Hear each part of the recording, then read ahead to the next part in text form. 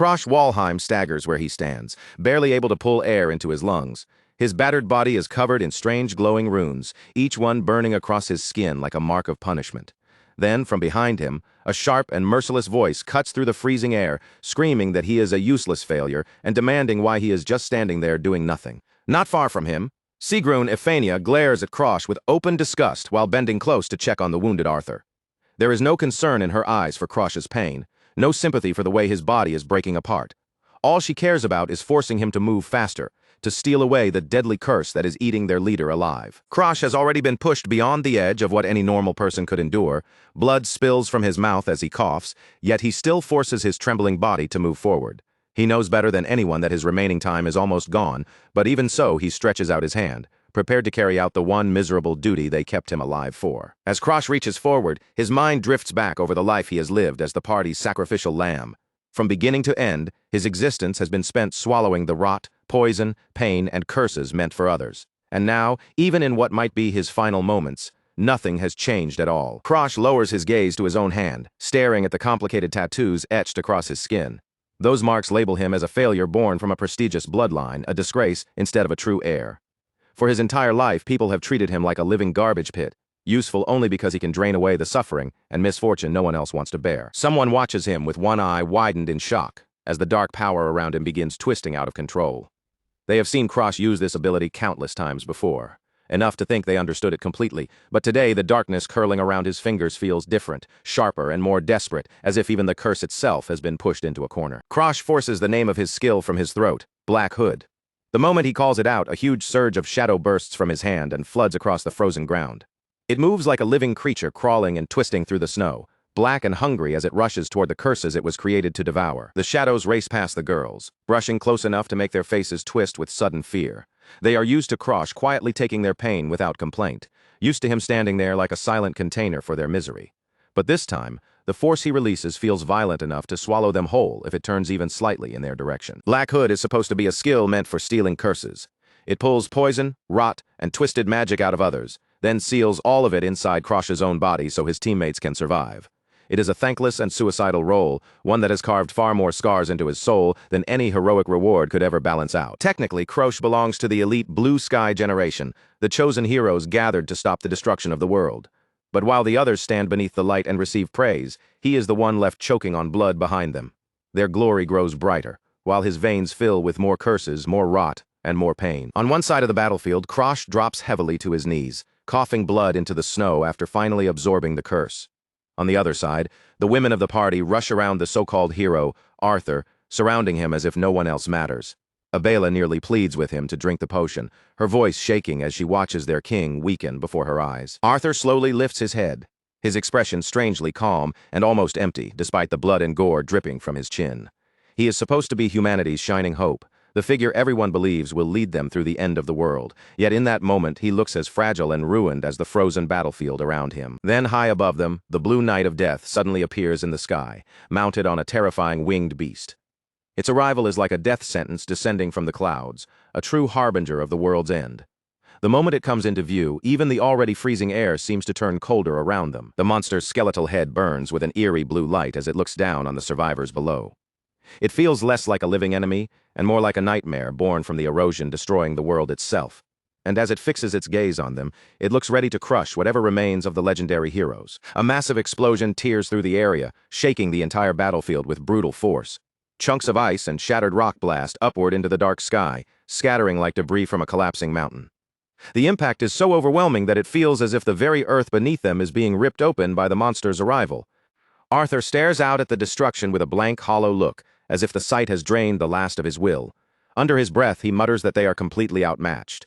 With only a few people left, and every one of them already badly wounded, he wonders whether they could ever truly win against something like this. His ornate sword slips from his grasp and drops into the snow with a dull, heavy thud. The weapon that once symbolized their hope now lies there like nothing more than useless metal. Arthur quietly mutters that it is impossible, and the crushing certainty of their defeat finally settles over him. The blonde leader suddenly pulls himself out of that daze and calls his three companions closer.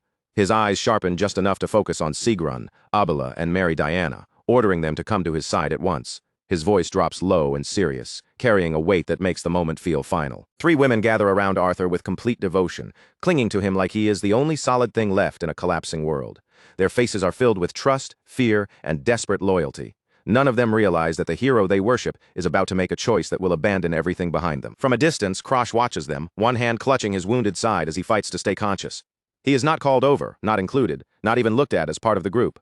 To them, he is nothing but a disposable tool that has already done its job and can now be left behind to break. Krosh glares at them through the pain, trying to figure out what Arthur is really planning.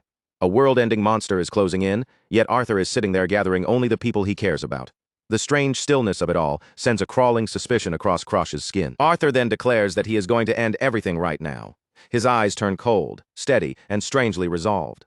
But the finality in his voice does not sound like a man preparing to win the battle. It sounds like someone who has already chosen a far more selfish ending. Krosh collapses to his knees as the full weight of reality crushes what remains of his spirit. The last tiny spark of hope for the world dies right in front of him. Their so-called hero stands there, shamelessly speaking words of surrender, giving up the fight with disgusting calmness as everything around them falls apart. Krosh clenches his teeth so hard his face twists with rage and frustration. In that instant, he finally understands what Arthur has chosen. Their hero is abandoning the world, throwing away every sacrifice behind them and choosing to run instead of facing the consequences of their failure. The group begins to move away, leaving behind a snow-covered battlefield drowned in corpses. Krosh stares after them and demands to know if they are truly going to abandon everything now. So many people died just to bring them to this final place, and now Arthur is walking away from all of it. A bitter, mocking laugh breaks out of Krosh as he shouts after them, unable to hold back his disgust. He calls out Arthur's arrogance, spitting the truth at the hero's back. After being protected and pampered the entire journey by a harem of devoted women, Arthur is still throwing everything away the moment it becomes difficult. Sigrun snaps instantly, whipping around with fury twisting across her face. She screams at Krosh to shut his mouth, her voice sharp enough to cut through the cold air. She cannot tolerate someone she sees as trash, insulting the man she worships, even while that same man prepares to leave Krosh behind. The princess folds her arms and steps into Arthur's defense without hesitation. She insists that Arthur has done everything he possibly could for the Empire. Though she is also supposed to be one of the heroes of the Blue Sky generation, her sense of justice is completely clouded by blind devotion. Sigrun pushes the insult even further, calling Krosh nothing but a piece of garbage who only knows how to steal. Her voice drips with contempt as she warns him not to lecture a noble hero like Arthur. She says it as if Krosh has not spent years sacrificing his own body to keep them all alive. Krosh is left genuinely stunned by the sheer nerve of her words. His one good eye widens, filled with disbelief and hurt that cuts deeper than his wounds. Being called trash by the very people he has saved again and again feels almost more unbearable than the curses tearing through his body. He raises a trembling, blood-stained finger and points it toward them, his anger finally breaking through the exhaustion. His voice grows rough and louder as he demands an answer. How can they spit such hateful words at the very person who has acted as their shield for years? Krosh gestures wildly across the ruined battlefield, reminding them that they would not have survived even their first month without his skill. Every time danger should have destroyed them, he was the one who swallowed the damage instead. He took the blows and carried the curses so they could keep pretending to be glorious heroes. Another violent cough rips through Krosh's chest, sending fresh blood to his lips, but he refuses to stop speaking. He will not let them walk away while pretending none of his sacrifices ever happened. If they have forgotten everything he endured, then he will remind them, starting with Abela, the party's red witch. Abela looks back at him with tears in her eyes, clutching her staff as if she is the one being attacked. Her expression is weak and pitiful, almost like she wants everyone to see her as the victim. She may be known as a powerful mage, but when it comes to Krosh's suffering, her gratitude is nowhere to be found. There was a time when Abela was struck by a curse that stole her voice completely. Without her voice, she could not cast spells, could not speak, and could no longer serve any purpose in battle. She became dead weight for the party until Krosh stepped forward and took that curse into his own body. And even after that, when Krosh tried to get painkillers for her, she attacked him like a cornered animal. He was still suffering from the poison and agony he had taken from her, yet she lashed out at him instead of showing even the slightest gratitude. He carried her misery, and her answer was to try to kill him for it. Krosh points out that her attitude has never changed, not then and not now. She has always been willing to dump her suffering onto him and look away the moment he pays the price. To her, he is useful as a trash can for pain, but not worth enough respect to meet his eyes. Abela turns her face away, tears streaming down her cheeks as though she has suffered some unbearable injustice. It is the same act as always. Rather than admit that she owes her life to the person she despises, she would rather stand there looking wounded and helpless. Then Krosh turns his attention to Mary Diana Ifanaya, the woman celebrated as the strongest spear in the Empire. She stands tall with a stern and judgmental expression, her posture proud and unyielding. Even now, she looks down on the man who has spent years cleaning up the disasters she caused. Mary Diana was nothing more than a reckless idiot who charged blindly into danger again and again. She rushed into traps without thinking and fell for almost every curse placed in front of her. And each time she got herself in too deep, she wailed for Krosh to save her from the consequences. Krosh lifts a hand toward his face, his fingers stopping near the eye he lost for their sake. He reminds the princess that she has the nerve to call him trash now, yet he was the one who sacrificed his own sight so she could keep hers. The wound on his face is not just an injury, it is proof of what he gave up for her. But the princess only stares back at him with cold, bored eyes, completely untouched by his words. The fact that he surrendered a part of himself for her means nothing to her expression. Krosh asks if she has any idea how it felt to suffer in her place. But her gaze makes it clear she only sees a tool complaining about its purpose. Back in their academy days, Sigrun Efania stood over Krosh with a sword in her hand. Her posture was proud, her chin lifted, and her expression was filled with arrogant confidence as she looked down on him from above. Sigrun targeted him on purpose because the Walheim family was connected to the rival Starland Kingdom faction. She used politics and factional hatred as her excuse, dressing up her cruelty as if it were some justified punishment. Krosh huddled on the floor beneath her, forced to endure blow after blow while his classmates gathered around to mock him. Their laughter rang out as they watched him struggle, calling him a failure who could not even find the strength to fight back against the people tormenting him. The other students whispered behind his back, questioning whether he was truly a member of the prestigious Walheim family.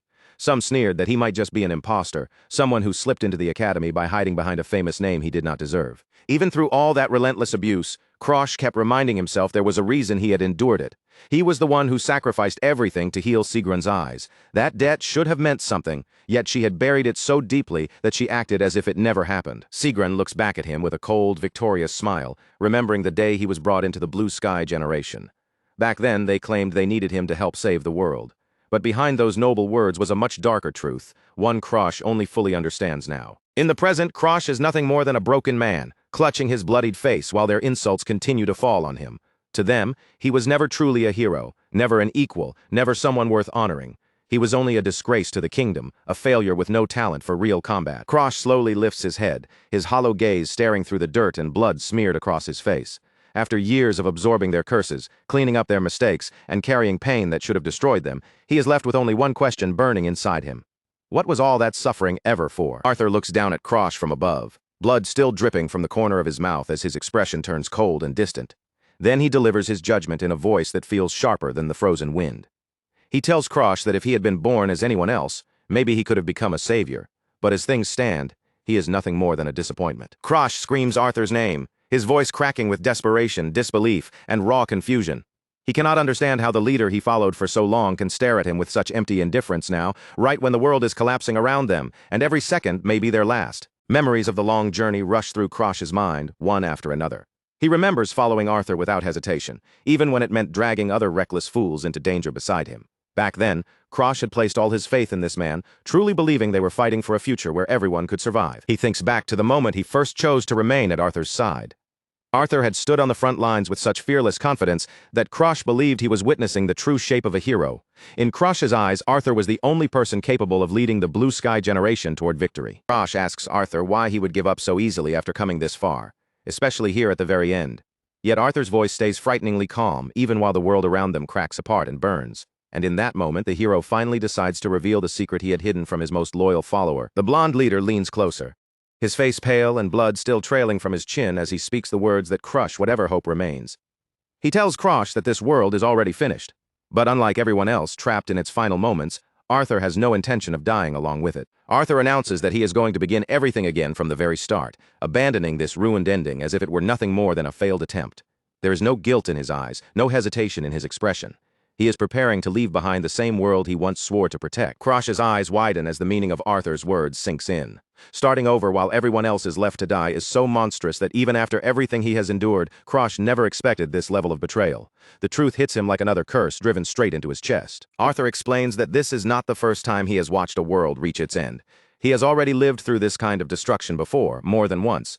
Every time failure caught up to him, he relied on his hidden power to escape the consequences and try again. Then Arthur reveals the name of that secret ability, Regression. It is a cheat-like power that lets him rewind time itself while keeping his memories of the future intact. With that kind of skill, he can return to the beginning again and again, gaining endless chances to correct every mistake. Arthur adds that after obtaining a memory inheritance technique, he can now bring his 3 female companions back with him. Sigrun, Abila, and Mary Diana will not have to start from nothing. They will carry their memories, their combat experience, and everything they learned into the next timeline, becoming far stronger than before. Krosh stares at him in horror, as the true shape of Arthur's plan finally becomes clear. To the so-called king of heroes, people are not comrades with lives and feelings. They are pieces on a board, variables to be measured, kept, or discarded, depending on how useful they are to his chances of survival. Arthur speaks as if he is simply explaining a strategy, saying that restarting with experienced allies will increase the chances of stopping the next world's destruction. In his mind, abandoning anyone who cannot help him win is not cruelty. It is just a necessary decision for what he calls the greater good. He makes it perfectly clear that only the 3 girls will be taken back to the beginning with him. No one else is included in his precious second chance. Arthur has no interest in wasting power on anyone who cannot contribute to the perfect victory he imagines. Krosh looks completely crushed, his hands trembling as he forces out the question he is already terrified to hear answered. He wants to know where he is supposed to fit into this new beginning. But before Arthur even speaks, the silence between them already feels like a sentence. Arthur's face remains cold and detached, not a single trace of pity showing in his eyes. This is the man Krosh bled for, the man he followed through hell. Yet Arthur looks at him as if he is nothing more than a broken tool lying in the snow, no longer worth repairing. Then Arthur gives him the final verdict. Krosh is not needed in the next world. With those words, the hero decides that the man who carried their curses, absorbed their suffering, and kept them alive has already served his purpose and can now die in the ruins of this timeline. Krosh is left speechless, his mind spinning under the weight of that cold-blooded rejection. For years, he had believed they were comrades walking the same path. Now he realizes that in Arthur's long-term plans, he was never even considered a person worth saving. Arthur admits that Krosh's Black Hood skill had been useful for a long time. Thanks to that power, the party could overcome dangerous curses that would have trapped, crippled, or killed any ordinary hero group. Krosh's ability cleared paths that no one else could have crossed. He even acknowledges that Krosh was able to steal curses that were supposed to be impossible to break, serving as a living shield for the entire party. But the way Arthur says it makes the truth even uglier. To him, every sacrifice Krosh made was nothing more than a convenient service that has finally reached its end. Arthur points out that there is no reason to regress with someone whose body and mind are already falling apart. Bringing this damaged version of Krosh back would only be inefficient. He would rather leave the broken one here, then return to the beginning and find a fresh version in the next world. The hero even mocks the idea of loyalty, speaking as if replacing Krosh is the most practical choice in the world. Once he goes back in time, he can simply collect a clean, unbroken Krosh all over again. To Arthur, his loyal ally is no different from an early game item that can be picked up, used, and replaced. Tears slide down Krosh's bruised face as the truth of his entire existence finally lands on him. He was never their friend. He was never their equal to the people he protected with his own body. He was only a consumable resource, something to be drained dry and thrown away, once it stopped being useful. Arthur and the 3 girls turn their backs on him and begin walking away while the world itself erupts around them. Explosions tear through the dying land, yet Arthur's voice remains cruelly casual as he tells Krosh not to worry. He promises that he will make use of him again in the next life, and the one after that too. Then Arthur leaves him with one last mocking farewell, telling Krosh they will meet again soon. The hero steps toward the brilliant light of his regression skill without looking back, and just like that, his most loyal follower is abandoned to be swallowed by the end of the world. Krosh tries to call out to them, but his voice comes out thin and broken, barely more than a rasp against the chaos. He begs them to wait, reaching for their disappearing backs. But the heroes do not slow down, not even for a heartbeat as they walk toward their brand new beginning. His bloodied hand stretches through the snow toward their retreating figures, trembling with the last of his strength. As he watches them leave, the full weight of Arthur's betrayal sinks deep into his chest. Somewhere in his heart, Krosh admits he had always known this day might come, but he kept looking away from the truth until it was too late. A memory from childhood rises in his mind, clear and painful. Krosh remembers being bullied while Arthur stood nearby and simply watched, never stepping forward to help him even once. Now, with everything exposed, Krosh understands that if Arthur had ever truly seen him as a comrade, he would have reached out back then. Back in the present, Krosh's despair burns away and turns into raw, blazing fury. He screams for them to take him along, his voice cracking as world-ending fire closes in around him.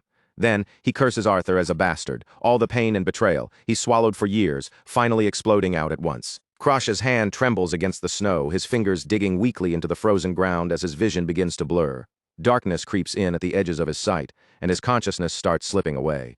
The cold seeps deeper into his bones, telling him that his ruined body is finally reaching its limit. He looks up at the collapsing sky and understands the bitter irony of his fate.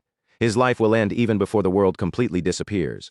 While the people who used him escape into a perfect new life, Krosh is going to die alone in the darkness, buried in a timeline they have already abandoned. Then, just before everything fades, a tiny spark of defiance flickers in Krosh's eyes. He refuses to let his story end with him lying helpless in the snow. For one final act, he forces his fading mind to stay awake, determined either to drag Arthur down with him or somehow claw out a future of his own. In that desperate moment, Krosh realizes something about Black Hood he had never dared to test before. The skill is not limited to stealing only curses. It can affect skills as well. He has never tried to take another hero's core ability, but now, with death closing in, he has absolutely nothing left to lose. Krosh reaches out one last time, pouring every drop of strength, hatred, and betrayal left in his body into that blood-stained hand. He activates Black Hood and aims it straight at Arthur's soul. His only thought is to tear the regression power away from the hero who abandoned him. As the heroes prepare to depart, Krosh unleashes his power in one final desperate gamble. He is broken, dying, and lying at the bottom of a ruined world, but his will refuses to disappear. If Arthur plans to steal the future for himself, then Krosh will steal the one thing that can give him a future too. Arthur becomes wrapped in a blinding white glow as the regression skill begins to activate around him. The light rises like a gateway to another beginning, washing over his body while the dying world burns behind him. He stands there with both arms spread open, fully prepared to leave this ending behind. Arthur has no idea that the power he trusts more than anything is already being targeted. His greatest lifeline is about to be ripped away from him by the very man he threw aside. Black Hood takes shape as a colossal shadowy hand descending from the heavens. Dark spirals of energy twist around it as it reaches down toward Arthur, enormous eyes opening within the black mass and locking onto the soul of the King of Heroes. Krosh stares upward in stunned disbelief, his bruised and bloodied face frozen between pain and shock. The skill is actually taking hold. Against Arthur, against the untouchable hero everyone worshipped, Krosh's desperate final gamble is somehow beginning to work. Inside the swirling darkness, a monstrous maw opens wide, packed with sharp teeth and a long, hungry tongue ready to devour whatever it catches. The force of the stolen power creates a violent vortex around them, shaking the foundations of the dying world, as if the end itself is being twisted apart. Runes and ancient markings flare across Krosh's skin as the transfer reaches its peak. The name of the man who betrayed him echoes again and again inside his mind, feeding the dark power of Black Hood. Every mark on his body glows, as if his hatred has become fuel for the skill. Arthur looks down at the broken boy with confusion spreading across his face. He asks why Krosh still has not given up, unable to understand the rage keeping him alive. Even then, Arthur does not realize that his own lifeline is being cut away by the disposable tool he thought he had already thrown aside. Krosh grips the frozen ground with both hands, forcing himself to face Arthur even as his body collapses. He confronts him about all the regressions that came before this one. Krosh now understands that Arthur has watched the world end again and again, always escaping while leaving others to die behind him. A vision of countless corpses rises like a mountain of death, representing every timeline Arthur abandoned. Krosh feels the weight of those endings pressing down on him, the despair of being left behind again and again in a dying world, simply because he had become useless to the hero who kept running away. With blood smeared across his face, Krosh forms a triumphant smirk and tells the blonde hero that this time, everything has changed. Now Krosh will be the one who survives, and Arthur will be the one discarded and left behind. Arthur can only stare back and say that Krosh has completely lost his mind. Despite the horrific state of his body, Krosh smiles with a strange and peaceful satisfaction. His eyes shine with the one victory he wanted most. At last, he gets to watch the arrogant King of Heroes face the consequences of betraying the person he thought he could use forever. High above the crumbling mountains, a skeletal reaper mounted on a winged steed descends through a portal of violent red energy. The harbinger of destruction has come to claim the dying world. In its grasp, the scythe gleams, ready to reap the souls of everyone left behind. The skeletal rider's hollow eye socket burns with a piercing blue glow as its gaze fixes on the battlefield below. It does not hesitate, and it does not show mercy. It is an unstoppable force of nature, the final signal that this timeline has reached its absolute end. Arthur's face twists in pure terror, the moment he realizes his escape will no longer activate. The power he trusted has been stolen away, and now he is forced to face the truth he always ran from. This world really is doomed, and this time he has no way to leave it behind. Panic floods the blonde hero's eyes as the stolen skill leaves him exposed, helpless, and completely alone. All the confidence he carried a moment ago vanishes without a trace. In its place is the same fear his abandoned comrades must have felt every time he left them to die. Arthur is swallowed by the destruction closing in from every direction, his terrified screams vanishing beneath the deafening roar of the collapsing world. Without regression to save him, the once glorious hero is reduced to nothing more than another helpless victim of the apocalypse he failed to stop. The skeletal rider raises its massive scythe and brings it down with terrifying force, the icy blade slicing through more than just air. It cuts into the very fabric of reality itself, and through the endless void, a booming voice resounds, telling anyone who fears death to struggle with everything they have left. At that moment, a pillar of blue and white energy bursts up around Krosh, swirling violently like a storm made of pure light. The barrier shields him from the Reaper's deadly strike, and the stolen regression skill finally begins to activate, dragging him out of the dying world and pulling him back into the past. As the world around him dissolves into a blinding void of light, Krosh makes a quiet vow deep inside his heart. This time, he will not simply survive by crawling behind someone else. In the next world, he will save everything with his own hands, using the powers he stole from the hero who abandoned him. Then everything sinks into a heavy, ringing silence as regression fully takes hold. Krosh's consciousness drifts through an endless sea of white, his exhausted eyes finally sliding shut, while the power rebuilds his broken body. Beads of sweat roll down his forehead as he slowly begins to stir, caught between sleep and awareness, his mind still dazed from the brutal journey back through time. Without warning, his eye snaps open, the pupil widening as a fresh wave of memory crashes through him. The frozen battlefield is gone. The blood, the curses, and the end of the world have vanished, replaced by warmth, and a place so familiar it almost feels impossible. Krosh shoots upright in bed with a panicked scream, one hand reaching toward the ornate chandelier hanging above him.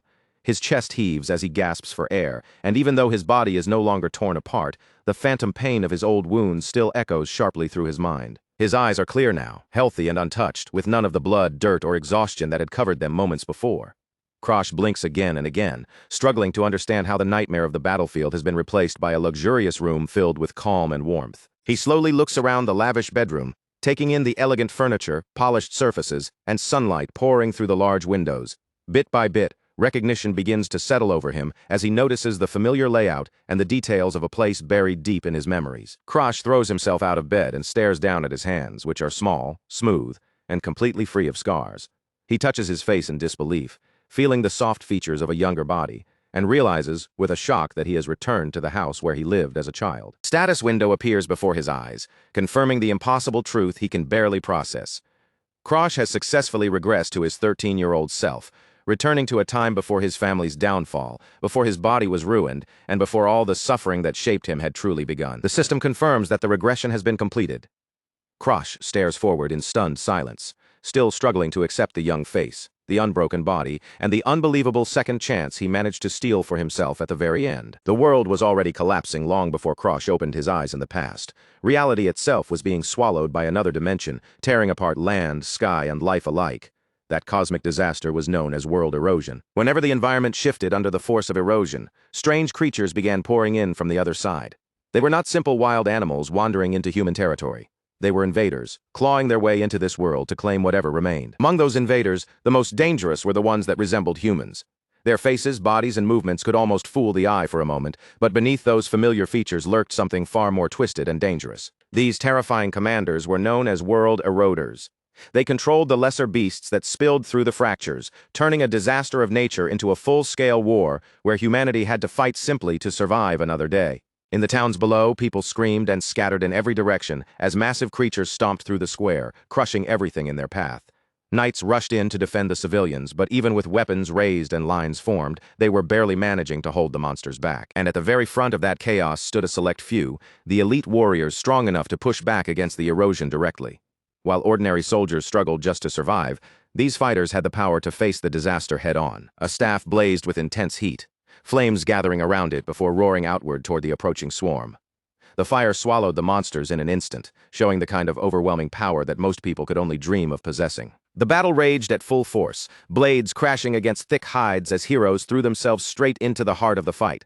Above them, the sky itself seemed to fracture, as though the heavens were splitting open under the weight of the erosion. This legendary group of warriors came to be known as the Generation of the Azure Sky. To the people watching the world fall apart, they were more than just fighters. They were humanity's last hope against complete annihilation, and among them was Krosh Walheim, standing in the shadows behind those shining heroes. He was counted as part of the same generation, but the role he was forced to play had nothing glorious about it. Krosh's body could do little except absorb curses and seal them away, so he spent his days suffering in place of the others. After every battle and every cursed encounter, he would cough up blood, barely managing to keep his collapsing body together. He was treated like a human lightning rod, made to take every curse and every twisted blow so his comrades could remain clean, strong, and untouched. And in the end, the people who relied on him the most did not just use him. They betrayed him completely. It was a miserable life, filled with pain, humiliation, and sacrifice. And it finally came to an end in a frozen wasteland. But just as darkness closed in around him, Krosh made one final move that changed everything. Suddenly, the bitter cold is gone. Krosh's eyes fly open as he sucks in a sharp breath, his heart pounding violently against his ribs, like a trapped bird desperate to escape. He jolts upright in a bed far too soft to belong to any battlefield, staring around the room in a dazed panic. Gold decorations, polished wood, and warm sunlight fill the space, creating a peaceful scene that feels almost unreal after the horrors he just witnessed. This is not the battlefield. Krosh touches the sheets beneath him, feeling the clean fabric under his fingers as his gaze moves across the luxurious room. Every detail belongs to a place he has not seen in years, yet his body remembers it all too well. Only a moment ago, he was dying in the depths of winter, drenched in blood and buried beneath curses. Now the air is heavy with summer heat, so warm that sweat is already forming on his skin and sliding down his face. Then recognition hits him. This is Azure Pine Manor, the home where he once stayed when he was still a child. Krosh slowly lowers his gaze to his small, unscarred hands, staring at them as though they belong to someone else entirely. The memory of his final gamble flashes through his mind in sharp fragments. At the very moment the world collapsed, he had turned Black Hood against Arthur, the king of heroes, and aimed it at the one power Arthur trusted above all else. And somehow it worked. Krosh had actually torn the regression skill right out of Arthur's soul, stealing the hero's greatest secret and claiming it for himself. A shaky laugh slips out of Krosh as he clutches his head, overwhelmed by the impossible truth settling over him. He truly went back in time. The future he thought had ended was now in his hands. He pushes his hair back with an unsteady hand, still trying to process the fact that he is inside his 10-year-old body again. The tattoos, scars, and curses that once covered him from years of suffering are completely gone, as if that ruined future never touched him. Krosh sinks down onto the floor and leans against the side of the bed, his thoughts slowly turning toward how this could have happened. A skill on the level of regression should never have been so easy to steal. By every rule he knew, taking something that powerful should have been impossible. Black Hood is a terrifying ability, feared because it seems capable of taking almost anything its user desires. From the outside, it looks like an outrageous power that can steal without paying any real price. But Krosh knows the truth better than anyone. Black Hood has a strict condition hidden beneath its frightening reputation, and that condition usually makes stealing anything truly valuable almost impossible. Whenever Black Hood activates, it creates a padlock around the thing being stolen. The user has to unlock that seal first. If the lock cannot be opened, then no matter how badly the user wants it, the target cannot be taken. The difficulty of that lock depends entirely on how deeply the owner values the target. That means even an ordinary pebble could become impossible to steal if someone treasured it enough to treat it like a priceless possession. If a little girl cherished a simple stone with all her heart, the condition to unlock it could become absurdly difficult. It might demand something as impossible as transferring 99% of the world's wealth to her before the stone could be taken. So naturally, something truly powerful, especially a god-tier skill, should come with a lock far beyond normal understanding. A power like that should have impossible conditions, the kind no thief could ever realistically break. Krosh taps his chin, sinking deeper into thought, as the contradiction gnaws at him. By every logical measure, Arthur's regression skill should have had the most complicated lock imaginable. It should have been protected more tightly than anything else in the world. In his mind, Krosh pictures Arthur, the so-called king of heroes, standing before the public with that stern, composed expression he always wore. To everyone else, Arthur looked unshakable, noble, and perfectly in control. But when Krosh activated Black Hood in that final moment, there had been no lock at all. No seal, no condition, no resistance. The regression skill simply slipped into his grasp as if it had been waiting to be taken. There is only one explanation Krosh can reach. If not even the most basic padlock appeared, then the owner did not value that skill in the slightest. Arthur had not been clinging to regression like a treasure at all. Arthur must have wanted to let the regression skill go. He did not see it as a blessing, a miracle, or a gift that made him invincible. To him, that power had become nothing more than a crushing burden. Looking back, Krosh remembers seeing Arthur standing over piles of slain monsters, his face empty beneath the weight of endless battles. There was exhaustion in his eyes, the kind that could not be washed away with victory or praise. Arthur was called the savior of the world, but he had been forced to play that role countless times. By then, he no longer looked like a hero chasing hope. He looked like a tired worker repeating the same miserable task over and over again. He moved with a hollow expression, cutting down waves of enemies as if he were clearing away a pile of dull, meaningless chores. The battles that inspired awe in others had become nothing more than boring homework to someone who had lived them too many times. Krosh finally understands that repeating the end of the same dying world again and again, completely alone, would wear down anyone's mind. No matter how strong Arthur appeared, living through that endless cycle was enough to break even the King of Heroes. To Arthur, the power to turn back time had stopped feeling like a miracle long ago. After watching the world collapse again and again, regression became nothing more than a curse, chaining him to an endless cycle of failure, destruction, and another beginning he no longer wanted. That was why Arthur had planned to pass his memories to the 3 female teammates he favored most. If Sigrun, Abela, and Mary Diana could carry their experience with him, then all of them could regress together, restart the story, and try to reach a better ending next time. In Arthur's imagined future, he and the girls would return like a chosen family, standing together at the beginning of a brand new timeline. But Krosh had no place in that picture. He was meant to be abandoned in the old world, left behind to die where the failed timeline crumbled away. A cold, sharp look settles across Krosh's young face as the truth becomes clear. If he stole regression so easily, then Arthur must have been desperate to throw it away. And now that the power belongs to Krosh, he intends to use this second life to collect every debt they left unpaid. Krosh lowers his gaze to his small hands, silently picturing the timeline he escaped from. Back there, the King of Heroes is powerless now, stripped of the regression skill he relied on to flee. Arthur has been abandoned inside a dying world, trapped as everything around him collapses into nothingness. The massive meteors brought by the blue night of death rain down across the ruined landscape, destroying anything they touch. Mountains, fields, and broken cities vanish beneath the impact. For anyone left there without a way to return, that final storm is nothing less than a death sentence. Back in the safety of his room, Krosh slowly rises to his feet and brushes himself off. He took the very skill Arthur had grown sick of carrying, the burden the hero secretly wanted to discard. In Krosh's mind, Arthur should almost be grateful that someone finally took that curse away from him. A dark smirk curls across the young boy's lips as a quiet chuckle slips from his throat. The irony is almost too perfect.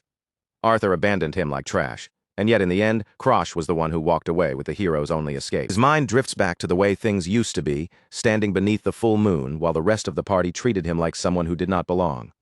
They always walked ahead together, bright and untouchable, leaving Krosh alone in the shadows to handle whatever suffering came after them. He remembers the unbearable pain of absorbing their curses, his throat tearing from screams while they simply stood nearby and watched. To them, his agony was not something to be pitied. They treated it like an obligation, as if his sacrifice was a natural duty he had no right to refuse. In his previous life, Krosh spent far too many days collapsed on the ground, ignored by the very comrades he was protecting. As long as their path stayed clear and their bodies remained untouched, they did not care what happened to him or how badly he broke. The memory of blood and dark liquid dripping from his chin still feels fresh, almost as if the taste remains in his mouth. It is a bitter reminder of the price he paid again and again, so the others could stand in the light and claim glory. "Serves you right," Krosh mutters under his breath, his eyes narrowing with a cold and merciless intensity. To him now, those people are no longer comrades, heroes, or anything worth protecting. They are just pieces of trash he has finally escaped. Before leaving the room, Krosh stops in front of a mirror in the hallway of Azure Pine Manor. He needs a clear look at the body he has returned to. This second life begins here, and he has to know exactly what kind of starting point he has been given. Reflection staring back at him is a boy around 10 years old. Still short and young, but built better than he expected for his age. His frame is small, yet there is already strength in it, the result of the harsh training he had forced himself through even back then. For years, Krosh had swung a sword every single day, repeating the same painful practice until his hands ached and his body trembled. He was desperate to carve out a place for himself inside the Walheim family, even if no one there believed he deserved one. The Walheim family was the strongest martial house in the kingdom, a bloodline built on blades, talent, and overwhelming strength. In a family like that, weakness was not treated as something to overcome. It was treated as a disgrace. Krosh turns his gaze toward the window and looks over the manor grounds, using the scenery to place himself in time. He quickly understands that this is shortly after the proving ceremony he attended when he was 10 years old. For any child born into the Walheim family, that ceremony is the most important stage of their young life. It is a public test where children display their strength, prove their worth, and receive the judgment that decides the direction of their entire future. Everything depends on the contract formed during that ceremony. The more talented the child, the higher the rank of the god that chooses to bless them, and for those born from the family's direct line, everyone expects nothing less than the highest and most glorious blessing. Krosh, however, became the one glaring exception. He remembers kneeling on the cold floor while countless eyes watched from all sides. Born with no martial prowess and no real talent, he failed to draw even a single god forward to claim him. The consequences came immediately. Servants began packing boxes, carrying his belongings away, and loading them onto carriages as if clearing out an unwanted burden. Just like that, Krosh was expelled from the main house, no longer considered a pride of the family, but an embarrassment they wanted hidden from view. He was sent through the gates of Azure Pine Manor, a remote estate reserved for the family's failures and cast-offs. Looking up at its massive structure now, Krosh can still feel the weight of what it once represented, a monument to the shame that defined his previous life. Krosh leans against the window frame, staring out over the rich greenery surrounding the manor as a heavy thought presses on his chest. Out of everyone alive in this world, he alone knows exactly how everything is destined to end. His gaze lowers toward a pond below, where tiny ants scurry along the edges of leaves, unaware of the water waiting beneath them. It is such a small, ordinary sight, yet to Krosh, it resembles the state of humanity far too clearly. The ants slip, struggle, and drown as the water ripples around them, powerless against the force pulling them under. No matter how desperately they move their legs, they cannot fight back against something so much larger than themselves. Even the legendary heroes from Krosh's previous life could not stop the inevitable end when it finally arrived. No matter how bright they appeared, even they were swept away when the world's destruction truly began. Krosh stares into the distance, his reflection faintly visible in the glass beside him, and a difficult question rises in his mind. If even those heroes failed, then does he really have the strength, knowledge, and will to stop the world from falling apart? He imagines the future he already witnessed once. The sky stained red, monsters flooding every direction, and the land breaking under the weight of the apocalypse. It is not some distant nightmare to him. It is a real ending he has already lived through. His hand begins to shake before he even notices it, the fear creeping into his body faster than he wants to admit. But Krosh immediately tightens that trembling hand into a fist, forcing himself to steady down. He tells himself not to whine, not to panic, and not to let fear take control. He looks down at his small feet, and the phantom memory of blood staining the cobblestones flashes across his mind. Then his reason becomes painfully simple. This is not about whether he feels capable of saving the world. It is about the fact that he has no choice but to do it. If the world is destroyed again, Krosh will die along with everyone else, and he has absolutely no intention of accepting that fate. He still remembers the sticky feeling of blood matting his hair, the crushing weight of death closing in, and the helplessness of being left behind. A fierce, almost manic grin spreads across his face as his resolve hardens. He will change the fate that once crushed him. There is no other path left, no one else he can rely on. Krosh himself has to become the one who steers the world away from ruin. The sharp sound of polished shoes clicking against the tile floor echoes through the quiet hallway, pulling Krosh out of his thoughts. Each step comes closer to his room, measured and calm, telling him that someone is approaching. Tall elderly butler in a formal suit stops before him and bows deeply, one hand placed neatly over his heart. His greeting is calm and practiced, filled with a respectful warmth that almost seems genuine at first glance. "Arioto," Krosh says aloud, surprised to see the man standing alive and well before him in this point of time. The butler lifts his gaze with a gentle expression and asks what the young master is doing out there. Arioto is the only servant assigned to care for Krosh at Azure Pine Manor. To anyone watching from the outside, he appears to be a kind, grandfatherly caretaker. Someone willing to stay beside the family's discarded failure when everyone else has turned away. On the surface, Arioto had always played the role of the perfect caretaker, remaining by Krosh's side when the rest of the household abandoned him. But Krosh now knows exactly what darkness hides behind that friendly, gentle mask. As Krosh stares straight into the butler's eyes, it almost feels as if a heavy, dark aura gathers around Arioto's face. The memory returns with chilling clarity. This man, following the orders of Krosh's older brothers, was the one who eventually made his move against him. Krosh's eyes widen with a cold and dangerous intensity as he looks at the servant he once trusted. Arioto was the ringleader who forced him to drink poison when he was 14 years old. That betrayal became Krosh's very first brutal lesson in how cruel his own family could be. Charlotte moves like a storm of steel, cutting through fully armored knights as if they are nothing more than training dummies placed in her path.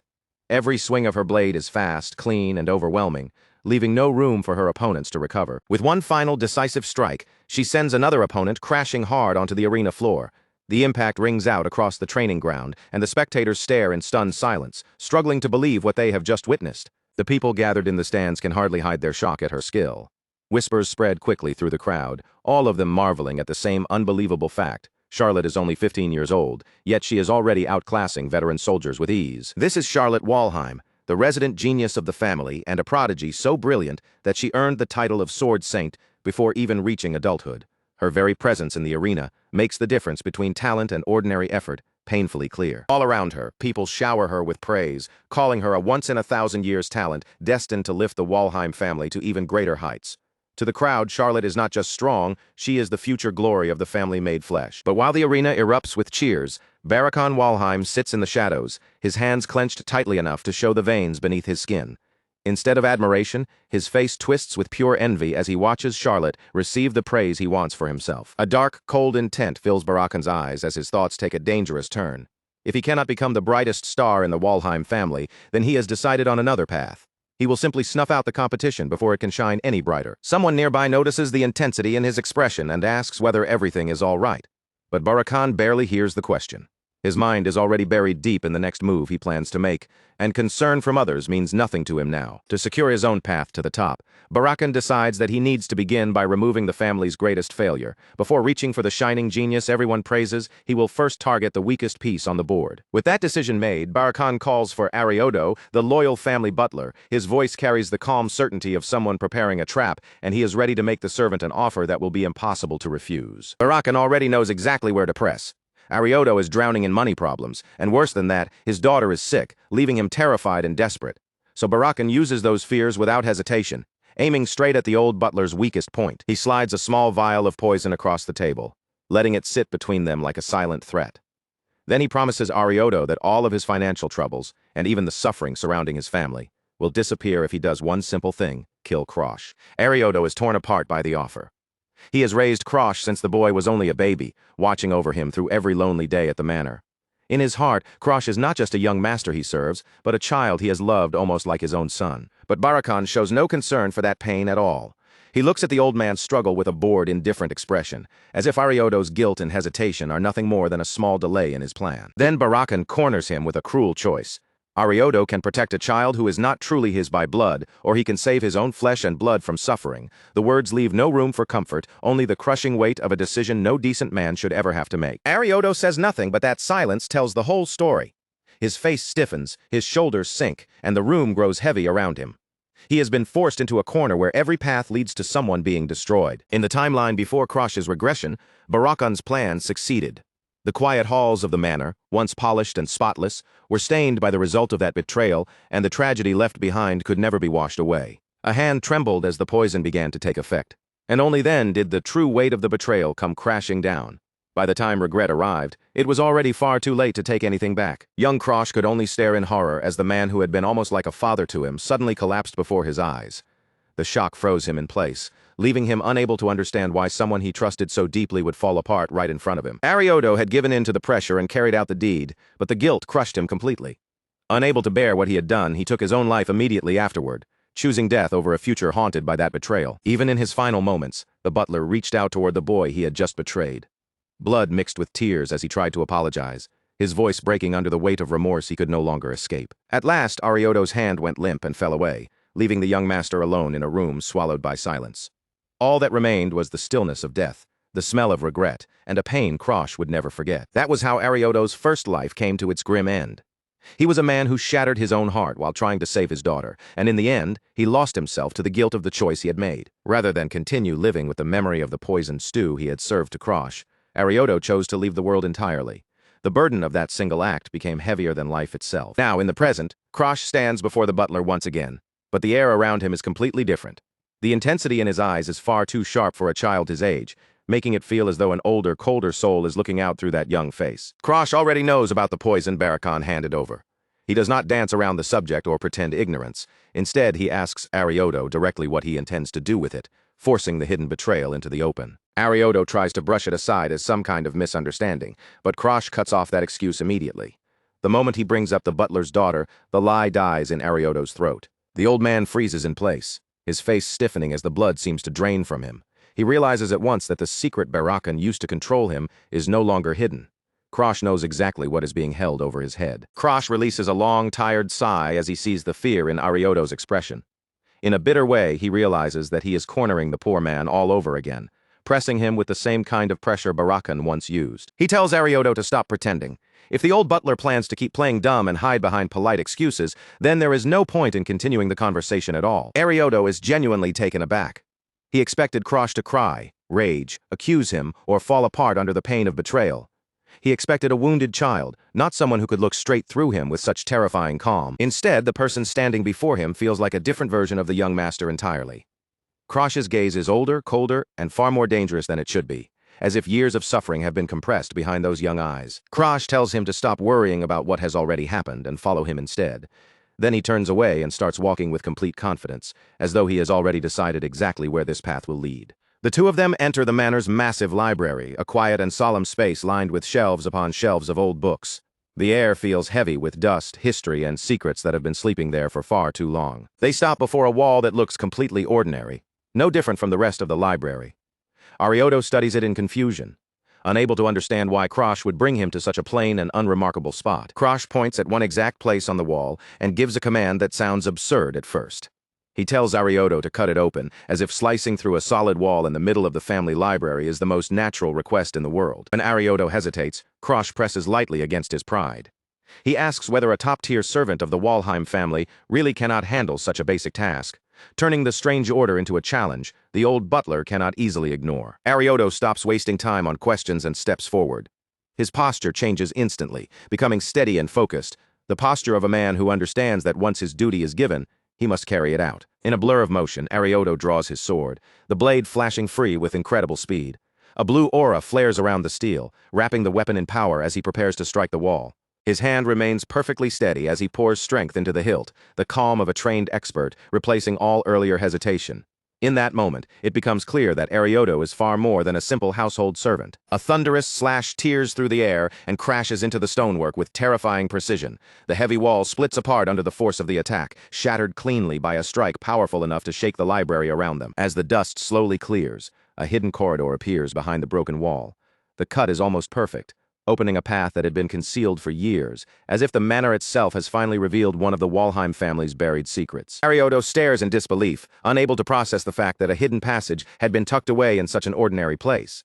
Krosh simply walks forward without hesitation, tossing the stunned butler a calm "well done" as he steps into the darkness. Arioto follows closely behind, his eyes fixed on Krosh's back with a mixture of awe, confusion, and unease. To him, it feels as if the weak young master he knew only yesterday has vanished, replaced by someone entirely different. He studies Krosh's determined profile and wonders if this side of the boy has been hidden all along. The firm set of his jaw and the unwavering focus in his eyes make Arioto question how much he truly understood about the young master. There is a heavy presence surrounding Krosh now, something difficult for Arioto to name. It is not simply confidence or anger. It feels deeper than that, like the pressure of someone who has already walked through death and come back with a purpose. They eventually stop before a massive wooden door, reinforced with thick iron bars and old chains that look as though they have not been touched in ages. Arioto feels a chill run through him and quietly realizes that the young master's current aura strangely reminds him of the family head. Krosh does not even look back as he tells Arioto to stop lingering on the past and keep moving forward. His attention is fixed entirely on what lies ahead, and he has no intention of letting anyone's memories or sentiments slow him down. For a brief moment, the image of a devastating fire flashes through Krosh's mind. In his previous life, this place was reduced to cinders, and the secrets within were lost with it. This time, he has come early enough to prevent that same history from repeating. He reaches out and places his hand on the massive lock, feeling a wave of relief settle over him. He made it here before the disaster could strike. The timing is perfect, and for once, everything is lining up exactly the way he planned. Arioto, still acting as a loyal servant, offers to draw his blade again and cut through the chains as well. But Krosh stops him at once, explaining that these are not ordinary locks or simple chains that can be broken by a normal sword strike. Krosh knows this part has to be handled personally. It is also the perfect chance to test how much of his old power he can still command inside this younger body. He takes a slow breath, gathers his focus, and prepares for a serious trial of strength. He activates Black Hood, and from the shadows emerges a monstrous hand lined with sharp teeth and a long tongue hanging grotesquely from its maw. To anyone else, the sight would be horrifying enough to freeze their blood, but to Krosh, it is simply a familiar tool returning to his grasp. The jagged darkness surges forward like living snakes, slithering and snapping around the iron chains and the huge lock. The shadows coil tightly around the metal, gnashing and pulling with a raw, unnatural force that no ordinary strength could match. With a sickening crack, the massive lock is torn clean from the door, and the chains crash loudly to the floor. Arioto cries out in pure terror, stumbling backward with both hands raised, unable to understand what kind of power he has just witnessed from a child. Krosh catches the heavy lock as it drops, weighing it in his hand before giving a small, satisfied nod. His touch is still sharp, and his skills have not dulled. Arioto, trembling where he stands, can only ask whether the young master has secretly formed a contract with some god. Krosh thinks quietly that in this timeline, he has not officially made a contract with any deity yet. He knows how suspicious everything looks, especially to someone like Arioto, so he has to create a believable answer on the spot. He turns back with a cool, detached expression and says he made a deal with some insignificant nameless god. Then, with the same calm tone, he challenges Arioto directly, telling him that if he wants to report this hidden library to the family head, he is free to try. Arioto is left completely frozen under the weight of Krosh's gaze. His mind races as he tries to connect the boy he raised with the person standing before him now. But the two images no longer fit together. No words come out, and he can only stare in stunned silence. The butler watches as Krosh walks ahead into the hidden passage. Just yesterday, the boy's eyes looked empty, as if every bit of hope had been drained from them. But now, those same eyes burn with a terrifyingly clear purpose, bright enough to make Arioto shiver. He is now certain of it. The young master's contract with a god has completely transformed him in a single night. The weakness that once clung to Krosh is gone, replaced by a sharp hunger for strength and a will that refuses to bend. And with danger closing in from every side, Krosh has no intention of being picky. Whatever skill he needs to survive the future, he will take it with his own hands. Deep inside, he reminds himself that the same Walheim blood flowing through Charlotte, the greatest genius the family has ever produced, also runs through his veins. He may not have been born with her overwhelming talent, and he may never walk the same effortless path she did, but that does not matter. Krosh has decided he will claw his way to the summit by a route only he can take. Arioto can do nothing but swallow hard, his throat tight as cold sweat gathers across his forehead. The pressure radiating from the young boy in front of him is far too intense to ignore, pressing down on him like an invisible weight. Even with fear pounding wildly in his chest, he understands one thing clearly. This is not the moment to question his master. After struggling for a moment, Arioto finally forces his voice out, though it comes out rough and unsteady. He calls to the young master with all the respect he can gather, keeping his head low and his tone careful. If the two of them are going to keep moving forward together, then he knows he must make his position unmistakably clear. Arioto lowers himself into a deep bow, one hand pressed firmly over his heart as though offering up his loyalty in full. With a solemn expression, he vows that not a single word of what happened here will ever leave his mouth. Until Krosh finishes whatever he has set in motion, Arioto swears to keep this secret buried from the world. Krosh gazes down at the old butler, and for the briefest instant, a shadow of sadness flickers across his face. It vanishes almost as quickly as it appears, but the feeling remains. He is beginning to understand just how heavy this second chance truly is, and how every choice he makes now sends ripples through the people around him. Because Krosh is no longer walking the same doomed path as before, Arioto's fate is shifting along with his.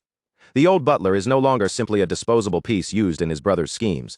His loyalty is turning in a new direction, and Krosh can sense it clearly. The timeline he once knew is already beginning to split apart. For a short moment, Krosh's mind drifts back to the Arioto of his previous life. He remembers the man who betrayed him, the poison that was placed before him, and the agonizing death that followed. That memory still lingers like a ghost in the back of his head, warning him what could happen if he ever lets his guard fall again. As they continue deeper into the library, Krosh wonders if Arthur, the king of heroes, gave him the power of regression precisely because of these unsettling changes. Perhaps even Arthur was troubled by the strange gaps and distortions that came with rewriting fate. Krosh glances toward Arioto, his thoughts turning cold and practical. If he can cure the butler's daughter, then Arioto's loyalty will belong to him completely. It is not a gentle way to think, but in this world, Krosh knows survival belongs to the one holding the strings. Krosh understands that if he wants to withstand the storm waiting ahead, he cannot rely on strength alone. He needs more people he can use, more hands moving in his favor, more pieces placed where he needs them.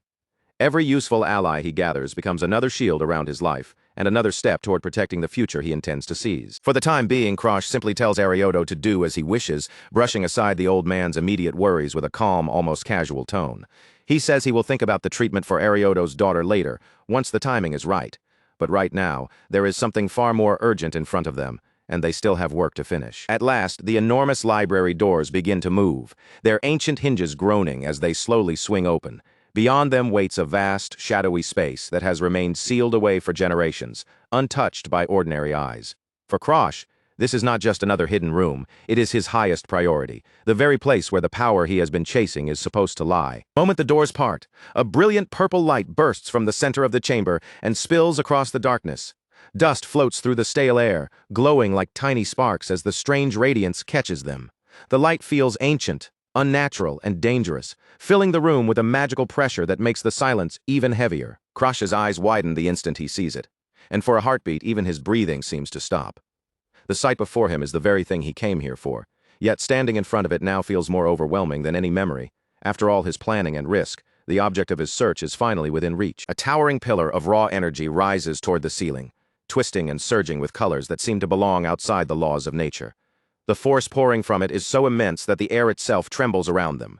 Every breath feels charged with magic, as if the entire chamber is holding back an explosion. A broad, confident grin slowly spreads across Krosh's face as he realizes his gamble has truly paid off.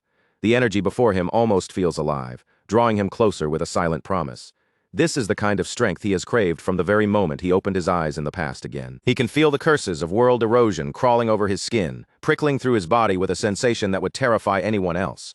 For an ordinary person, that creeping touch alone might be enough to break their mind.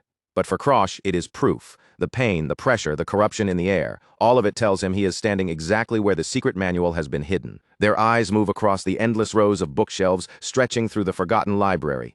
Many are buried beneath thick webs, their wooden frames coated in layers of dust that have built up over countless years. Somewhere among those thousands of silent, abandoned volumes lies the key Krosh needs to keep himself alive. Krosh studies the shelves with a sharp, practiced gaze, passing over title after title until one finally catches his eye. The moment he recognizes it, triumph rushes through him. He reaches forward, and as his fingers brush against the worn spine of the old book, it feels as though the future itself has shifted into his grasp. This is the legendary secret library of the Blue Pine Pavilion, a hidden archive that has not welcomed a visitor in longer than anyone can properly remember. Sealed far away from the eyes of the family, it contains the forbidden knowledge of the Walheim bloodline. These are the records the clan chose to bury rather than proudly display. Within these pages are the techniques, experiences, and memories left behind by the Walheim ancestors who were dismissed by the world as failures. Their names may have been ignored or mocked, but the proof of their struggle remains here, preserved in silence. They were people who could not lean on the blessing of natural talent.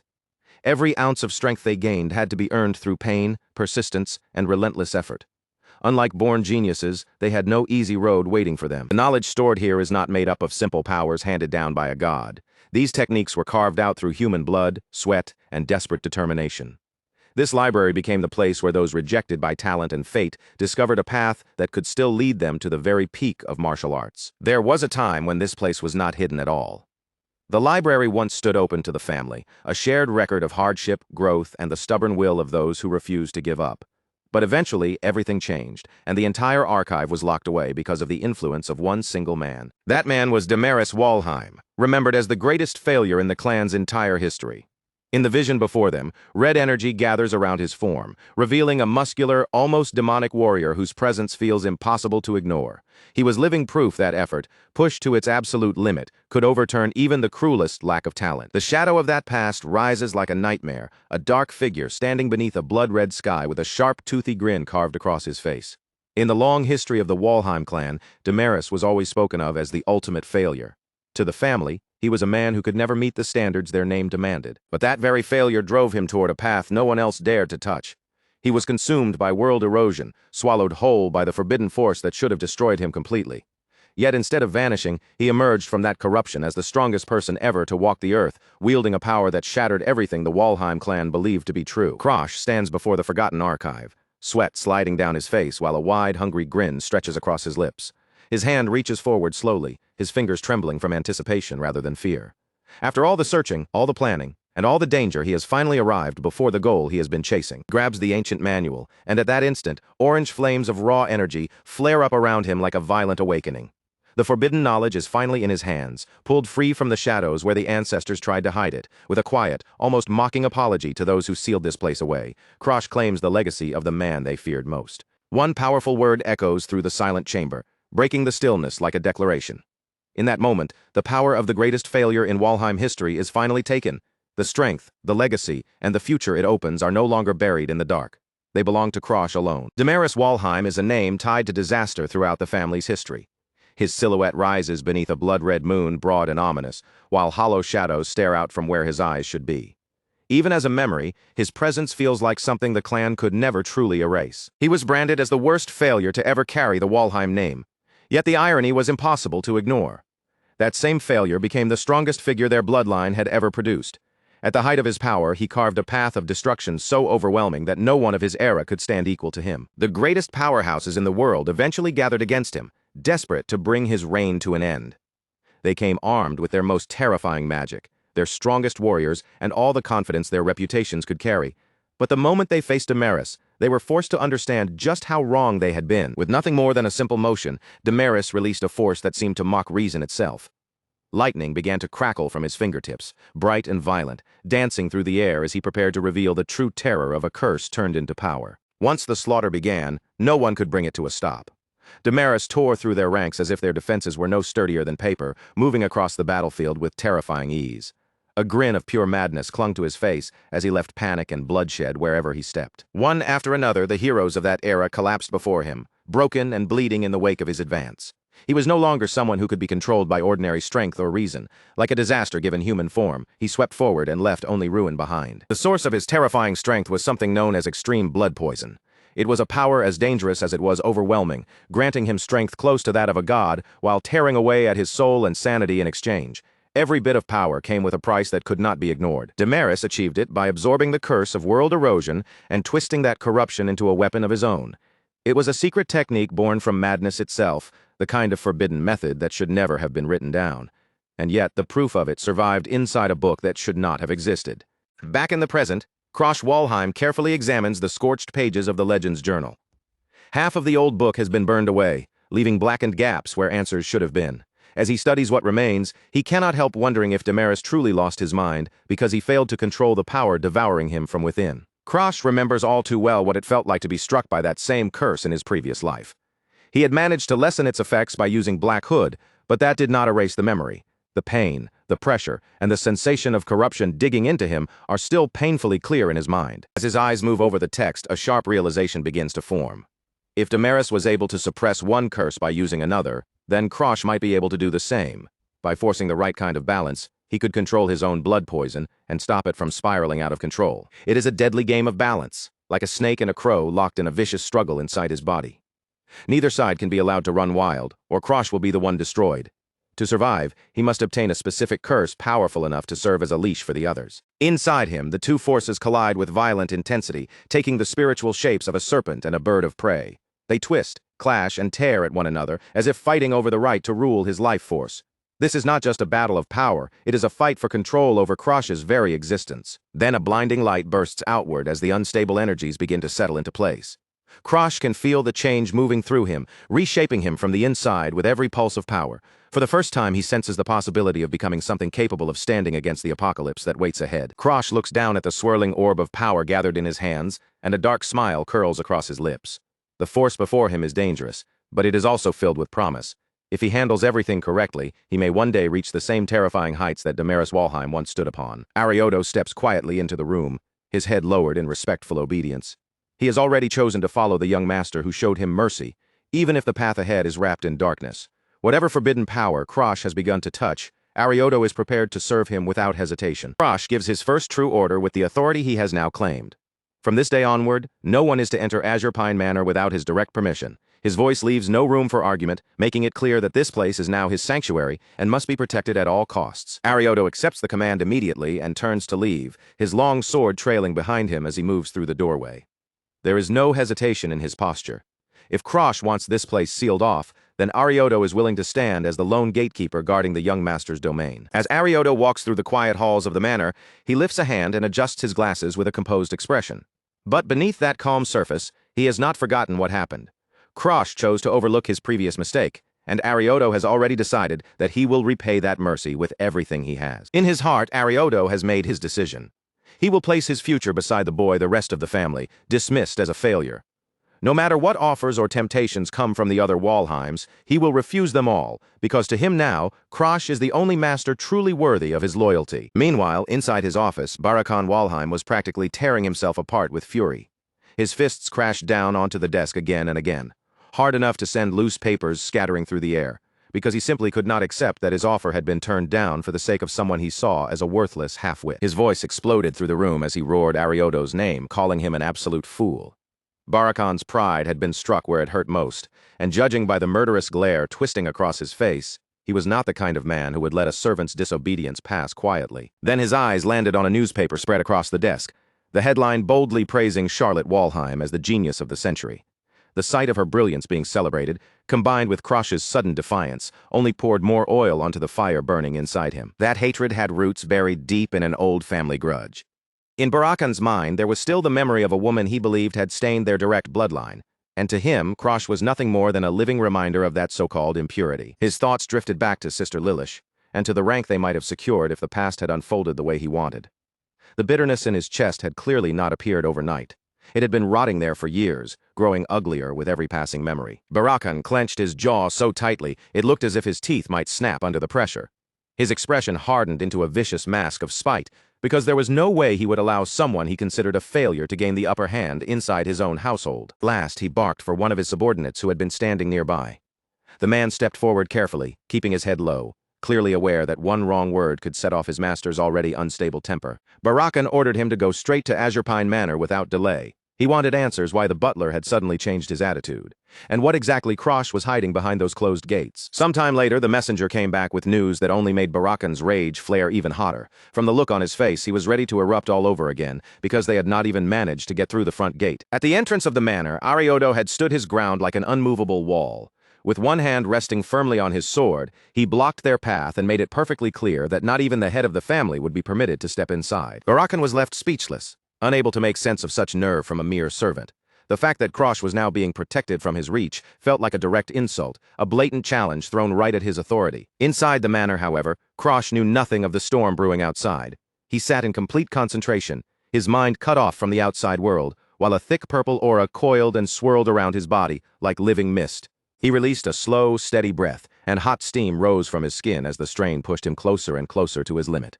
His body was under crushing pressure, but Krosh did not tremble, not even for a single moment. His fist tightened until his knuckles turned pale from the force. Deep inside, he could feel it.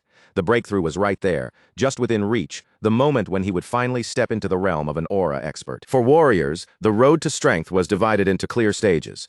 Everything began with the aura user, the most basic rank, where a person first learned how to sense and draw upon the energy, sleeping inside their own body. But the real line separating the ordinary from those with true promise was the aura expert. As the second stage, it held far greater aura, and it was the point where a warrior's potential finally began to reveal itself in a meaningful way. Even though Krosh had only just reached the entry level of that stage, he was still far behind his sister. Charlotte was merely 2 years older than him, yet she was already standing at the edge of becoming a master. Her talent was so monstrous that even thinking about it could feel frustrating. In his previous life, Krosh had done nothing but watch her shine from the shadows, stunned by how quickly she advanced. But Krosh also remembered the brutal truth of the future. Even someone like Charlotte, a monster blessed with almost ridiculous talent, had still been forced to kneel when complete destruction came crashing down on them. In his mind, he saw her defeated figure once more, with her legendary sword driven into the ground beside her. Before her stretched a world collapsing into chaos, and in the end, all that overwhelming power had still not been enough to save anything. Then he looked at the image of his younger self standing beside the broken vision of his sister. That alone made it painfully clear to him. Simply becoming an expert would never be enough to overturn the fate waiting for them. A hard, grim determination settled across his face. If he wanted to protect even a single thing in this life, then he had no choice but to grow stronger at a speed that defied common sense, no matter what price he had to pay. Krosh understood that unless he pushed himself and actually tried, he would never know the true depth of his own potential. His gaze fixed straight ahead, and behind those calm eyes, his mind was already working through the next move. Before his regression, a curse had sealed off his ability to use aura completely. As he reflected on that painful struggle, he knew better than anyone just how far he had come from the days when everyone dismissed him as a complete failure. But now everything had changed. The rules that trapped him in his previous life no longer held him down, and step by step, Krosh was finally carving out a path that belonged to him alone. His gaze seemed to turn toward the distant place where Charlotte Walheim stood, shining like a literal sun of talent. He knew he still could not compare to the genius she was born with, but he had no intention of remaining beneath her shadow forever. Besides, Krosh possessed something no one else did: the secret manual left behind by Damaris Walheim. It was a guide written by a man who had also been branded a failure, yet somehow found his own road all the way to the top. Fierce light sharpened in Krosh's eyes as he prepared himself for what came next. He was finished being treated as the weakling of the family, and now he was ready to seize the power that had been denied to him for so long. He could feel the dark energy from the manual pulsing through his body, spreading through him like a dangerous current. No matter what method he had to use, Krosh was determined to become stronger than anyone had ever imagined possible. At last, he took a moment to steady his breathing, letting the intensity of the training session fade for the time being. For now, the progress he had made was enough to satisfy his hunger for power, at least for a little while. Arioto approached quietly with a towel in hand, then lowered himself in a respectful bow. With genuine warmth in his voice, he congratulated the young master for finally reaching the entry level of an aura expert. Krosh accepted the towel without making a big deal of it and began wiping the sweat from his body. He brushed off the praise almost casually, as if stepping into such an important milestone was just another ordinary part of his day. Then he glanced toward the butler, wondering why Arioto had been waiting for him in a place like this. From the look on the man's face, Krosh could tell that this was not a simple visit, and that something important was about to be said. Arioto bowed once more and delivered the news in a calm, measured tone. Lady Bianca Hardenheart, Krosh's fiancée, had arrived at Azure Pine Manor. Krosh froze in the middle of drying himself, the name striking him with unexpected force. He had not imagined that she would appear this early in his new timeline. In an instant, a terrifying image from the future flashed through his mind. Bianca, the white demon, the monstrous existence she was destined to become. In the future, he remembered, she had been the ringleader who commanded the world eroders. She was the one who personally oversaw the destruction of their world, a force so overwhelming that she even defeated one of the 10 strongest beneath the heavens. That was the reason her name became feared, and why people came to call her the White Demon. Krosh turned his eyes toward the window, trying to connect that future monster with the girl waiting below. At this point in time, she was still only the youngest daughter of the Hardenheart family. From where he stood, he could see her by the gate, a small and lonely figure standing there on her own. In that moment, Krosh understood that this political marriage was finally beginning to take shape in reality. For the Walheim family, the arrangement was nothing more than a convenient way to throw away a useless failure. By sending Krosh off, they could remove an embarrassment while also gaining a valuable connection to the powerful rulers of the North. And for the Hardenheart family, the rulers of the North, the deal served the same cold purpose. They could cast aside their own unwanted problem in return, treating both children not as people, but as simple pieces to be traded. Krosh could not help but let a faint smirk tug at his lips. There was something bitterly ironic about it. Both he and Bianca were being used by their families, tossed together like unwanted trash because it was convenient. But in Krosh's case, Bianca's arrival was not only a burden. He actually had business with her, and this unexpected visit might become an opportunity. Still, he was surprised that she had traveled all the way from her side of the country so soon. Bianca Hardenheart was the youngest daughter of the family that ruled the North. Among those who knew the darker secrets of that household, her tragic past was already well known. Her tragedy had begun before she was even born. While her mother was still carrying her, she had already been afflicted by the curse of world erosion. Because of that, Bianca came into the world carrying a horrifying curse of her own, known as the Snow Doll. Even as an infant, she had already become the vessel of a power that would one day threaten to consume her completely. The curse reached so deeply that it stained even her soul, making it impossible for even a cursebreaker to remove.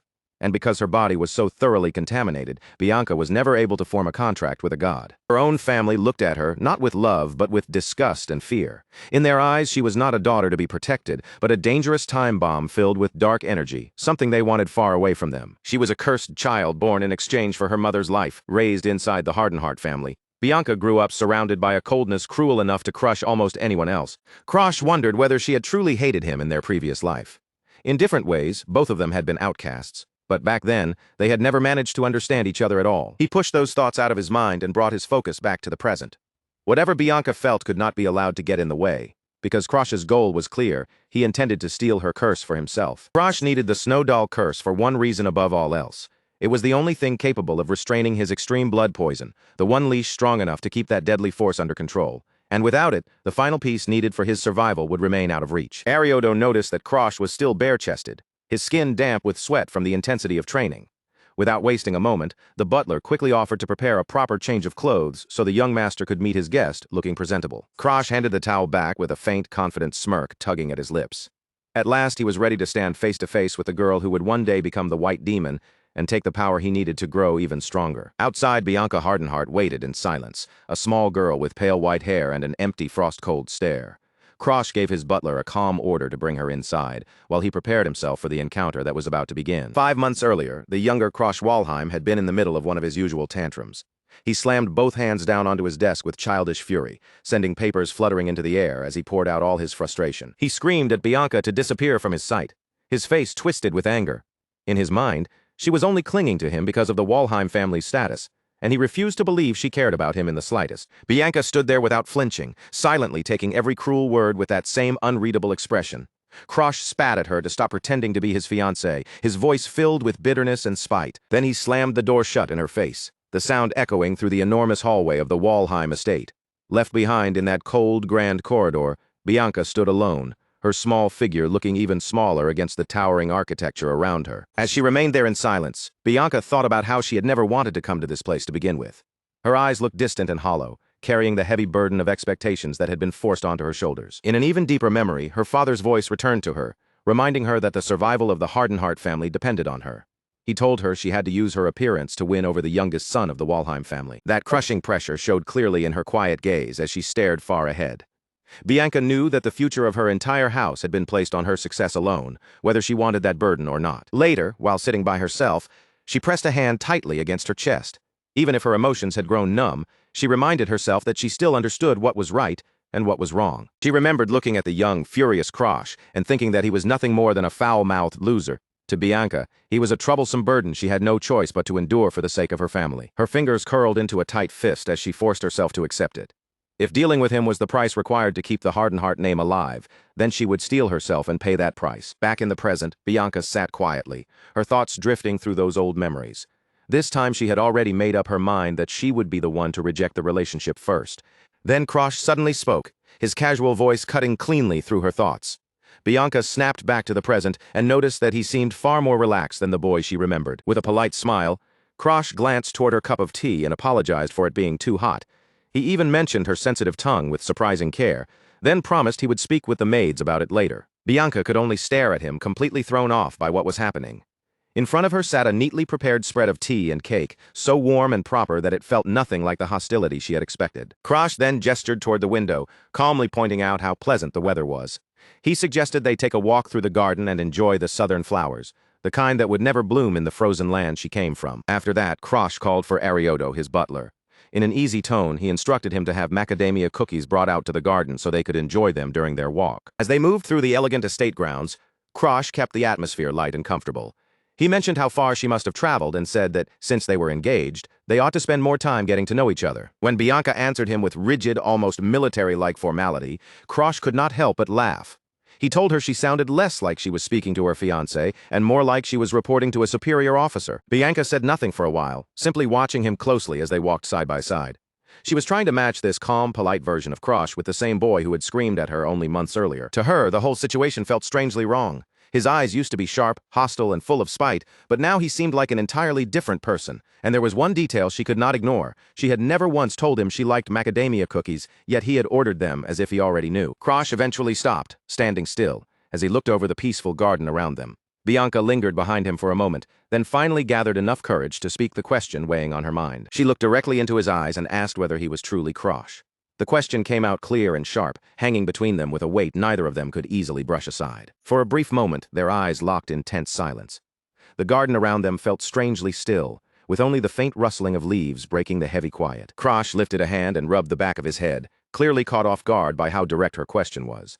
A slightly awkward look crossed his face as he searched for a response that would not make things worse. Then he looked back at Bianca with a calm, steady gaze. Instead of denying it outright, he asked her whether he really seemed that different from the person he used to be. Bianca's eyes widened as a cold sensation suddenly crawled across her skin. For the briefest instant, she felt as if a sharp flash of bloodlust had leaked from Krosh and brushed right past her. Fearing she had crossed a line, Bianca immediately lowered her head and apologized for speaking so rudely. Krosh, seeing her reaction, looked visibly flustered, realizing he might have ruined the peaceful mood without meaning to. Inside, Krosh admitted that his memories from this period were not clear at all. He could not fully remember just how cruelly he had treated Bianca back then, or how deep that damage had gone. As he looked at her face, he noticed an expression that felt painfully familiar. Something about that quiet look stirred a memory buried deep in the back of his mind. A scene from the future flashed before him, Bianca dying in front of the North Sea Pavilion. On that day, she had worn that exact same look in her eyes. Krosh quickly realized he needed a believable reason for why he had changed so much. So he put on a bright, harmless smile and told her that he had recently formed a contract with a god. Bianca seemed to take that explanation in, her suspicion easing just a little. After a quiet pause, she offered him a soft word of congratulations, as if accepting his answer for the time being. Krosh then leaned forward slightly, his tone becoming more focused as he said there was a specific proposal he wanted to make. Bianca looked back at him with cautious curiosity, unsure what he could possibly be planning. In her mind, she wondered what someone who had already contracted with a god could ever want from her. Possibilities raced through her thoughts one after another, each one making her more uncertain. The first possibility that came to mind was the worst one. She asked if he wanted to annul their engagement, and Krosh immediately shouted back in complete shock. Krosh began rambling in a panic, saying he would understand if she did not want to marry someone like him. He even suggested that maybe she was the one who wanted to break things off. Bianca watched his self-deprecating display with confusion, unable to understand why someone from the mighty Walheim family would speak about himself with such little confidence. Bianca lowered her gaze, her face briefly falling under shadow, before she answered with firm resolve. In a steady, serious voice, she reminded him that she was his fiancée. Then she lifted her eyes again, determination clear on her face. Her position would not change, she told him, and she intended to remain by his side. Krosh was struck silent by the sincerity in her words. For a moment, he could not help wondering when he had last heard something so genuinely kind directed at him. He cleared his throat, trying to cover the embarrassment rising in him, and forced himself back to the real reason for their meeting. Then he began explaining how he planned to use the power he had recently awakened. Krosh extended his hand toward her, offering to take the burden of the snow doll curse off her shoulders. As he made the proposal, a dark, swirling energy gathered around his palm, twisting like smoke in the air. Bianca stared at him in stunned disbelief, remembering that even the most famous curse breakers in the world had been powerless against her curse. She could hardly understand how he could say such a thing so calmly. She asked whether he truly meant to take the curse into himself. Krosh confirmed it without hesitation, saying he had a use for it, and in exchange he would grant her any one wish, even the annulment of their engagement if that was what she wanted. Bianca fell silent, letting the weight of his offer settle over her. For once, she wondered if her lack of emotions might actually help her judge the situation more clearly. Her thoughts turned to how Krosh was always treated as a failure, a label that had carved a deep divide between him and his own bloodline. In her mind, she could almost see the isolation surrounding him, cold and heavy. In that thought, a tiny chibi version of Krosh appeared, looking hollow, empty, and completely lost. Bianca stared at Krosh's offer and quietly wondered if his life had worn him down so badly that he wanted to erase even his own emotions. To her, taking on the snow doll curse sounded less like courage and more like a desperate attempt to numb the pain inside him. The more she looked at his desperate expression, the more unsettling the thought became. Maybe this sudden gentleness was not kindness at all, but the first sign that his mind had finally begun to collapse. Bianca searched his face carefully, trying to find even a trace of the Krosh she once knew. A memory from her childhood surfaced in her mind. Back then, a mental-type mage had once explained to her that when a person's heart and mind were pushed beyond their limit, their spirit could fall ill in strange and unexpected ways. The old mage had even opened a book for her, showing drawings of two paths taken by a mind that had broken. One led towards self-destruction, while the other appeared as sudden, unreasonable kindness. To him, both were frightening signs that someone's spirit was beginning to fracture. He had warned her that such moments were incredibly dangerous, often appearing as the final signal before a person reached their end. As he spoke of those quiet tragedies, he gently patted her head, then left her with one final piece of advice. If anyone close to her ever reached that point, she had to remain by their side no matter what happened. That old memory now echoed through Bianca's mind and quietly guided every thought she had. Back in the present, Bianca suddenly reached out and clasped Krosh's hand firmly between her own. Her once empty eyes now carried a new kind of resolve, as if she had decided she needed to protect him herself. She told him it was all right, and that she was certain he could overcome the struggle inside him. Krosh could only stare back at her in complete confusion, utterly lost as to how the conversation had taken such a strange turn. Bianca urged him to learn how to control his emotions, instead of relying on a curse to dull them. The irony of those words belonged to her more than anyone, but right now, her attention was fixed entirely on saving him. Krosh tried to cut in, already sensing that she had misunderstood everything. But Bianca kept going without listening. She even declared that from now on she would visit him often so she could look after him properly. She went a step further and suggested that, if she asked her father, she might even arrange to live nearby. Krosh stood there, utterly baffled by how quickly her plans were changing. He reminded her that she was supposed to hate him, and that she had never wanted this engagement in the first place. He tried to pull her back to reality, but Bianca's decision had already settled in her mind. Bianca did not deny how she had felt before, but she said she could not abandon someone standing at the edge of a cliff. As she spoke, she held onto Krosh's arm tightly, almost as if she feared he might vanish the moment she let go. When Krosh looked into her determined eyes, he finally understood something about her. Once Bianca decided on a task, she was the kind of person who charged straight toward it without hesitation. And at that moment he realized his plan had veered into a very unexpected direction. Since she clearly had no intention of handing over the curse willingly, Krosh began wondering if he could activate his skill in secret instead. Quietly, he started drawing out his power, and a dark aura began to pulse around him. He invoked his lockboard skill, and the strange interface appeared before his eyes as his focus locked onto the powerful curse inside Bianca. Around her small body, purple energy began to swirl violently, twisting as if stirred by an unseen force. His aura flared sharply as his power collided with the ancient curse.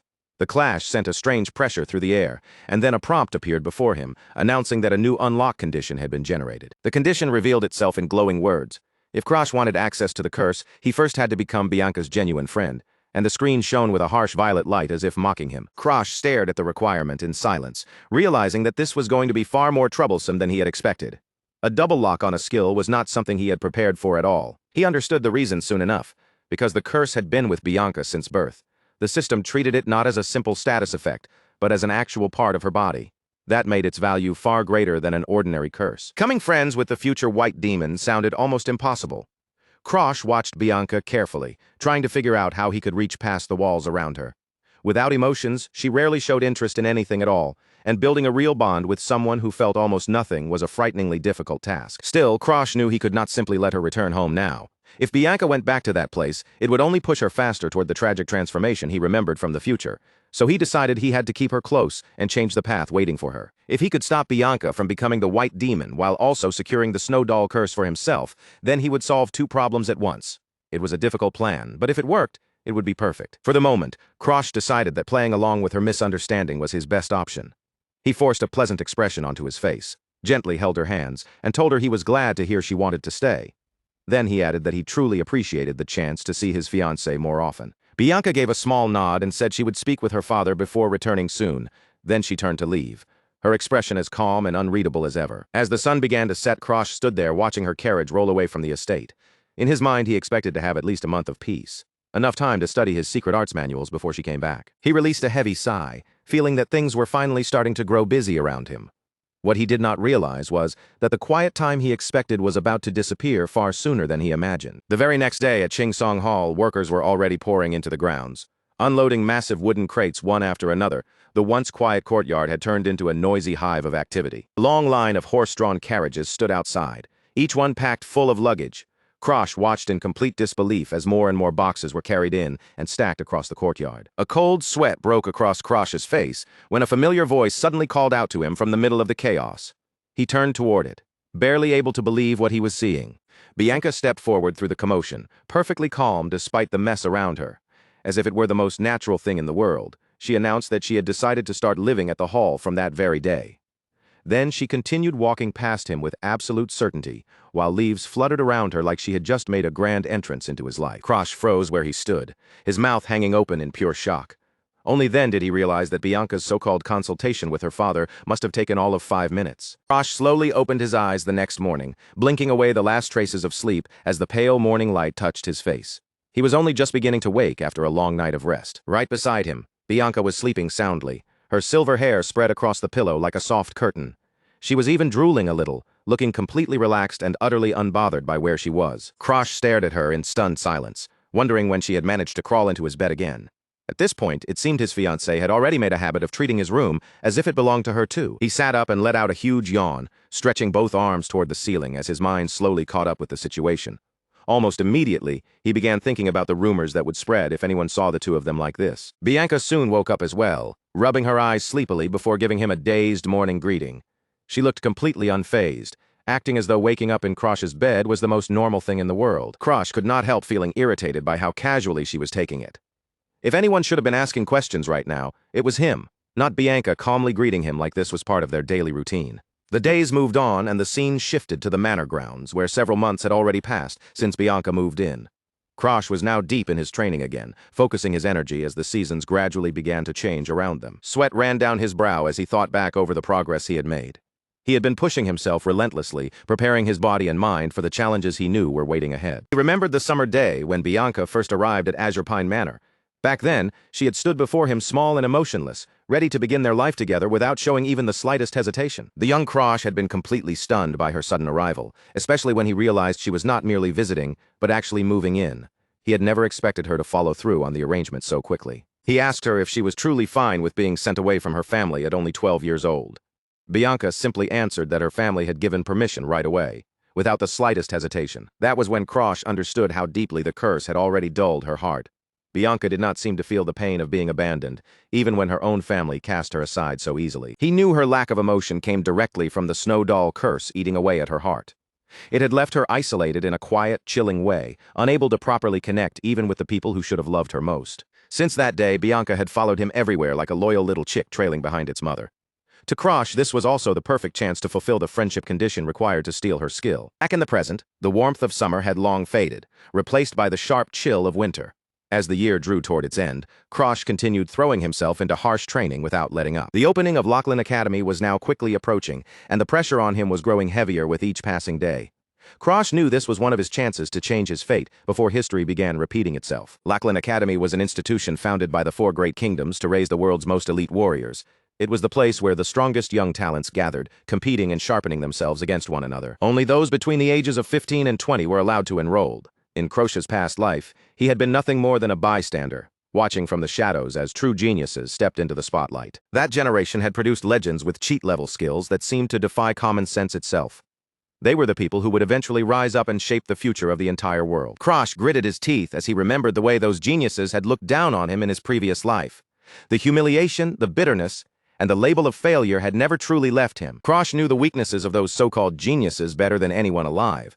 That meant once he entered the academy, he would be able to target their flaws, steal their skills with frightening ease, and take every advantage he could gather for himself. There was exactly 1 year left before Krosh reached the age where he could enroll. Every single day from now on mattered, because if he wanted to survive among the monsters waiting for him there, he could not afford to waste even a moment. So he drove his body harder and harder, pushing past pain as he tried to close the distance between his current self and the legendary figures he remembered. His goal was perfectly clear, but the road toward it was brutal enough to grind anyone down. However, no matter how stubbornly he trained, Krosh could feel himself running into a wall. His growth had started to slow, and the sharp progress he had enjoyed before was beginning to flatten into something frustratingly still. He realized that simply following martial arts manuals would not be enough to smash through the limits of the expert stage. If he wanted to break past this barrier, he needed something far more powerful, something that could launch his strength forward all at once. His eyes turned toward Bianca because the answer was resting inside her all along. To overcome the wall in front of him, Krosh needed to steal the Snow Doll curse and use it to fully master the extreme blood poison skill. When his training finally came to an end, Krosh stepped out and found Bianca waiting quietly outside the door. She had been there the entire time, holding her book against her chest while silently watching over him. She calmly told him that she had stayed because she could not bring herself to leave him alone. Krosh was taken aback for a moment, then quietly acknowledged how her constant presence had already become a fixed part of his daily life. Ever since that summer day, Bianca had been trailing after him like a baby bird following its mother. It was a strange relationship, one he had never expected, but over time, even Krosh had grown used to having her nearby. Still, one question lingered in his mind. When would Bianca finally see him as a true friend? Even through her blank stares and quiet responses, he could feel the bond between them slowly tightening with each month that passed. His thoughts were cut short by Arioto's arrival. The manor's butler approached with his usual formal posture, but the atmosphere around him made it clear that he was carrying news Krosh needed to hear. Arioto presented him with an invitation to the Star Sanctuary, a prestigious gathering meant for the kingdom's noble youth. Krosh looked down at the envelope, feeling both curiosity and a faint sense of dread rise inside him. The Star Sanctuary was an annual gala held once every year for minors in the Staran Kingdom. On the surface, it existed to help young nobles form friendships and expand their connections among the upper class. Krosh thanked Arioto for explaining it, even though he already knew more than enough about the event. To him, that gathering was not some innocent party, but a den of vipers where status decided everything. He remembered that in his previous life he had been a complete shut-in during this period. Because of that, his memories of the noble social world were hazy, buried beneath the shadows of his old mistakes and wasted years. Krosh stared at the invitation for a long moment, weighing whether he should actually attend. Appearing in public could help move his plans forward, but it could also draw attention he was not ready to deal with. He knew that man would probably be there, and that alone made the decision heavier. But then Krosh remembered the promise he had made to Arioto, along with the painful image of the butler standing devastated beside a sick bed, and he knew he did not want to make him suffer like that again. At last, Krosh told Arioto that he would attend, choosing in that moment to face the crowd instead of avoiding it. The instant he made his decision, Bianca stepped forward and calmly announced that she would be going as well. Bianca warned him that the other participants would most likely criticize him and try to drag his name through the mud. After all, none of them had forgotten Krosh Walheim's reputation as a failure. Krosh looked at Bianca and suggested that she stay behind for her own safety. He knew exactly how vicious noble children could be, and he understood that they would be just as cruel to her as they were to him. Bianca shook her head without the slightest hesitation. She had no intention of stepping back, no matter what insults or humiliation the other nobles might throw in her direction. In that same calm voice, she declared that protecting her partner was her duty as his fiancée. Her expression remained almost blank, but the loyalty in her words was impossible for Krosh to deny. Krosh reached out and gently patted Bianca on the head, softening his tone as he explained himself. He was not asking her to come simply because she was his fiancée. He wanted to know what she truly felt about attending the party with him. Bianca stared back at him with that same deep, pitying look in her eyes. To her, Krosh still seemed like someone being pushed toward a breaking point by all the pressure surrounding him. Over the last few months, Krosh had been strangely kind to her, almost suspiciously so. It was a complete change from the boy he had been before, and Bianca had definitely noticed every bit of that shift. He paid attention to even the smallest parts of her day, from asking whether breakfast suited her to suggesting trips to the library. When she fell asleep outdoors, he even made sure she could rest a little longer, staying quietly by her side instead of waking her. Bianca thought about how even back at the Hardenhart estate, she had never been treated with this much warmth. The kindness she was receiving now was enough to slowly wash away the terrible impression she had first formed of him. Whenever Krosh trained in the garden, swinging his sword until sweat soaked through him, Bianca was always there in silence. She had become like a constant shadow in his daily life, quietly watching from nearby without getting in his way. Little by little, the walls inside her heart were beginning to crack. Bianca realized she no longer truly disliked him, and even the girl destined to become the White Demon found it hard to stay cold when Krosh was always treating her with care. She lifted her gaze to him and answered with steady resolve, confirming that she would accompany him to the gala. This time her decision did not come from obligation, but from a choice she had made herself. Bianca made it clear that she was going because she wanted to, not merely because their engagement demanded it. Krosh's eyes widened slightly, visibly caught off guard by her sudden display of independence. In the end, Krosh gave in with a reluctant nod and accepted her decision. Even so, a trace of worry remained in his chest as he thought about what might be waiting for them at the event. As the sun sank toward the horizon, golden light spilled across the prestigious Garyu Hall. This grand venue had been chosen to host the annual Star Sanctuary gathering for the kingdom's noble youth. A luxurious carriage soon rolled up to the entrance, marking the arrival of the night's most controversial guests. Even before they stepped out, the air around the hall already felt heavy with tension and anticipation. Inside the carriage, Bianca had fallen asleep with her head resting comfortably on Krosh's lap. Krosh looked out the window, wondering whether the nobles here had so much money to burn that they could casually hold an event at such a famous tourist spot. In this world, nobles were respected for one real reason. They stood on the front line against world erosion. They were supposed to be the shields protecting commoners from the threat of complete destruction. Yet when Krosh looked at the young partygoers drinking wine, laughing, and drowning themselves in luxury, disgust rose inside him. Instead of sharpening themselves for the battles ahead, these people were neglecting their training just to lose themselves in vanity. Krosh led Bianca onto the red carpet as they made their way toward the grand entrance. Countless eyes followed their every step, but the two of them kept their heads high and continued forward without shrinking back. As they stepped into the massive hall, Krosh already knew there would not be many decent people waiting inside.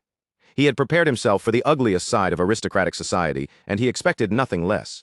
The herald's voice suddenly rang through the hall, loudly announcing the arrival of Krosh Walheim and Bianca Hardenheart. In an instant, every conversation in the room came grinding to a stop. Whispers began almost immediately. The other nobles mocked them as the Walheim failure and the cursed daughter, and they did not even bother hiding the contempt, twisting through their voices. Krosh swept his gaze across the room, ignoring the insults and the polished fake smiles surrounding him. He knew exactly how little these so-called nobles were truly worth beneath all their decoration and arrogance. Up on a balcony, someone watched the new arrivals with a sharp, predatory grin. To that person, Krosh and Bianca were the most interesting things to walk through the doors all night. In the VIP section, a group of three sat together above the crowd, looking down with bored, superior expressions. These were not ordinary noble children. They were the true elites of the younger generation. One of them was Barak Hogma, known as the Tiger Boy, a young warrior famed for his animal-like strength and razor-sharp instincts. In the future, he was destined to stand among the top fighters of the Azure Sky generation. Beside him sat Elfin Amelia, called the Magpie, her piercing red eyes carrying an icy, unreadable chill. She was a genius whose talent outshone almost everyone else in the room without needing to say a word. The last of the trio was Annex Glazer, known as the Wood Bow, watching everything unfold with a smug look on his face. Together, these three would one day be known as the three heroes of Starin. Krosh felt the intensity of their stares, and a cold sweat began to form on him. He could not help wondering why people like them were showing interest in someone like him, when geniuses normally would not even spare him a glance. And the answer came to him. It was most likely because of Charlotte, his terrifyingly powerful relative, whose reputation and strength cast a long shadow wherever the Walheim name appeared. Krosh remembered something Charlotte had once told him about this very place. She said she had gone on a rampage inside this hall before, and to her, the Star Sanctuary was nothing more than a glorified garbage dump. In that memory, Charlotte stood there, boasting that no one in the hall could possibly defeat her, while the young Krosh hid nearby, trembling in fear. Because of her overwhelming strength and reckless behavior, the Walheim name had become both feared and hated in this place. As Krosh looked over the hostile atmosphere filling the hall, he became even more certain that Charlotte must have caused plenty of chaos here in the past. Now, all he could do was walk into the mess she left behind and deal with the pieces of her destructive reputation. Just then, Bianca quietly reached out and grabbed the edge of Krosh's sleeve with a firm grip. She could feel the tension pressing in from every side of the room, and she clearly had no intention of letting him face that pressure alone. She told him to ignore the mocking voices around them, not realizing that Krosh had actually been lost in memories of Charlotte. Still, in her own quiet way, Bianca was doing everything she could to support him emotionally. Krosh noticed that Bianca was being insulted right alongside him, yet she did not seem worried about herself at all. Seeing that, he gave her a quick, gentle pat on the head, as if silently telling her that he was fine. Then Krosh shifted his gaze toward the entrance, wondering when the real main event would finally appear. He knew that person should be arriving any moment now, and his attention sharpened in anticipation. As if answering that thought, the herald's voice rang out across the hall, announcing the arrival of Lord Darling Dan Felion. The moment that name was heard, the crowd stirred even more loudly than they had when Krosh entered. A figure dressed in extravagant clothing stepped into the light, radiating a strange, flashy presence that immediately drew every eye in the room. The nobles watched him with a mixture of admiration, confusion, and disbelief. To Krosh, however, this man was the weirdo among weirdos. Even in a world full of eccentric nobles, Darling Dan Felion was the kind of person who stood out so much that others found him difficult to handle. Darling Dan Felion, the attention-loving lord of the alchemist's castle, cheerfully waved at the stunned crowd as if the entire hall existed for his entrance. From the bright look on his face, he was clearly enjoying every second of the spotlight. In another memory, Krosh stood with black curse markings crawling across his body like dark cracks in his skin. He looked utterly exhausted, as if the weight of those curses was finally pressing down hard enough to crush him. Before Krosh could react, someone suddenly reached toward him, spreading both hands wide as if they had just discovered an incredibly rare specimen. The movement was far too eager to feel comforting. Darling Dan Felion leaned in close, inspecting the erosion-type curses with an almost disturbing amount of enthusiasm. His eyes sparkled as if he was already imagining all kinds of ridiculous methods to fix the problem. Then, without warning, Darling grabbed Krosh's face and squeezed his cheeks together, studying him from every angle. With far too much excitement, he asked whether Krosh wanted to become the test subject for a small experimental cure he was preparing. Krosh was so drained that he did not even have the strength to shove him away. Unfortunately, Darling took that silence as permission, as if Krosh had happily agreed to begin the experiment right then and there. A wide, slightly unhinged grin stretched across Darling's face. It was the kind of smile that made it painfully clear he had found a brand new toy, and he had no intention of letting it slip away. Krosh's eye widened as the situation grew stranger and more intense by the second. Whatever Darling had in mind, it was obvious that this so-called treatment would be anything but gentle. The treatment began, but it looked far less like medicine and far more like a one-sided beating.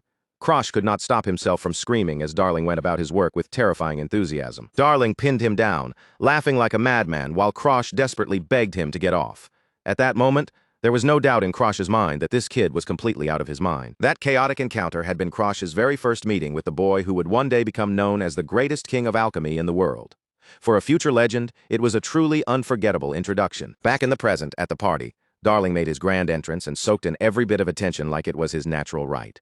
Half the crowd saw him as a brilliant genius, while the other half looked at him like he was an absolute freak. Krosh watched him from a distance with a dry, knowing smile.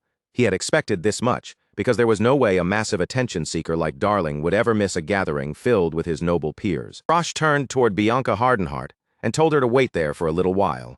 There was something he needed to handle, and that eccentric guest was exactly the person he had come looking for. Bianca simply nodded while her mouth was full of figs, looking perfectly content where she stood. As far as she was concerned, staying close to the food table was not a bad arrangement at all. Darling noticed someone approaching from the corner of his eye and paused mid-movement.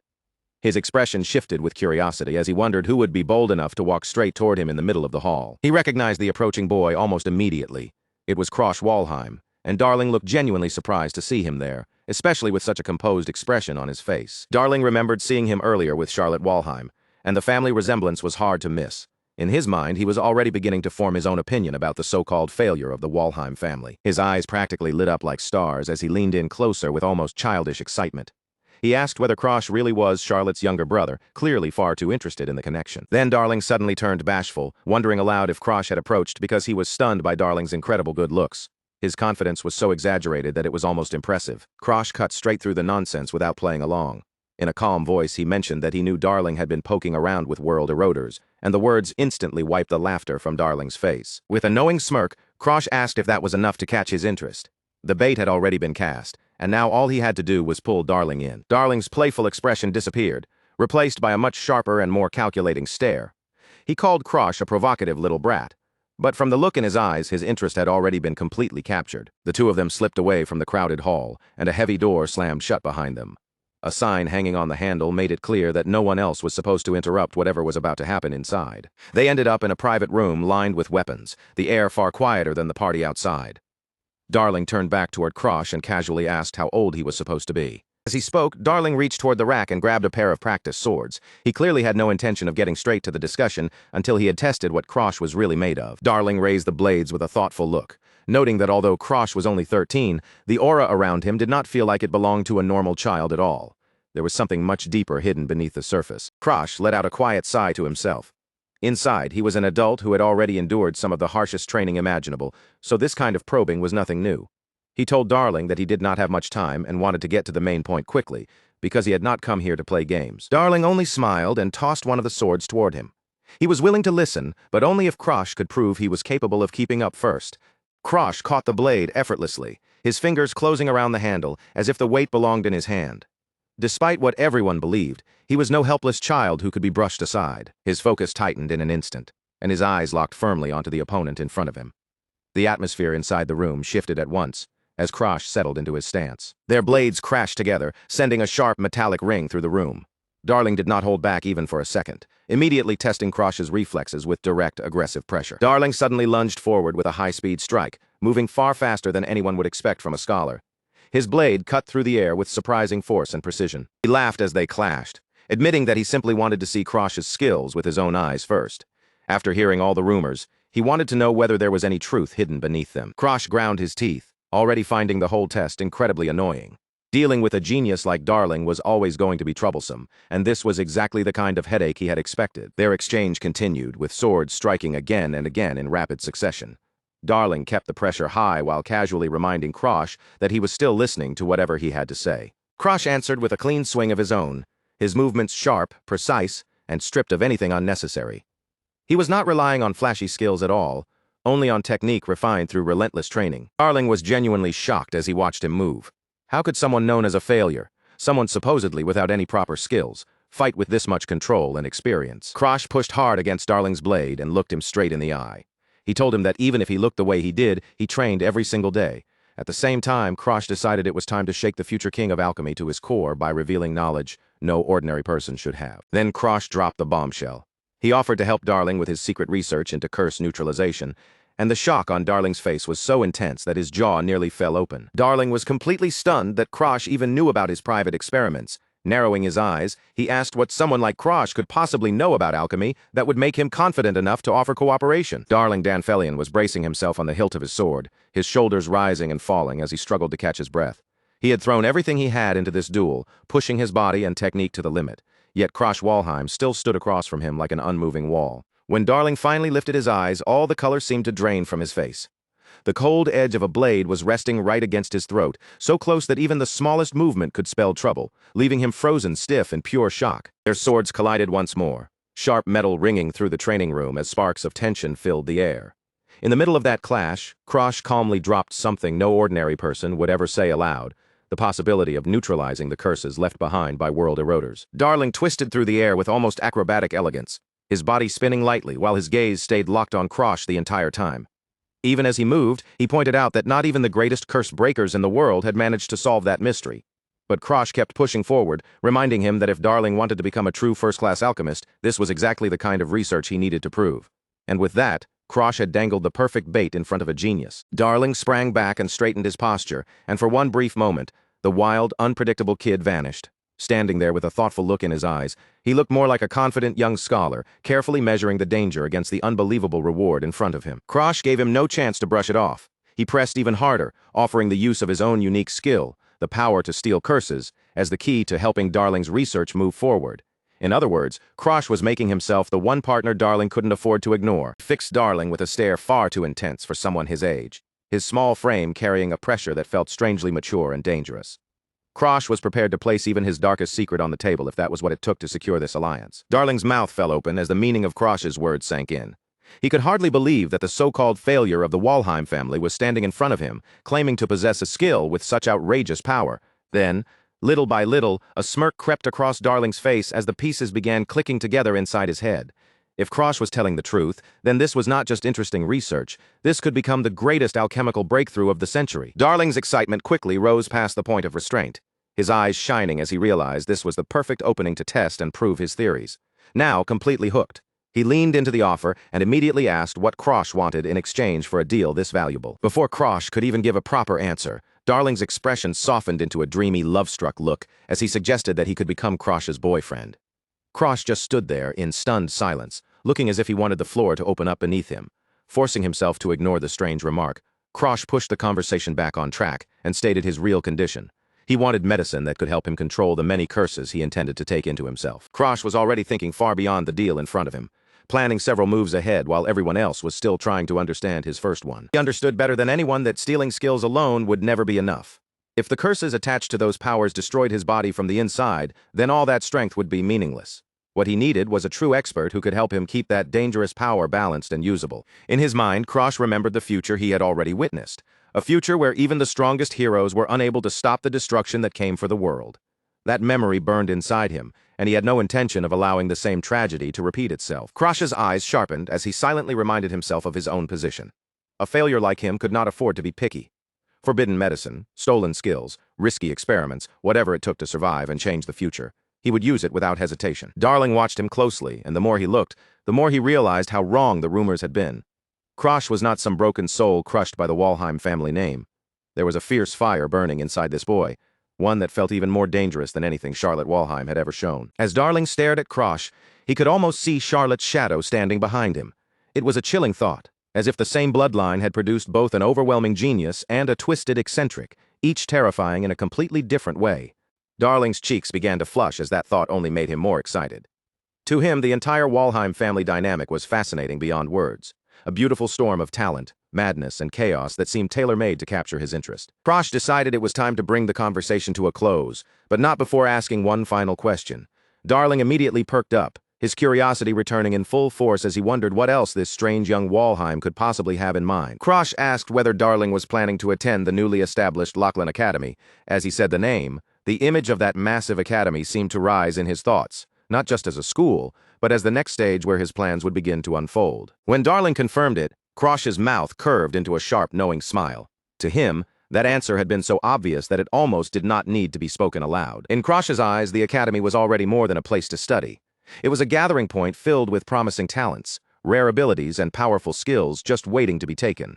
With every successful deal he made, his ambition only grew stronger. Darling was practically glowing with excitement now, eagerly promising to handle whatever compounding, medicine, or research Krosh might need. And just when things were starting to feel serious again, he slipped in another unsettling reminder that the spot beside him was still open. The two of them looked up beneath the ornate ceiling of the manor. The major agreement finally settled between them. But even with that deal secured, Krosh still had one more request, and this one carried a far more personal weight. He brought up discoloration disease, the horrifying illness that gradually turned a person's skin black before leading them toward an agonizing death. It was a dreadful plague, one that had not even reached its worst stage yet. Krosh told Darling to create a cure for it, speaking as if the answer were already decided. Darling could only stare back at him, completely baffled, because to everyone living in the present, discoloration disease was still considered absolutely incurable. Darling tried to explain the obvious, that incurable meant it could not be fixed, even by someone as gifted as him. But Krosh already knew something Darling did not. In the future, Krosh remembered, Darling was the very person who would eventually succeed. Krosh met Darling's eyes without wavering, his expression steady and almost unshakable. He was not interested in what people currently called impossible. All he cared about was what had to be done. Then Krosh lifted his fist, the gesture quiet but heavy with meaning. It was both a sign of trust and a direct challenge to Darling's pride, pushing the young alchemist to look past the limits he believed existed right now. He told Darling simply and firmly that he could do it. Those few words carried an enormous weight of expectation, but for a twisted genius like Darling, that kind of challenge was exactly the spark that could set him ablaze. Darling answered with a confident, slightly piqued smirk, his eyes narrowing with renewed interest. He admitted that being challenged so directly had struck right at his pride as a genius, and it was clear that Krosh's words had reached exactly the right place. Their fists met in a firm bump, sealing a strange and unlikely alliance inside that dusty training room. In that single moment, without anyone else realizing it, the future of the world had shifted onto a completely different path. Krosh told him to send the medicine to Azure Pine Manor once it was ready. Darling immediately transformed into an adorable chibi bundle of hearts, overflowing with enthusiasm as he promised to deliver it personally, with far more excitement than the situation called for. As Krosh turned and started toward the door, he suddenly stopped with his hand near the exit. After a brief pause, he glanced back, as if remembering one last question that had been bothering him since their conversation began. He bluntly asked whether Darling liked his sister, Charlotte Walheim. The moment Charlotte's name came up, Darling practically floated away in a cloud of hearts, shouting with shameless joy about just how much he loved her. Krosh stared at him in complete confusion. If Darling was that deeply in love with Charlotte, then why had he been talking earlier about becoming Krosh's boyfriend? Darling only smiled back at him with a sweet, innocent expression, as if there was nothing strange about it at all. Darling leaned closer, His face flushed heavily as he told Krosh that he was still too young to understand these things. Then, with almost casual cheerfulness, he added that he happened to like men as well. He practically sparkled as he admitted that he could go both ways, saying it with the same carefree confidence he brought to everything else. Krosh's expression went completely blank as the full depth of Darling's eccentric personality finally sank in. Krosh did not wait to hear even one more word. He turned and bolted down the hallway as fast as he could, while Darling reached after him and called out to his future lover, sending the poor boy fleeing like his life depended on it. Only after putting some distance between them did Krosh stop in the hallway to catch his breath, sweat beading on his face from the sheer awkwardness of what had just happened. And then it hit him. This was exactly the kind of person Darling had always been. Krosh turned his gaze back toward the main party hall as a burst of commotion reached his ears from farther inside the manor.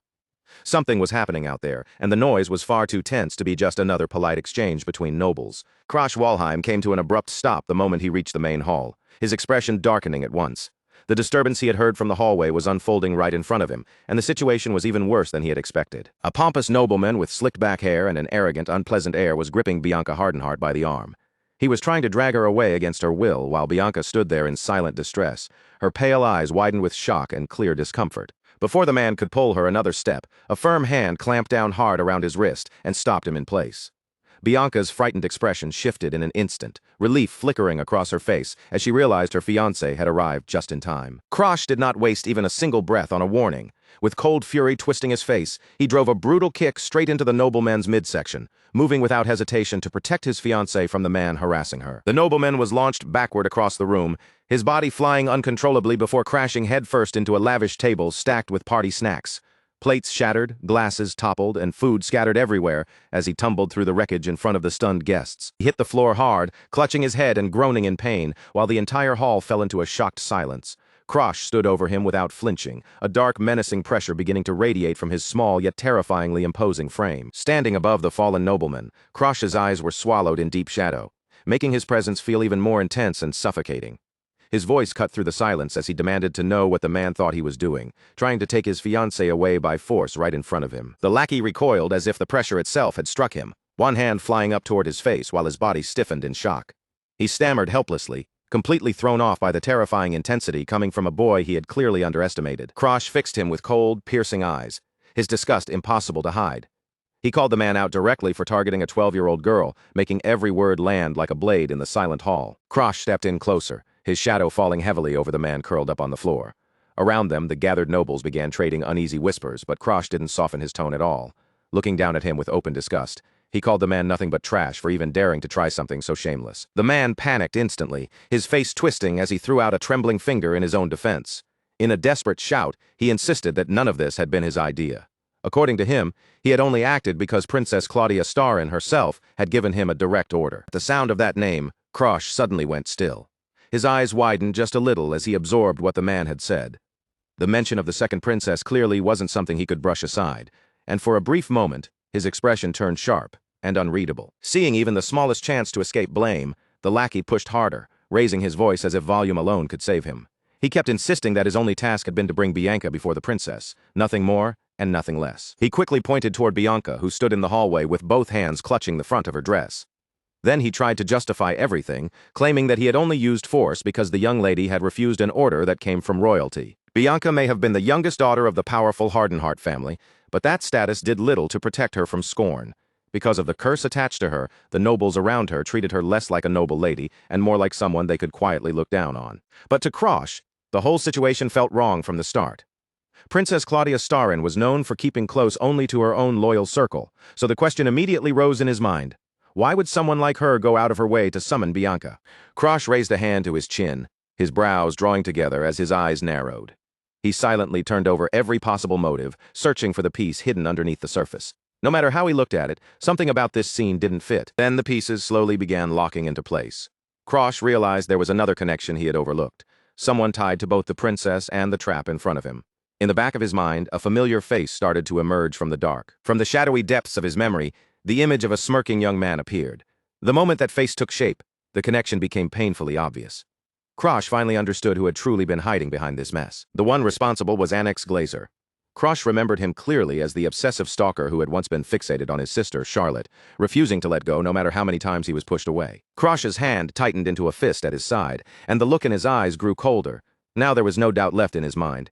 He knew exactly whose hand was moving in the darkness, using others like tools from behind the scenes. Memory flashed through him of Annex after the incident at the Star Sanctuary, battered, humiliated, and left with his pride in pieces. He had failed to overcome Charlotte back then, but even that defeat hadn't been enough to kill his twisted obsession. That was when Krosh understood just how petty and desperate the plan really was.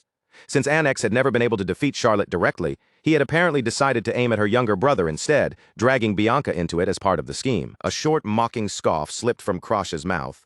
To him, the whole attempt was pathetic, especially the way Annex had tried to hide behind the name of a princess, as if that would make his trap look untouchable. The dark aura around Krosh surged again, thick smoke-like energy curling outward from his body. His voice turned dangerously low as he demanded to know whether Annex truly believed he could pull Bianca into this ugly mess and get away with it. The lackey let out a frightened squeak and shrank even lower under the pressure, his courage collapsing completely.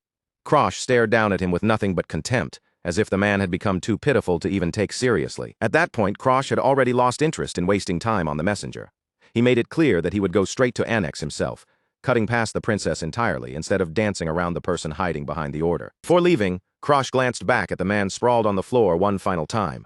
With a sharp edge in his voice, he mocked the man's so-called instincts, pointing out that he didn't even understand whose command he had really been obeying. Then Krosh turned away from the trembling lackey and reached a hand toward Bianca. When he called her name, she lifted her head at once, and the stiffness in her face softened as soon as her eyes met his. The two children left together, stepping away from the tense room and the murmuring crowd behind them. Bianca stayed close at Krosh's side, her gaze quietly fixed on her fiancé as they moved down the corridor. As they walked through the now quieter hallway, Krosh finally asked why she had refused the princess's order in the first place.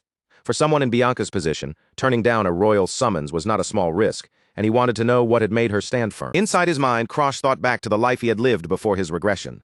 Long before this confrontation even fully unfolded, he had already known who the real mastermind was, and that knowledge made the situation feel even more dangerous. He kept his eyes facing forward as he waited for Bianca to answer, his footsteps steady against the floor.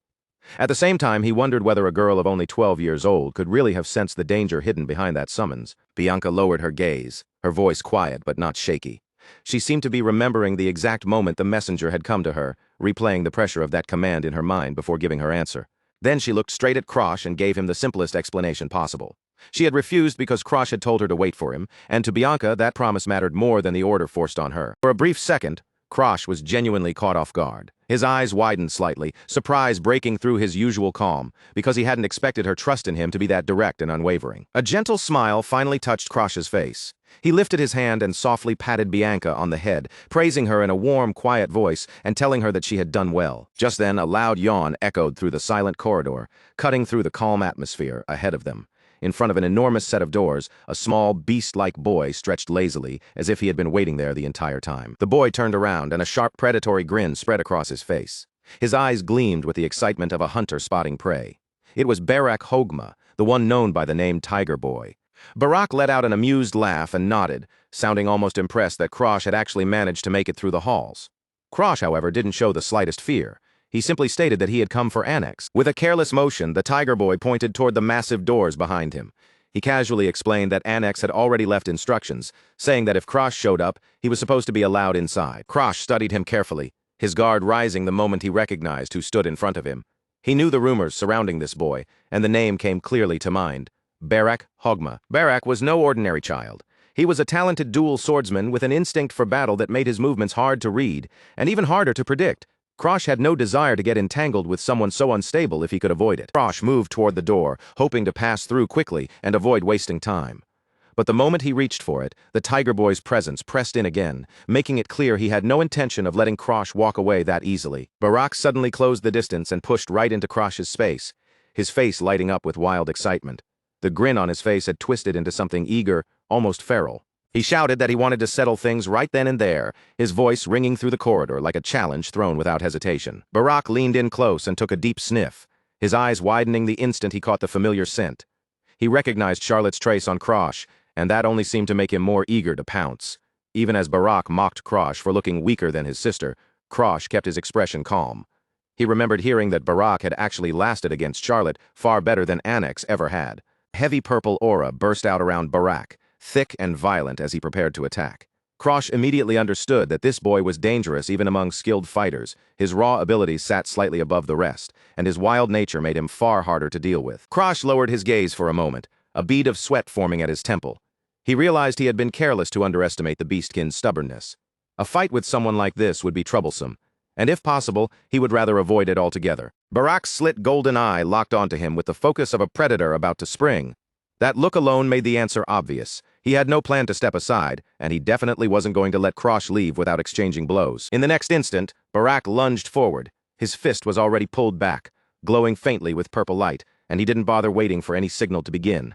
He attacked on pure instinct, throwing himself straight into the fight. The beastkin boy unleashed a crushing 1,000-pound swipe, the force of it ripping through the air in front of Krosh. Krosh had no choice but to duck, shift, and weave through the sudden onslaught, narrowly slipping past the first wave of Barak's frantic, savage movements. After barely escaping the strike, Krosh immediately answered with a counterpunch of his own. But Barak's body twisted through the air with beast-like agility, flipping away just in time to avoid the blow. Krosh's shoes scraped and pivoted sharply across the ornate red carpet, kicking up a thin burst of dust as he adjusted his balance. In that narrow moment, everything came down to his footwork, his timing, and the exact shift of his center of gravity. The instant a small opening appeared, Krosh took it without hesitation. He drove a powerful blow straight into the center of Barak's body, and the impact exploded outward with enough force to send a shockwave rolling through the room. Krosh's eyes burned with cold concentration as he committed fully to the attack. There was no wasted motion, no hesitation, and no emotional flair in his movement, only precise, deadly efficiency aimed directly at ending the exchange. It was Walheim's secret art, instant strike. The moment Krosh's fist connected with Barak's chest, a blinding burst of white energy erupted from the point of impact, punching through his defenses in a single clean flash. Barak's body was thrown backward, his back arching from the sudden overwhelming force. The blow drove the air from his lungs all at once, and he coughed violently as his momentum carried him reeling away. Krosh remained planted where he stood, his breathing tightening as he kept his guard raised. He watched Barak carefully, eyes never leaving the beastkin boy, because he wasn't foolish enough to believe the fight had already ended. Barak forced himself upright with a pained grunt, one hand pressed tightly against his ribs as his face twisted from the impact. Even while wincing, he managed to grumble that Krosh had really gone all out with that last blow, as if holding back had never even crossed his mind. Krosh calmly rolled his shoulders, then tilted his head until his neck gave a sharp crack.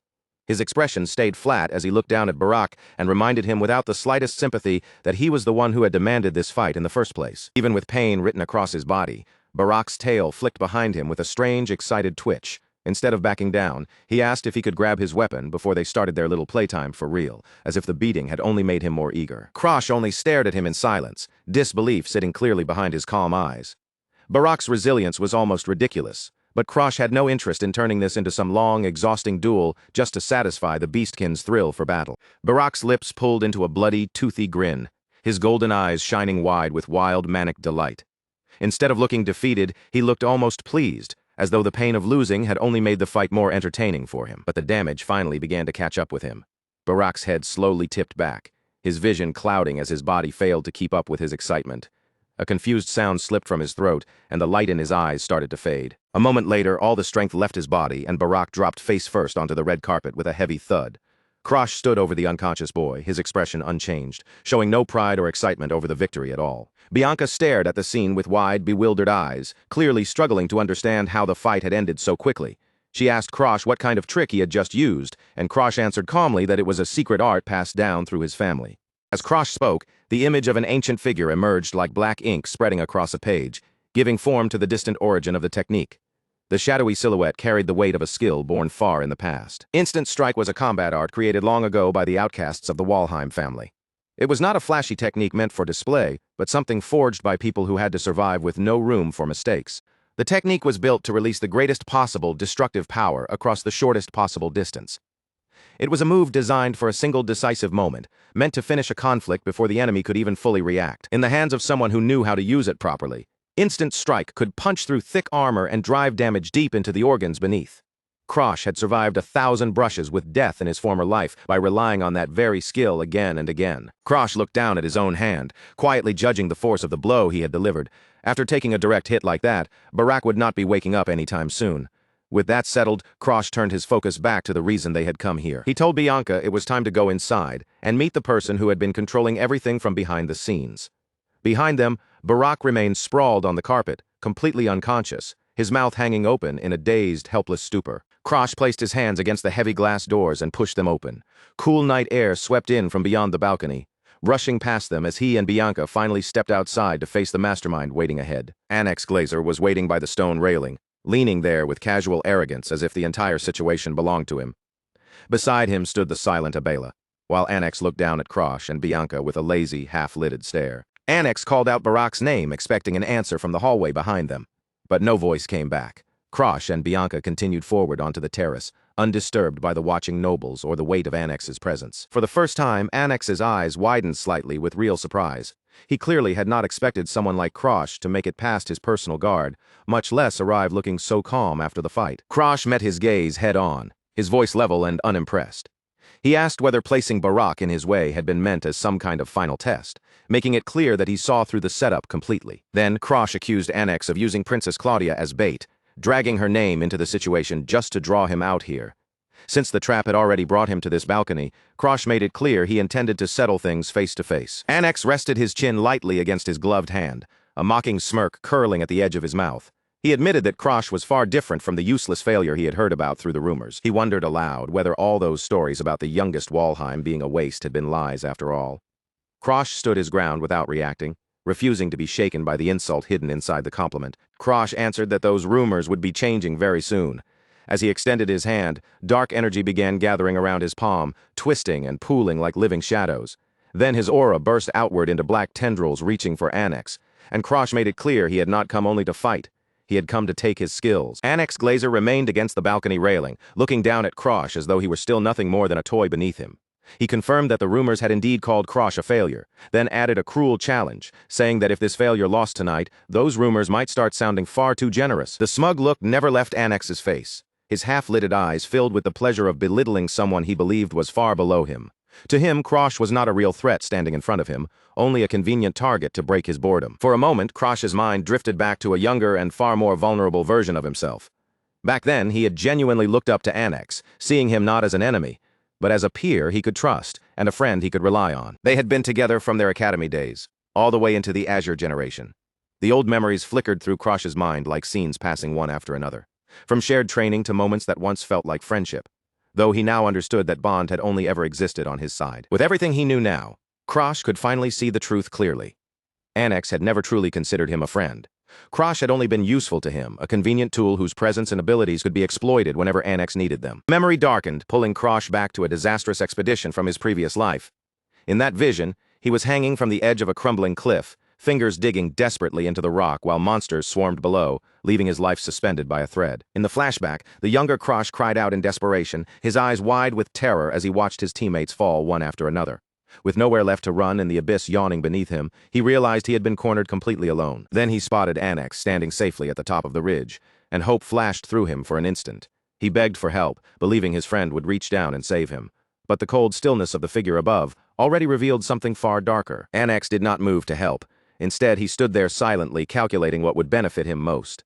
His greatest concern was not Krosh's life, but the possibility that the authorities might discover the trap had been his fault and strip him of his prestigious place in the Azure generation. As he looked down at the friend who was about to die, a twisted answer formed in Annex's mind. If Krosh was the only witness, then as long as Krosh never survived, no one would ever learn the truth about what had really happened there. From his safe position above, Annex mocked Krosh and asked if he had truly believed getting help would be that easy. By then, he had already decided that sacrificing his companion's life was a fair price if it meant keeping his own reputation spotless. A satisfied grin spread across Annex's face as that cold logic settled inside him. He seemed almost amused by how simple it was to throw away another person's life when that person stood between him and the future he wanted. In his mind, the perfect cover-up took shape. He would place all the blame on Krosh, and because everyone already looked down on the boy, they would believe the worst about him without even questioning it. The memory shifted to the aftermath, where Annex's silhouette stood before a group of officials and calmly spun the story in his favor.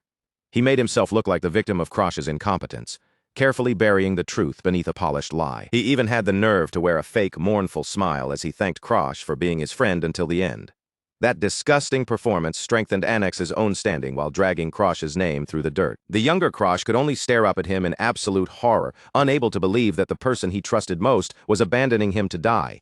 The fear of falling was there, but the betrayal carved far deeper than the abyss below. That so-called friendship had been hollow from the very beginning. Every smile, every friendly word, and every moment of closeness had only been part of a mask Annex wore, until it no longer served him. Krosh understood then that Annex had only stayed near him to get closer to his sister, Charlotte.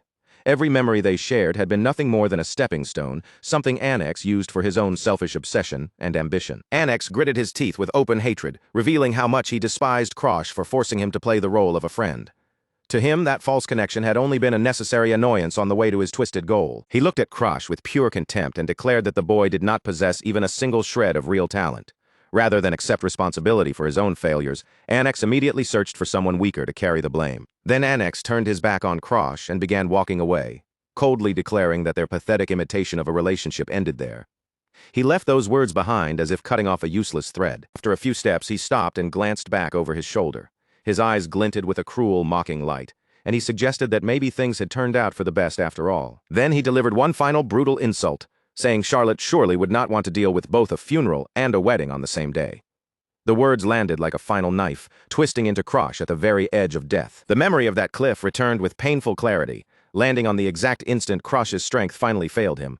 His fingers slipped from the broken stone, and the world tilted violently as his body dropped into the empty darkness below. In that final second, everything seemed to slow. Krosh closed his eyes, fully believing the darkness had come to swallow him after every person he had trusted had either fallen or abandoned him. Then, from inside that gloom, a hand suddenly reached out. Arthur caught him in midair, saving him from the fall, though Krosh now understood that he had only been pulled from one manipulator's hand into another's grasp. Back in the present, Krosh's face showed no fear and no hesitation. He was no longer the frightened boy clinging to a cliff in despair. He had seen the end of the world, survived the truth of betrayal, and returned with payback burning quietly inside him. Annex's expression faltered for a moment, his smug calm cracking as he felt the pressure rolling off Krosh.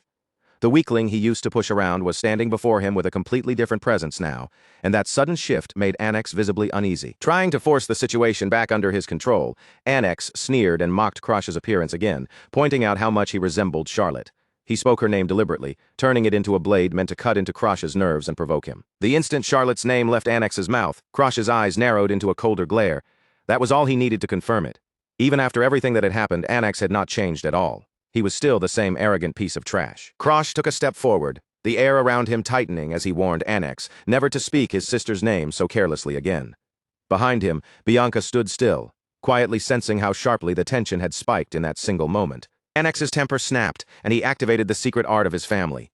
Dark, wood-like energy churned violently around his body, twisting into sharp whip-like tentacles that lashed forward and shot straight toward Krosh. Wrapped in the purple aura of his wood magic, Annex lunged in, with a vicious look on his face. He declared that Krosh really was like his sister, always throwing himself into any fight placed in front of him. A look of pure contempt crossed Annex's face as he watched Krosh move toward him. In his mind, the provocation had worked exactly as planned. Krosh was charging in just as he wanted, blinded by anger and walking straight into his trap. Before Krosh's punch could land, a huge wooden pillar burst up from the ground and blocked it completely. Annex remained behind it with a calm, unbothered expression, as if stopping that attack had taken no effort at all. Krosh's body blurred through the air, flipping with a smoothness that made the movement look effortless. He landed lightly on one of the very branches Annex had summoned, using the deadly attack like a stepping stone to keep pressing forward. Krosh drove another powerful strike straight ahead, but yet another trunk rose into place and swallowed the blow before it could reach Annex. The way Annex controlled the wood made it clear that his manipulation skills were not something to underestimate. Annex had no intention of letting Krosh keep attacking freely. With a sharp motion, he forced the tree trunks to twist and coil around Krosh's legs, tightening their grip to pin him in place. Then a massive wooden limb snapped upward like a catapult, hurling Krosh into the air. In an instant, Krosh was lifted high above the ground, suspended in a position that should have left him wide open. Annex did not waste even a second. The wooden limb came crashing down, slamming Krosh toward the floor with a crushing force that seemed powerful enough to break bones on impact. But Krosh reacted with lightning-fast precision, twisting his body at the last possible moment and landing perfectly without taking damage. Even as wooden vines continued swarming in from every side, he stayed balanced and unshaken. Krosh lifted his head, his eyes sharp and focused beneath the chaos. With a small sigh, he admitted to himself that Annex was just as irritating now as he had been in his previous life, and it was clearly time to bring this little performance to an end. Annex Glazer smirked with complete confidence, protected by the Glazer family's secret technique, Mokyuten Tausiki. He even taunted Krosh to pick up a weapon, never realizing that he was practically giving Krosh the perfect opening to turn the battle against him. That technique allowed Annex to manipulate plants with aura while using recovery skills to overcome its usual limits. It created a relentless offense that could keep regenerating and attacking without pause, the kind of pressure no ordinary failure should have been able to survive. Krosh calmly reached out and snapped off one of the very wooden tentacles Annex had created. If his opponent wanted him to use a weapon so badly, then Krosh was more than willing to answer with exactly what was already in front of him. Holding the broken wood like a makeshift sword, Krosh stood his ground with a faint, mocking smile. He was going to defeat Anax using the very magic that had been summoned to crush him. Anax's expression twisted sourly as he watched Krosh stand there with that ridiculous confidence. He dismissed the whole thing as a bluff, certain that a simple branch could never stand against the secret art of a true master. More wooden spikes erupted from the floor all at once, closing in on Krosh from every direction. Anax dared him to try blocking the storm with that single pathetic branch, convinced he had nowhere left to run. Krosh moved through the forest of wooden spears with impossible fluidity, slipping between them as if he already knew every path they would take. He did not even bother blocking. His movements were so precise that the attacks failed to graze even the edge of his clothing. Anax froze, his eyes widening as he realized his full-force strike had torn through nothing but empty air. He could not understand how the boy everyone called a failure was moving with the calm, polished skill of a seasoned warrior. The scene refused to make sense to him. Even Charlotte would have had trouble avoiding an attack like that so cleanly. For the first time, Anax wondered whether Krosh had somehow awakened his mind's eye, a level of perception far beyond what someone his age should possess. Krosh watched Anax's panic with a cold and steady gaze. To him, there was nothing mysterious about the attack at all. Anax's movements were predictable, his rhythm was full of openings, and Krosh had already seen patterns like this countless times before. Krosh closed the distance in a blur, ducking beneath another massive swing without wasting a single step. He had seen these abilities so many times in his previous life that he was sick of them. To him, today's fight was nothing more than a boring repeat. Anax's jaw tightened the moment Krosh brought up his humiliating defeat against Charlotte. What enraged him most was not just the insult, but the way Krosh seemed to see straight through his hidden motives and the insecurity rotting underneath them. Anax's face went cold, and a lethal wood magic aura exploded around his body. The pressure around him changed completely, making it clear that his rage had finally reached its limit. He shifted his stance and began pouring every bit of power he had into one final summoning.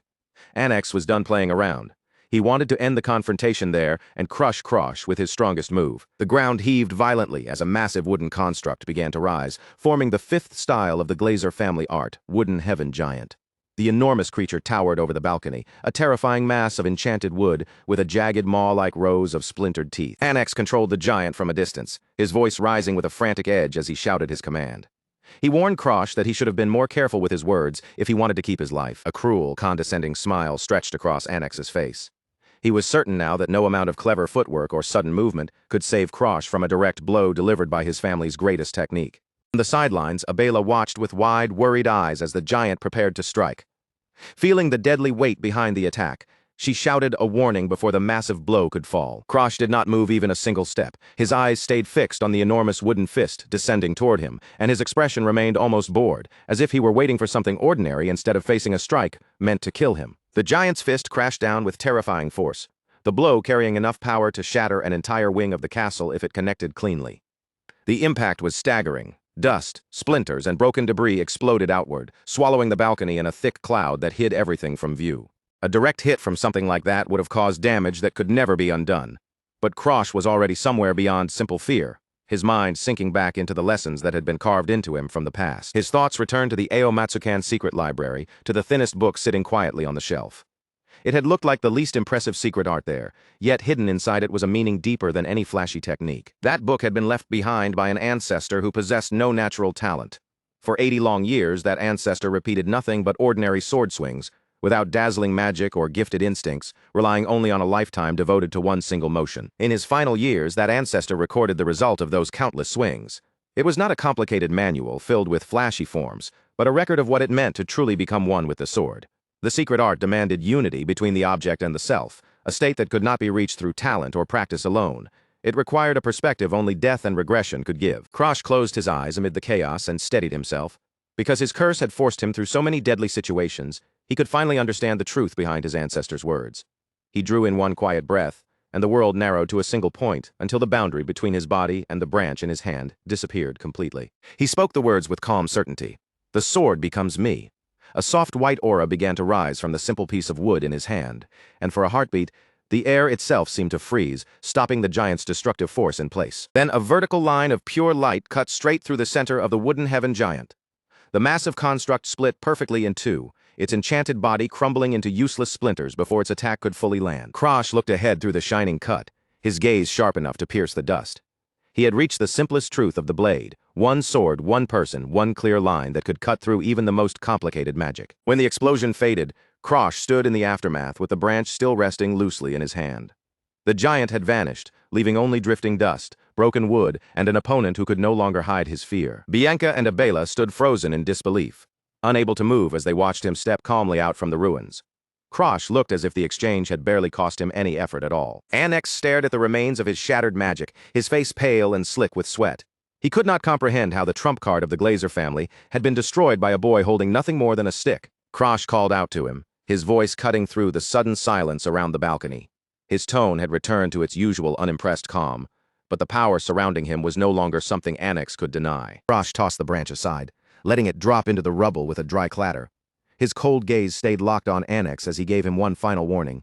Never get carried away again, because the next time he would not be using a branch. Anicaps remained collapsed on the ground, completely broken by the defeat and unable to answer back.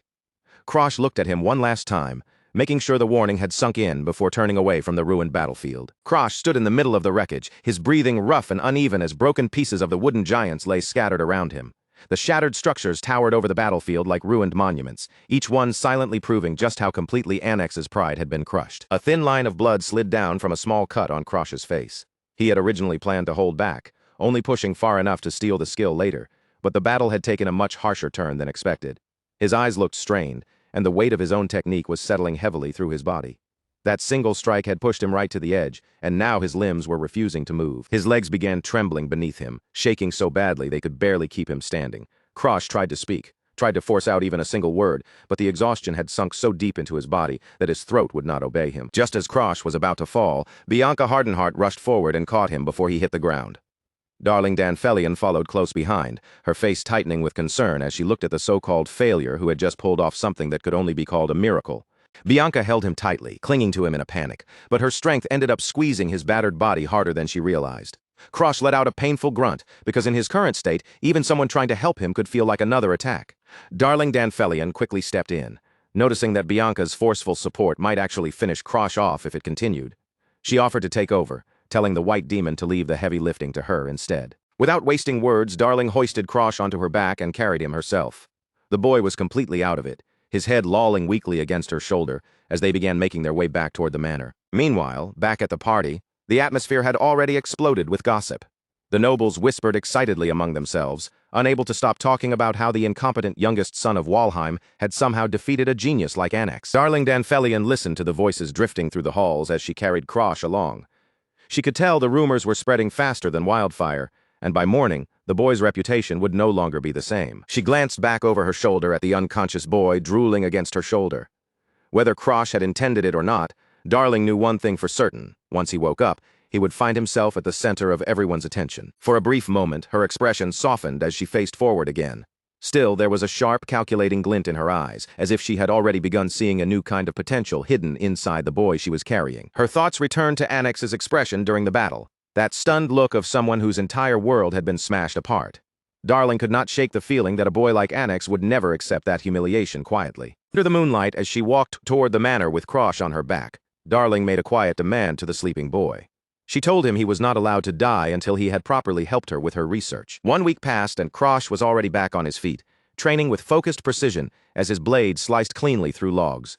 His recovery had been surprisingly quick, driven by his determination to master this new life and every weapon available to him. Krosh stood among the split pieces of wood, finally free from the lingering damage left behind by his ultimate move. After a full week of rest, his body had recovered enough for him to feel like himself again. He remembered waking up inside the carriage with Bianca quietly watching over him. Looking back, he knew he had been lucky. If that fight had dragged on even a little longer, he might have ended up in worse condition than the opponent he defeated. As he walked back from the training grounds, Krosh scratched the back of his head in frustration. If he had not passed out right after the fight, he could have already begun the process of stealing Anicaps' skill. He turned the mechanics over in his mind as he walked. With his Black Hood ability, there were 2 possible methods he had considered for taking recovery for himself. The first method was the standard approach, a more direct unlocking process that required specific conditions to be met and a certain amount of force to make the skill his own. The second method, however, was far more subtle. Instead of forcing the skill open, it required guiding the opponent into devaluing that very skill inside their own heart. That kind of psychological warfare became much easier when the opponent was defeated so overwhelmingly that they could not explain it away. If their confidence cracked, the value they placed on their own ability would begin to collapse with it. By crushing Annex while using nothing more than a stick, Krosh had planted a seed of doubt deep in the boy's mind. That single humiliation would keep echoing long after the fight itself was over. Annex would stare at his own reflection and wonder how his so-called genius had become so useless against someone everyone called a failure. Once he started doubting the worth of his own skill, that skill would become ripe for Krosh to take. Krosh sheathed his sword with a faint smirk on his face. Even if it took some time, he was certain that Annex's recovery ability would eventually become part of his own arsenal. From there, he made his way through the lavish corridors of the manor, already planning out the training he would need for the year ahead. The academy entrance exams were waiting in the distance, and Krosh had no intention of wasting that preparation time. A butler suddenly interrupted his thoughts, stepping forward and opening the doors to announce a visitor. Master Barakan had arrived at Azure Pine Manor. Barakan Walheim stood with his back turned, his figure draped in a heavy fur cloak. The moment Krosh saw him, he realized his older brother had finally run out of patience after being ignored for so long. The butler noted that Krosh had already avoided Barakan's messages twice. From that alone, it was clear this visit was not some casual family call, and Barakan had come with a purpose. Krosh dropped onto a sofa, his body still drained from training. Knowing he could not keep putting off the confrontation forever, he simply told them to let Barakan in. Bianca quietly approached with a cup of water, her presence as cool and silent as ever. Krosh accepted it with a grateful nod, his dry throat making the gesture feel especially welcome. Bianca did not bother softening her words. Looking at him directly, she bluntly told him that he reeked of sweat. Krosh paused with the cup in hand, clearly caught off guard by how honest she was being. He awkwardly sniffed himself, wondering if the intense use of aura had pushed impurities and waste out through his body. Then he half-joked that maybe his nose had gone numb after spending so much time around the stench of erosion. Bianca looked down at him and asked whether he planned to wash up before meeting his brother.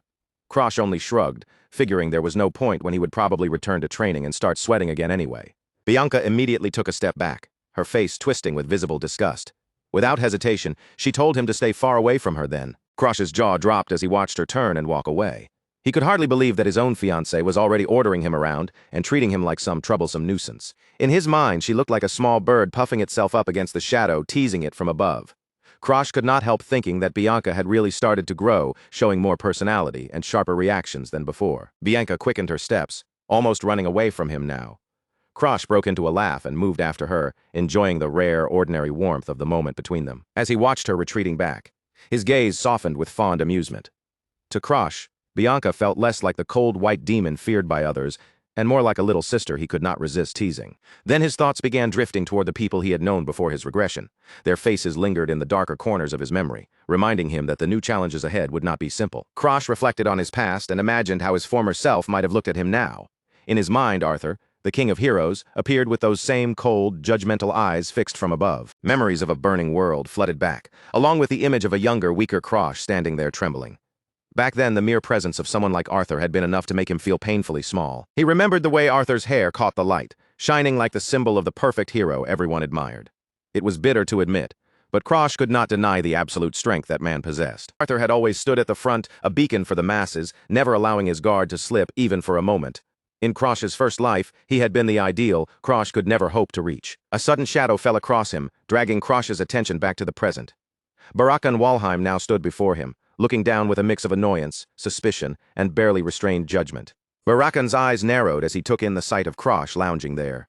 His voice dripped with condescension as he remarked that his younger brother seemed to be enjoying himself far too much lately. For a moment, Barakan seemed taken aback by how casually Krosh responded. Krosh simply shrugged it off and said that everyone needed to rest once in a while, as if there was nothing strange about his attitude at all. The difference in Krosh was impossible to ignore. The boy who once had been too frightened to even meet Barakan's eyes was now looking back at him with steady confidence, and Barakan could not help noticing how much the so-called failure had changed. Barakan wasted no time getting to the point. He asked whether the rumors were true, whether Krosh had really defeated a genius like Annex. From his tone alone, it was clear he found the idea almost impossible to believe. Krosh turned the question back toward him with a calm look, noting that someone as busy as Barakan must have a very important reason to come all the way to Azure Pine Manor. The tension between the brothers settled thickly in the room. Then Krosh brought up Rayhorn Academy, mentioning that it accepted students based on their entrance exam results, regardless of their social standing or family rank. It was a quiet but pointed reminder that in a place like Rayhorn Academy, noble blood alone would not be enough to protect anyone. Once the exams began, even the proud Walheim name could not replace actual results. With a faint mocking smile, Krosh told his older brother that he should probably start preparing for the entrance exams as well. The casual jab struck exactly where it hurt, and Barakan's face twitched as he struggled to keep his anger buried. Barakan forced out a dry, hollow laugh, but there was nothing relaxed about it. Krosh's new attitude was clearly getting under his skin, and while he tried to steady himself, his eyes burned with a dangerous, irritated light. He reminded Krosh that even the strongest empires in the world feared the Walheim name for a reason. In Barakan's eyes, their lineage stood far above ordinary noble families, existing on a level others could never hope to reach. Barakan leaned in with the confidence of someone used to being obeyed, asserting himself as a true direct descendant of their bloodline. To him, that made him the unquestionable authority, especially over a bottom-tier sibling like Krosh. Then he laughed off the very idea that someone of his standing would need to study for an academy entrance exam. To Barakan, Krosh's suggestion was not advice at all, but a badly timed joke from someone who had forgotten his place. Krosh simply nodded along for a moment, playing the role of the obedient younger brother with almost perfect timing. Beneath that calm act, he knew exactly how to press Barakan's temper without making it too obvious. Barakan coughed lightly into his hand, clearly annoyed that Krosh no longer reacted the way he used to. Since intimidation was not working, he decided to stop circling around and finally reveal the true reason he had come. The room fell into a heavier silence as Barakan explained that he was there to deliver an official order from the family. Standing near the window, he let the weight of those words settle over the room before continuing. Krosh was visibly taken aback when he heard the details. He was being sent to Mount Gerlach to stop a world erosion. He immediately pointed out that family missions were not even mandatory until a child reached 15. Barakan smiled in a way that looked polite on the surface but felt deeply insincere. He told Krosh not to worry because he would be coming along as his guardian. Then he prodded him further, asking if the boy who defeated Annex was suddenly scared. It was obvious he was using Krosh's pride to push him toward a dangerous trap. Krosh saw through the scheme right away. Barakan wanted to confirm his new abilities for himself and keep him under close control at the same time. Even knowing the danger behind the invitation, Krosh gave a small smile and agreed to go. Clenched his fist quietly, already forming a plan of his own. Even if this mission had been set up as a trap, Krosh knew he could turn it to his advantage. Compared to the suffocating peace of the manor, a world erosion was a battlefield he understood far better. As Barakan prepared to leave, Bianca walked over and asked Krosh where he intended to go. Krosh told her that he had to deal with the erosion, then calmly instructed her to stay behind where it was safe. Bianca tilted her head, her expression blank with genuine confusion. She seemed unable to understand why Barakan would make such an unreasonable demand, or why Krosh would even consider accepting it. She pointed out how absurd it was to send a 13-year-old child to stop a disaster like world erosion. From that alone, she could tell Barakan was not simply testing Krosh, he was truly hoping to see him fail. Barakan snapped the moment Bianca spoke, barking at the child who had dared to interrupt their conversation. Krosh stepped in front of her at once, shielding her from his brother's temper, while wondering whether his generous older brother would really take a child's words that seriously. Of course, he already knew the answer. The two brothers exchanged one last tense look before the meeting finally ended. Barakan was practically seething, his teeth clenched in frustration as Krosh's calm attitude continued to scrape against his pride. With one final arrogant huff, Barakan turned away and stormed out of the hall. Krosh watched his back disappear, knowing full well that the real battle between them had only just begun. Once the tension eased, Krosh reached over and gently patted Bianca on the head, telling her she had done well. Bianca only blinked up at him in confusion, insisting that she had not really done anything helpful. She stared at him with those large blue eyes, then quietly asked him not to collapse the way he had before. Krosh continued patting her hair and promised that everything would be fine, even though the mission ahead was anything but simple. With his training sword in hand, Krosh gave her a casual wave goodbye and headed toward the entrance. Bianca remained standing in the middle of the grand hall, silently watching his back as he set off for Mount Gerlach. Reality itself began to fray as a foreign dimension bled into the world, giving birth to the phenomenon known as world erosion. It consumed the land piece by piece, replacing familiar terrain with something far more alien, hostile, and wrong. From the darkness, monstrous insects began to crawl and swarm, their bodies twisted by the corrupted energy around them. They were no longer simple creatures of nature, but living extensions of the erosion itself. The land itself was changing as well, warping into jagged shapes that no longer resembled anything natural. If the corruption was left alone, the entire region would eventually be swallowed and transformed into a separate dark dimension. On the slopes of Mount Gerlach, a strange marsh had appeared where no marsh should have existed. A specialized night squad stood at the edge of the changed landscape, carefully observing the unnatural transformation spreading before them. Krosh looked across the area and noted that the zone had already been classified as a 3-star erosion site. He asked whether the purification unit was ready to move in, but the answer was clear. They were waiting until the local lord was eliminated first. The knights behind him seemed confident as they prepared to advance. As an intermediate expert squad, they believed a 3-star threat should fall well within their ability to handle. Barakan took the lead, carrying the reputation of an advanced-level expert knight to the others. His presence alone made the outcome feel certain, as if the lord of this eroded land had already lost before the fight even began. Barakan stopped and glanced back toward Krosh, calling out to him in front of everyone. He maintained the appearance of a supportive older brother, claiming that he had brought Krosh along simply to give him some practical experience. He looked down at Krosh with a patronizing expression, making sure the entire squad understood who held command. According to him, Krosh was only there to witness what a real battle looked like firsthand. Krosh played along flawlessly, lowering his head and answering with bright, obedient enthusiasm. On the inside, however, he was quietly mocking the idea that he needed battlefield experience from someone like Barakan. Despite Barakan's condescending attitude, Krosh had followed him here for one reason only. Behind that obedient mask, he was hiding an agenda of his own. A dark, ominous aura flickered faintly around Krosh as he prepared to test a temporary method. He needed to find out whether he could suppress the physical rampage that his powers normally demanded from him. Suddenly, the corrupted insects attacked. One of the knights reacted instantly, cutting through two of them with a single swift slash. Green ichor sprayed into the air, marking the beginning of the first skirmish. More creatures dropped from the twisted trees surrounding the squad, their mandibles clicking in the dim gloom. The knights moved to respond, but the insects kept coming in wave after wave, making it hard to keep the battlefield under control. Krosh stood over one of the fallen bugs and calmly warned the knights that even without a head, these things could still bite. He instructed them to reinforce their bodies with aura, otherwise the creatures could expand them from the inside. The knights turned toward the 13-year-old in surprise, caught off guard by how precise and practical his advice was. Some of them began wondering whether he had actually faced an erosion zone before because he was far too composed for a first-timer. Krosh only brushed off their reactions with a modest little smile. He reminded them of his age, saying it would be strange for a child like him to have any real experience in a place like this. Barakan clenched his teeth, his frustration slipping through the mask he tried to keep in place. He could not stand watching the useless brat act so calm and confident when the mission had barely even begun. Bitter memory flashed through Barakan's mind, dragging him back to his own first time in an erosion zone at 15.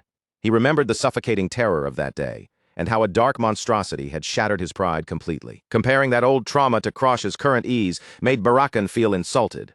He could not understand how his little brother had the nerve to lecture seasoned knights as if this battlefield was nothing to him. Krosh caught Barakan staring and shot him a smug sideways glance. It was a silent challenge, one that made it very clear he had no intention of being compared to the weak version of Barakan from the past. A vein bulged on Barakan's forehead as he fumed in silence. Krosh's arrogance was starting to dig under his skin, slowly threatening the sense of superiority he had always taken for granted. The squad continued marching deeper into the eroded zone with their swords ready. Behind Krosh, Barakan watched him closely, his thoughts racing as paranoia about the boy's potential began to grow. A troubling possibility started playing out in Barakan's mind, and the more he imagined it, the more dread it stirred inside him. What if Krosh continued growing at this impossible pace? He pictured Krosh surpassing him completely, rising into a genius on the same level as their sister, Charlotte. The thought of the Walheim family's so-called failure eclipsing him was more than Barakan's pride could endure. Barakan suddenly drew in a sharp breath, his anxiety becoming so intense it showed through his body. For the first time, he feared that his own position and legacy might be the ones cast aside. Krosh's casual voice cut through Barakan's spiraling thoughts. He called out to him and pointed ahead, signaling that they were finally getting close to their target. Beneath their boots, the ground had turned a sickening, deep red, pulsing with dark, unnatural energy. They had reached the heart of the erosion zone, the place where the Lord was waiting. Barakan lets out a sharp scoff, forcing a smug look back onto his face, as if the pressure in the air means nothing to him. Trying to steady himself through sheer arrogance, he tells Krosh that they must be lucky this time, because compared to the Lord he fought years ago, this one looks far easier to deal with. Krosh doesn't fall for that empty confidence for even a second. His expression stays tense as he warns his brother that this is exactly why they need to be more careful, not less. To him, the fact that no other corrupted beings are gathering nearby isn't comforting at all. It only makes the Lord at the center of this place seem even more dangerous. Behind them, the knights can barely hide the tremble running through their bodies. The crushing pressure pouring from the three-star Lord is already starting to grind them down, and a grim realization settles over the group. This single monster is powerful enough to keep the entire corruption alive all by itself. Barakan snaps at his men, barking for them to pull themselves together instead of being shaken by a child's warning. He tries to force momentum back into the squad, urging them to end the battle quickly, so they can leave this cursed place behind as soon as possible. Krosh quietly takes a step back, letting the knights move into the front instead of throwing himself into the first clash. For now, he decides it would be better to let them handle the opening exchange, muttering under his breath that they should probably manage without him jumping in right away. Then Krosh shifts his attention away from the others and turns inward, his gaze sharpening as power begins to gather through his body. This was the true reason he had come all the way into this rotten, distorted place. The world before Krosh's eyes begins to warp, and the raw presence of the erosion comes into focus like something alive within the twisted landscape. A gigantic blood-red eye seems to open, staring straight at him as if it can follow every breath he takes. Ever since he mastered the extreme blood poison, his senses have climbed to a height far beyond anything he possessed before his regression. Now he can actually see the corruption itself moving through the world. Krosh draws a dark, viscous fluid into his palm, holding it carefully as his entire perception locks onto the dense power swirling inside it. The preparations are finally complete, and the next step of his plan is waiting right in front of him. Without hesitation, Krosh tilts his head back and drinks the substance down, letting the black liquid slide into his mouth. It is a reckless move, one that forces his body right up against its breaking point, but he accepts the risk anyway. The backlash strikes almost instantly. Krosh's eyes bulge wide and turn bloodshot, veins straining as the poison surges violently through him. His vision begins to smear and twist, and the entire world around him feels as if it is bending out of shape. He doubles over with a harsh cough, and a violent spray of dark blood splatters across the ground beneath him. The strain of the technique crashes through his body harder than even he expected, leaving him shaking under the brutal physical cost. The knights rush toward Krosh in alarm, their armor clattering as they hurry to his side. From where they stood, they never saw what he had done.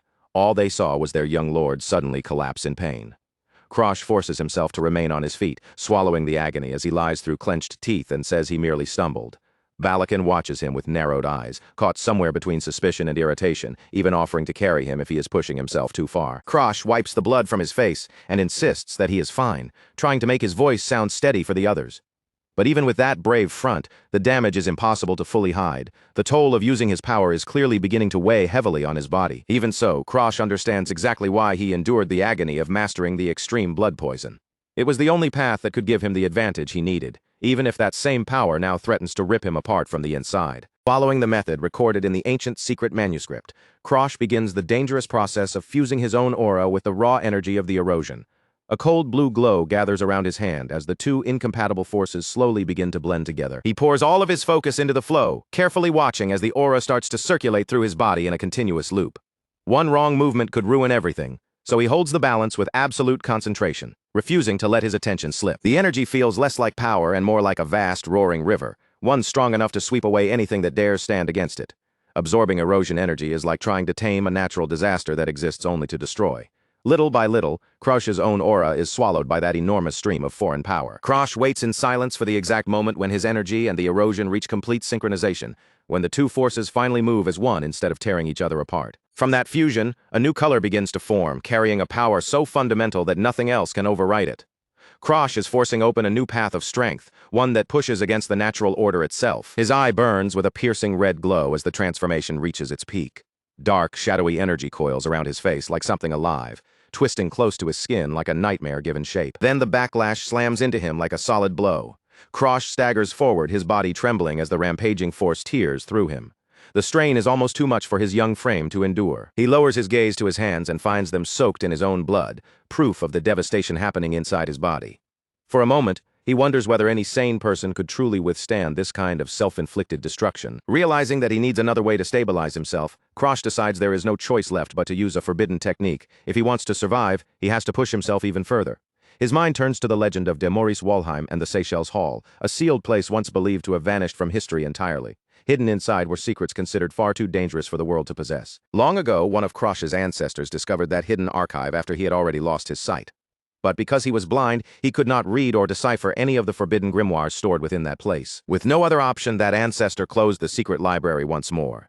He refused to let anyone else wander into the same darkness he had been forced to live with. And yet, before sealing it away completely, he left behind one single grimoire inside the archive as a final contingency. It was a thin thread of knowledge, preserved for some future descendant who might one day need it. That grimoire contained the forbidden art known as the Sixth Sense. Krosh stands firm as a pillar of blue light bursts upward from his body, marking the moment the ancient technique awakens. Power surges around him in heavy waves, crackling through the air with an intense pressure that feels beyond ordinary senses. Krosh is pushing past the limits of normal human perception. This technique, he can detect every sensation through his aura alone, gaining a kind of sight that does not depend on his eyes. His entire body becomes a living sensor, reading the world around him through the faintest shifts in energy. For now, Krosh can only extend that range as far as the tips of his fingers, but even that tiny distance is enough. Within that small space, his awareness becomes perfectly clear, as sharp and precise as polished crystal. A bloody but confident smirk spreads across Krosh's face as the technique settles into place. The space around him feels different now, almost as if he has carved out a territory of his own. He realizes that the area immediately surrounding him is no longer being completely devoured by the erosion. His very presence is beginning to push back against the corruption in the environment. Krosh looks out across the dark water, sensing the density of the erosion energy thinning ever so slightly. At last, he has found a way to breathe inside this hostile, poisoned land. He wipes the blood from the corner of his mouth and confirms it for himself. By using the sixth sense, he has managed to overcome the immediate danger and create a fragile balance within his body. But Krosh knows better than to mistake this for a true solution. This is only a temporary measure, and absorbing this kind of energy always carries the risk of triggering a complete, uncontrollable rampage. If he wants to fully stabilize his condition, Krosh understands that he will eventually need Bianca's Snowdoll curse. That is the only method capable of truly sealing down the chaos now stirring inside him. Even so, managing to suppress the erosion with his own power is still a tremendous victory. Krosh clenches his fist, feeling the raw force he has finally dragged under his control. He can feel it clearly now. He has taken one more step forward on his path toward ultimate power. Dark strands of aura flicker and dance around his eyes as he steadies himself for whatever comes next. Then, without warning, Krosh senses something enormous nearby. A cold sweat breaks over him as he turns around, realizing that he is not alone at the very heart of the erosion. A grotesque, fleshy limb rises above him like part of some impossible monster, and embedded directly into its surface is a human face.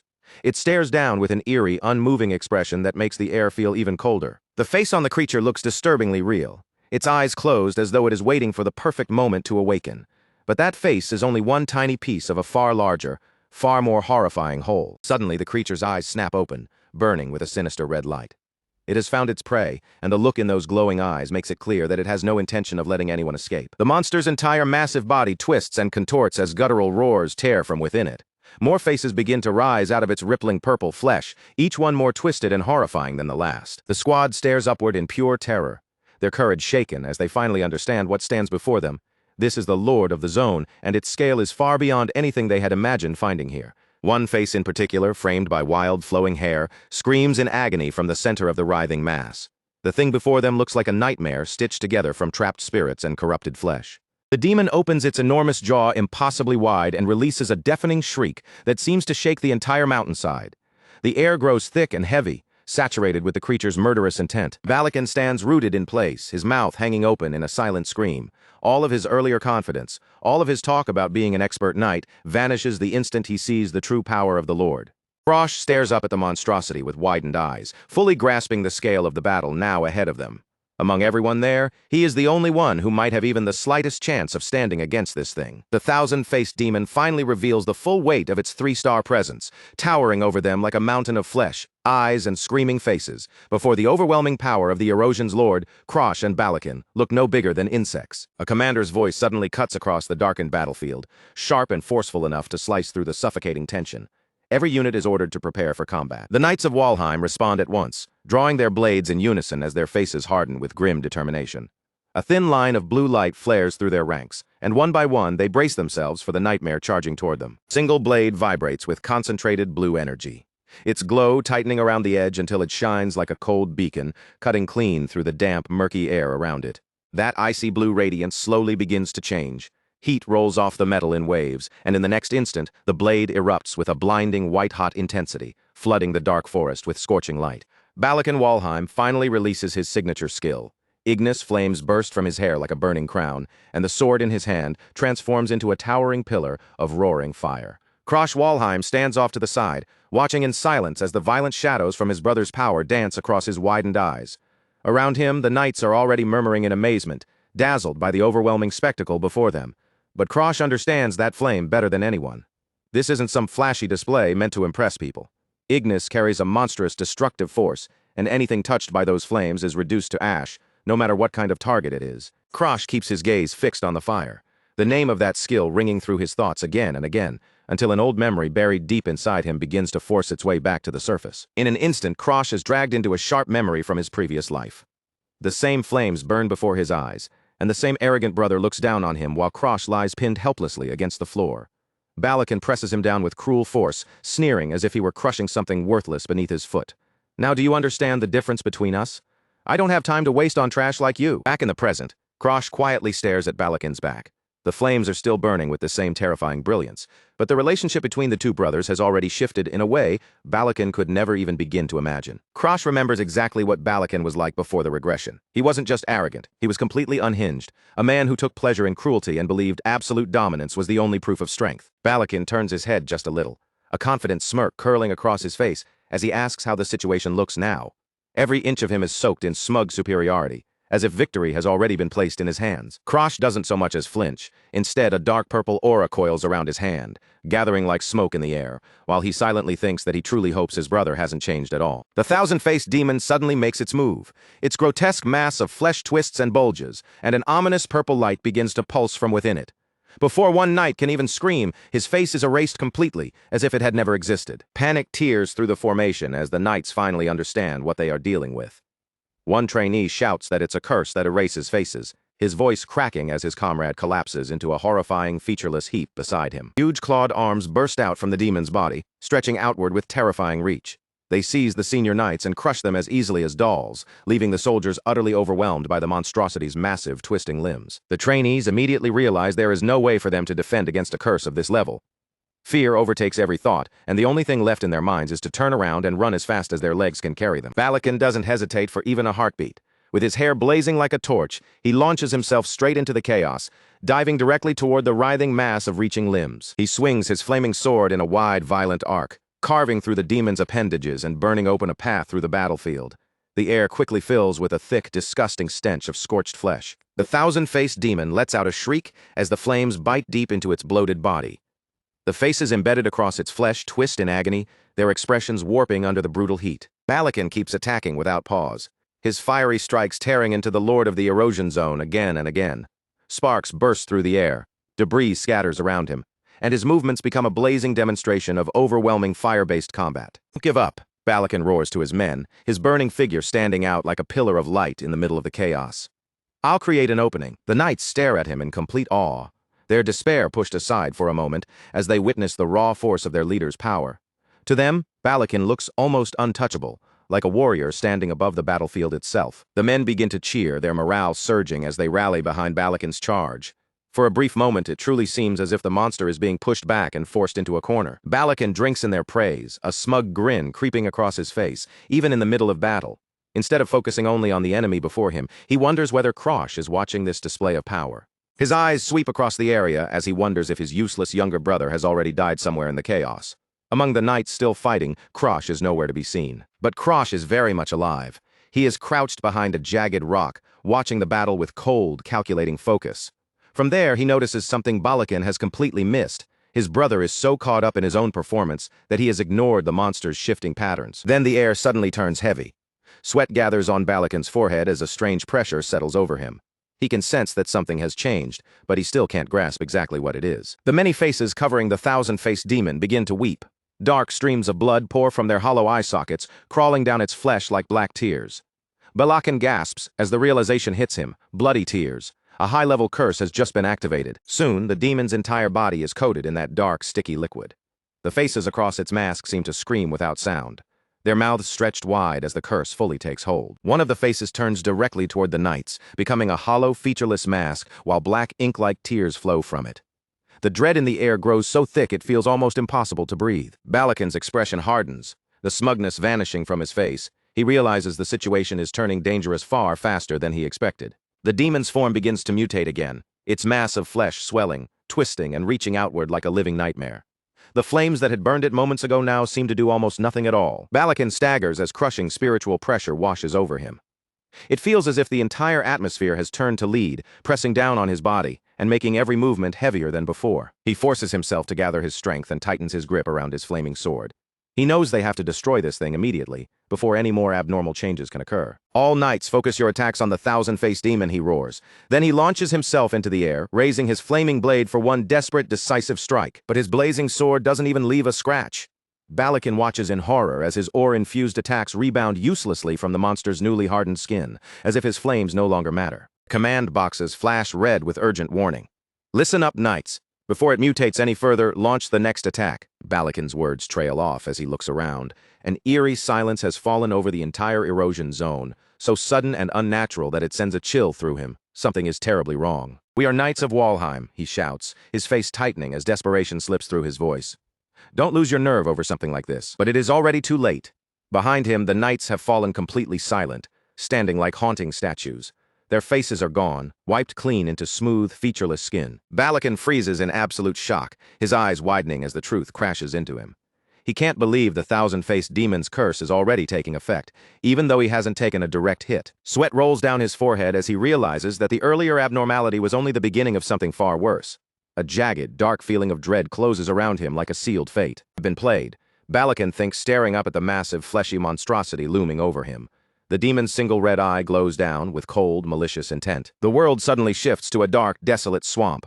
Lightning splits open a green-tinted sky, and heavy rain begins pouring down in relentless sheets as Balakin's consciousness is dragged into the abyss. Balakin's mental form stands in the downpour, looking around with his aura gone and his hair soaked flat against him. "This is bad," he mutters, feeling the cold of the rainy swamp sink deep into his body. His knees buckle into the mud as the weight of the curse clamps down on his mind. "I'm going to die," he whispers, and for the first time his arrogance is stripped away completely, leaving only raw terror behind. Desperation overtakes him as he scrambles through the rising water, splashing forward in panic.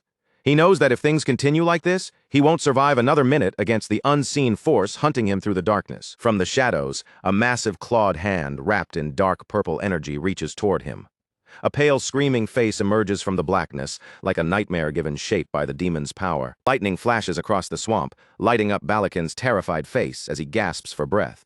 "Why is this happening to me?" The question races through his mind as his pride shatters inside the mental trap. The word "die" hangs in the air like a cruel taunt, mocking the proud status he once carried. Lightning continues ripping through the sky, reflecting across the swamp water as Balakin is forced to realize just how helpless he truly is. From within the curtain of rain, the ghostly blue girl appears, covering her mouth as she laughs at him. She mocks the strongest of Walheim, calling him an idiot for ever believing he could be enough. The ghostly blue girl twists the knife even deeper, reminding Balakin that his younger sister, Charlotte, has already surpassed him. Then she calls him out as a coward, someone who only tried to save himself by running away. "Pathetic failure like you deserves to die," she sneers, her gaze narrowing with vicious delight. The pressure inside Balakin's mind grows heavier by the second, pressing down on him like an invisible hand and crushing the last pieces of resolve he still has left. From above, a gigantic limb of pulsing flesh drops out of the storm clouds, swallowing the lightning-streaked sky in its shadow. Inside Balakin's shattered mind, the demon is preparing to bring everything to an end with one final merciless blow. With the last strength he can drag out of himself, Balakin forces his sword upward, trying desperately to parry the monster's attack. A sharp, strangled cry tears from his throat as the demon's strike finally crashes into him. A massive red-fleshed fist smashes down into the ground with bone-breaking force.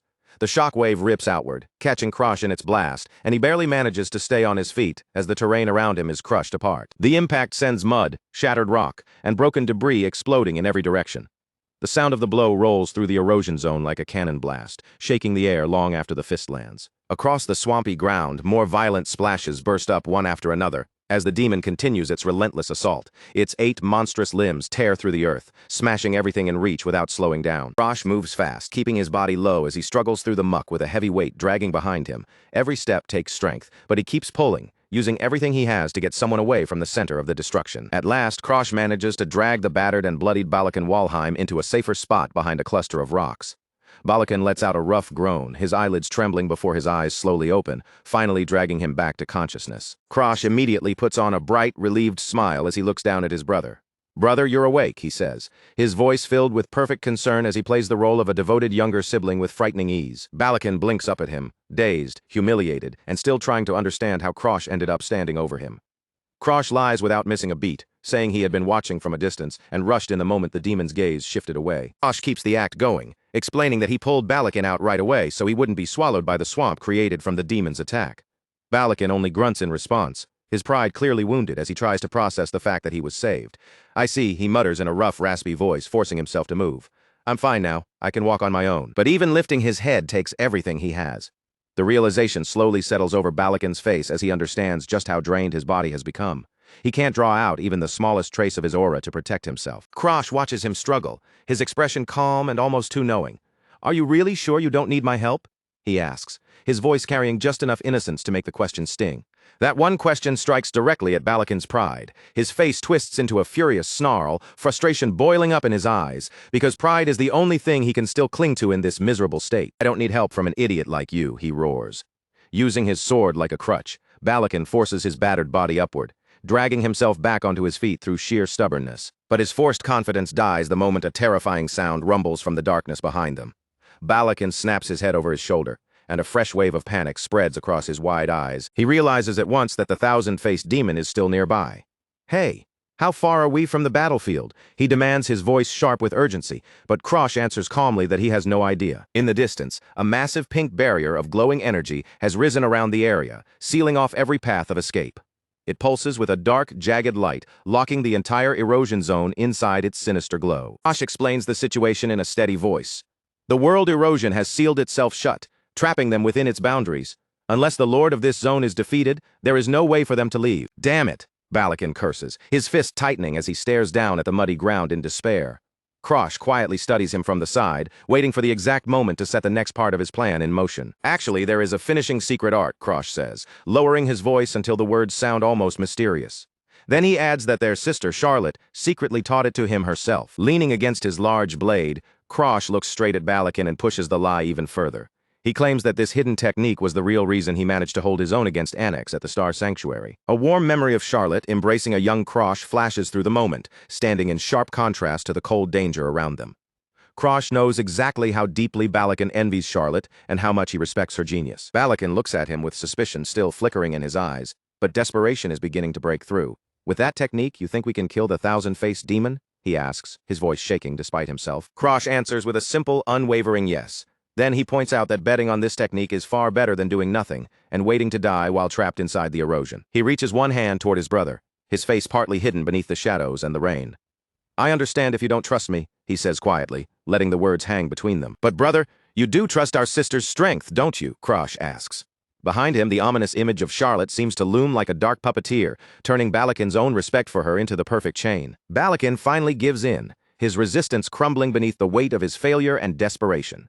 "Yeah," he mutters with his head lowered. "Charlotte is a genius, after all." Krosh rises to his full height as a deep purple aura begins to bleed into the air around his silhouette. Facing Balakin, who has walked right into the trap, Krosh warns him that if this technique fails, both of them will die. Krosh's face sinks into heavy shadow, with only a faint, confident smirk visible in the gloom. "Don't worry," he says, his words wrapped in a dark purple intensity. "I guarantee it won't fail." Rain pours down hard over the dark forest, drumming against the leaves and soaking the ground beneath the trees. The storm thrashes through the branches, yet beneath the thunder, everything else feels deathly still. Krosh and Balakin crouch low among the bushes, both of them watching the darkness for the slightest movement. Somewhere nearby, the thousand-faced demon is moving through the rain, and they can feel it drawing closer with every passing second. Krosh glances toward his brother and asks if Ignis is ready. Balakin raises his hand, sparks of flame flaring to life in his palm, confirming that everything is prepared. Krosh draws his sword with a calm, focused look, as if he has no intention of backing down now. His eyes stay fixed ahead, ready for whatever nightmare is about to emerge from the soaked forest. The ground beneath them is nothing but mud, puddles, and broken earth, forcing them to adjust their footing with care. In the silence between thunderclaps, even the smallest splash sounds sharp enough to give them away. Then, without warning, a massive blue aura erupts from Krosh's body. He lifts his sword high, the energy surging around him so violently that it feels as if he is about to carve the battlefield itself apart. Krosh closes his eyes and gathers every thread of that blue power into his blade. The pressure pouring off him is so intense that the falling rain seems to bend and scatter around the force. Balakin can only stand there in stunned silence, his mouth nearly falling open. He has never seen anything like this before, and the fact that it is coming from his younger brother makes it even harder to accept. The blue light coils around the sword, swirling tighter and brighter with every second. The blade shines with such overwhelming intensity that it looks as though Krosh is holding a fragment of a dying star. Balakin feels his thoughts unravel as he watches the level of focus Krosh is producing. In that moment, he understands that the gap between them is not merely wide, it is a canyon stretching far beyond what he imagined. The blade glows with a pure, blinding aura, clean and flawless as it gathers along the edge. Balakin stares at it and realizes he has never seen energy this refined in his entire life. He had doubted Krosh when his younger brother suggested combining their powers. But now that he is seeing it with his own eyes, Balakin begins to understand just how completely outclassed he really is. Awe and jealousy twist together inside him, because this is the level of mastery he has chased his entire life without ever reaching. Krosh turns back and asks for the flames once more. Balakin is caught off guard by the request, his expression tightening as he realizes he has become nothing more than a supporting piece in his brother's display. Balakin reaches out and sends the fire from his hand toward the blue-hot sword. Around them, the rain continues to hammer down, hissing against the growing heat in the air. The orange flames of Ignis leap onto the blade, wrapping themselves around the blue aura in a perfect spiral. Instead of clashing, the two powers merge together, forming a single terrifying weapon. Krosh tightens his grip around the flaming hilt, his entire presence turning deadly and sharp. The heat radiating from the sword is so intense that the rain falling near it boils instantly into clouds of steam. He lets out a small hemph, completely unfazed by the monstrous power now resting in his hands. Balakin can only watch from the side, feeling more and more like an outsider to his own flames. Balakin tries to pretend he still has control of the situation, asking if something is wrong. But his expression gives him away, because he is clearly shaken by how much Krosh has begun to overshadow him. Krosh tells him to stay back, saying he will make it in time without any help. Balakin drops to one knee, the words hitting him like a slap, forcing him to face the reality unfolding in front of him. He stares at the sword in Krosh's hands and realizes the flames blazing from it are far more intense than anything he himself ever produced. For Balakin, that realization lands like a brutal blow straight to his pride. As Krosh swings the sword around, a blazing trail of fire follows the blade through the rain-soaked air. Watching from the side, Balakin understands with a chill in his chest that this single strike may be enough to end the demon for good. The thousand-faced demon looms before them like a living nightmare, its body nothing but twisted eyes, claws, and swollen flesh bearing down from the darkness. The sight drags Balakin back to the moment he lost his men, when fear swallowed his pride and forced him to run for his life. Krosh wastes no time at all. With the flaming sword raised high, he charges straight toward the beast, cutting through the heavy rain with impossible speed, as if the storm itself can't slow him down. He lands a clean horizontal slash across the monster, slicing straight through the defense that had stopped Balakin cold. From the sidelines, Balakin watches in stunned silence, and for the first time the thought creeps in. Maybe he was the failure all along. A towering pillar of fire erupts upward from the strike, splitting the thousand-faced demon clean in half. Everything ends in a single instant, so fast and so violently that the monster doesn't even have time to understand that it has already been killed. Balakin stands frozen as if he has just seen a ghost. Horror and humiliation lock across his face, and the pride he had protected so fiercely is finally crushed into the mud beneath him. Krosh remains standing calmly in front of the blazing remains of the dead demon. The battle has ended, yet the air around him still feels heavy, as if the forest itself is holding its breath. At last the rain begins to fade, and sunlight slowly breaks through the thinning clouds, spilling over the forest. The sudden calm after such violence feels almost eerie, like the world is pretending nothing happened. The sky clears little by little, revealing a bright and peaceful landscape beyond the storm. In that quiet moment, Krosh breaks the silence and calls out to his brother. He turns around, a strange glowing aura flickering above his head like a faint flame. Looking toward Balakin, Krosh tells him that everything is finally over. Balakin grits his teeth so hard his jaw tightens, his whole expression twisted with misery.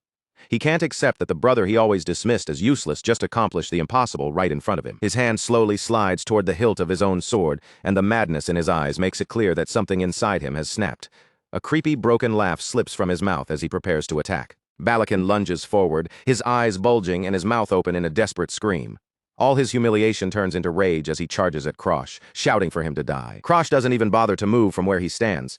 He blocks the strike effortlessly, and sparks burst into the sunlight as the two blades slam together and lock in place. Balakin is left completely stunned. He had convinced himself he still had a chance, but the moment their blades meet, he realizes he is attacking something as unshakable as a solid wall. Dark purple shadow energy begins to coil around the clash, crawling between the locked blades like smoke from a cursed flame. Balakin tries to summon his flames again, forcing power into his hands, but nothing answers him. His palms remain cold, empty, and powerless. Krosh looks at him with a terrifying calm purple flames flaring around his face and casting his features in a sinister glow. Then he thanks Balakin for staying exactly the same, right up until the very end. System screens flash into view, revealing the conditions required to steal a skill. Without even realizing it, Balakin has already fulfilled the first condition by allowing Krosh to use his fire. The next conditions appear one after another, confirming that Balakin's pride has completely collapsed under the weight of defeat. And with one look at his broken expression, it's painfully clear that this part has already been taken care of. Krosh swings a blade wrapped in pure black and purple energy. Bringing the trap to its final stage, he tells Balakin that from the moment he used those flames earlier, that power had already become his property. Balakin's screams are swallowed by the black flames as one final agonized cry tears out of him. In an instant, the talent tied to his soul is ripped away, and his body collapses helplessly to the ground. Krosh looks down at the charred remains before him, his sword still resting against the ash-like lump that had once been a monster. He quietly says Balakin's name, and only then does the full weight of what just happened begin to settle over him. With a purple flame flickering above his head, Krosh admits that part of him had actually hoped they could have gotten along. It is a cold, bitter realization, Things might have been different if Balakin had not been so cruel from the very beginning. A memory of young Krosh flashes through his mind, showing him collapsed on the floor, crying as he reaches toward a dropped cookie.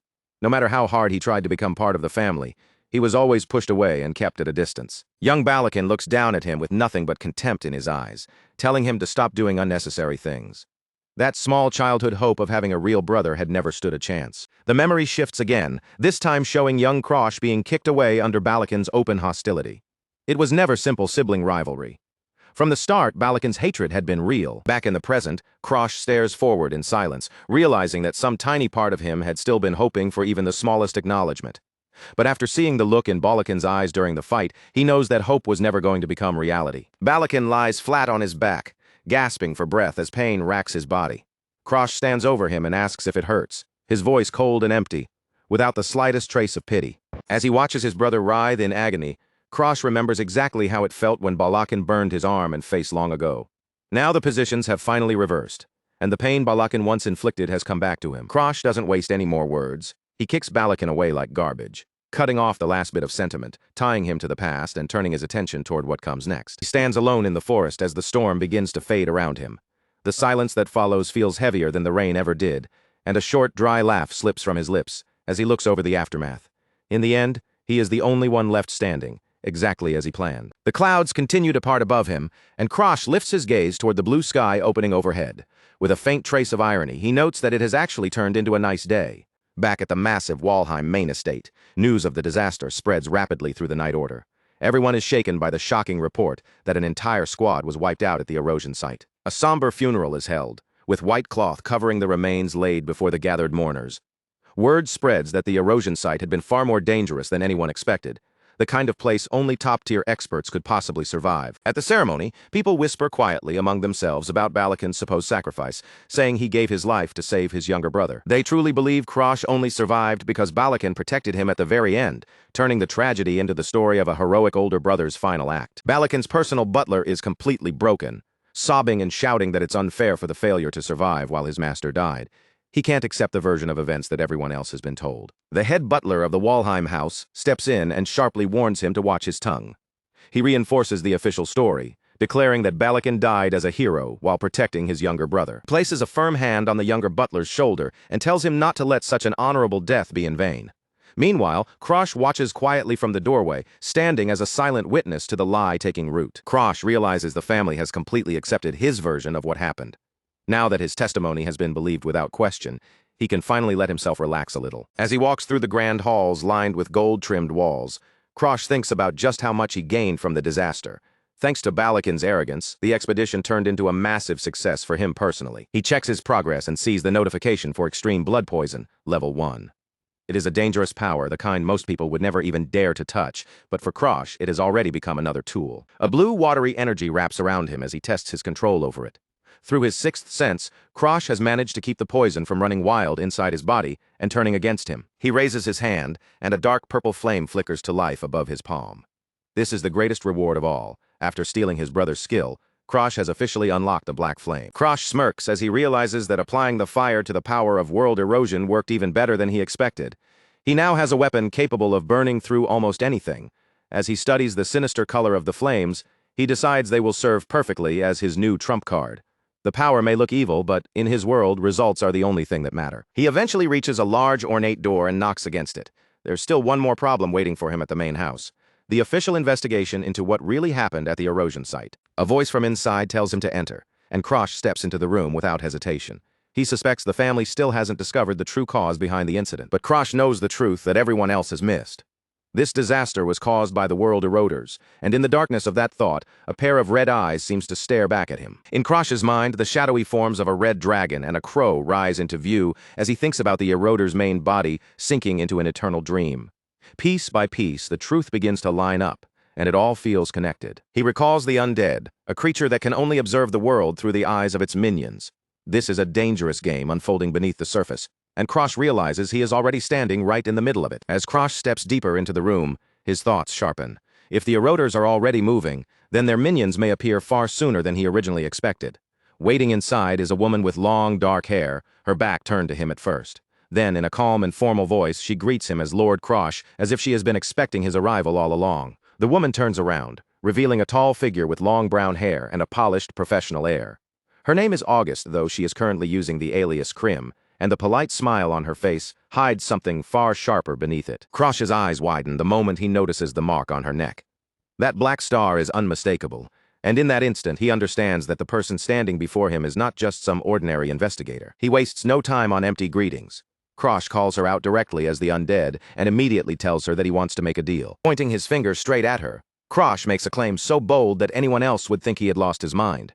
He tells her that he will be the one to erase her immortality. A mischievous smile slowly spreads across her face as she listens to his proposal.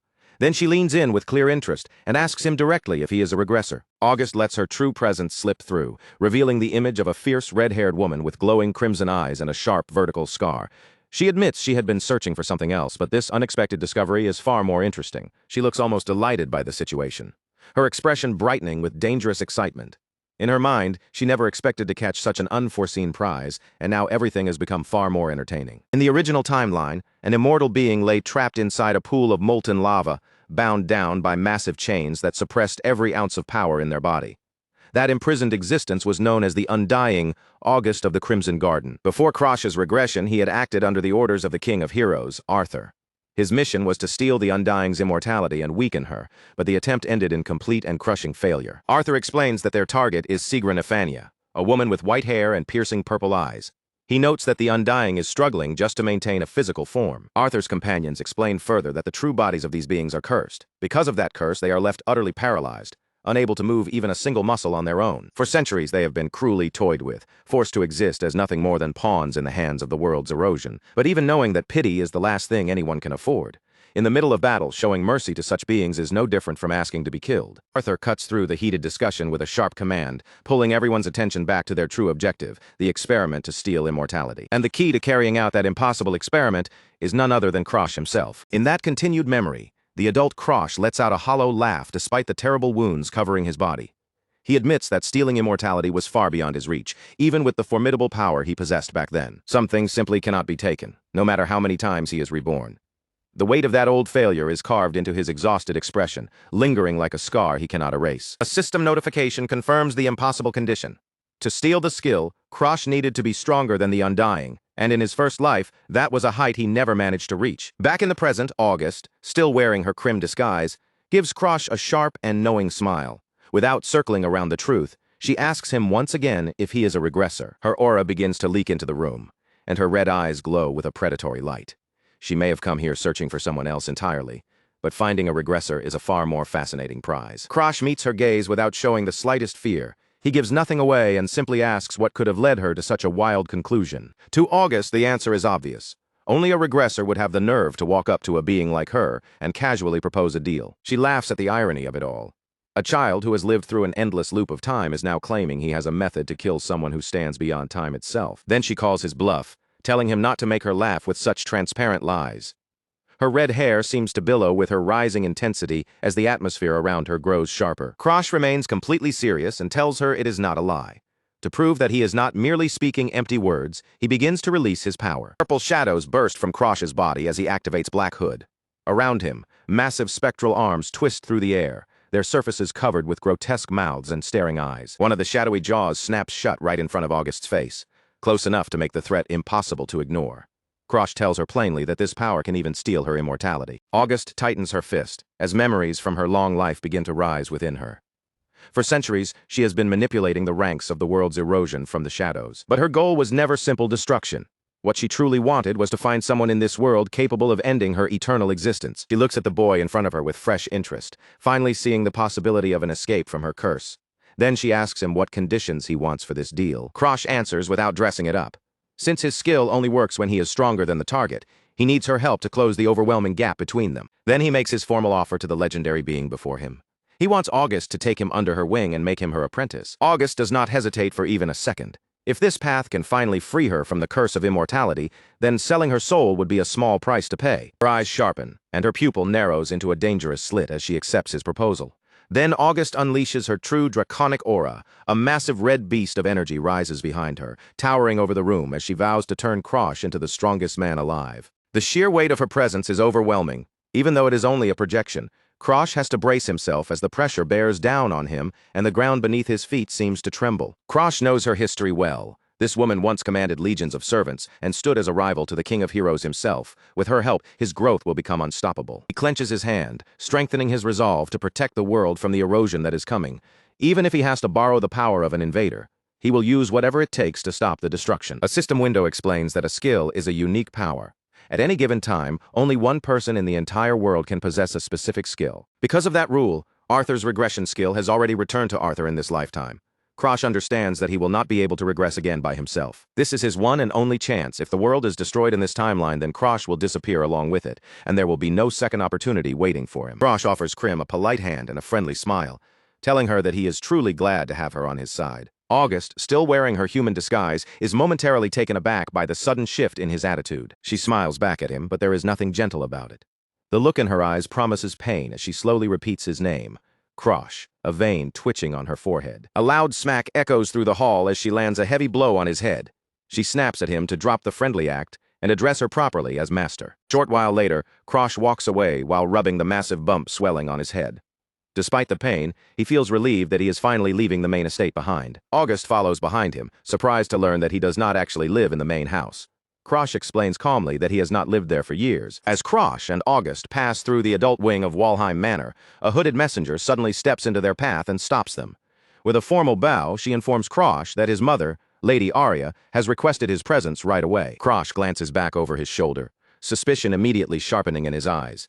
When he was living at Blue Pine Hall, his mother had never shown much interest in him at all, so he can't help wondering why she is suddenly so eager to see him now. The messenger continues her report without hesitation, adding that the family head has just returned from the Forbidden Domain. Then she delivers the part that makes the air around Krosh feel heavier. His father intends to meet him in person. Krosh is visibly shaken by the news, his expression tightening despite his best efforts to stay calm. To him, the family head is not simply his father. He is a massive shadow hanging over the entire Walheim family, and his sudden interest feels more frightening than being trapped inside a dungeon full of demons. Krosh thinks about his father's legendary status, a man who has already climbed to a semi-divine level of existence. A troubling possibility crosses his mind.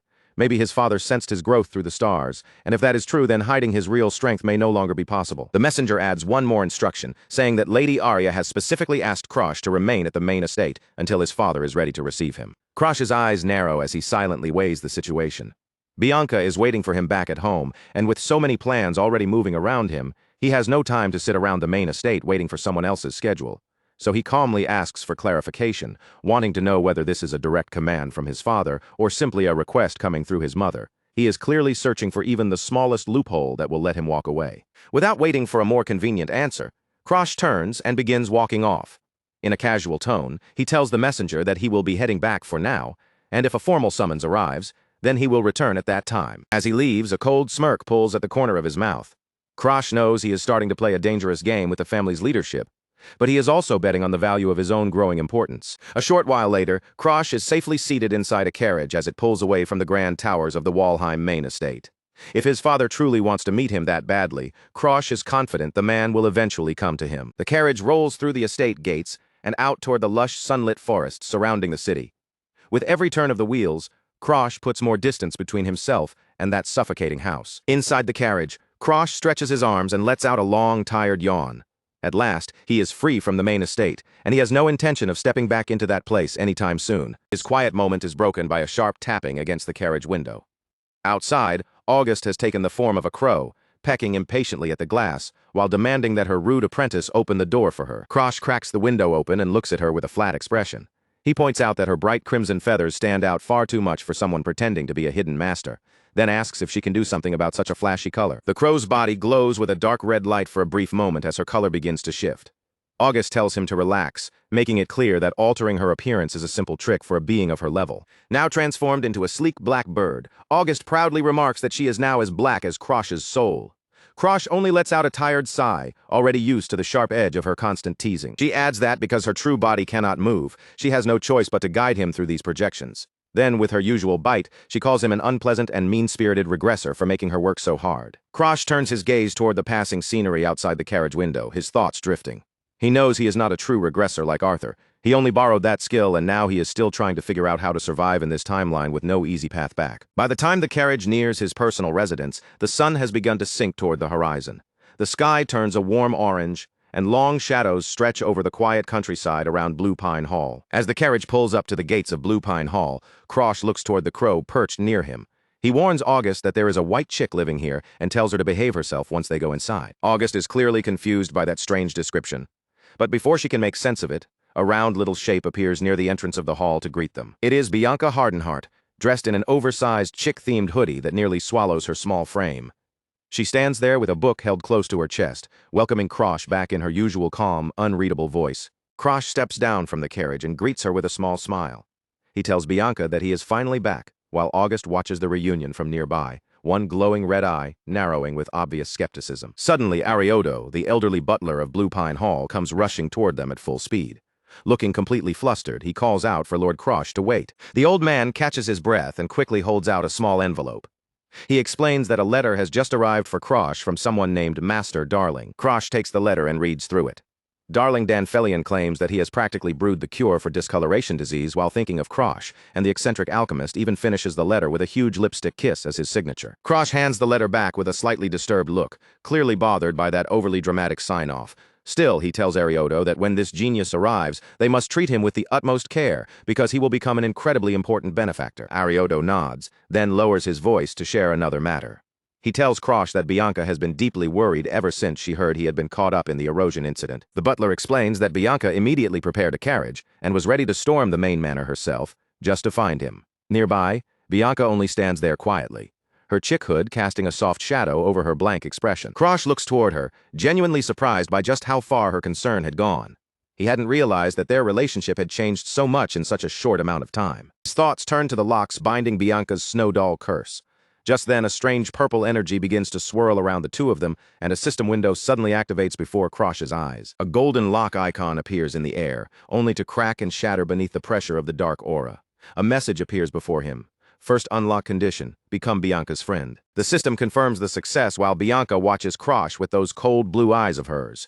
The first lock on her world-ending curse has officially been broken. Krosh is stunned by the notification. He originally approached Bianca with the intention of using her for his own survival. Yet somewhere along the way, he had truly managed to become her friend. The system screen chimes again with another clear notification. The first unlock condition, becoming Bianca's friend, has now been officially completed. Krosh is genuinely caught off guard by how quickly it happened. He never expected to clear the first hurdle with Bianca Hardenheart this soon. Bianca stands there in her oversized chick hoodie, looking as expressionless as ever. Krosh watches her carefully, with the crow perched on his head, wondering what thoughts might be hidden behind that blank face. Trying to break the silence, Krosh introduces the crow as a new friend. August immediately starts flapping her wings and moving around, doing her best to draw Bianca's attention. Bianca gently picks up the bird and decides to name him Cream. Krosh simply goes along with it, watching as the two of them begin to bond in their own strange way. She pulls the bird into a tight hug and quietly nods, noting how soft he feels in her arms. Krosh realizes that beneath Bianca's cold exterior, she actually has a surprisingly gentle spot for animals. Krosh's attention quickly returns to the bigger mission. Even while watching Bianca hold Cream, he is already thinking about the next step he needs to take in their relationship. He wonders what will be required to break the second seal on her heart. The system presents the next challenge. But this time, the route forward is not immediately obvious. Krosh runs through the possibilities of what an important person could mean. In most cases, that role would usually belong to family, childhood friends, or lovers. Since he and Bianca are technically engaged, Krosh decides that the lover route is probably the most practical option. At least logically, it seems like the natural next stage for satisfying the system's requirement. Bianca continues playing with Cream, and although the crow looks slightly overwhelmed by all the attention, Bianca herself seems quietly content in her own reserved way. Krosh stares at her and tries to imagine any kind of romance developing between them. But Bianca's face remains a complete blank, making the entire task feel almost impossible from the start. August flies back over to him while Krosh reflects on his awkward situation. Since he is an adult mind trapped inside a 12-year-old body, the idea of trying to flirt with Bianca feels incredibly uncomfortable. The crow teases him from nearby, suggesting that the pale girl already seems to have taken a genuine liking to him. August sounds deeply amused by the way Krosh is struggling with his own thoughts. As night settles over the manor, the mood around them begins to change. August's voice lowers as she addresses Krosh by name, carrying a much heavier tone than before. Her eyes glow a sharp, piercing red in the darkness as she declares that playtime is officially over. Now it is time for Krosh to head to the training grounds and begin the real work. Hours later, Krosh lay collapsed across the training ground, his body pressed flat against the cold stone as he dragged in one painful breath after another. August stood over him like a dark judge, staring down without a trace of sympathy and calling the sight of him utterly pitiful. She didn't soften her words at all. Instead, August openly mocked how little natural talent his body had been born with, saying it was almost insulting for a regressor to come back with such a miserable constitution. To August, the truth was obvious. Krosh had only managed to keep moving forward because he carried secrets from his previous life, and without those hidden shortcuts, he would be nothing more than an ordinary boy struggling in the dirt. Then she warned him in an icy tone that effort alone would never be enough. No matter how desperately he trained, a real genius could surpass years of his struggle in only a short handful of time. In this world, hard work had a ceiling, and Krosh was being forced to stare directly at that cruel limit. The crow's aura suddenly erupted around her, spilling out like a blood-red shadow across the training grounds. Under that suffocating pressure, August made it clear that when someone stood before her, ordinary ideas like talent no longer mattered. Her guidance was brutally practical. If Krosh had not been blessed with talent, then he needed to take it from others by force, because that was the true value hidden inside his skill. August promised that she would be the one to pull him out from the very bottom, no matter how rough the climb became. She wanted to raise him to a height beyond the clouds, far above the level he was standing on now. Her sharp claw tapped against the stone with a crisp, threatening click. That small sound alone made it clear that August was not joking. She fully intended to drive Krosh until he reached the absolute edge of what his body could endure. Behind the black bird, a ghostly image of August's human form seemed to rise in the air like a vision. With that chilling presence behind her, she challenged Krosh to grow strong enough that one day he could even steal her immortality. Krosh lifted his tired face and answered that impossible demand with a smirk. If becoming the villain was the price of reaching what he wanted, then he was already more than willing to play that role. Above the manor's iron gates, the full moon hung bright and cold in the night sky. As the brutal training finally came to an end, a heavy silence slowly settled over the entire estate. Few days passed, and under the bright midday sun, the training still showed no sign of stopping. Since that night, Krosh had continued pushing himself without rest, his body moving again and again through the same harsh discipline. That was when darling Danfelion made his entrance, arriving with the same ridiculous theatrical energy as always. The alchemist looked almost radiant with excitement, as though he had been waiting for this moment all morning. Darling called out to him with a playful greeting, his voice bright and dramatic, but Krosh didn't even loosen his stance. Even with someone as eccentric as Darling standing there, the young master remained completely focused on the matter at hand. Without wasting time, Krosh asked whether the item he had ordered was finally complete. He had been waiting for a very specific concoction, one that would become an important part of his next step. Darling proudly held up a small glass vial, showing off the single dark pill resting inside. With a triumphant smile, he announced that the work was finally officially finished. Of course, the alchemist couldn't resist fishing for praise. He asked Krosh whether he wasn't an absolute genius, and to his genuine surprise, Krosh answered plainly that he was. Darling froze for a moment, visibly stunned by the sudden compliment. He clearly hadn't expected the cold, blunt young master to recognize his talent so directly. The next second, Darling's excitement exploded, and he lunged forward as if he wanted to crush Krosh in a celebratory hug. Krosh immediately rejected the idea, snapping at him to stop before he got any closer. After Darling finally calmed himself down, he mentioned that he had brought a bit of interesting news from outside the estate. It involved a certain name that Krosh would definitely recognize. Darling said that someone named Annex had recently gone through a major change. The instant Krosh heard the name of his former rival, his eyes sharpened, and his expression grew noticeably more alert. A vision of Annex appeared, showing the boy after his defeat, throwing himself back into training with a fierce new intensity. Around him, a strange green energy seemed to glow, giving the impression that something inside him had begun to awaken. Krosh briefly wondered whether his own actions in this life had somehow pushed Annex forward. But he quickly shoved the thought aside, insisting that whatever happened to Annex had nothing to do with him. With that, Krosh told Darling that if their business was finished, he should go home. But from a nearby tree, August watched the exchange in silence, and her still gaze made it clear that she was not done with Krosh yet. August spoke up and told him that things were not over so easily. Before they left the estate, she still had more plans prepared to force his growth even further. She ordered him to make the alchemist brew even more elixirs. If they were serious about repairing Krosh's weak body, then they needed to gather every possible advantage, no matter how difficult or expensive it became. Elixirs were not simple medicine. They were dense concentrations of power, frighteningly expensive, and often protected by noble families for generations. Most ordinary people could live their entire lives without ever seeing even one. In his previous life, Krosh could only dream of ever touching something of that level. But now he had an alchemist standing right in front of him, and that changed everything. Darling Danfelion was still acting as eccentric as ever, but Krosh had no patience for jokes. The formula was already locked inside his memory, and all he needed was for Darling to follow it properly. From a distance, August watched quietly as Krosh prepared himself for what was coming next. A major tournament was waiting on the horizon, and Krosh understood better than anyone that he could not afford to face it unprepared. Krosh stated flatly that he wanted an elixir made, and the sudden request caught Darling completely off guard. The alchemist tilted his head, wondering if the latest news about Annex was the reason Krosh had begun pushing himself so aggressively. Darling then pointed out the biggest obstacle: money. Since the Walheim family would not be supporting Krosh, gathering enough gold for the ingredients would be an exhausting nightmare all by itself. But Krosh showed no concern at all. He had an entire lifetime of future knowledge to rely on, and as long as he handled things carefully, he was confident he could secure every material the elixir required. He told August to listen carefully, then began naming the rare ingredients one after another. The formula leaving his mouth was something that should not have appeared in this era yet. As Krosh continued speaking, Darling and August were both left in stunned silence. The boy's instructions were far too precise for any 12-year-old to know, and every rare material he mentioned made Darling sweat harder.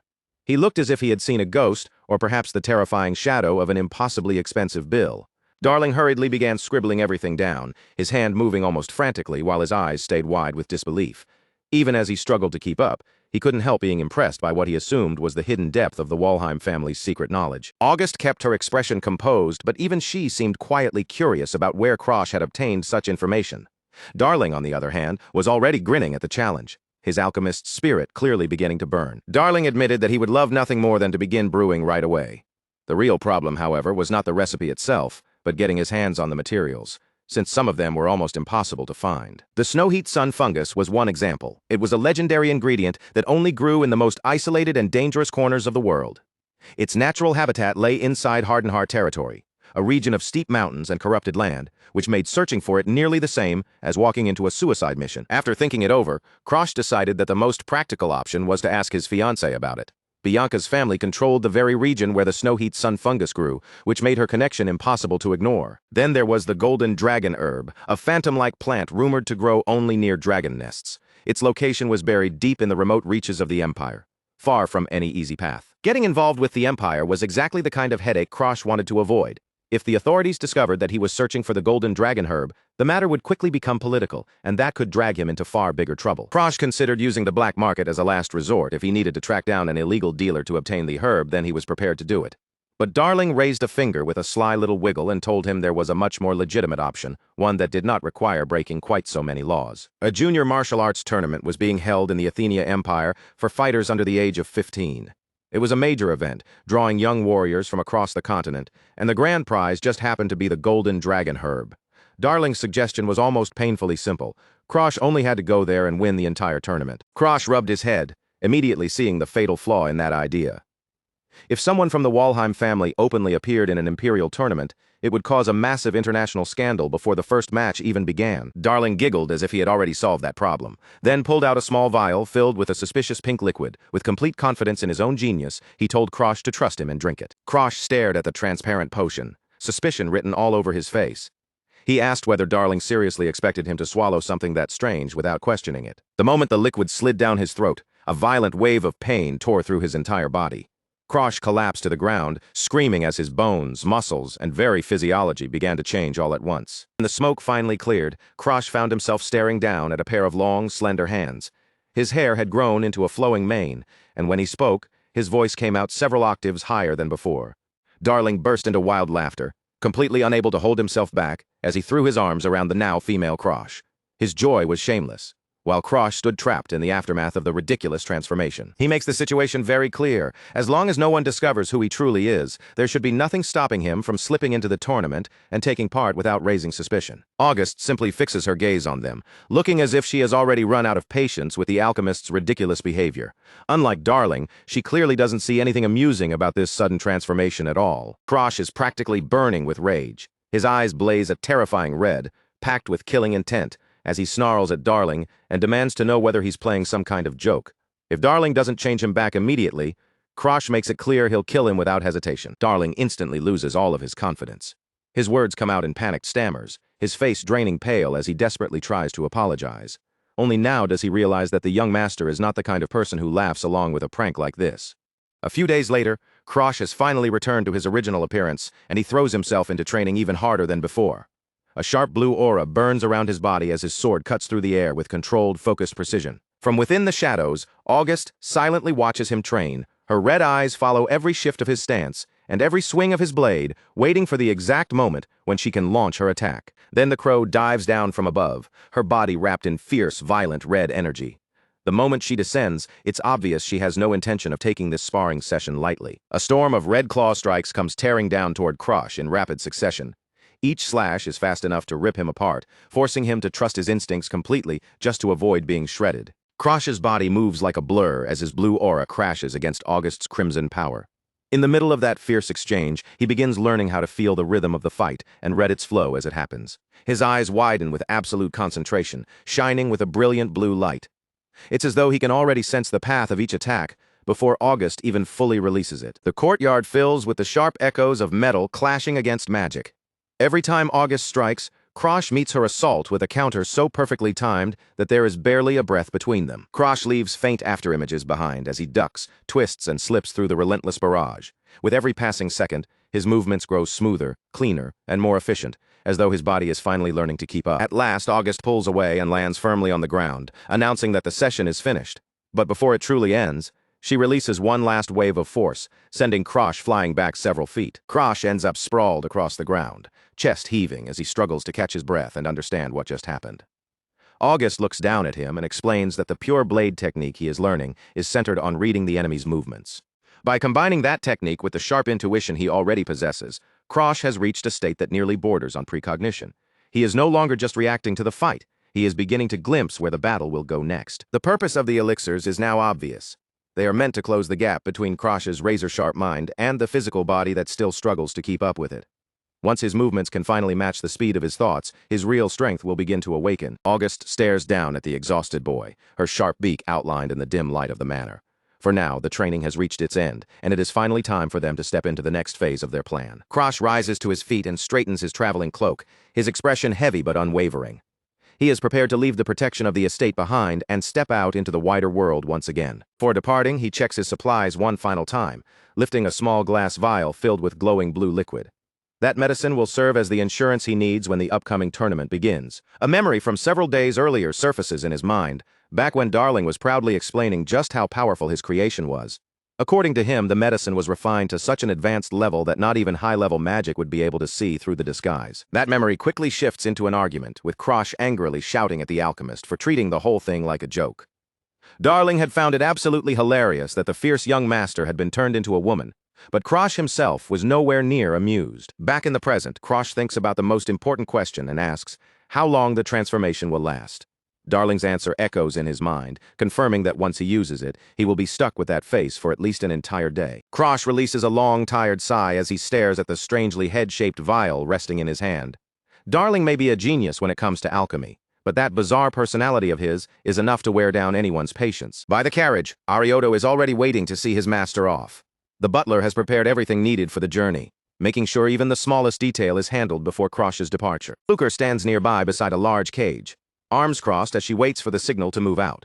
Arioto explains that he has hired both her and a merchant to help Krosh sneak into the Empire through illegal means. Krosh turns his eyes toward his loyal butler, and a rare smile appears on his face. He is leaving Green Pine Manor in Arioto's care, fully believing the man can protect and manage it while he is gone. Arioto bows deeply, his face carrying nothing but complete devotion. He swears that everything will be handled flawlessly, and that he will wait for the day his master returns. Suddenly, a blue aura flares around the butler, making the determination in his eyes even more intense. He declares that he will not allow anyone to enter the manor, not even the head of the Walheim family himself. As the carriage begins to roll away, Krosh thinks back to the day Darling provided the medicine for the discoloration disease. That single moment became the turning point that changed everything for the people serving under him. In that memory, Arioto had fallen to his knees, sobbing uncontrollably as he thanked Krosh for saving his daughter's life. The weight of that gratitude was far beyond a simple servant's duty. Krosh's reply had been cold, direct, and practical. If Arioto truly felt grateful, then he needed to survive and continue serving his master. That command became the foundation of a loyalty that would last for life. Arioto continued to cry, overwhelmed by the simple fact that his daughter was finally safe. To him, there was no price too great and no burden too heavy if it meant protecting that miracle. His broken wails filled the room, carrying both grief and relief in their rawest form. From that day onward, Arioto was no longer merely a servant. He became a fanatically loyal ally bound to Krosh by gratitude. Back in the present, Krosh watches the passing scenery through the carriage, his eyes filled with cold determination. He knows he must survive no matter what, and having someone as genuinely loyal as Arioto makes that goal far more reachable. The carriage wheels grind over the gravel road as they continue toward the border. But before Krosh can fully leave his old life behind, there is still one more person he needs to meet. Bianca appears before him, wrapped in a thick hooded cloak and carrying a woven basket in her hands. Krosh thanks her for accepting his last-minute request concerning the fungus. She passes the basket to him and explains that once she obtains the snow-white solar fungus, she will return to the manor. Even as she speaks, there is a clear trace of worry in her voice about him being away for so long. Bianca turns as if preparing to leave, telling him that she will be waiting for his return at Green Pine Manor. When she says his name, her voice carries an unusually soft tone that doesn't quite match her usual demeanor. Krosh responds with a warm smile, a faint blush rising on his face at the unexpected gentleness in her words. Holding the basket she gave him, he promises that he will come back as soon as he can. When he looks inside the basket, he finds a neat row of carefully packed sandwiches. Only then does he understand why so much noise had been coming from the kitchen the day before. Bianca turns her face away, hiding most of her expression beneath her hood, and tells him to eat them later, in the middle of all their danger and chaos. It is a small but strangely warm moment between them. With one final wave, Krosh and Bianca say their goodbyes. The road ahead will not be easy, but both of them now move forward toward their own goals, with renewed purpose in their hearts. Carriage sets off down the tree-lined road, while August soars high above them in the sky. Their destination lies in the heart of the Empire, where far greater challenges are waiting. A sudden burst of fire erupts from Krosh's blade as he tests the strength of his power. Even while traveling, he refuses to waste a single moment that could be used for training. He extends one gloved hand, and the blue aura around him begins to mix with a dark, twisting energy.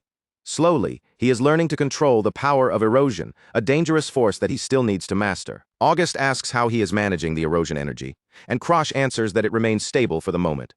He explains that his refined sixth sense is what allows him to guide and suppress such unstable power. Several calm days pass as they continue along the road, with the merchant carefully guiding them away from the most dangerous eroded lands. Fluker relaxes during the journey, casually biting into an apple as the carriage moves on. That peaceful mood is shattered in an instant when a projectile shoots in and knocks the apple straight out of Fluker's hand.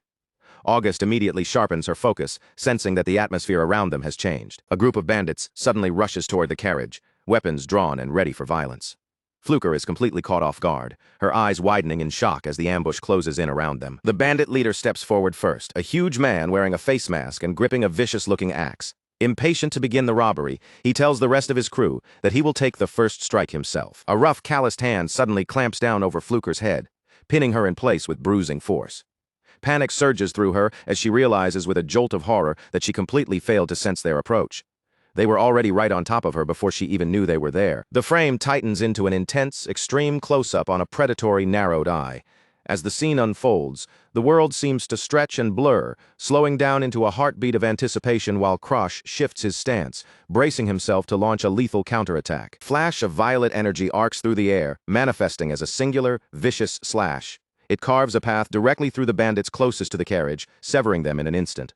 Heads are sent flying from their shoulders as a spray of crimson blood erupts, painting the air and ground in a gruesome display. Krosh stands unmoved at the center of the slaughter, his silhouette wreathed in flickering purple flames that cling to his hands. With his face obscured in deep, dark shadows, he looks less like a boy and more like a vengeful spirit conjured from the depths of the woods. The bandit leader stands paralyzed, his face drained of color as he stares at the carnage. He is completely unable to grasp how a mere youth could wield such terrifying, overwhelming force. And a dawning, bitter realization takes hold. They have made a fatal mistake in choosing their prey. Shaking off the initial shock, the leader lets out a guttural, desperate roar, barking orders for his remaining men to swarm the boy. A wave of ruthless bandits surges forward, their weapons glinting as they charge toward Krosh, ready to tear him apart. The leader sneers, hurling insults at Krosh while assuming that the boy is completely helpless now that his primary weapon is absent. He charges headlong into the fray, his eyes filled with the arrogant confidence that their overwhelming numbers will eventually crush the life out of his young opponent. Krosh remains perfectly still, a calm defiance in his posture, while his sword pulses with a malevolent, shimmering light. A spectral, translucent purple hand manifests out of thin air, gripping the crossguard firmly. He looks up, coolly asking the charging bandits if these were the weapons they thought left him defenseless. With a series of fluid, lightning-fast motions, Krosh dances through the bandit horde. Every swing of his blade leaves a trail of violet energy, cutting through his attackers with lethal precision. Blood splatters across the grass as the foot soldiers crumple one by one, never even getting close enough to land a blow on the boy they had foolishly deemed an easy target. Krosh raises his gaze, his expression ice-cold and utterly unshakable. A faint, ethereal blue glow ignites deep within his eyes, piercing through the chaos. He fixes his stare directly on the leader, his face remaining a stoic mask, entirely devoid of fear, doubt, or hesitation. The bandit leader looms over the youth, his massive muscular frame bunched with tension as the reality of the situation finally hits him. He stammers, his voice dropping as he mutters that Krosh is far from an ordinary brat, finally acknowledging the deadly threat standing before him. Gripping his heavy battle axe with both hands, the leader raises it high, the polished, jagged metal reflecting the dim light beneath the dense forest canopy. He bellows a shout of pure aggression, declaring that this ends now and promising to crush the boy with one singular devastating strike. The massive axe descends with enough force to shatter bone and crater the earth, yet Krosh intercepts it with chilling ease, blocking the weight of the weapon with his sword. A brilliant, blinding flash of white light explodes from the point of impact, washing over the area and leaving the bandit leader stunned and completely wide open. A whirlwind of steel follows as the leader goes into a blind rage, unleashing a frantic barrage of strikes. Krosh moves with supernatural grace, dodging and parrying every swing with effortless speed. The leader growls, his frustration boiling over as he realizes that the boy isn't just reacting, he is reading every single one of his movements before they even happen. The bandit leader heaves for breath, sweat rolling down his brow as he glares at his opponent with burning hatred.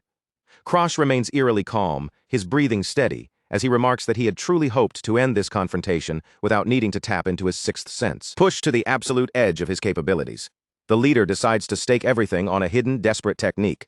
His eyes burn with a murderous, frantic intent as he prepares to land a blow meant to crush both Krosh's head and his sword in one go. Krosh watches the colossal weapon plummet toward him, his face remaining a portrait of calm, calculated focus. He doesn't flinch or retreat as the blade looms over him, waiting with absolute stillness for the precise, perfect second to react. A flicker of triumph crosses the bandit leader's eyes, his gaze narrowing as he convinces himself he has finally secured the upper hand. He is certain the boy has walked directly into his trap, and he has no intention of letting this final, lethal opportunity slip through his fingers. Triggers his phantom battle axe technique, the metal of the weapon blurring as it is engulfed in a swirling, dark, and volatile energy. Krosh raises his sword, meeting the massive blow head-on, and the two clashing forces detonate in a wild shower of violent red and black sparks. A sudden, sharp close-up on Krosh's eye reveals a moment of razor-sharp focus as the raw, chaotic energy of the technique washes over him. Even as he struggles to hold back the overwhelming pressure, he seems to be dissecting and analyzing the technique in real time. The sheer impact generates a concussive shockwave that rattles the surrounding trees, casting flickering orange and red light through the dark, shadowed woods. The violence of the collision is so intense that it tears the very ground apart beneath their feet. As the dust and debris begin to settle, flames ignite and dance around Krosh, casting a glow against his cold, analytical eyes. The bandit leader stares in utter disbelief, his heart sinking as he recognizes the specific, high-level flow of energy Krosh is radiating. The leader's expression undergoes a visceral transformation, shifting from rage to pure, paralyzing terror as he watches the flames grow stronger. He shakes uncontrollably, his voice trembling as he struggles to process the identity of the boy standing right in front of him. Krosh stands tall, completely unbothered amidst the roaring fire, his left eye glowing with a piercing, ethereal blue light that cuts through the thick, swirling smoke. The bandit leader, utterly shattered by fear, whispers a broken question, asking if the boy is actually a disciple of the legendary slaughter dog. An underling serving the butcher dog emerges from the gloom, his eyes glowing with an eerie red light behind a jagged, menacing metal mask.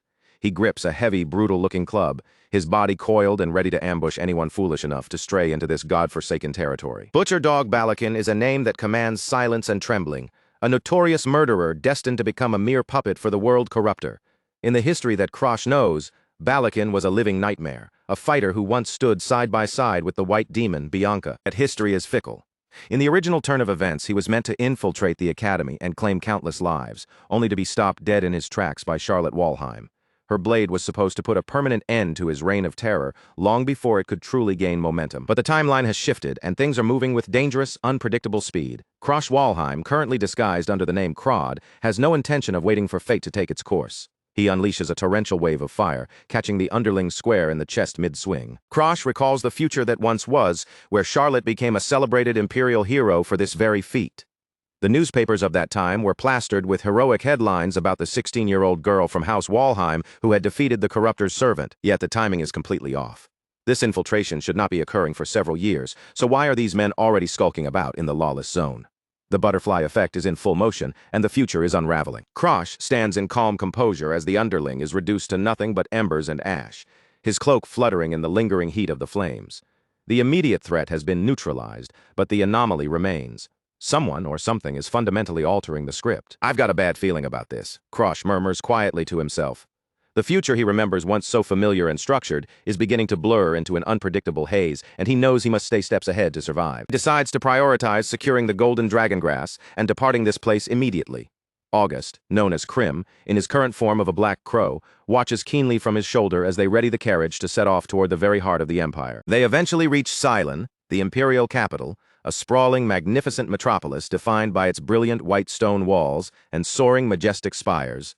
It is a city that prides itself on light and grandeur, yet it harbors deep, dangerous shadows within the winding corridors of its palace walls. The streets are alive with frantic energy, buzzing with anticipation for the upcoming martial arts tournament. Prominent signs point the way toward the registration hall, where warriors, mercenaries, and elites from across the world are gathering to test their strength and prove their worth. Inside, the hall is packed tight with battle-hardened fighters and soldiers of fortune, the air thick with the metallic scent of weapons and the low hum of hushed, tense conversations. Krosh slips into the dense crowd, keeping his head down and maintaining a low profile as he patiently waits for his turn. Watching the scene from a high, secluded vantage point is the fourth imperial princess, Sisley Ephania. She is only 14, with distinctive silver-white hair tied into two twin buns, and her star-patterned pupils hint that she is far more than a simple royal. Sisley is currently throwing a spectacle, shouting at the top of her lungs about rounding everyone up to take to the academy as her own personal diamonds. Her attendant, Asura, is desperately trying to manage the situation, softly but firmly reminding her that such boisterous behavior is completely beneath a member of the royal family. Sisley merely doubles down on her antics, laughing and joking that her father would likely collapse into a fit of pure rage if he saw her like this.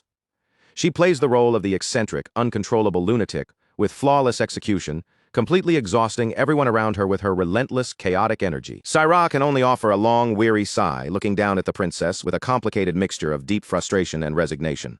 To the rest of the empire, Sisley is nothing more than a wild, untamable girl with no interest in politics or the weight of the throne. But beneath it all, it is a carefully, masterfully constructed mask.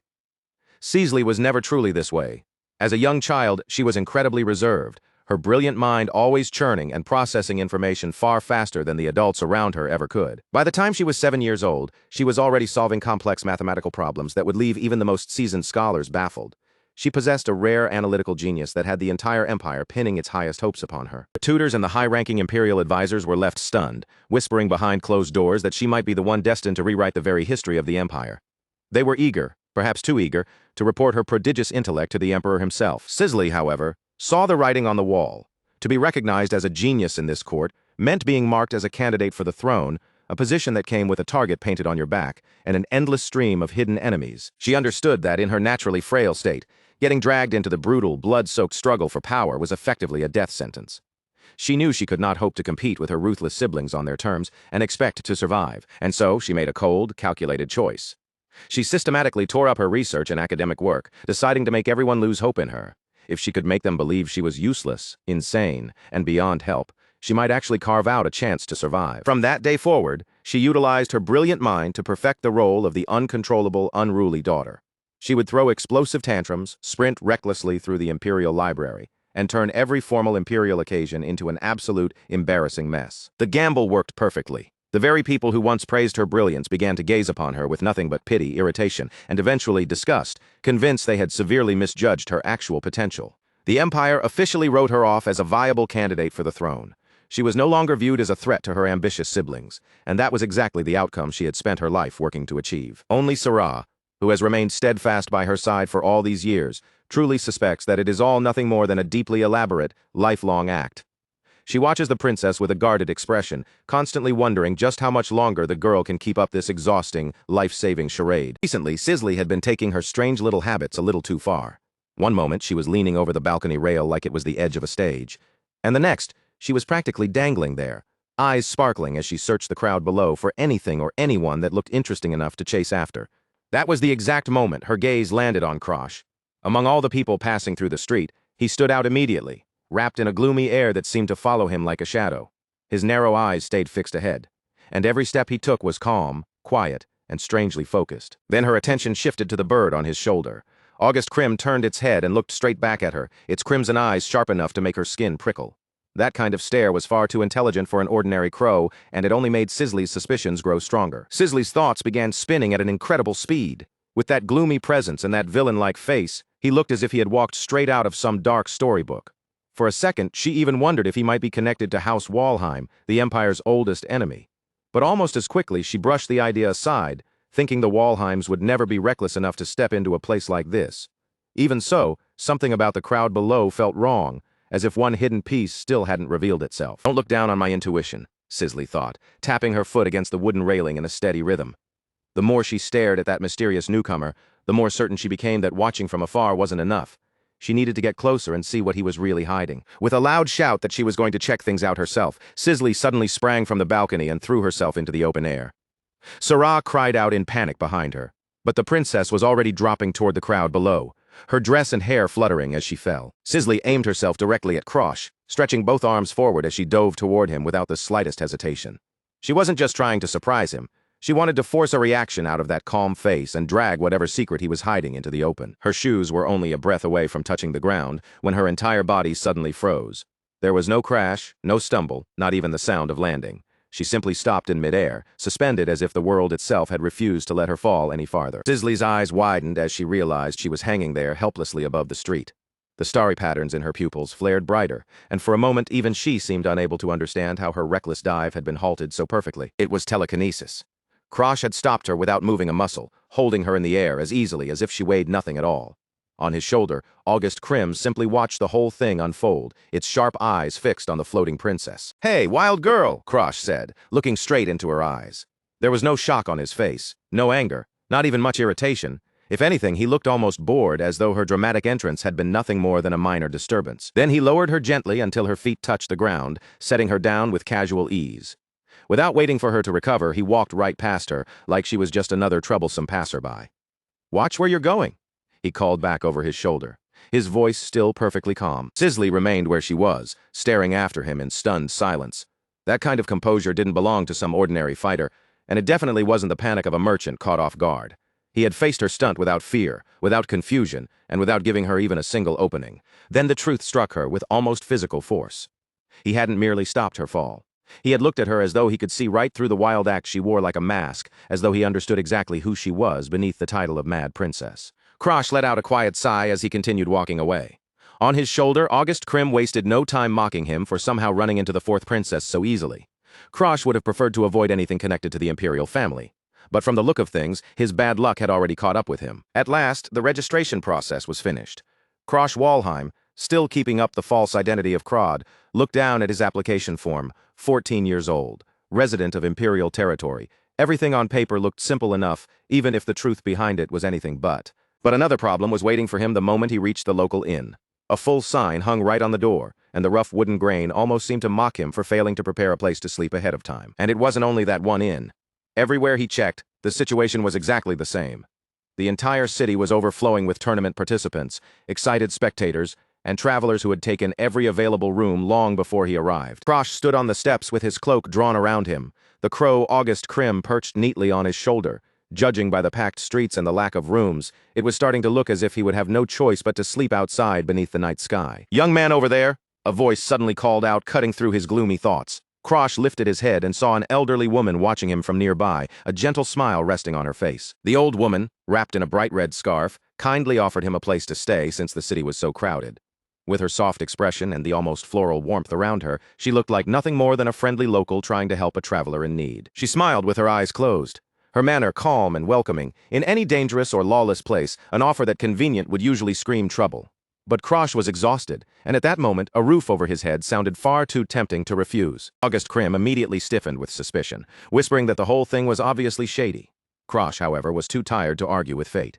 He accepted the old woman's offer almost at once, which only made the bird's irritation flare even higher. The crow flapped its wings in protest, demanding to know whether Krosh had never been taught not to follow strangers.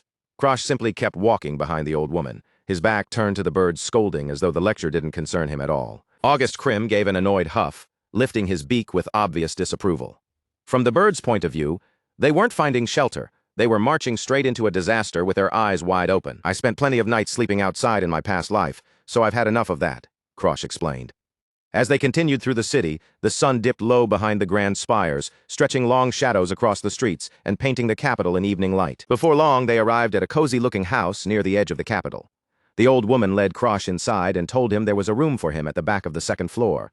She added that dinner would be ready soon, her voice as warm as ever. Krosh made his way upstairs, quietly thinking he had been strangely lucky to find shelter so easily. But the moment he reached the landing, that small sense of relief vanished. A familiar face was already waiting for him there. Sisley was standing by the railing, leaning over it with a mischievous grin spread across her face. She had recognized him from the registration hall, and from the look in her eyes, she had no intention of letting this mysterious boy slip away so easily. Krosh slowly buried his face in one hand as the weight of the situation sank in.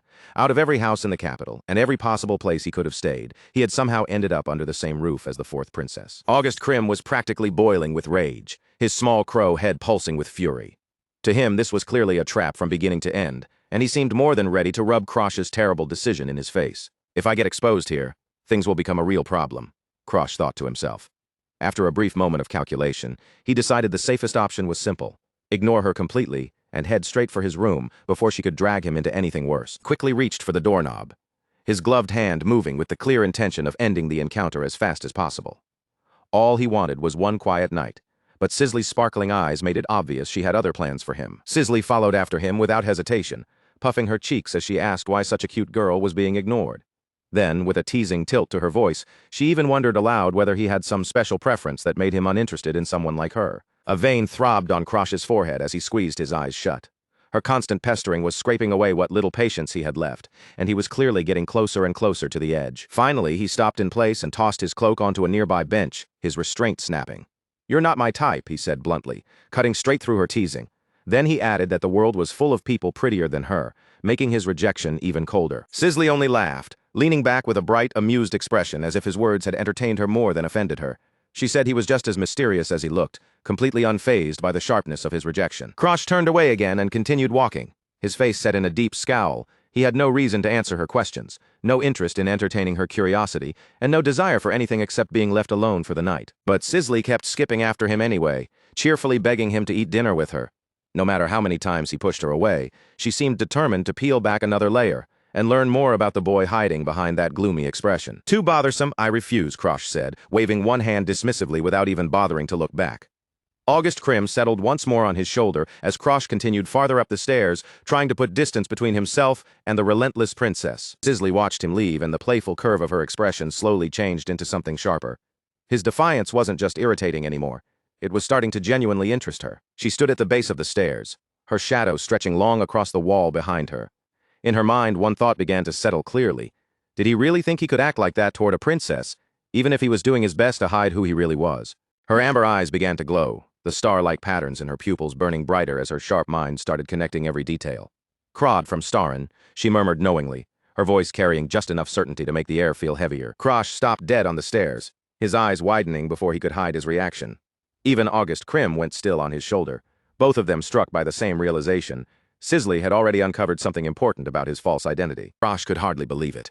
From nothing more than that short hostile exchange, she had managed to deduce where he was supposedly from, narrowing down his background with frightening speed. Sisley pressed him further, asking whether he truly thought it was fine to show that kind of attitude toward her. The playful mask slipped from her face, and her gaze turned sharp, focused, and far more calculating than before. "Mr. Claude from Starin?" she asked, testing the name with a pointed smile. Her guess had landed with terrifying accuracy, cutting close enough to his cover that Krosh suddenly felt as if the walls around him had closed in. Krosh clenched his teeth while his thoughts raced for a way out of the corner she had pushed him into.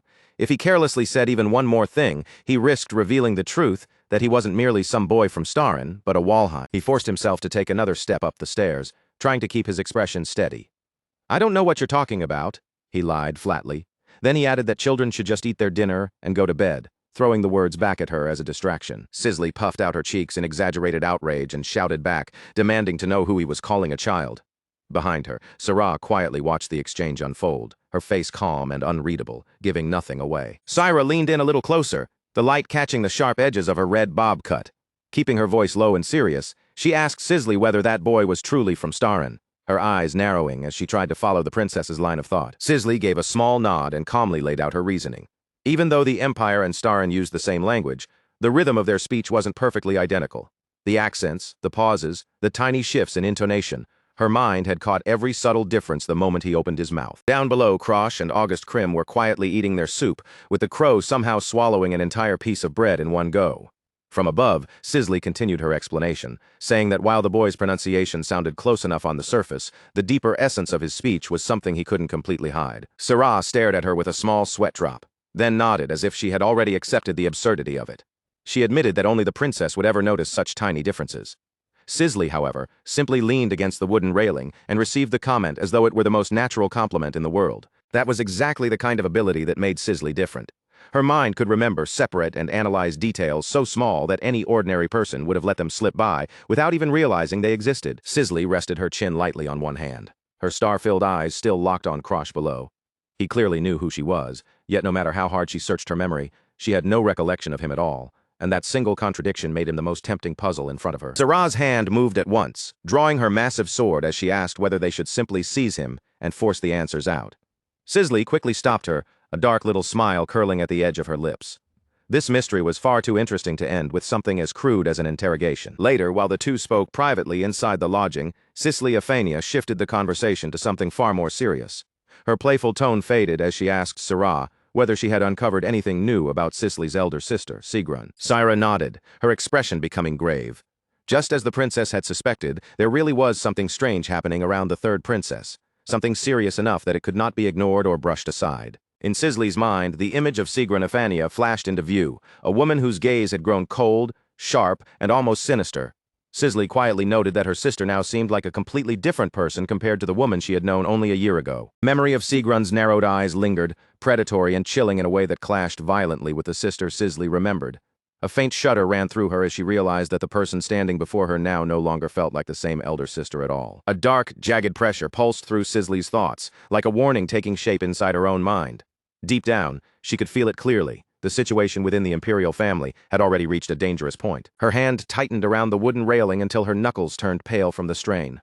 At that moment, Sisley understood that her worst premonitions had been right.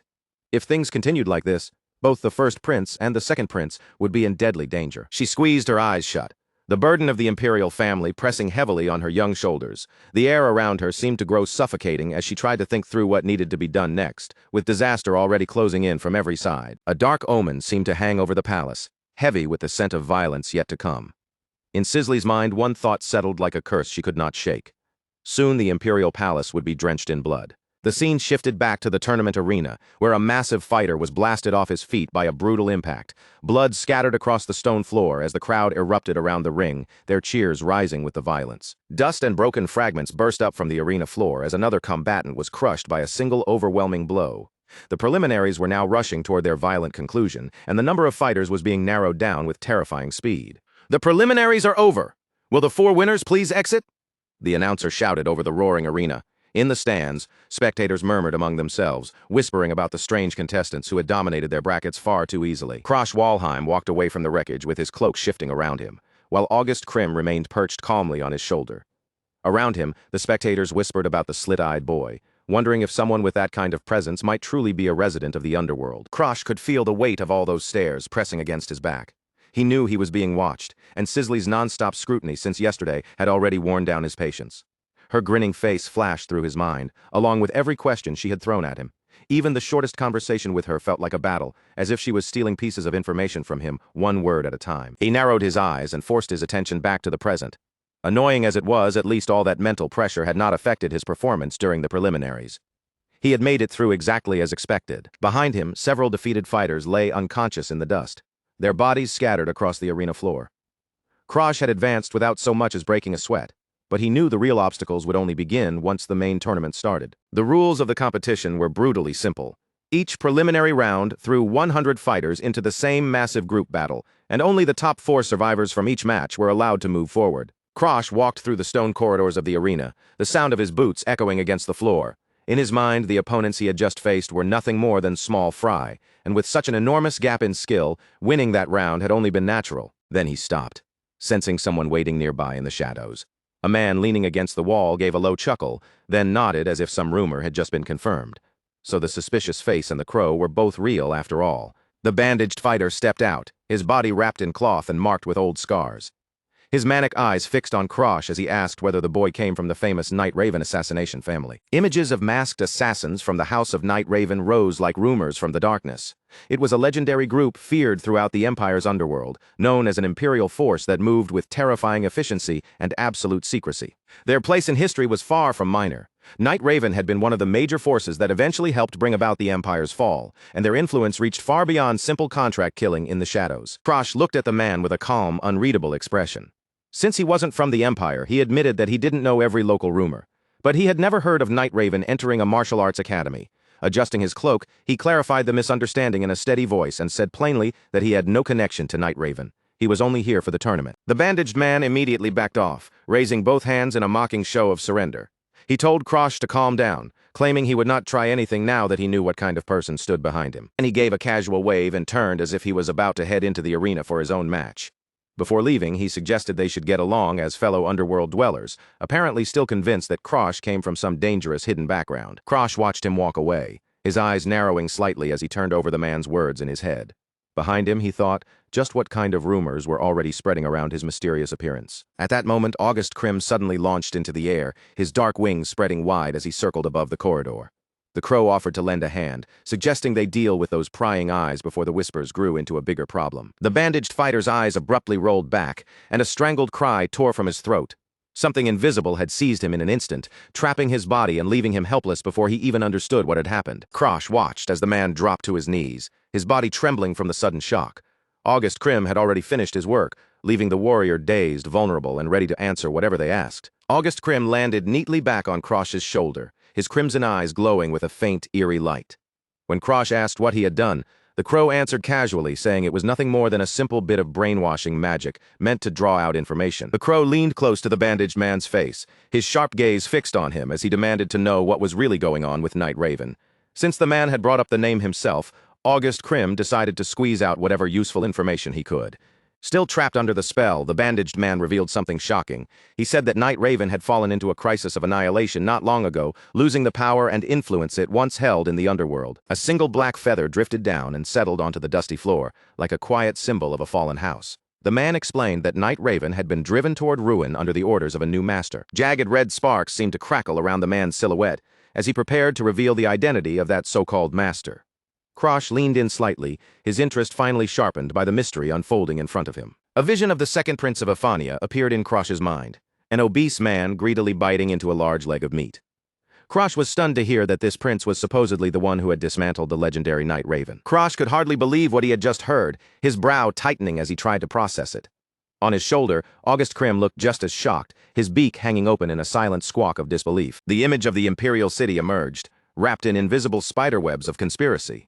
The bandaged man explained that Night Raven had actually been a trap created by the Empire, a hidden tool used to monitor and manipulate the movements of the nobles. Krosh quietly reconsidered everything he knew about that underworld house. If the imperial family had been Night Raven's true master from the beginning, then the idea of a new master made very little sense. The connection between Night Raven and the royal family was clearly a secret that should have stayed buried until the end. The fact that such information was leaking now was anything but normal. As images of the prince and the bandaged man flickered through his thoughts like frames of a film, Krosh's suspicion deepened. Why would a lowlife like this know such sensitive secrets? And if those rumors were being spread on purpose, then someone was clearly trying to stir chaos from behind the scenes. A vision of the first prince and second prince together flashed through Krosh's mind. The pattern became clearer. Someone intended to remove the second prince first, and by doing so, they would also weaken the first prince's forces in the process. Krosh's thoughts raced faster as he pieced together the political puzzle surrounding the Ephania family. If conflict truly broke out between the princes, the one who gained the most would not be the people fighting in the open, but the mastermind pulling the strings from the shadows. The image of Sigrun Ephania, the third princess, rose large in his mind. She stood with a frighteningly calm expression, her long silver hair flowing around her while a dark, ornate crest pulsed behind her like an omen. Krosh began to consider a dangerous possibility. What if Arthur's memory inheritance had actually succeeded? If that were true, then the world was in far greater danger than he had first imagined, because it would mean there was more than one person carrying knowledge from the future. His thoughts returned to Sigrun, to that single purple eye glowing with an eerie, unnatural light. Krosh realized that anyone possessing memories of the future would naturally move first against those who could interfere with their path to dominance. A horrifying image from a possible future flashed through Krosh's mind, painting the scene in blood and silence. A vast crimson pool spread slowly across a polished marble floor, marking the final fate of the one who had hidden the Emperor's symbol, the white dragon pearl, and then chosen to end their own life. That fallen victim was none other than the fourth princess, Sisley of Phania. She lay completely still against the cold stone, her white dress soaked in red, reduced to a tragic sacrifice in the ruthless struggle for the throne, a sacrifice that had helped leave Arthur as emperor in title only. Another vision rose before him, showing a younger Sigrun holding out the golden imperial seal toward a faceless, towering Arthur. She had been ready to remove every obstacle in her path, beginning with her own sister Sisley, all so she could hand over the throne she had seized. The aftermath of that choice appeared in the collapsing towers of the imperial city, as if the entire capital were crumbling under the weight of her ambition. If Sigrun became empress, the empire would not simply fall, it would trigger a global disaster known as the flood of world erosion. As the vision sank back into the darkness of the present, Krosh's expression hardened.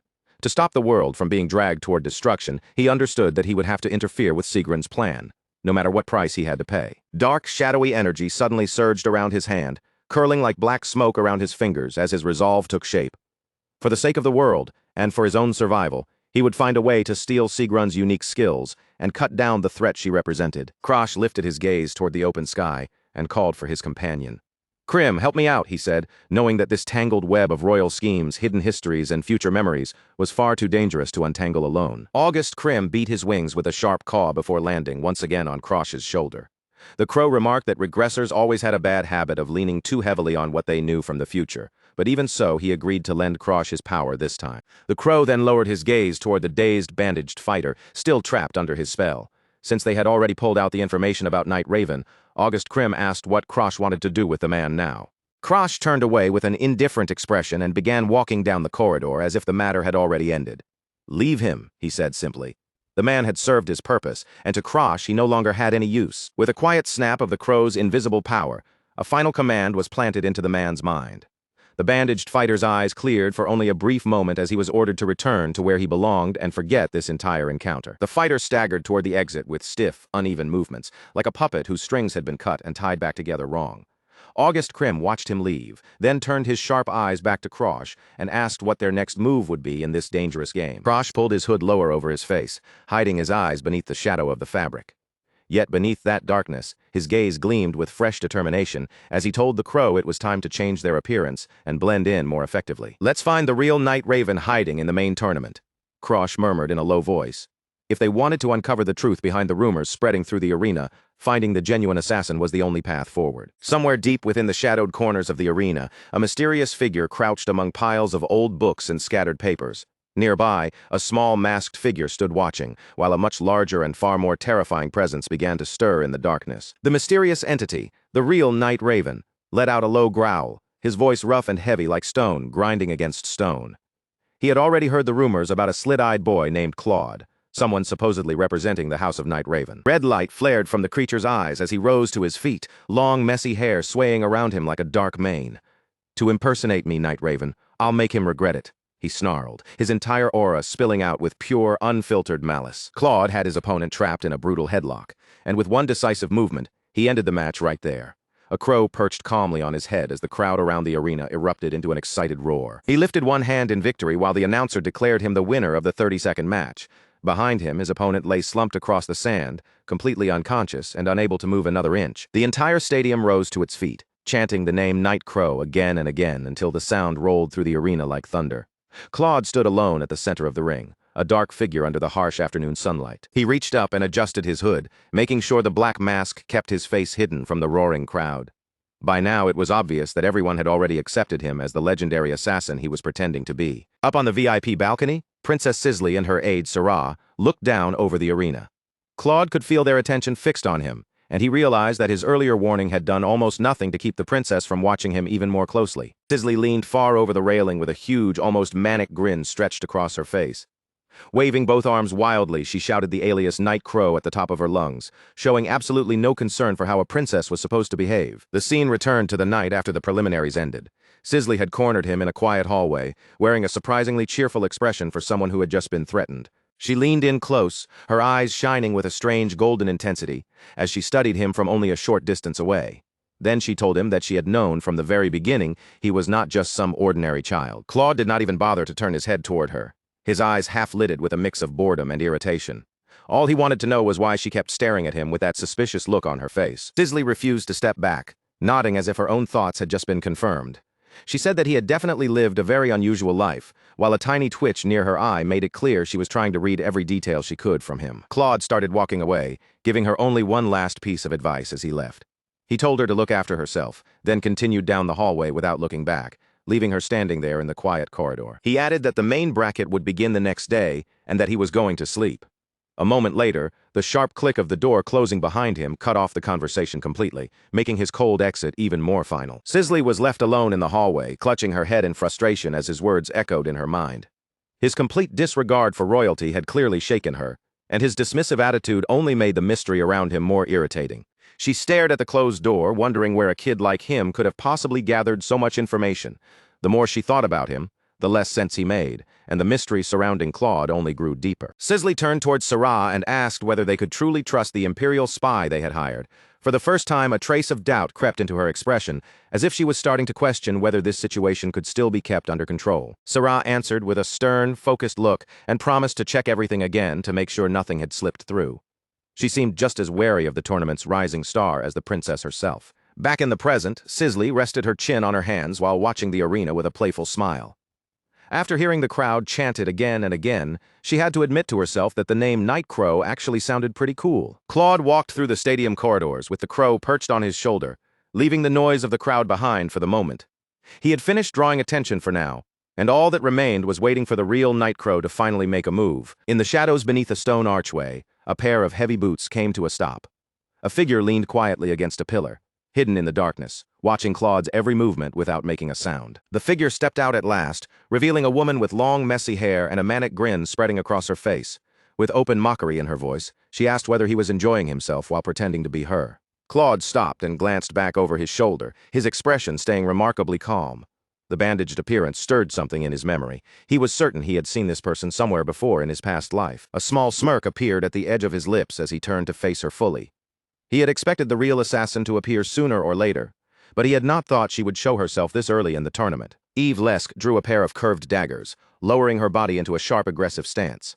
Every part of her posture made one thing clear: she was ready to kill the person bold enough to steal her identity. In the next instant, she vanished into a blur, leaving only streaks of speed slicing through the corridor air.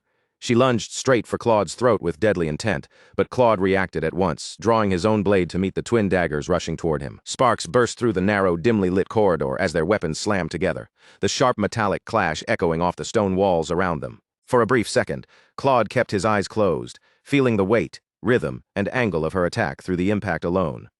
Her dual blade technique was distinct, and it belonged to a combat style he knew all too well. Then Claude's eyes snapped open, glowing with a sharp, predatory intensity.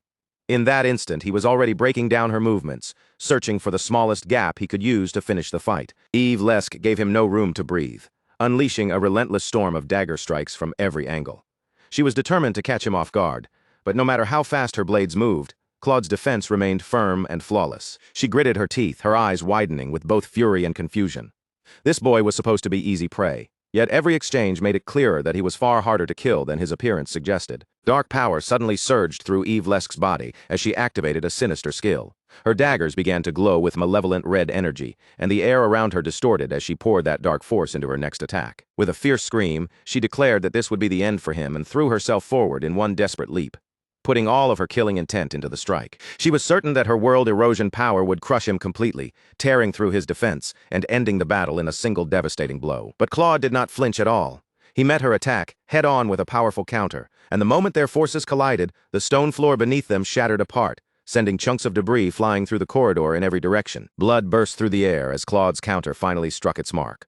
The force behind the blow smashed straight through Eve Lesk's attack and sent her staggering backward, her deadly momentum broken apart in an instant. Claude stood tall in the corridor, his dark silhouette framed by the pale light spilling in from the far end of the hall. Without the slightest tremor in his voice, he told her it was pointless. Dark arts fueled by world erosion had absolutely no effect on him. Then he called her by her true name, Eve Lesk.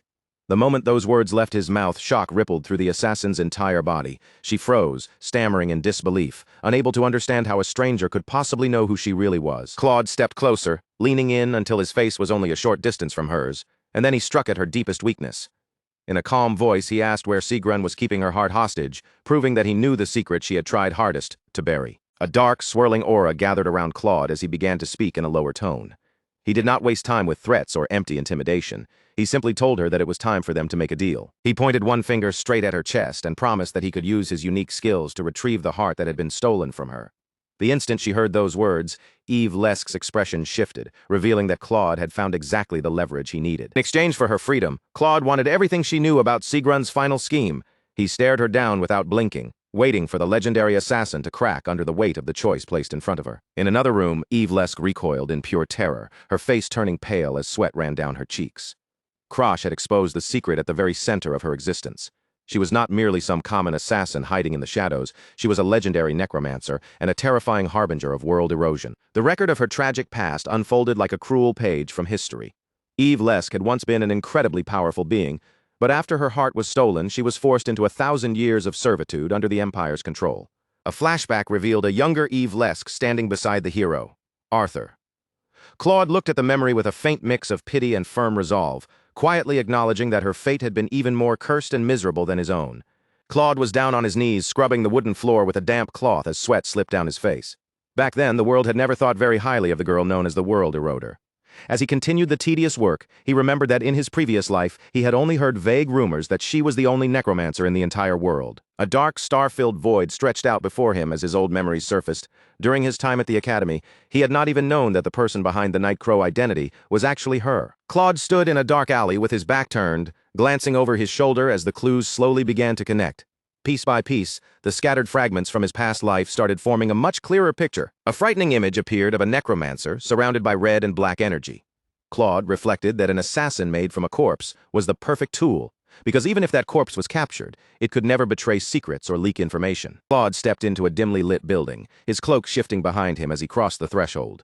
He wondered whether Eve Lesque's disappearance in the original timeline had happened because Arthur captured her.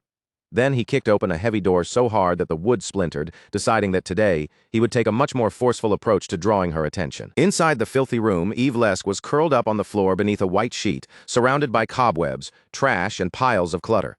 Claude understood at once that if he wanted the information he needed, he would have to be firm with her from the beginning. Eve Lesque shrank away from him, her face pale with fear as she clutched the sheet tightly against her chest. Claude watched her reaction and thought that if he gave her even the smallest opening, she would only get carried away and make things more troublesome. He reached out and caught her by the chin, forcing her frightened eyes to meet his trembling under his grip. She managed to stammer out a question, reminding him that he had promised to find her missing heart. Claude confirmed that he had, but told her that before anything else, she needed to witness his true skill with her own eyes. Standing over her in the cramped hideout, his shadow stretched large across the wall behind him. Dark purple energy began flowing from Claude's hand as he slowly reached toward her. He told her that the target of his power was the heart that should have belonged to her from the very beginning. The skill Black Hood activated, and heavy silver chains appeared around Eve Lesque, each one linked with ornate padlocks that coiled around her body. She looked up in shock as the magical restraints tightened, not around her flesh, but around her very soul. Claude's face filled the darkness. His eyes half closed as he focused his magic with careful precision. He quickly realized that her soul had been bound by so many conditions that trying to rescue her heart by force would be almost impossible. He leaned in closer as the magical chains twisted and shimmered between them in the dim room. Then he told Eve Lesque that if she gave him permission to take charge of her heart, he could reclaim it for her right away. A single tear slipped down Eve Lesque's cheek as she stared up at him with wide, terrified eyes. She had reached the edge of her endurance, trapped between fear of Claude and the desperate hope that he might truly be able to free her. At last, she broke. Eve Lesque shouted her permission for him to take her heart, her voice cracking under the pressure. Claude remained perfectly calm, watching her from beyond the swirl of silver chains. With Auguste Krim perched on his shoulder, Claude told her to imagine a completely different kind of life. He knew that raw power alone would not be enough to secure her loyalty. He needed to reach the wish buried beneath all that fear. Eve Lesque sat on the floor looking small, exhausted, and broken as she listened to him speak.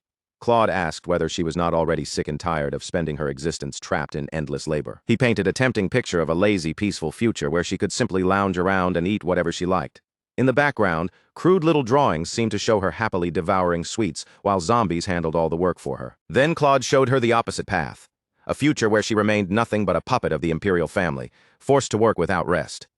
The drawings shifted into a miserable image of her bound in heavy chains, laboring endlessly without even a moment to breathe. Eve Lesque screamed in terror, her voice shaking as she declared that she did not want to work anymore. Behind her, the dark silhouettes of monstrous corpses loomed like nightmares waiting in the shadows. Claude watched her emotional outburst in silence, thinking about the terrifying potential hidden inside a necromancer's power. On his shoulder, August Krim flapped his wings slightly, sensing that the atmosphere between them had finally begun to shift. Tears streamed down Eve Lesk's face as she begged Claude to save her. Through broken sobs, she stammered that she had already been forced to work for 1,000 years, and she simply could not endure it any longer. Claude told her that if she truly wanted freedom, then she had no choice but to entrust her heart to him. Standing over her, he offered the one thing she had longed for most, a way out of her eternal toil. The messy room appeared again, choked with dusty books, abandoned papers, and thick layers of cobwebs. Eve Lesk cried out that she would give him her heart, but Claude calmly told her that the time still was not right. He instructed her to offer her heart in exchange for the true wish buried deep within her soul. Claude was not looking for a panicked answer. He was waiting for her to admit what she genuinely wanted more than anything. Claude placed a surprisingly gentle hand on her head as a bright white light began to glow between them. Eve Lesk looked up at him with trembling eyes, her voice fading into a whisper as she pleaded for help one last time. Then she finally shouted the truth from the bottom of her heart. She wanted a fun life where she could play every single day. As she begged him to take her heart, the magical chains wrapped around her began to crack and shine with an intense light. A satisfied smirk spread across Claude's face as he told her she had done well.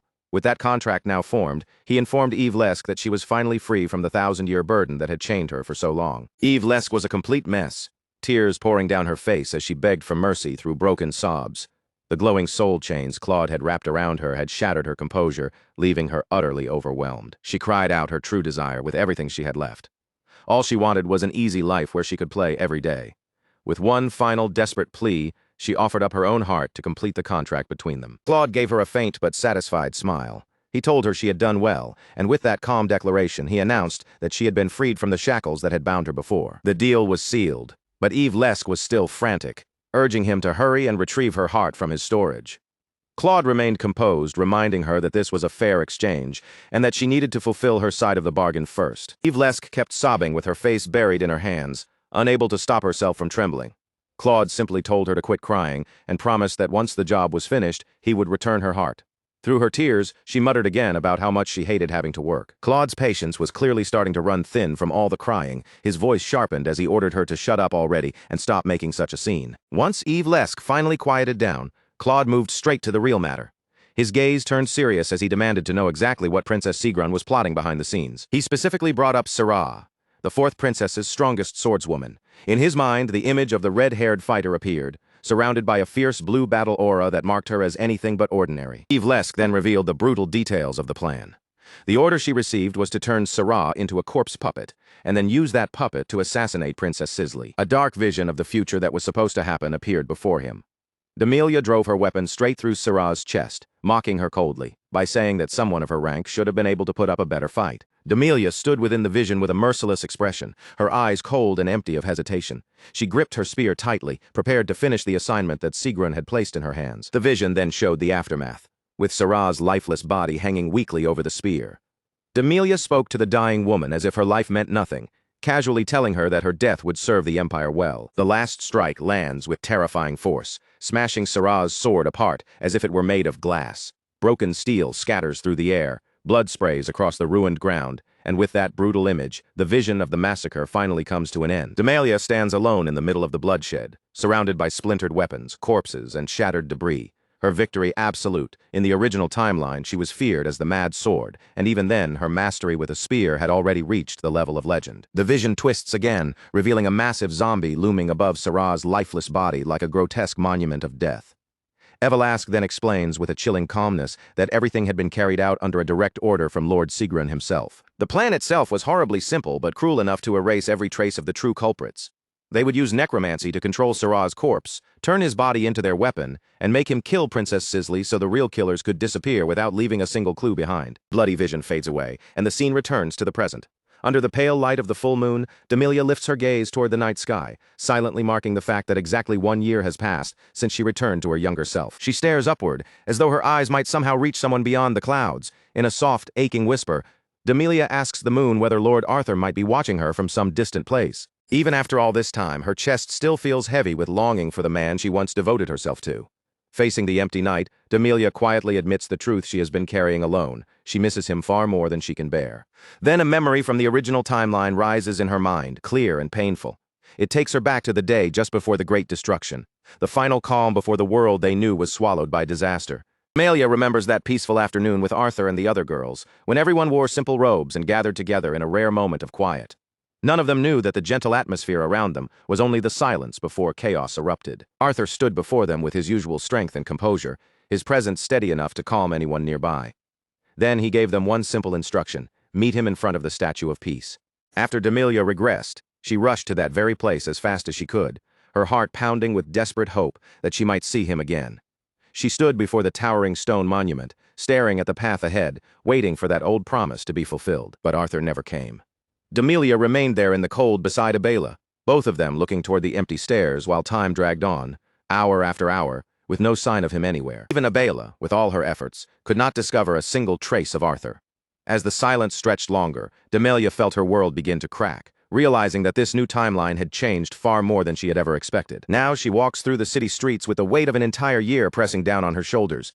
After searching again and again without success, she still cannot understand where her lord could have vanished to. Trying to hold herself together, Amelia forces her resolve back into place, and chooses, for now, to believe in Sigrun's words. She tells herself that all she can do is keep waiting, keep trusting, and keep believing that Arthur will return someday. Her fingers tighten around her spear until her knuckles turn white, and deep in her heart, she swears to regain her former peak so she can once again become Arthur's strongest spear. If she wants to be worthy of hearing Arthur praise her again, Amelia knows she cannot afford to stand still. No matter what it takes, she must push herself harder and complete the mission in front of her without failure. Back in the present, Amelia brings the giant zombie construct to a halt, stopping its massive body before it can move any farther. Without turning soft for even a second, she calls out to a Velasque who has been hiding somewhere close by. Amelia asks whether the boy with the raven from the tournament is a Velasque's newest corpse. As she speaks, the image of Claude in his hooded disguise appears behind her like a phantom from the shadows. Strangely enough, Amelia sounds genuinely impressed. She praises Velasque's taste, saying that using a raven to draw attention to that persona was actually a clever and stylish choice, but that faint approval disappears just as quickly, replaced by a cold and dangerous warning.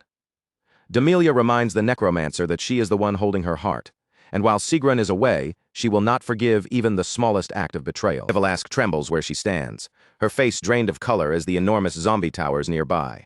Barely able to control her fear, she quickly stammers out that she understands and will obey. With the night's work finished, Amelia turns away as though the matter no longer interests her. As she leaves, she casually throws out one last insult, saying Velasque's usual corpses are dull and have almost no sense of style at all. Then a sinister smile slowly curves across Amelia's face. She admits that hiding someone as cute as Claude behind that disguise was, at the very least, a rather clever move. In the arena, Claude stands with his tongue out, openly mocking everyone watching him.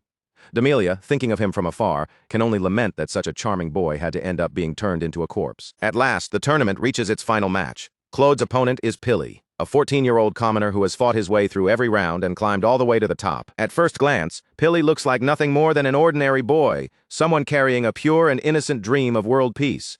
But Claude does not let that simple appearance fool him for even a moment. Pilly suddenly charges forward with speed and precision far beyond what his harmless look suggests.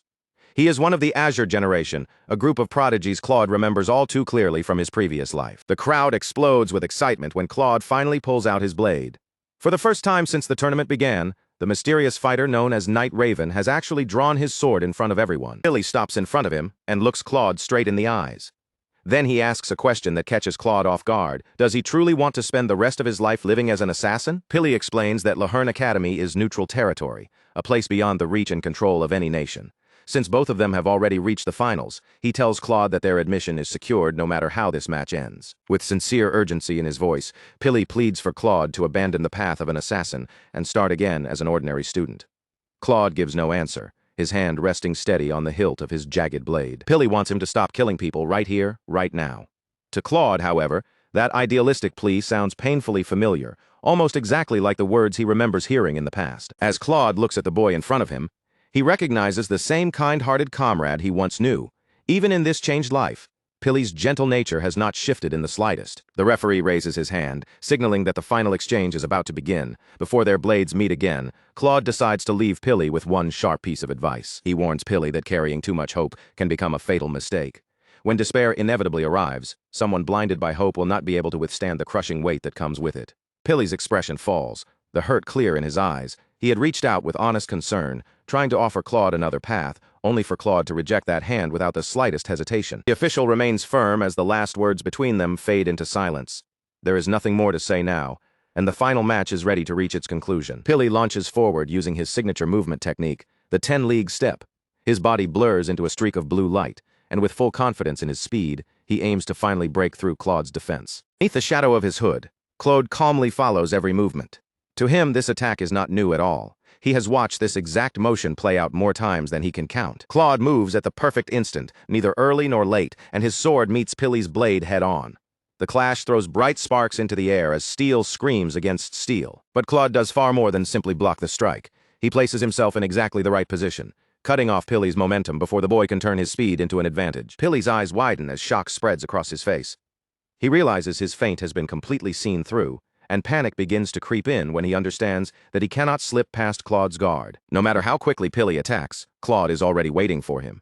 It feels as though Claude is reading his thoughts, catching the direction of his sword before the blade even reaches its target.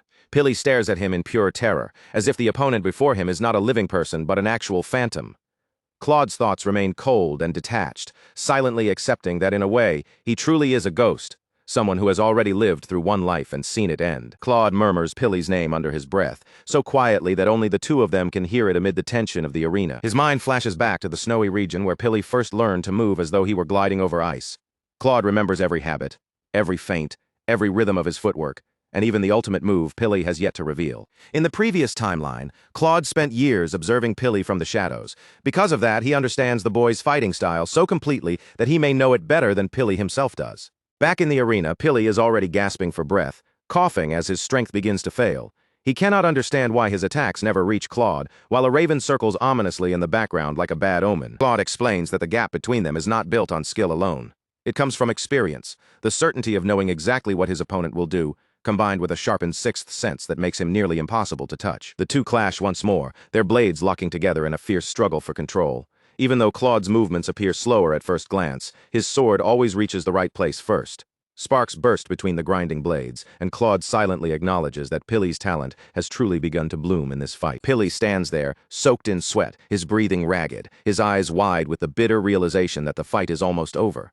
Claude looks at him without hesitation and gives him only one simple command: become strong. Then Claude swings with a final crushing blow, the force of it sending Pili hurtling backward across the arena. Even as he ends the match, Claude quietly hopes that when Pili's world is eventually broken apart, the boy will still be able to leave behind a small seed of hope for the future. The announcer's voice thunders across the entire stadium, officially declaring Claude the champion of the tournament.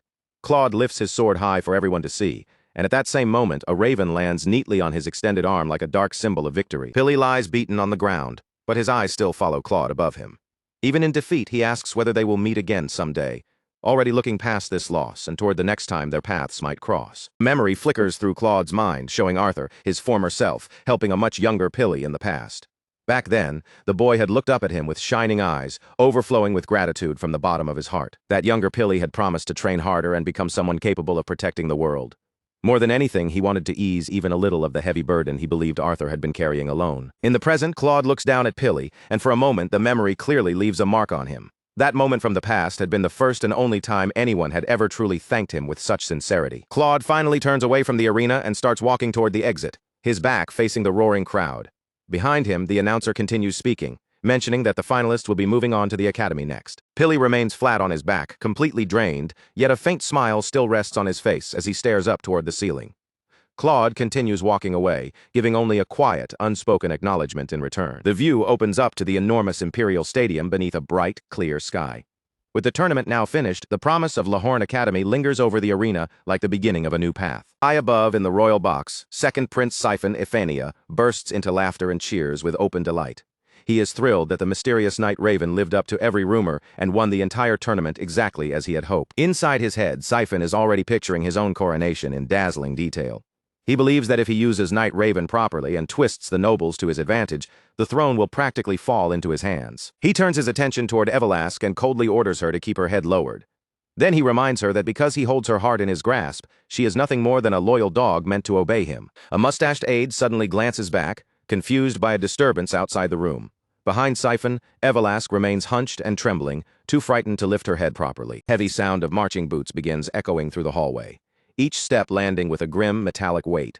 Siphon's smug celebration dies in an instant as armed men draw closer to the royal box. Siphon erupts in anger, demanding to know who would dare interrupt the second prince in such a manner.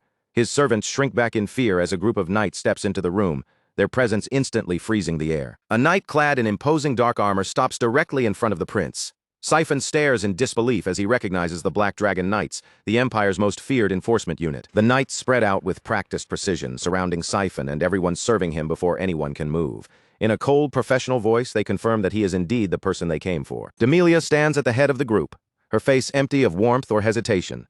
She announces that Prince Siphon is under arrest for the murder of Princess Sisley Aphania. Siphon is so stunned that his mouth hangs open for a moment before he finally manages to protest. He calls the accusation madness, demanding to know why he would ever kill his own sister. Demelia does not even flinch at his shouting. With the same icy composure, she tells him that they discovered a direct assassination order bearing his name at Night Raven's hideout. Prince Siphon screams in furious desperation, insisting that he never wrote any such order.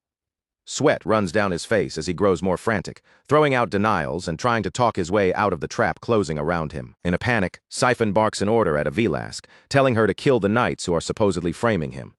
He expects his servant to solve everything with violence, but the situation has already slipped far beyond her control. Avelask can only sob and stammer, her mind breaking beneath the pressure. Curled in terror before the armed knights, she is utterly useless as a defender, unable to take even a single proper step for him. Then a sharp, mocking voice slices through the tension, asking exactly who was supposed to have been murdered. Demelia's eyes widen at once, because the voice reaching her ears should have belonged to someone already dead. Princess Sisley Aphania and Sarah walk into the room together, both unmistakably alive. Sisley teasingly asks Sarah when her supposed murder happened, while Sarah calmly remarks that she has not seen any assassins at all. The shock that hits the room is absolute. With Sisley standing there in the flesh, the reason for arresting Siphon collapses in front of everyone, leaving even the knights speechless. Sisley leans forward slightly, her star-patterned pupils fixed on everyone before her. With a playful edge in her voice, she points out that the whole situation smells extremely suspicious, and she seems to enjoy watching panic spread through the room. She then notes that Demelia, the very knight who came to arrest Siphon for her death, looks especially shaken to see her alive. Demelia stands frozen in place, cold sweat sliding down her pale face. A deep physical dread grips her body so tightly that she cannot move, while her mind spirals as she realizes her entire position has been exposed. Sisley Aphania and her knight, Sarah, stand tall in the arena for everyone to see.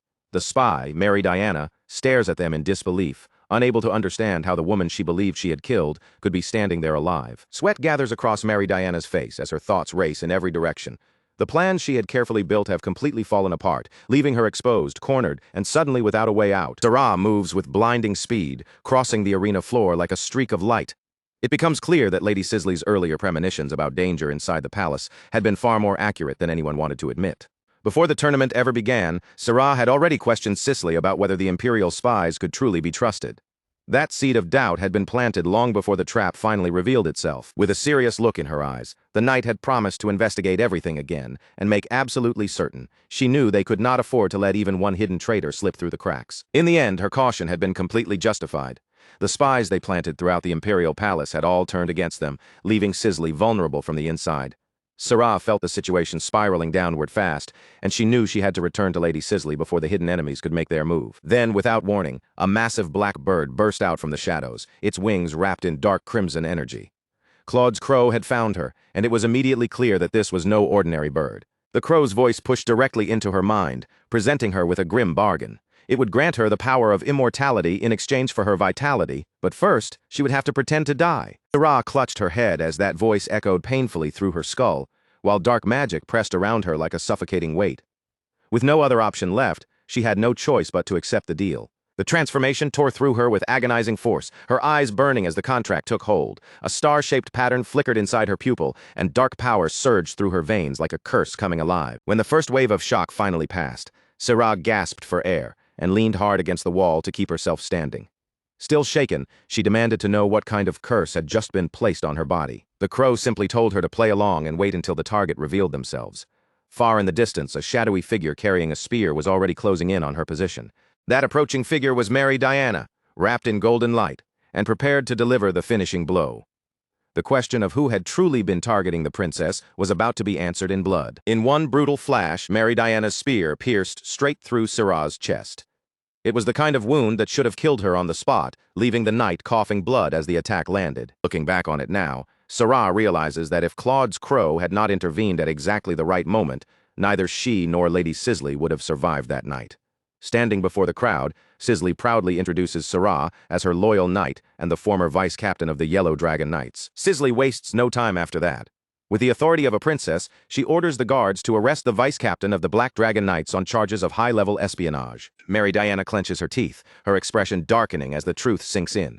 The shock of being outplayed begins twisting into a cold, desperate rage. Sisley leans closer with a smug grin, openly taunting the spy for being so arrogant.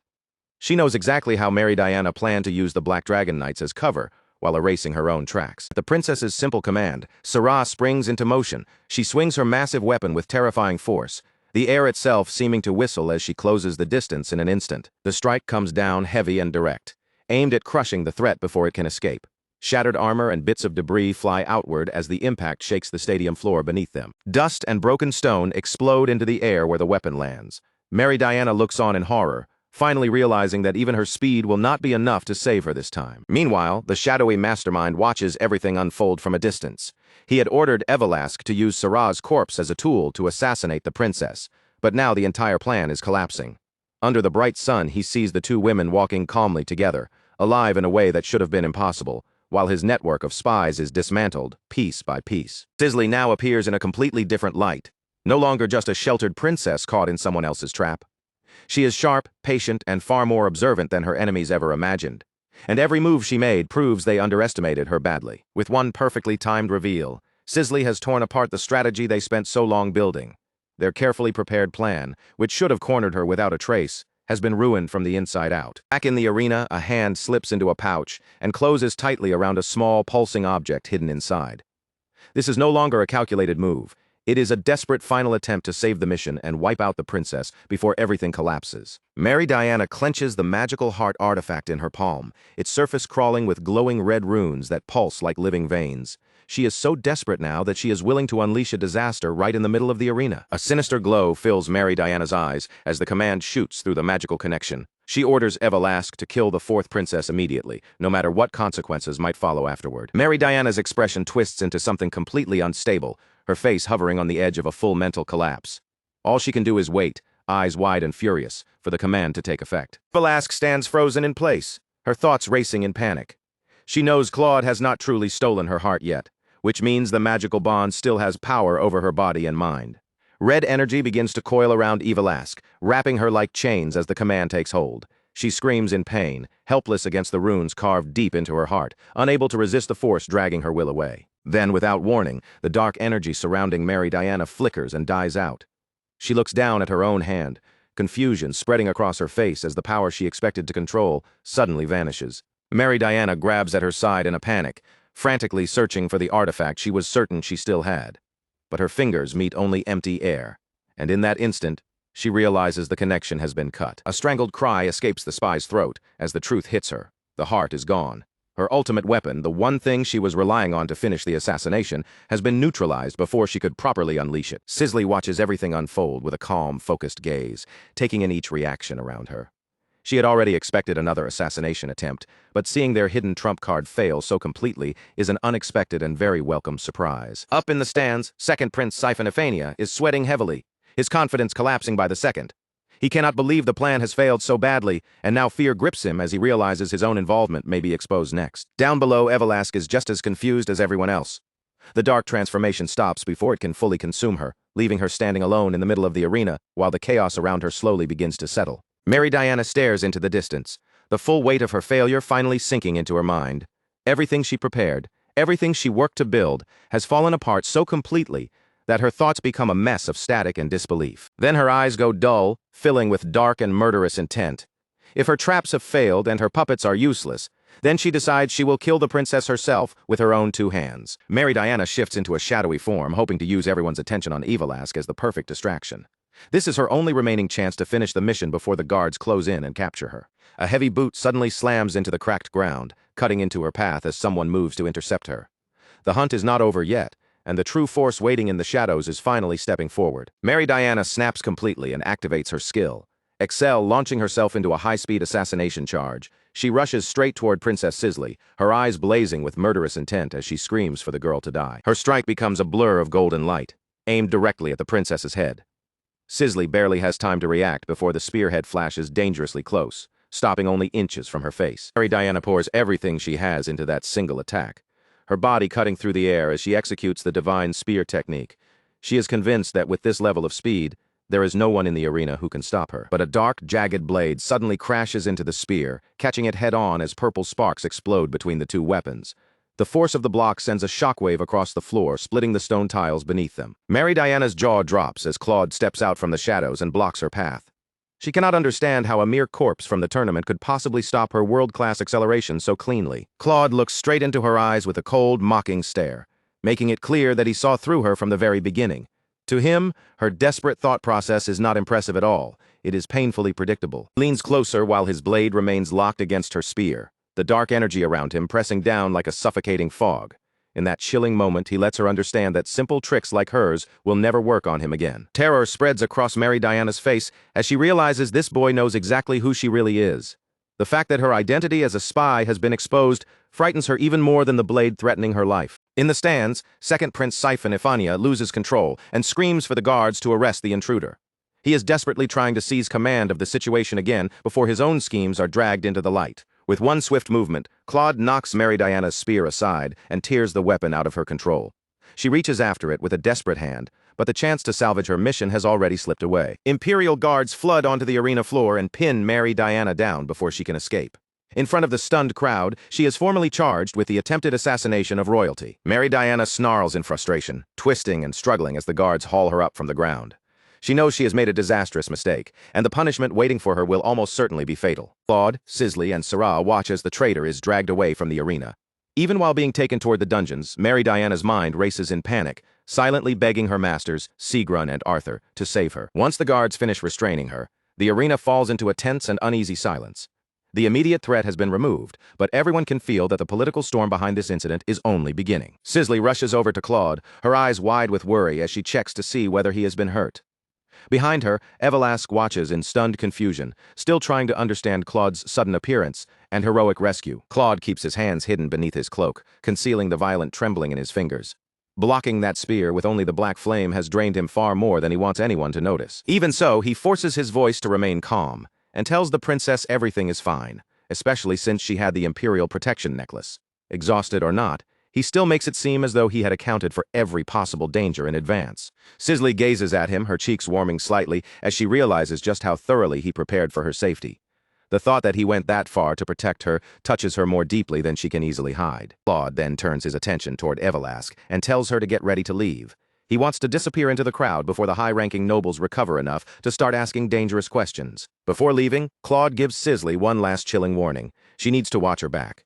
He tells her to protect herself carefully, especially from her own siblings, who are thirsting for the throne. A pool of dark liquid shadow spreads beneath Claude and Evelask's feet. Evelask looks down in terror as her body begins sinking into the ground, swallowed by a power unlike anything she has ever seen. Sisley and Sarah can only watch as the darkness consumes the two of them. Claude's final warning leaves the princess stunned in place, forcing her to reconsider the people she once believed she could trust. Sisley lowers her gaze to the spot where Claude and Evelask vanished, regret softening her expression. She wishes she had been able to thank him properly before he left for the academy. Far away from the arena, a white carriage races down a forest road, its wheels kicking up dust as it speeds beneath the open sky.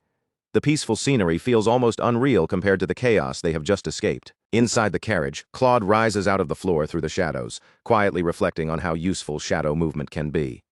It is incredibly convenient, but the restrictions involved in transporting living beings drain his mana at a frightening rate. Soon, both he and Evelask fully materialize inside the plush carriage, while Evelask remains breathless and visibly shaken by the sudden magical travel. Claude reaches into his cloak and pulls out a sprig of golden dragon grass, then hands it over to Evelask without making a big deal of it. This is his way of keeping the bargain they made earlier. Then he takes out the true prize, Evelask's magical heart. Without ceremony, Claude tosses it toward her, forcing the girl to scramble in shock as she catches the pulsing organ in both hands. Evelask stares down at the heart resting in her palms, unable to believe he is actually returning it to her. She had fully expected him to exploit her with it, just like every other world invader she had ever encountered. Claude thinks back to his clash with Mary Diana, remembering how he used his black flames to absorb the force of her attack. He understands exactly how suspicious his abilities must have looked. To anyone watching, his extreme blood-poison black flame probably appeared almost identical to the dark magic used by the invaders, and that misunderstanding may be something he has no choice but to endure. Ivalask slowly lifts her eyes from the heart in her hands, and her gaze begins to soften. For the first time, she starts to feel that this boy may be different from the monsters she is used to, and that there is more to him than cold calculation. Claude lets out a quiet sigh, already accepting that his reputation as a monster will likely follow him wherever he goes. He is practically preparing himself for the next time someone decides to hunt him down as an invader. Suddenly, Claude's crow ruffles its feathers and speaks in an urgent tone. It has just received a message from his subordinates, and from the sound of it, the news is anything but good. Claude's face drains of color the moment the crow delivers its report, and the name Bianca hits him like a blade to the chest.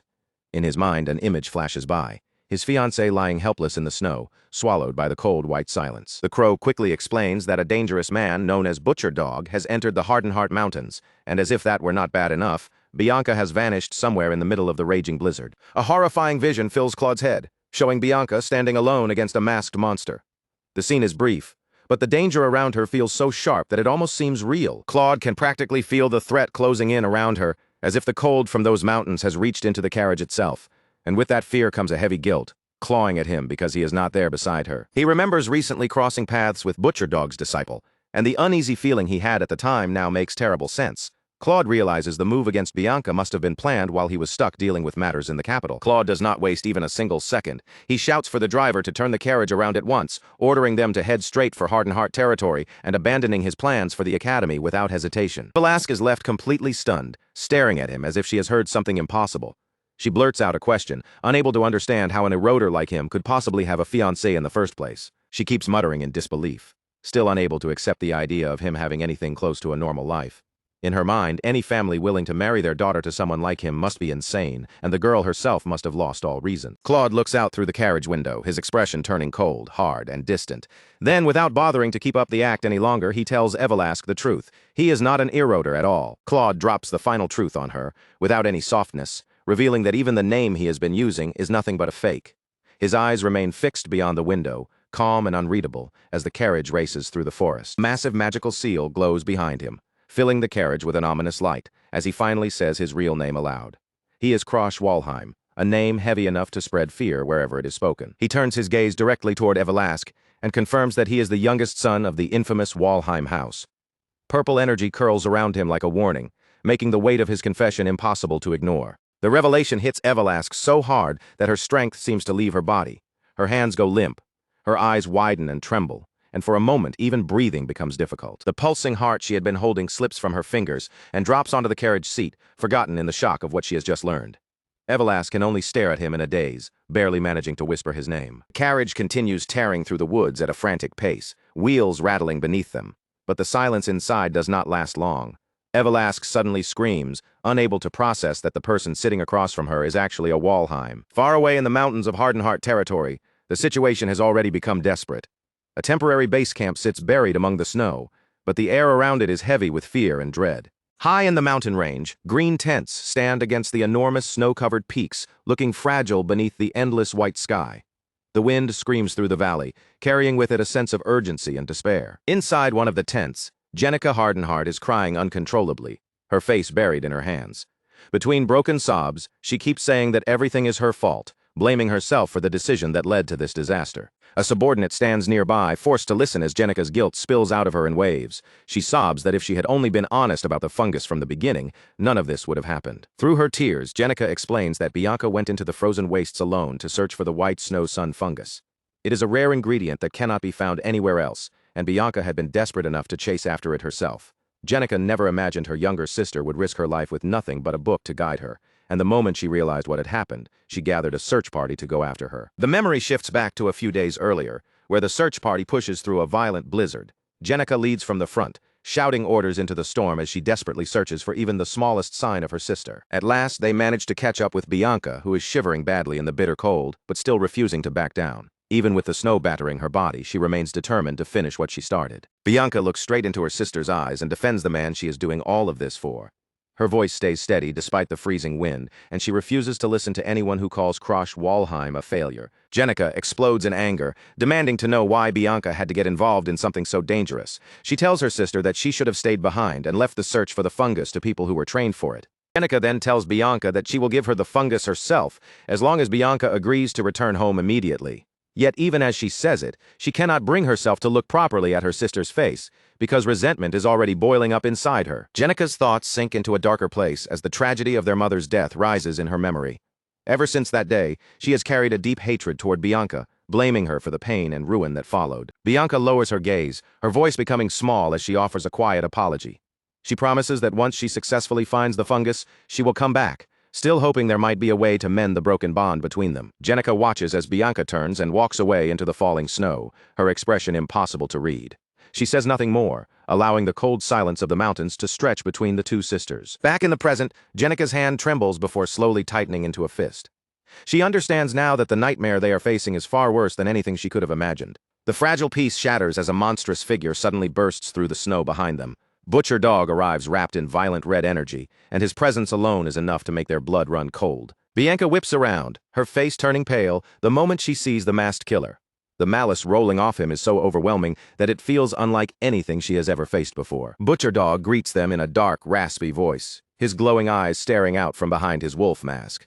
Every movement he makes carries a predator's ease, as if hunting terrified people is something he has done countless times. Bianca's breath catches in her throat when she realizes what must have happened to the search party. The blood staining the snow tells her the truth, without a single word needing to be spoken. One of the remaining guards is seized by the throat, Butcher Dog's huge hand lifting him off the ground with terrifying ease. Even while choking, the guard screams for the girls to run, while they still have the chance. Butcher Dog's eyes flare with sick excitement as he watches his prey begin to scramble. To him, this is no longer just another mission. It is a game, and he is thrilled by how lucky his day has become. Jenica grabs Bianca's hand and pulls her forward, thinking of nothing except escaping the monster behind them. She screams for Bianca to hurry, her voice ringing sharply across the ice and snow. Butcher Dog laughs as the sisters flee. Already realizing what a perfect prize he has found, capturing the Hardenheart daughters as hostages is far better than anything he could have hoped for. He stalks after them through the narrow paths of ice, taunting them with every slow and confident step. Their fear only entertains him more, and he clearly enjoys watching them struggle to hide. Bianca clings tightly to Jenica, tears filling her eyes as her body trembles from fear and cold. Even so, her resolve refuses to break, and she tells her sister that she still has a promise she must keep. Jenica snaps back at her, telling her to stop thinking about her fiancé when their own lives are hanging by a thread. She is terrified, desperate, and unwilling to let their story end in this frozen wasteland. As Jenica looks ahead at the dangerous terrain, a desperate plan begins forming in her mind. If they can reach the crevasse area, she hopes the broken ice and deadly gaps might at least slow their pursuer down. The two sisters arrive at the edge of a massive glacier cliff, where the ice groans and cracks beneath their weight. They have artifacts that let them move safely over the snow, and they can only hope the murderer chasing them does not have the same advantage. Butcher Dog appears on a nearby ledge, leaning casually against the ice with a mocking smirk. He laughs at their attempt to outsmart him, clearly unimpressed, despite how clever their idea should have been. Jenica looks down into the endless abyss, her breath catching as she realizes there is no path left ahead of them. In a broken whisper, she apologizes to Bianca again, feeling as though she has led them both straight to their deaths. Then Bianca points across the huge gap, her eyes suddenly lighting with desperate determination. She suggests the impossible. They should jump across the crevasse and try to reach the other side. Jenica stares at her in shock, unable to believe what she is hearing, but Bianca does not waver. She knows staying where they are means certain death, so taking that impossible leap is the only choice they have left. Butcher Dog steps closer, his voice dripping with fake concern as he tells them it is far too dangerous to remain near the edge. He beckons them back toward him, extending his hand like a claw ready to close around them. The sisters share one final look, and then they leap into the air together. Their bodies fly over the bottomless pit, leaving Butcher Dog behind on the cliff, staring in stunned disbelief. Butcher Dog lunges forward, his eyes widening as he realizes they actually dared to jump. He stretches out his hand as if he can still snatch them from the air, but the sisters are already beyond his reach. His furious scream tears through the blizzard, filled with both rage and disbelief. He cannot accept that they would rather risk falling to their deaths than allow themselves to be captured by him. Butcher Dog stands at the cliff's edge, staring down through the blowing snow, his eyes glowing with the sharp focus of a predator that has not given up. He is clearly surprised to see the two girls manage to land on a narrow ledge below, but that only makes the hunt more interesting to him. With a twisted grin spreading beneath his mask, the killer throws himself off the cliff after them. His dark aura trails behind him like a heavy shadow in the air, and he looks almost delighted as he descends toward the ledge, eager to watch their terror up close. Bianca turns to her older sister with a calmness that feels impossible in such a desperate situation.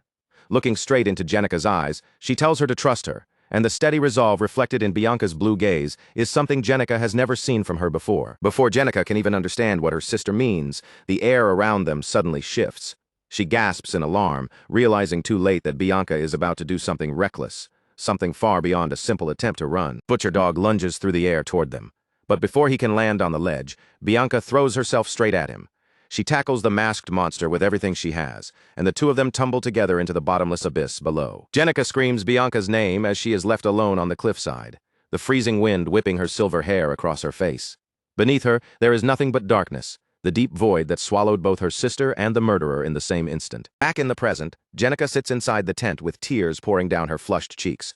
She repeats Bianca's name again and again, unable to escape the memory of that terrible moment as it replays endlessly in her mind. She buries her face in her gloved hands, her shoulders trembling with quiet, broken sobs. The last image she has of Bianca is her sister falling into the abyss, and that memory cuts into her more deeply than any wound. Far below the cliffs, the scene shifts to the snowy forest floor, where the wind whistles through bare, skeletal branches. According to the search party, the deep snow in that area offers the smallest trace of hope that Bianca may have survived the fall. Jenica can barely hold herself together as she speaks to the subordinate, her guilt swallowing every word. She believes that if she had never suggested heading toward the crevasse area, Bianca would never have been forced to make that impossible jump. Her eyes fall on the pile of rare sun fungi sitting on the table, a cruel reminder of why all of this happened in the first place.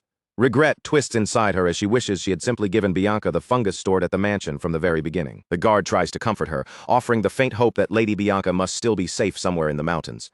But the pity in his eyes makes it clear that even he knows those words are painfully weak against Jenica's grief. Krosh Walheim listens to the tragic story in silence, his expression growing harder with every detail about the sisters' ordeal.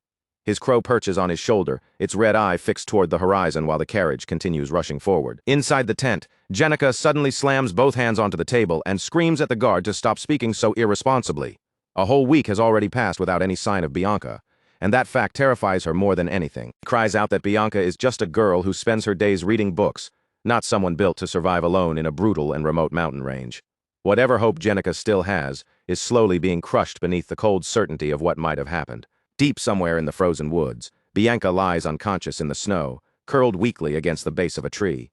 Her body shivers uncontrollably, and her pale lips barely move as she whispers Krosh's name into the icy wind. Bianca's eyes remain shut as she drifts in and out of consciousness, her breath catching painfully in her throat. Before darkness pulls her under again, her final thought is a desperate wish to see Krosh one last time. Bianca Hardenheart is barely clinging to life, curled up in the freezing snow as tremors shake her entire body. Her fading mind wanders back to the people she longs for, silently calling out for Krosh again and again. Her eyes look glazed and unfocused as she struggles to stay awake. More than anything, she wants to see him one final time before the deadly cold steals away the last of her strength. A sudden sound cuts through the silence, and Bianca's eyes snap open. For a moment, she is disoriented, but then the harsh reality of the snowy mountain rushes back in around her. Bianca forces herself upright, breathing heavily in the thin, frozen air. She realizes she must have fallen asleep again, and in weather like this, even a brief moment of unconsciousness could mean death. She checks her injured leg, where rough makeshift bandages are wrapped tightly around the wound. Several days have already passed since she fell into the crevasse, and her exhausted body is reaching its absolute limit. After surviving the fall, Bianca had no choice but to keep moving toward higher ground. She has been wandering through the blue-lit ice with no clear direction, hoping desperately to find some way to signal for help. By sheer luck, she discovered an almost impossible sight in that frozen place. A massive tree surrounded by clusters of heat-giving plants. In the middle of the icy wasteland, it felt like a tiny oasis struggling to stay alive. She gathered a handful of white snow heat mushrooms, rare fungi that naturally give off a gentle warmth. Out here, those small sources of heat are the only reason she has not frozen to death already. Using a survival book as her only guide, Bianca managed to create a small camp inside a cave. She has been cooking whatever scraps of food she can find and treating her wounds as carefully as her limited knowledge allows. But the bitter cold, her lingering injuries, and the lack of proper nourishment are finally catching up with her. No matter how hard she tries to endure, her remaining strength is almost completely gone. As Bianca looks out into the blizzard, hopelessness begins creeping into her heart. With the rescue team likely delayed by the recent avalanche, she wonders whether she can really keep holding on much longer. Just as her guard begins to drop, a predatory shadow moves nearby. A massive wolf-like snout pushes through the cold air, sniffing carefully as it catches her scent on the wind. Butcher Dog has finally tracked her down. Behind the menacing wolf mask, his red eyes glow with a cruel and hungry light, as if he has been waiting for this moment. He mocks her with amusement, declaring that their little game of tag is finally over. Bianca is cornered against the rocks, and at the worst possible moment, her empty stomach growls from hunger. All she had been trying to do was find something to eat, completely unaware that her pursuer had already closed the distance and was standing almost right on top of her. She had spotted a few acorns hidden away by a squirrel and reached toward them with a quiet apology in her heart. Even in desperation, she felt guilty for taking food from such a small creature. Then, without warning, a massive battle axe tears through the air at terrifying speed, cutting straight toward her through the storm. The weapon slams into the ground right beside Bianca, blasting up snow, stone, and frozen dirt. She can only stare in stunned shock as the impact rattles through her bones. Struggling to lift her head, Bianca focuses on the battle axe lodged into the tree trunk just above her. If it had landed even a little lower, it would have crushed her instantly. Another strike crashes down with explosive force, ripping apart the terrain and sending a flock of frightened birds scattering into the gray winter sky. The shock wave throws Bianca across the snow, her weakened body tumbling helplessly like a feather caught in a storm. Against that overwhelming brute force, she has no way to protect herself. She gasps desperately for air as her face sinks into the snowdrift. Every part of her body feels heavy and numb, and she is completely defenseless against someone this powerful. Bergman looms above her, dark aura spreading around him like living shadows. What annoys him most is that Bianca has not shown real fear or changed her expression even once. He leans down close to her, his voice low and poisonous, dripping with malice as he studies her weakened face. He admits that he expected far more resistance from someone known as Krosh Walheim's fiancée. To him, her quiet endurance is less entertaining than the struggle he hoped to see. Then he reaches down and grabs her by the throat with one hand. With terrifying ease, he lifts her off the ground as if her body weighs almost nothing. His gaze shifts to the snowflake ornament decorating her hair. Since it looks valuable enough to fetch a decent amount of gold, he decides he might as well take it as a trophy. As Bianca feels her strength fading, her mind escapes to a warmer, brighter memory. She remembers sitting peacefully in the garden with her books, watching Krosh train beneath the sunlight. She remembers his bright smile and the simple happiness of those days, moments that felt strangely precious even though she had always claimed she did not understand emotions. A single tear slips down her cheek. If she truly did have feelings, Bianca thinks then maybe she should have cherished those quiet days with Krosh even more. As the mercenary's grip tightens around her throat, Bianca lifts her gaze one final time. Deep in her heart, she calls out for the man she loves, as if that wish is the only thing still keeping her alive. Then a figure suddenly appears from the shadows, cutting through the cold like a flash of judgment. His eyes glow with a sharp electric blue light, fierce and unmistakable. Krosh closes the distance and lands a short-range strike with devastating force. The blow connects in an instant, sending a powerful shockwave rippling through the frozen air. Butcher Hound is knocked backward across the frozen ground, his boots carving rough tracks through the snow as the sudden interference catches him completely off guard. Before Bianca can collapse into the snow, Krosh reaches her in time and catches her firmly in both arms. Holding her close so she won't fall, he lowers his gaze to her exhausted face and tells her she did more than enough by enduring this long. Krosh gives Bianca a calm, steady look, the kind meant to ease her fear even in the middle of danger. Then he quietly promises that from this point on, he'll handle everything. Bianca lifts her eyes toward him, barely able to speak through her exhaustion. Her voice comes out as little more than a faint whisper as she realizes that the person she had been waiting for has finally arrived. Krosh carefully sets Bianca down, making sure she is stable before turning his attention back to the battlefield. Then he calls out to Krim, telling her that he's trusting her to protect Bianca while he takes care of the fight himself. Not far away, Evelask, wrapped tightly in a thick blanket, has already turned into a small bird so she can follow Krim through the chaos. Krim's voice rings out across the snowy field, sharply reminding Evelask that they are absolutely forbidden from stepping directly into the battle. Right now, Krosh has no patience left for rules about infiltrators or their code. Besides, he knows better than anyone that his servants wouldn't be able to contribute much in a head-on clash against an opponent like this. A dark portal opens across the ground, and from its shadowy surface, the hooded figure of Krim rises into view. She quickly decides that if she simply warps away with Bianca, then technically, she isn't breaking the rule against joining the fight. Crow watches as they withdraw, its crimson eye staying locked on the terrifying enemy ahead. In a low warning, it tells Krosh that the Butcher Hound is far stronger than him. Krosh plants his feet in the snow and refuses to retreat, staring straight at the enormous mercenary before him. Even with the odds stacked against him, backing down is no longer an option. Krosh Walheim stands firm in the freezing battlefield, facing the massive mercenary without lowering his gaze. No matter how powerful the Butcher Hound may be, Krosh has no intention of losing here. A deep purple aura bursts to life around Krosh, curling around his body as he prepares to fight. From the darkness nearby, Bergman's voice cuts through the air, demanding to know who dares interfere with his hunt. Krosh raises the stolen snowflake ornament in his hand, his expression cold and unshaken. He doesn't bother with threats or long speeches. He simply orders the killer to return what belongs to Bianca. Behind the wolf mask, Bergman's eyes widen with confusion and irritation. The demand clearly insults him, and he still hasn't realized that the person standing before him already knows exactly who he is. Krosh calls him out by name, Butcher Hound Bergman. His voice stays sharp and controlled as he makes it clear that the hair ornament belongs to his fiancée, and he came here to take it back. The moment Bergman hears the Walheim name, recognition flashes through him, and he immediately swings his axe with crushing force. Krosh meets the attack head-on, blocking the strike as sparks explode from the clash of their weapons. Krosh activates his sixth sense, and his eyes shine with a brilliant blue glow as he follows the mercenary's every movement. But the instant he reads Bergman's rhythm, he realizes the brutal truth. This man is a top-tier expert, far beyond Krosh's current level. Bergman towers over the battlefield like a living shadow, already calculating how much more money this situation could bring him. If he captures both Krosh and Bianca, the ransom could become 10 times greater than what he originally expected. Krosh tightens his grip on his blade, fully aware of the impossible gap between them. He has only just reached the mid-expert level, which means this battle is already stacked against him from the very beginning. The two of them erupt into a storm of high-speed exchanges, their weapons flashing so quickly they become blurred streaks against the falling snow. Bergman is caught off guard, surprised that someone so much smaller than him can still block his heavy strikes with such precision. Krosh twists away from a powerful swing, his body leaving faint trails of blue energy as he slips out of range. He can feel the difference in raw strength with every exchange, and he knows he has to find a way to close that gap. Bergman bursts into a crazed laugh as their weapons continue to collide.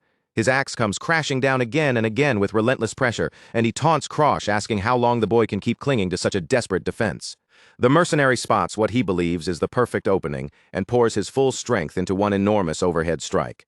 Red and black energy churns around the axe head as it descends like a falling execution blade. The strike lands with devastating force, blasting open a huge crater in the snow-covered ground. A violent surge of ice and shattered earth erupts upward, throwing a mountain of frozen debris into the air. Bergman stands tall in the middle of the destruction, fully convinced that the fight is already over. With a mocking grin in his voice, he says the brief struggle was entertaining, even as he prepares to finish things for good. From a nearby ridge, the crow stares down at the ruined battlefield with widened eyes.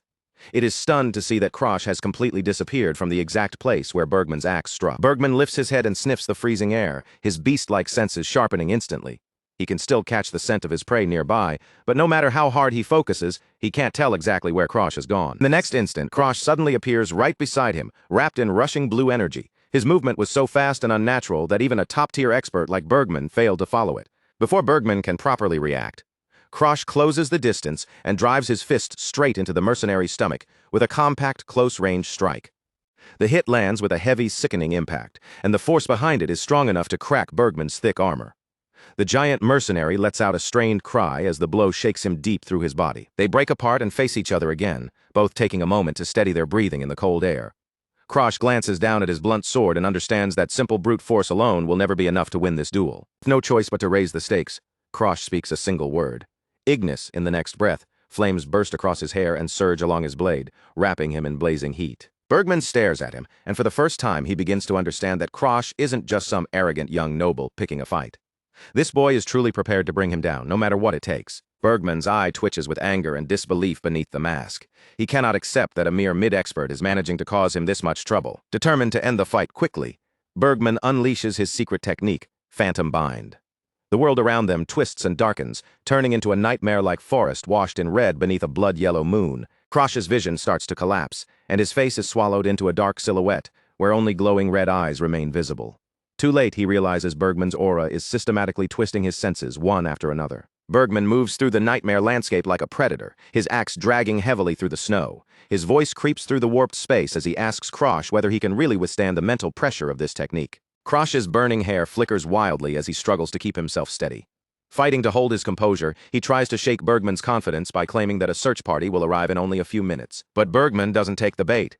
He coldly declares that he'll send Krosh to the afterlife long before anyone has the chance to arrive and interfere. The space created by Phantom Bind pulses with dark, suffocating energy, and the twisted forest around them seems to throb like an open, bleeding wound. Krosh feels his thoughts spin out of control as distance and time stop matching what his eyes are telling him. He realizes he's caught in a sound-based secret technique, one designed to distort his nerves and gradually paralyze his body. He forces himself to focus on the ringing buried deep in his ears, tracing the pattern behind it. Little by little, he identifies the exact method Bergman is using to scatter and disrupt his aura. Fragments of his past failures flash through his mind, along with the image of his own hands stained in blood. The old Krosh would already be dead by now, unable to survive even a second under this kind of overwhelming sensory assault. Krosh drives his aura to its absolute limit, pushing his body into a state of extreme perception. With his ordinary senses thrown into chaos, he relies completely on his sixth sense to guide him through the madness. Bergman keeps taunting him, his voice echoing from every direction at once, as if the forest itself is speaking. He is certain Krosh is only a few seconds away from breaking down completely. Krosh knows he can't allow even one mistake. Bergman is operating on a completely different level, and the painful gap in experience between them is becoming clearer with every passing moment. Deep inside, Krosh warns himself to keep his real trump cards hidden. He needs Bergman to remain arrogant, to keep believing victory is already in his hands until the very last possible second. So Krosh continues the act, shouting about the search party again as if he's desperately clinging to his final hope. The butcher hound answers with a vicious laugh, his bloodlust rising to its peak. Deciding he can't let anyone interrupt his prize, he moves to send Krosh straight to hell before help can arrive. As Bergman lunges forward, Krosh's eyes sharpen with intense focus. He understands that his bluff has worked, and now everything depends on whether he can survive the next strike. A massive axe swing tears out from the red haze, forcing Krosh to move with every ounce of speed he has. Even the wind pressure from the attack is violent enough to throw his balance off. For the briefest moment, Bergman stops, and a thin flicker of doubt crosses his mind. He remembers the strange, unnatural way Krosh moved earlier, and for the first time he starts to wonder whether he is the one being lured into a trap. Krosh Walheim clenched his jaw until his teeth nearly cracked, the flames rising from his hair whipping hotter with every breath. He could feel it now. The phantom bind technique was losing its grip on Bergman, and the moment that restraints snapped, the battlefield would turn even more dangerous. Time was slipping away from him fast. Bergman's enormous axe came crashing through the air with terrifying force, and the impact blasted out a shockwave that tore across the snow. Krosh twisted his body away at the last second, putting distance between them again, because he knew one thing clearly. Letting the butcher hound get within killing range would be the same as offering up his own life. A rough, guttural laugh rumbled out of Bergman's throat as the eyes beneath his wolf mask flashed with amusement. He sneered at Krosh, saying he was more than some ordinary stray dog after all, and mocked him for putting up a level of resistance that Bergman clearly hadn't expected from him. Then the mercenary's expression twisted into something vicious, his mouth curling as he spat out a threat against Bianca Hardenheart. He promised to tear her apart limb by limb, not because he had lost control, but because every word was aimed like a knife at Krosh's composure, trying to drag him into a reckless, emotional charge. Krosh didn't answer. He simply stared at Bergman, eyes sharp and unmoving, swallowing every filthy threat without letting it shake his stance.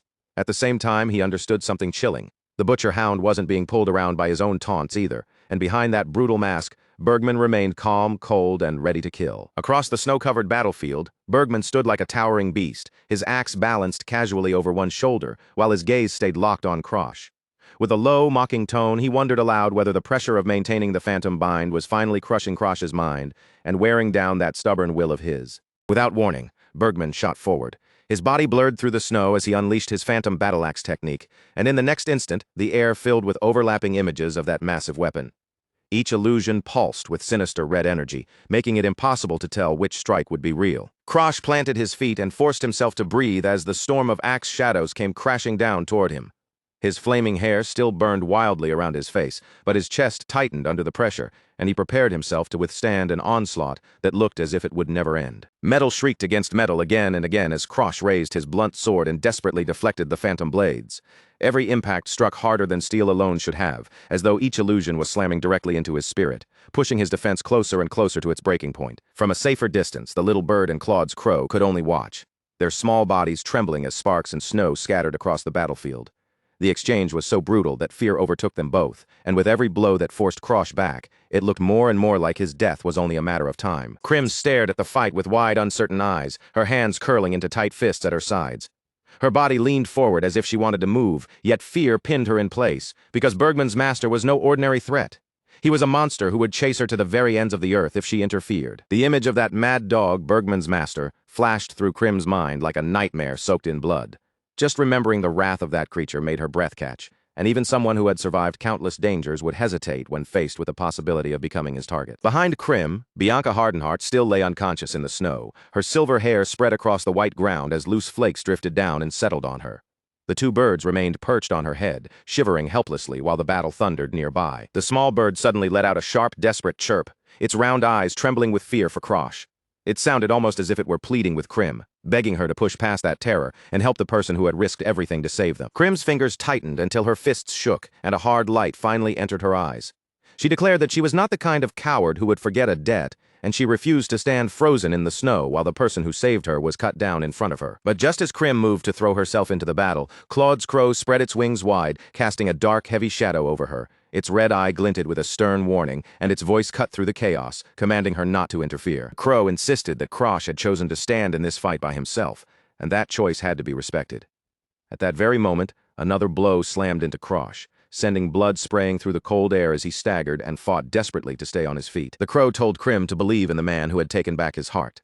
It spoke of Krosh's mental strength with grim certainty, even as Krosh's body blurred beneath the relentless pressure, wrapped in flashes of blue and orange energy as the battle pushed him past human limits. The little bird watched with tears shining in its eyes, its tiny wings quivering as it looked toward Krosh.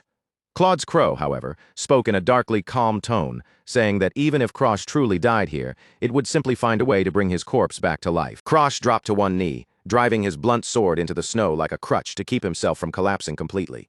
Steam curled off his battered body as he sucked in ragged breaths, and his vision started to blur at the edges, telling him he had already reached the very end of what he could endure. Until now, he had been relying on his sixth sense to follow Bergman's lightning-fast attacks, but the cost of doing that was tearing through his mind.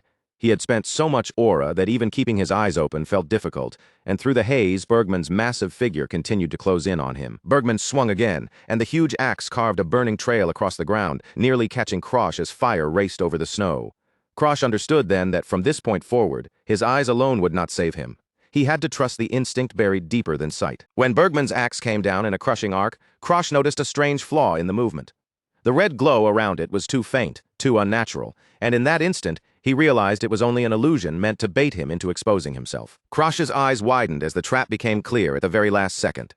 He threw his body to the side, feeling the air rip past him, and narrowly escaped the true strike that followed right behind the false one. Bergman snarled, tightening his grip as he prepared the blow he believed would finish everything. His axe blazed with terrifying force, and he charged in for the kill with total confidence, convinced Krosh had nothing left hidden up his sleeve. As the blade descended, images of chains and a dark, powerless past surged through Krosh's mind. He remembered all those long years, spent trapped in weakness, and he understood more clearly than ever that he had never been born as some natural genius. In his mind, he saw the faces of people who could crush enemies head-on with one clean, honorable strike, the true prodigies of the world. Krosh knew he was not one of them.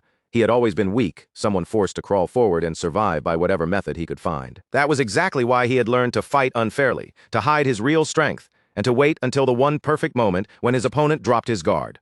Then his body erupted, a towering column of orange flame blasting upward as he shattered the mental chains that had been holding him down. The mental barrier Bergman had forced onto him broke apart, scattering into countless shards of light. Krosh had kept his fangs concealed until this exact instant, waiting patiently for the butcher hound to become certain of his own victory. Krosh's eye burned with an intense crimson glow as he gathered the last of his strength.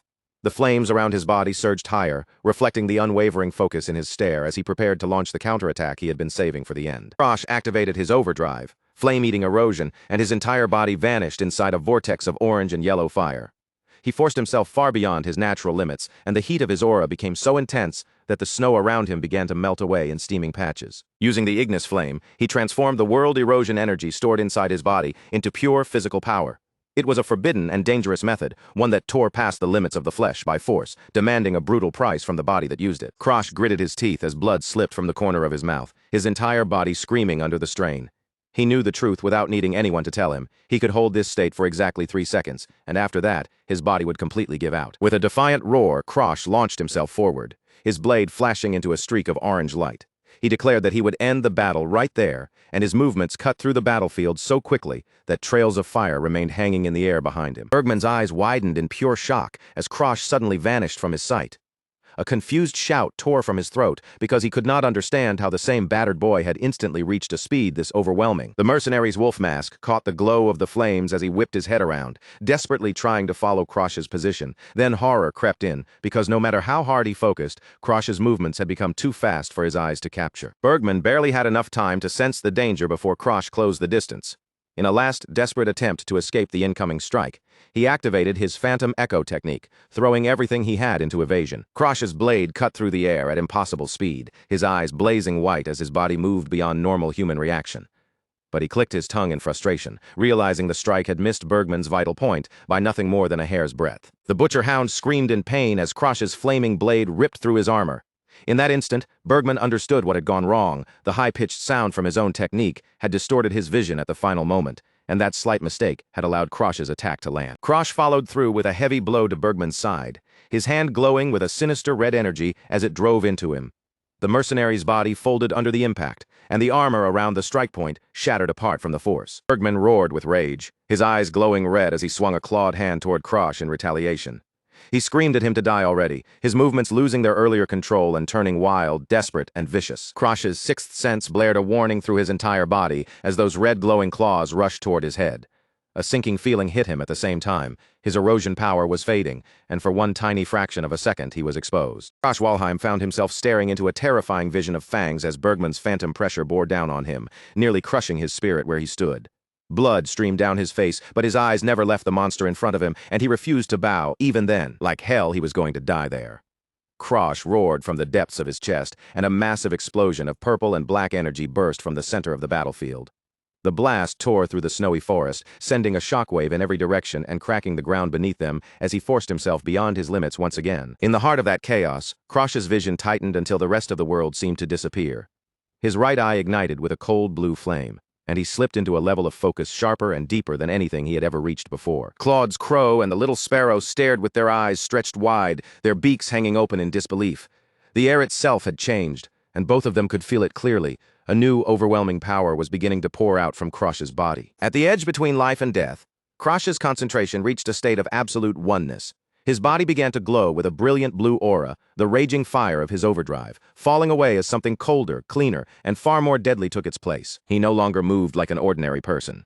He became a streak of lightning, cutting through the battlefield in sharp, zigzagging bursts, leaving behind only glowing blue spheres of energy in the places where his body had been a heartbeat earlier. A single droplet of water drifted down near Krosh's shoulder, seeming to freeze in midair as he moved between moments. In that suspended instant, his blue, ethereal form remained perfectly calm, steady, and resolved amid the storm of snow and power. Then Krosh's arm shot forward, wrapped in a blinding surge of blue electrical light. The air crackled violently around him from the density of his aura, and with everything he had left, he prepared the final desperate move that would decide the battle. His eyes had changed completely. They no longer belonged to a battered boy struggling to stay alive, but to a predator who had finally spotted the one opening he needed. Those glowing blue irises burned with a cold, steady intensity, silently announcing that the duel had already reached its final breath. Ah! Krosh released a faint breath, and in that same instant, the world seemed to snap back into its normal flow.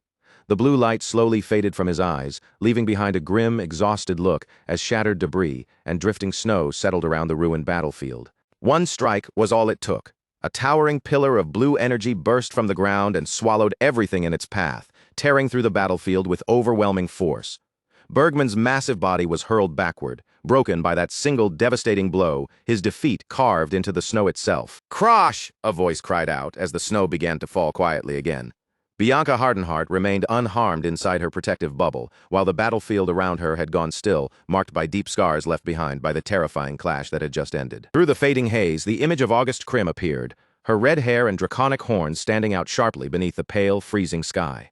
Beside her, Claude's crow watched the aftermath without a word, its gaze solemn, heavy, and strangely knowing. The strong could crush their enemies without even breaking a sweat, but Bergman, who had once stood like an unstoppable giant, now lay in the snow coughing blood, his armor shattered and his pride reduced to nothing along with his ruined body. But when the weak reached for victory, they had to pay for it with sacrifice.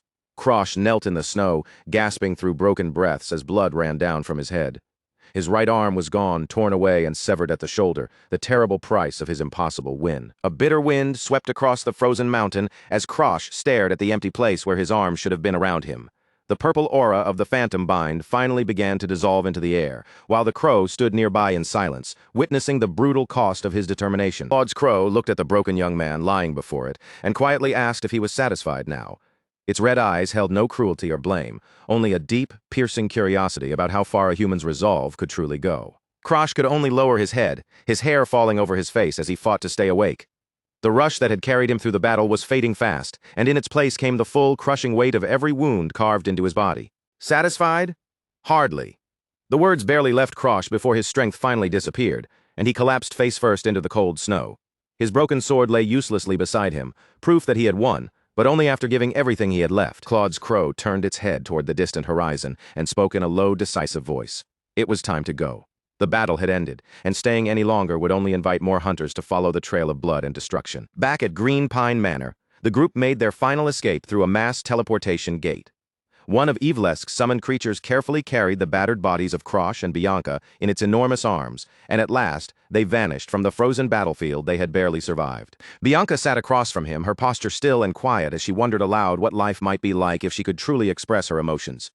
To her, the world had always seemed muted and lifeless, as if every color had been washed away into a dull shade of gray. Krosh said nothing. He simply kept his gaze on Bianca as she spoke, watching the faint movements in her face and listening to the heavy meaning behind every word she struggled to put together. Bianca lowered her eyes toward the floor, her voice distant as she questioned which fate was actually worse, feeling everything at once, or feeling nothing at all.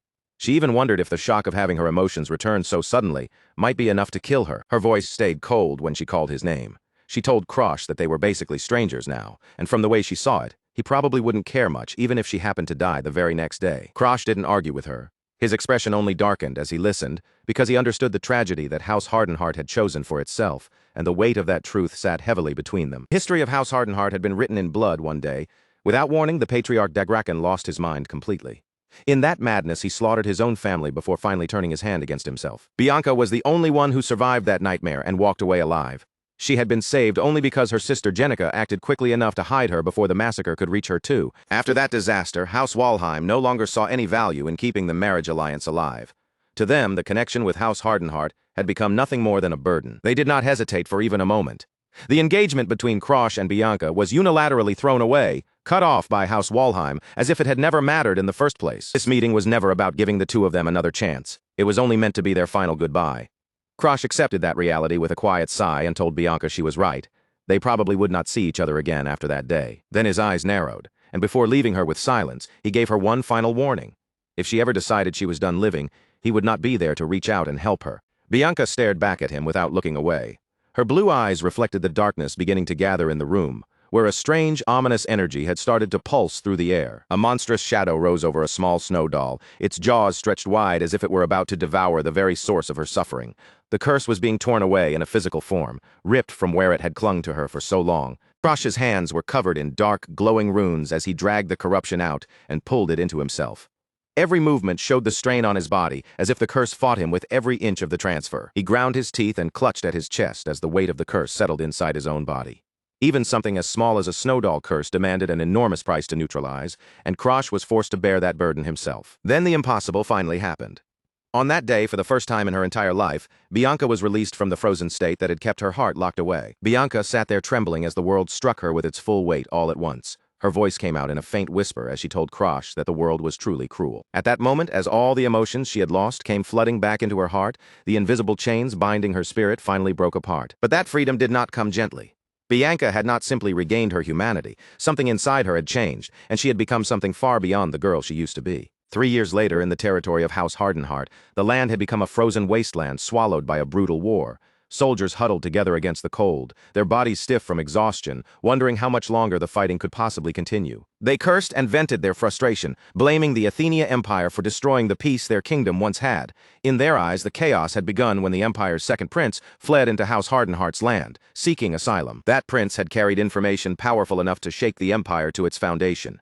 To bury those secrets, the Empire sent in the Poison King, and it was the Poison King who drove the Hardenheart Patriarch into madness, setting off the massacre that ignited the war. Rumors said the White Ghost eventually hunted down the Poison King and killed him in revenge. Ever since then, people claimed she had been hiding somewhere within the North Sea Ice Pavilion, far from the eyes of the world. Suddenly, an explosion ripped through the snowfield, blasting white powder and smoke into the air as the troops scattered in panic. Soldiers shouted over one another in confusion, demanding to know what the hell had just happened. Through the thick smoke, a future version of Krosh burst into motion.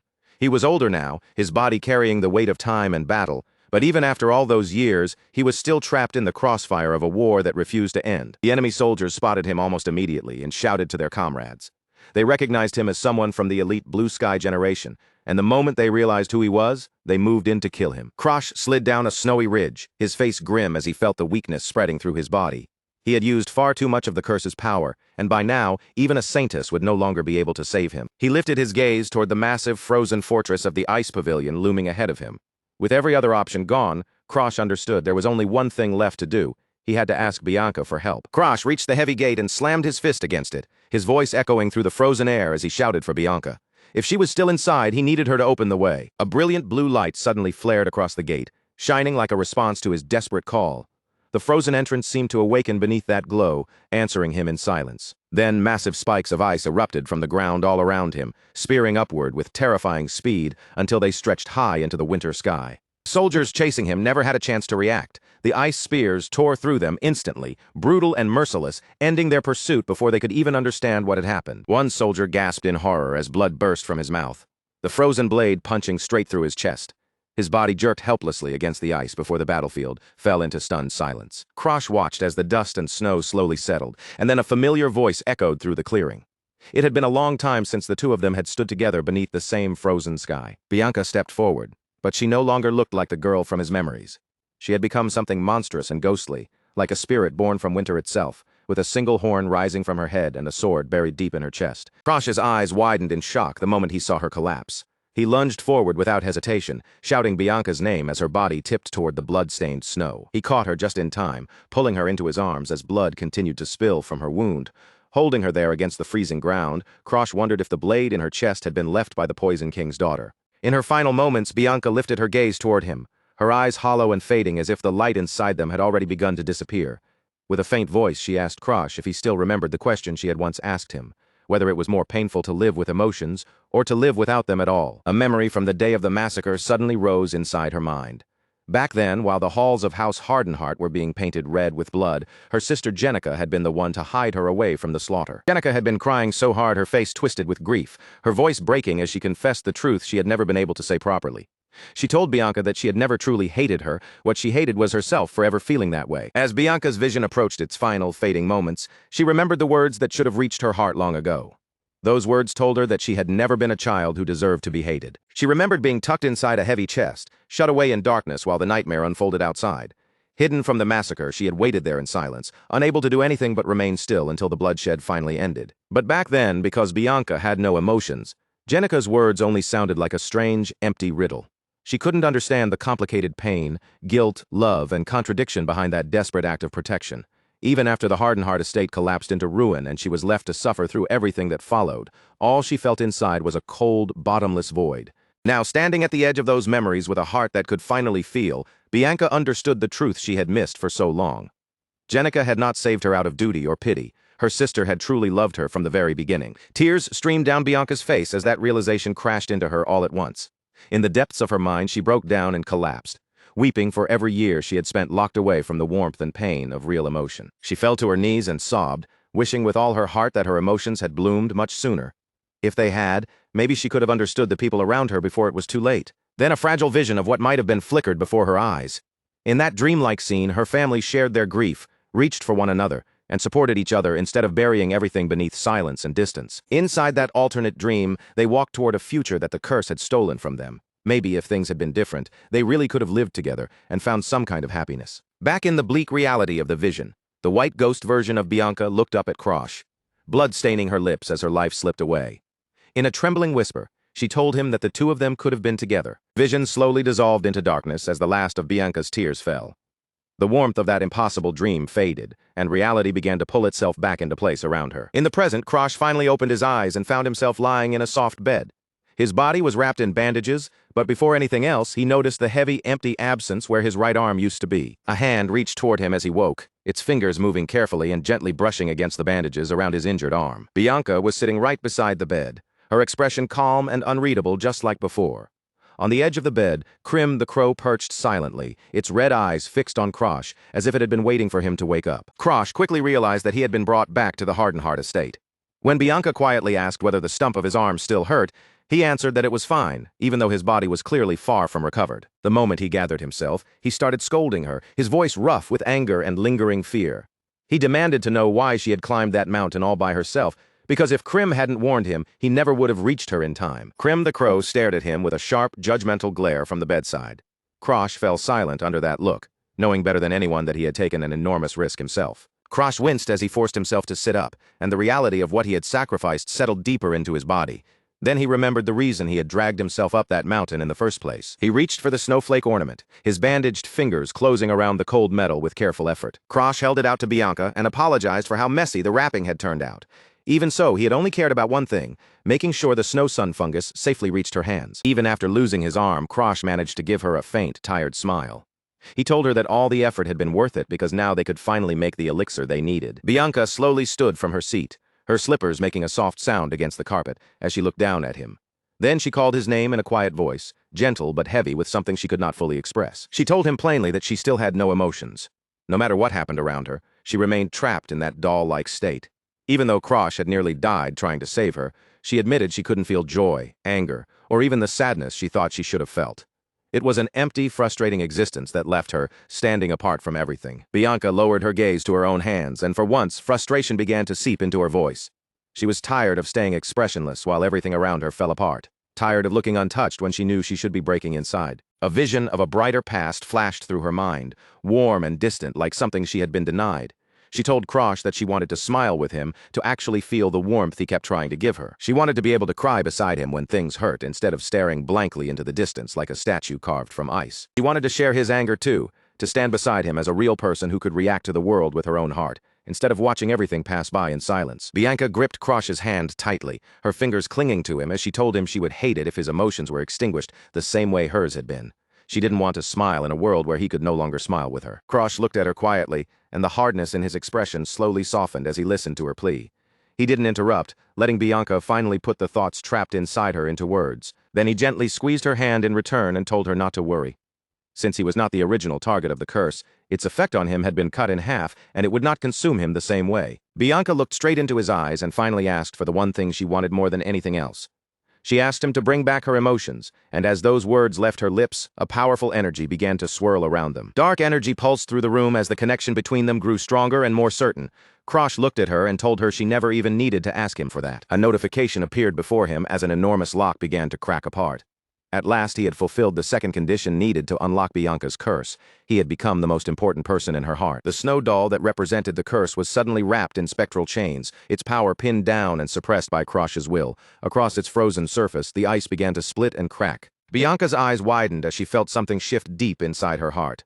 Krosh then revealed that this breakthrough had been his goal from the very beginning, the outcome he had been working toward all along. He reached out with his remaining hand, inviting her closer. His fingers were still wrapped in bandages from the brutal journey, but his gesture was steady and warm. Krosh gave her a genuine smile, soft with relief after everything they had endured. With that expression, he welcomed Bianca back to the world of the living. Bianca didn't hesitate for even a second. She threw herself forward and buried her face against his chest, clinging to him tightly as the first real sob finally escaped her lips. For the very first time, the emotionless mask she had worn for so long shattered completely. Bianca cried loudly in his arms, her body trembling as the weight of the curse gave way to real, painful human tears. A final image of the future war lingered for a moment, showing Krosh cradling Bianca's lifeless body in his arms. But at least in this timeline, her world would no longer remain a gray and empty place forever. Bianca slowly pulled back, wiping at her wet eyes as she tried to steady her breathing. She looked exhausted, but for the first time her face carried the lingering warmth of real emotion. Krosh sat with Bianca on the edge of the bed and quietly asked her how she was feeling now. After everything they had gone through, he needed to know whether she was truly all right, not just standing there and pretending to be fine. Bianca's face had settled back into its usual calm stillness, but something had changed. There was a new softness in her eyes, a faint warmth that had never been there before. Krosh wondered if she was still struggling to understand the sudden flood of unfamiliar feelings now moving through her heart. Then a firm knock sounded through the room, cutting into the quiet between them. From the other side of the heavy door, Jenica Hardenheart's voice called out, asking if she could come in. Bianca gave her permission to enter. As the door began to open, she quickly wiped at her eyes, trying to gather herself before her sister could see the traces of her tears. Jenica stepped into the room, then immediately stopped short when she noticed Bianca rubbing her eyes. From the bed, Krosh turned his gaze toward her and bluntly asked why she had come. Jenica quickly regained her composure and explained that her brother had sent her to invite Bianca to lunch. She kept a careful distance from the bed, her expression unreadable and her posture stiff. Then, noticing Krosh still wrapped in bandages and clearly unable to leave the room, she added that his own meal would be brought to him shortly. Krosh watched Jenica closely while she spoke, studying every small shift in her face and tone. He couldn't tell whether this was a sincere attempt to reach out to Bianca as family, or simply another cold formality dressed up as concern. Jenica turned to leave without meeting Bianca's eyes even once. The silence that followed felt heavy. as if years of distance, guilt, and unspoken words were still hanging between the two sisters. Krosh thought back to his previous life and remembered that around this same period, Jenica had apologized to Bianca. That memory made him narrow his eyes slightly, wondering whether the same moment was about to unfold again in this life. Then Krosh turned his attention back to Bianca, who was quietly looking at him as though waiting for what he would say next. He called her name softly, pulling her attention away from the thoughts she had fallen into. Krosh told Bianca that she didn't need to force herself to forgive Jenica just because her sister had started acting differently. His voice stayed calm but firm as he promised that once everything here was finished, they would return together to the place that truly felt like home. Bianca's eyes widened just a little at the word home. Then, as if the thought struck her harder than expected, she suddenly lowered her head and hid her face behind both hands. She kept her palms pressed against her cheeks, letting out small, muffled sounds that made it obvious she was embarrassed. Krosh tilted his head in confusion, completely unable to understand why that one word had made her react so strongly. After a moment, Bianca finally peeked out from between her fingers. She turned her eyes toward the ceiling, trying to hide the faint blush spreading across her face. Then she lifted her fingers to the corners of her mouth and pushed them upward, forcing herself into a bright, awkward smile. In that strange but sincere way, she admitted that right now, she felt incredibly happy. A little while later, Krosh prepared to step out of the estate for a short time. He gave Bianca a casual wave goodbye, while she stood by the doorway and quietly watched him leave.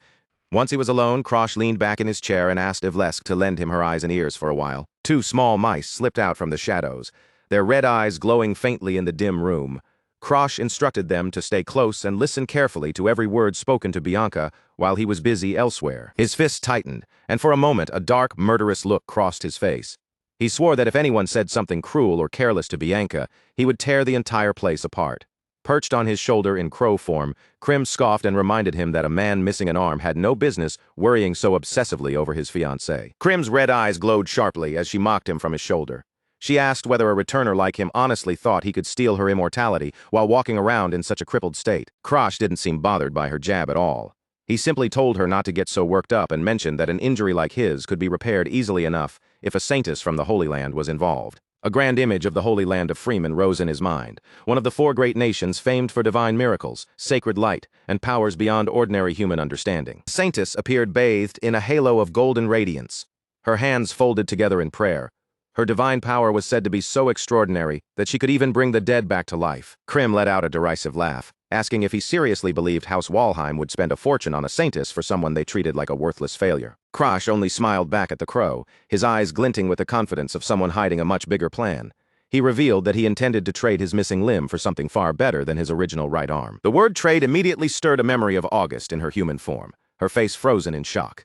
In that instant, she realized exactly what Krosh was planning. Krim asked if this was the real reason he had recruited Ivlesk in the first place.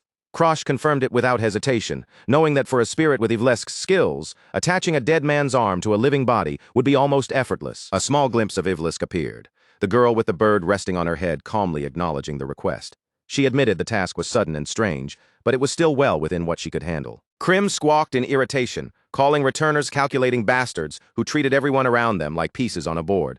Krosh calmly called it a lucky coincidence, insisting that losing his arm had never been part of the original plan. Then Krosh spoke a name heavy enough to freeze the air. The Sword Demon. The moment Krim heard it, she went rigid in shock at the mention of her former subordinate. August's mind flashed back to the legendary fighter she once knew. She could hardly believe that Krosh had actually managed to find his remains. The Sword Demon had been a legendary swordsman whose quick-draw style once shook the entire world. He was a master beyond ordinary skill, cutting down enemies before they could even register the movement of his blade. And he had been more than just a famous warrior. In the past, he was one of the most powerful and prized subordinates of the Crimson Garden. Krim shrieked with fury, flapping her wings so violently that feathers nearly scattered around her. She shouted that the Sword Demon had been her masterpiece, and there was no way she would allow a loser like Krosh to take him for himself. Krosh stayed perfectly calm and reminded her that she wanted him to become stronger. If that was the case, then she could raise him with the same devotion she had once poured into her legendary masterpiece. Krim snapped at him to shut up. Her pride clearly struck right where it hurt. She hissed that there was a reason she had favored the Sword Demon over someone like him. For a moment, the bird suddenly went quiet, her ruffled feathers settling only slightly. Krosh then pointed out that he knew she truly cared about Krim and all of her other subordinates, no matter how harshly she tried to speak. Krosh's gaze sharpened, focused, and unshaken. He understood that finding the weakness of the Crimson Garden, her true main body, was the key to everything he wanted to accomplish. The memory of Arthur, the hero from his past life, flashed through Krosh's mind.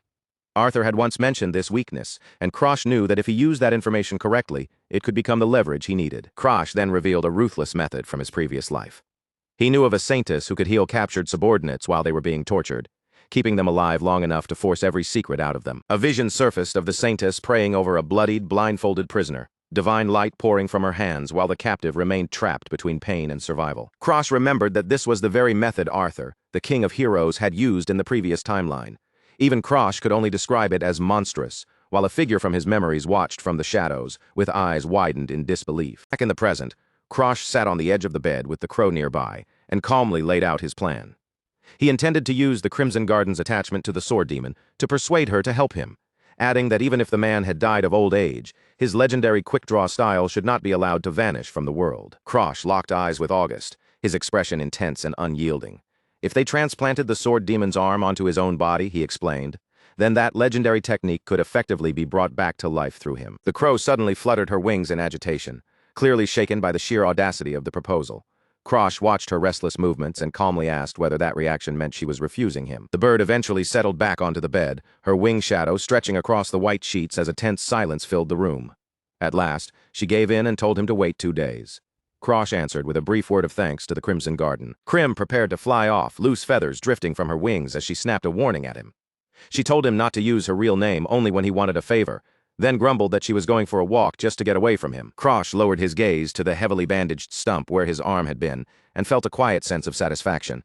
With the deal for his replacement arm settled, one of the biggest obstacles in front of him had finally been cleared. His thoughts then shifted to the wider political mess waiting beyond the estate. He wondered how House Walheim would react to the news he had sent, and he knew he would need to carefully align his story with the Hardenhart family when it came to explaining his injury. Far from the estate in a quiet office, Arioto sat at a desk and carefully wrote out a report. Krosh worried that even though he had claimed to be at Green Pine Manor, Arioto might eventually uncover the truth and realize he was actually at the Hardenhart estate. With a weary sigh, Krosh flopped back onto the bed and stared up at the ornate ceiling above him. He decided that if anyone questioned him, he would simply tell them to mind their own business, especially since his father had never cared enough to properly intervene anyway. One of Ivlesk's mice sat on the pillow beside Krosh's head, its red eyes glowing faintly in the dim light. Even though his plans had gone well so far, a stubborn sense of dread kept tugging at the back of his mind. Bianca sat calmly in another room, her face unreadable as she gave a firm refusal to her brother's demand. Miriok Hardenhart did not take that answer well. He leaned forward angrily and barked at Bianca to stop acting like a child, demanding that she hand over her position as Krosh's fiancée to Jenica. Bianca calmly pointed out what should have been obvious to everyone in the room. Krosh, the so-called loser they had looked down on, had just defeated a peak expert like Bergman. If his real strength was finally beginning to awaken, then clinging to him would make him one of the greatest weapons House Hardenhart could possibly have. She admitted that maybe she was still just a child in their eyes. But to Bianca, that only made one thing clearer. Once she decided she wanted something, she would never let it slip from her hands. Bianca made her answer perfectly clear. She was not moving from Krosh's side because being his fiancé was the one thing in this world she had finally chosen for herself, and she was determined to protect it no matter what anyone said. Miriok slammed both hands down in front of him, his expression twisting with contempt. He sneered that a cursed girl like Bianca would only be thrown away the moment Krosh grew tired of her. Jenica Hardenhart finally snapped, sharply telling her brother that he had gone too far. But Miriok didn't back down at all. He coldly claimed he was only stating the truth, and that Jenica was not an exception to those rules either. Then Miriok turned that frustration toward Jenica, telling her that if she felt so guilty, then she should be the one to marry Krosh and start thinking about the future of the family. Jenica looked utterly shattered by those words, but Bianca cut straight through the heavy silence and demanded to know what this family had ever truly done for her in the first place. Bianca stared him down without flinching, her voice steady as she said she couldn't care less what happened to House Hardenhart. After all, neither her brother nor her father had ever truly cared about her either. Her mind was already made up. Even if they kicked her out of the estate, even if she lost every privilege and possession tied to her name, Bianca would still choose to remain by Krosh's side. Miriok was just about to shout Bianca's name when a sudden sound from the doorway sliced through the tension in the room. A foot stepped inside. Miriok immediately barked that he was busy. But the intruder only responded with an easy apology, acting as if his sudden appearance was nothing more than a small interruption. It was Krosh Walheim. Despite everything that had happened, he looked strangely composed as he entered the room, casually mentioning that he had overheard a few things from the hallway that were far too interesting to ignore. Miriok froze in shock at the sight of him standing there, and told him he should still be resting. Krosh simply raised 2 fingers, his expression calm as he brought up the rumors that were already starting to spread. The first rumor was simple. Krosh had saved his fiancée and defeated the butcher dog, even though the battle had cost him his right arm. Then there was the second rumor, and that one was far uglier for House Hardenheart. Their security had been so pathetic that they couldn't even stop a single mercenary from breaking through. And worse than that, they had allowed a direct descendant of House Walheim to be placed in mortal danger, right under their own roof. With the patriarch away, Krosh looked at Miriok and asked which rumor he thought would be easier for him to handle. Miriok gritted his teeth, his face tightening as he realized he had been completely cornered. With no easy way out, he asked Krosh what he actually wanted from him. Krosh kept his demand simple. Let Bianca do whatever she wanted. Whether she chose to remain in the engagement or break it off, that decision belonged to her and no one else. Miriok stared at him, stunned. He had assumed Bianca simply wanted to leave the estate behind, but now it was painfully clear that he had misunderstood the situation from the very beginning. Krosh added one final point, making it clear that he had no intention of throwing Bianca away either. He didn't care about some curse, not even a little. Bianca clung tightly to his arm, her expression fierce and emotional, while Miriok could barely believe the two of them had formed such a real bond in so little time. At last, Miriok let out a defeated sigh, with no choice left. He told Krosh that he would leave Bianca in his hands for the time being. As they began to leave, Krosh's thoughts shifted toward the next problem. He wondered whether a Hardenheart priest could truly manage to heal the arm he had lost. He told them they would see the results in 2 days, and should report back then. After all, if the priest succeeded, it would be a useful boost to that priest's reputation as well. Jenica watched the two of them leave, her eyes following Krosh with suspicion. She wondered what he was really planning beneath that calm face, but for now she decided it was better to play along. The door slammed shut behind them, and the room fell into a heavy silence. Jenica quietly called out to her brother, who still seemed to be standing there, struggling to process everything that had just happened. Krosh noticed just how much Bianca had changed. She was even blushing now as she clung close to him, softly whispering that maybe the two of them should simply get married already. Elsewhere, a hand came to rest on a report that detailed the recent incident and everything surrounding it. The head of House Walheim stood within the shadows, gazing out into the dark night beyond the window.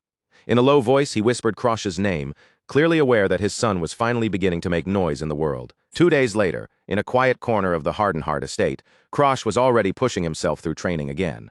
Sweat poured down his body as blue flames flickered across his skin, burning hot against the cold air around him. He focused everything into one precise point, trying to weave his aura together with the extreme blood poison inside him.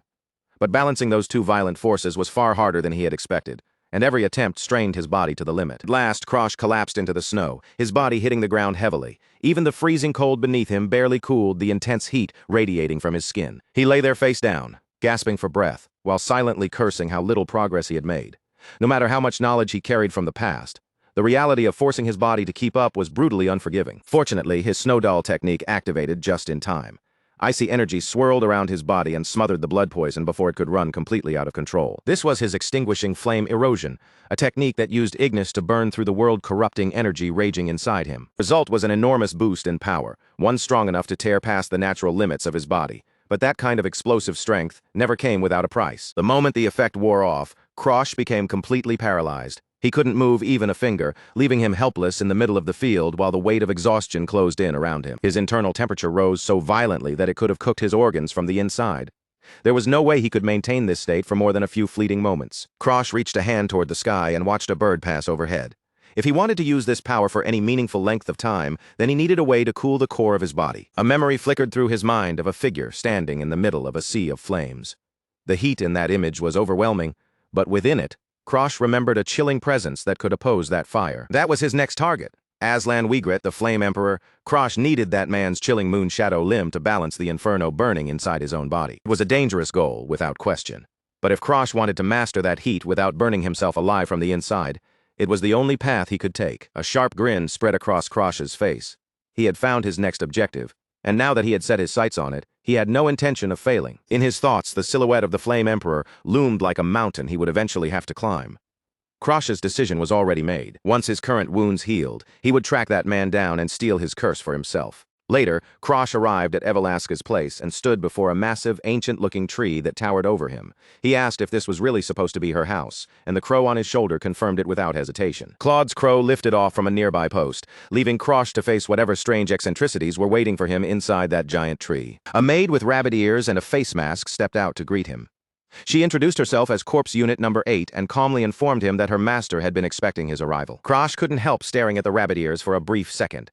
Even for a genius researcher like Evalask, this was a strangely specific and bizarre choice of style. He followed the rabbit-eared maid inside and quickly noticed that the interior was far larger than the outside suggested. The space seemed to stretch unnaturally, most likely expanded or connected through spatial magic. Evelask was already brimming with excitement, looking as if she had been waiting eagerly for this exact moment. She welcomed Krosh back and announced that the transplant for the sword demon's arm was finally ready. He turns his gaze toward the table, where the withered black arm rests beside Claude's crow. At first glance, it barely looks like a human limb at all. It resembles a twisted chunk of burned wood, dry, charred, and lifeless. Even so, Krosh knows this is the arm he needs, and he needs it attached to his body right away. Evelask gives him one final warning before they begin.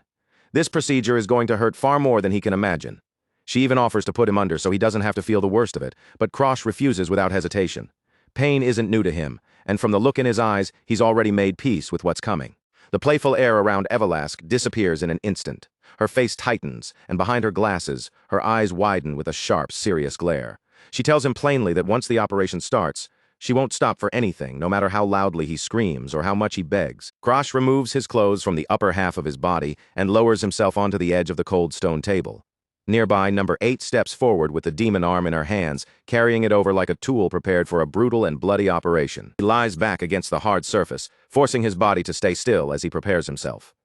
Evelask immediately tells number 8 to hold him down properly. If his body starts thrashing from the pain, the entire procedure could turn into a disaster. The operation begins with a violent flare of dark red energy. Evelask presses her power into the place where the arm will connect, and the moment that sinister light spreads across his shoulder, the real nightmare finally begins. Sparks scatter through the air as the foreign flesh starts forcing itself into Krosh's shoulder. The process is anything but clean. Flesh, aura, and torn tissue grind together in a violent fusion, slowly stitching the demon arm to his body piece by piece. Krosh clamps down hard on the gag between his teeth, his entire face twisting from the pain. The sword demon's arm finally locks into place, fusing with him, as if it has always belonged there. The attachment is complete, but he quickly realizes that the most terrifying part still hasn't begun. Evelask doesn't allow him even a single breath of relief. Her hands ignite with a heavier, brighter red glow, and her focus sharpens as she prepares for the last step. Compared to everything before it, this part is far more delicate and far more dangerous. She forces the nerves to connect, sending a savage shock through Krosh's entire body like lightning ripping through his veins. His eyes shoot wide open, almost bulging from his skull, as pure agony floods every part of his system at once. By the time the procedure finally ends, Evelask is soaked in sweat from the strain. Even she looks worn down after forcing the connection into place. Still, there's a hint of surprise in her expression, because Krosh somehow endured the entire operation without losing consciousness. Number 8 steps in, without wasting a word, and begins making herself useful. One by one, she unfastens the thick leather restraint belts that had been holding Krosh's body tightly against the stone table. Krosh slowly rises to his feet and tests the weight of the new limb hanging from his shoulder. The arm is dark, twisted, and gnarled. Nothing like the one he lost. But as he stares at it, he calmly says there was a reason he was willing to suffer through all that pain. The extreme blood poison reacts to its new vessel almost immediately. Thick purple mist begins to coil around the blackened flesh, swirling over the demon arm, as if the poison itself has found something to cling to. The muscles beneath the black skin begin to ripple violently. They swell, twist, and bulge in unnatural waves as the connection between Krosh's body and the demon arm grows stronger, locking the limb more firmly into place. Evelask takes one look at the throbbing mass of veins and warped flesh, then visibly winces in disgust. Even for someone as experienced as her, the sight is grotesque. Krosh can feel it too. The arm is trying to run wild. He understands right away that if he'd been unconscious, the blood poison would have seized control of the limb completely. Krosh gathers his focus and carefully begins adjusting the aura flowing into the arm. He can't force everything at once. Little by little, he has to regulate the power, steady the connection, and teach his body how to handle this new limb. At last, the chaotic energy begins to calm. Krosh slowly closes his new fingers into a fist, and a satisfied smirk spreads across his face. The arm no longer feels foreign. It moves so smoothly that it feels as natural as the one he was born with. Claude's crow flutters over to inspect him more closely, clearly wanting to see whether the fusion truly worked. Krosh looks toward everyone in the room and confirms it himself. The process is finished, and the arm has officially become part of his body. With the operation behind him, Krosh turns to Evelask and asks to borrow her training grounds. While he's still here, he wants to begin practicing the sword demon's draw technique and see what this new arm can really do. Claude's crow suddenly cuts in, reminding everyone that Krosh has another goal as well. He isn't just here for training, he's also searching for an ancient book known as Hakutu. Evelask doesn't react to that at all. Instead, she completely drifts into her own world, swooning over the thought of Lord Krim. Krosh can only stare at her in baffled silence as she slips into full fangirl mode right in front of him. After a moment, Evelask finally snaps back to reality enough to give an order. She tells number 8 to take Krosh to the training grounds, and the maid accepts with a simple nod, stepping forward to guide him without complaint. As they make their way through the manor, number 8 glances toward Krosh and asks how much he actually knows about the technique he's so determined to learn. Krosh answers honestly, admitting that his understanding is still pretty basic. The crow reacts immediately, pecking at Krosh's head in disbelief. From its point of view, it's ridiculous that he went through the agony of replacing an arm just to learn a technique he barely understands. Krosh explains that the sword demon's draw technique may look like a single slash from the outside, but its foundation is completely different from ordinary swordsmanship. What matters isn't just speed, it operates on an entirely different principle. In a normal draw technique, the swordsman gathers aura inside the sheathed blade, compresses it there, and then releases everything in one sharp motion the instant the sword is pulled free. But the sword demon's method doesn't stop there. Instead of releasing the stored aura as one solid burst, it breaks that power apart into countless tiny pieces, multiplying the force behind the strike. So the attack isn't merely a fast swing. It's closer to a chain of microscopic explosions, each one detonating in perfect sequence and launching the blade forward with terrifying speed. Number 8 stops in the middle of a huge open courtyard and turns back toward him, asking if he understands so far. Krosh doesn't even pretend. He answers flatly that he doesn't understand it at all. Since thinking it through isn't getting him anywhere, Krosh decides he'll have to learn with his body instead. He reaches for his practice blade, fingers settling around the hilt as he prepares to try the technique himself. Claude's crow lifts off from nearby and flies away, telling Krosh to trust the muscle memory already carved into his new arm. Even if his mind doesn't fully understand the movement yet, the limb itself remembers. That arm carries thousands upon thousands of hours of training within it. Krosh may still be inexperienced with the technique, but the sword demon's arm already knows the path his body needs to follow. Krosh draws in a slow breath, letting the air steady him.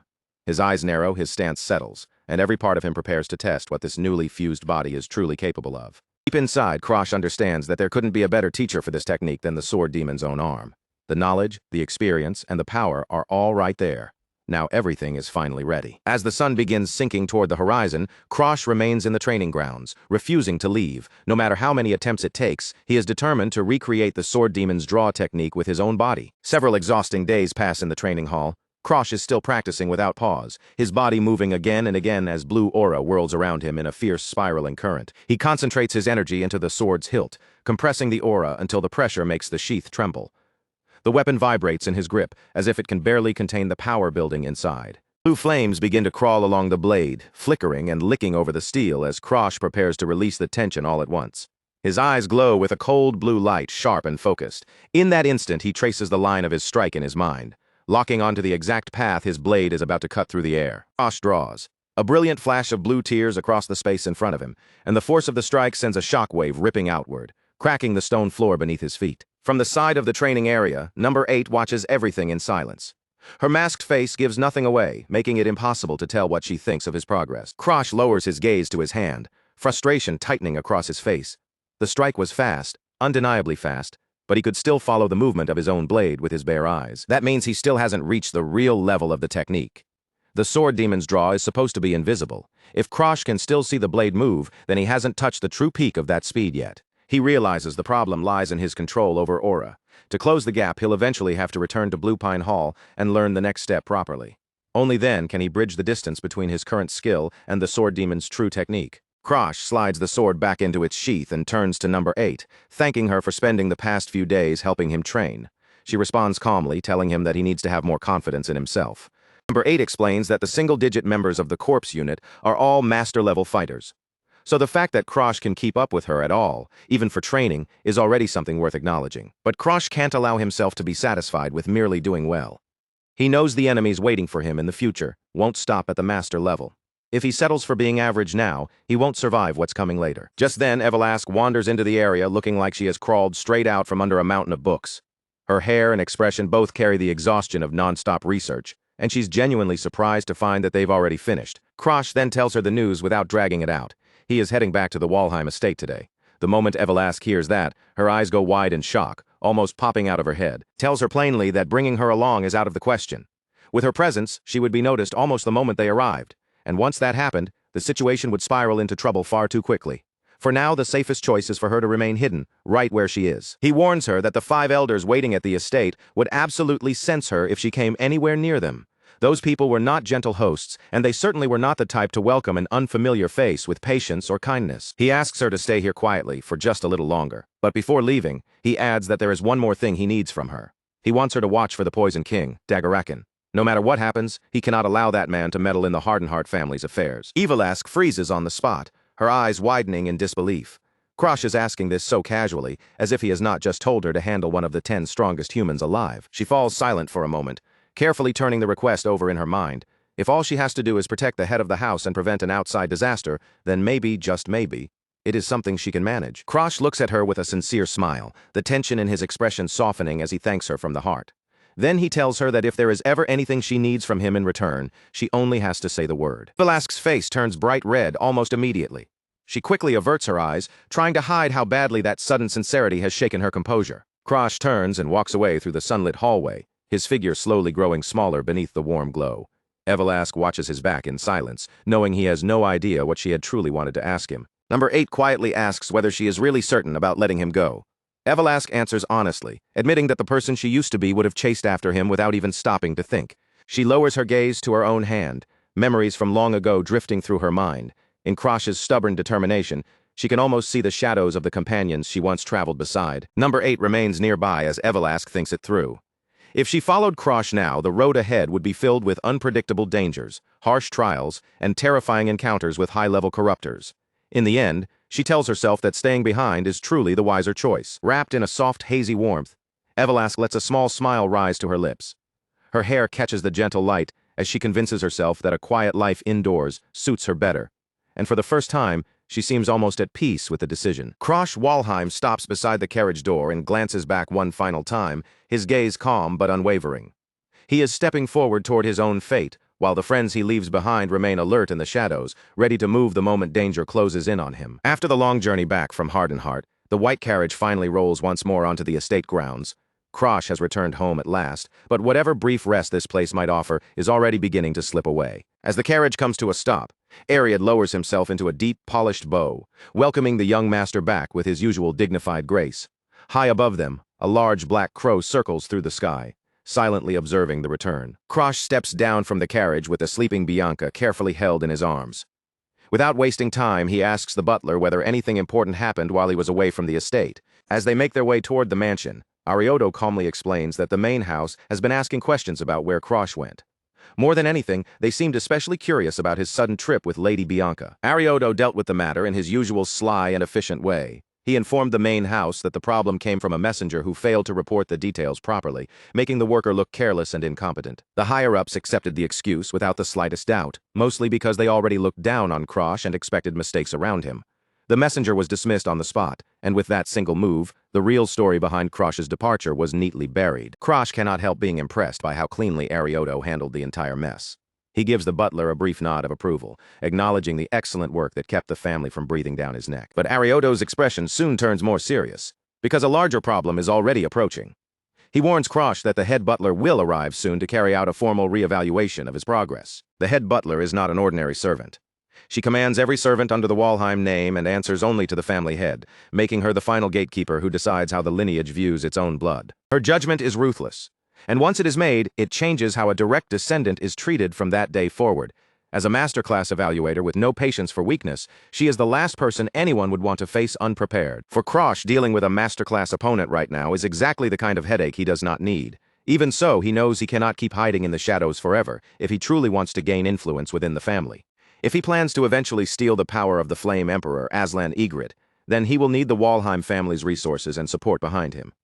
Proving himself now may be dangerous, but it is a risk he has no choice but to take. Krosh asks whether there is anything else he should know, keeping his focus steady despite the heavy pressure of the mansion's politics closing in around him. Arioto then adds that darling Danfirian has also begun growing impatient. The alchemist is already demanding the materials she was promised, and as always, she has no interest in waiting politely for delays. Krosh lets out a tired sigh and thanks the butler for warning him in advance. Too many dangerous people are moving around him at once, each one bringing their own problems. Before making his next move, Krosh knows he needs a moment to sort through the chaos and choose his strategy carefully. Then, without warning, a cold shiver spreads through the courtyard. A powerful presence appears above them on the balcony, and Krosh realizes that Charlotte Walheim has already reached the estate. A dark, dangerous smile curls across Charlotte's face as she looks down at him from above.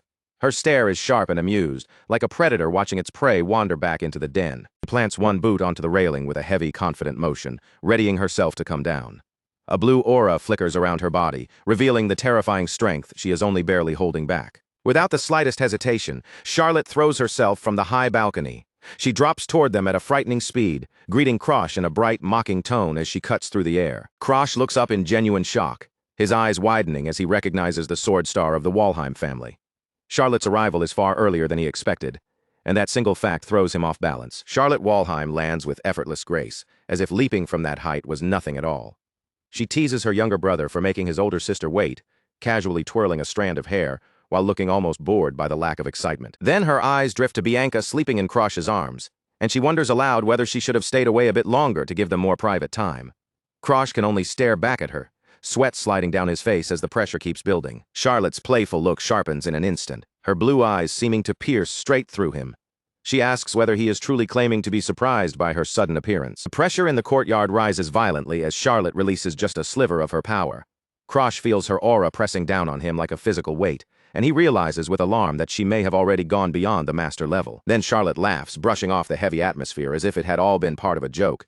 She says she heard all about how hard he fought just to save his fiancée, teasing him for suddenly acting like some heroic figure. She reaches out and lightly pokes Bianca's sleeping cheek, commenting on how cute the girl looks. Krosh immediately shifts Bianca a little farther away, his discomfort obvious as he tries to keep his sister from meddling too much. Charlotte teases him again, saying she has no intention of stealing his bride, though she is wounded by how coldly he is treating her. She pouts like an offended older sister, even while the deadly pressure around her refuses to disappear. Krosh narrows his eyes at her and tells her there is no need to make such a dramatic show of it. In a blunt tone, he admits that he is simply surprised she appeared at his house so suddenly. The smile on Charlotte's face disappears in an instant. She repeats his words, "Your house," and the edge in her voice turns the air around them heavy and dangerous. Charlotte slams her foot down, and the stone beneath her fractures under the force of her aura. Broken chunks scatter through the air as she reminds Krosh that this mansion belongs to the Walheim family. Arioto stays back behind the rising dust as Charlotte makes her point clear. It is their house, not Krosh's alone, and the ground continues to tremble beneath the sudden surge of her killing intent. She scolds him for letting arrogance get to his head, comparing his quick temper to their mother's. The wind whips around them as her presence fills the courtyard, making the difference between their current strength impossible to ignore. Krosh tries to calm the situation, asking whether she is actually angry. At the same time, he is carefully measuring her reaction, trying to understand how much she already knows and how far she intends to push him. Charlotte leans closer, lowering her voice until it becomes a quiet, dangerous whisper. She admits that she always believed she was the person closest to him. Yet all this time, he has been hiding enormous secrets from everyone. She suspects that Krosh may have made a contract with a god to climb so quickly to the level of a mid-level expert. She has clearly been watching him closely, noticing a rate of growth that should not be possible. But that is not the only thing bothering her. She touches her chin in thought and says there is an unpleasant energy clinging to him, something that feels like either a curse or the erosion of the world itself. Krosh's heart drops as he finally grasps just how terrifying Charlotte's ability really is. In that moment, he understands why even the slaughter dog had no chance against his sister in the previous timeline. He grips his arm tightly, sweat gathering on his skin as the truth sinks in. Charlotte has not merely awakened the mind's eye. She has already stepped into the next stage, a legendary power that allows her to see the world through the stars. Charlotte possesses the Star Eye, a terrifying ocular power that lets her see through almost everything before her. Even the world erosion energy buried deep inside Krosh's body, hidden where no ordinary person could ever sense it, is laid bare beneath her gaze. Against those eyes, there is nowhere for him to hide. Krosh remembers the old rumors about her, the stories that said illusions never worked on Charlotte, and that no trick could escape her sight. Her appearance here is not just an unexpected visit anymore. To him, it has become a direct threat to the secrets he has been desperately trying to keep buried. His mind flashes back to the conversation he once had with Krim.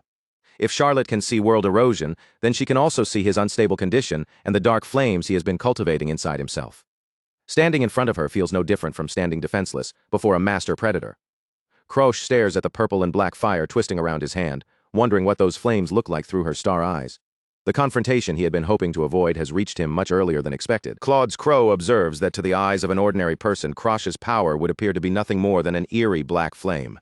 But that surface appearance is only a mask, hiding something far more dangerous underneath. The Crow explains that only a very small number of people in the entire world can recognize world erosion for what it truly is, such as devourers or servants tied to an eroder.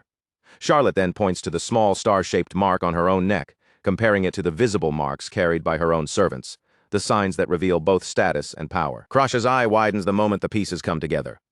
Sweat gathers on his forehead as he realizes just how much Charlotte understands about the hidden powers operating beneath the surface of the world. In his memory, Claude's crow speaks to a younger Krosh and reminds him that those entities are manifestations of world erosion itself. Krosh, however, is not the same as them. He is only mixing that dangerous, unstable power directly into his own aura. The young Krosh looks down at the purple mist gathered in his palm, watching it coil and drift like a living haze. The crow tells him that to most people, this strange condition would not look like power at all.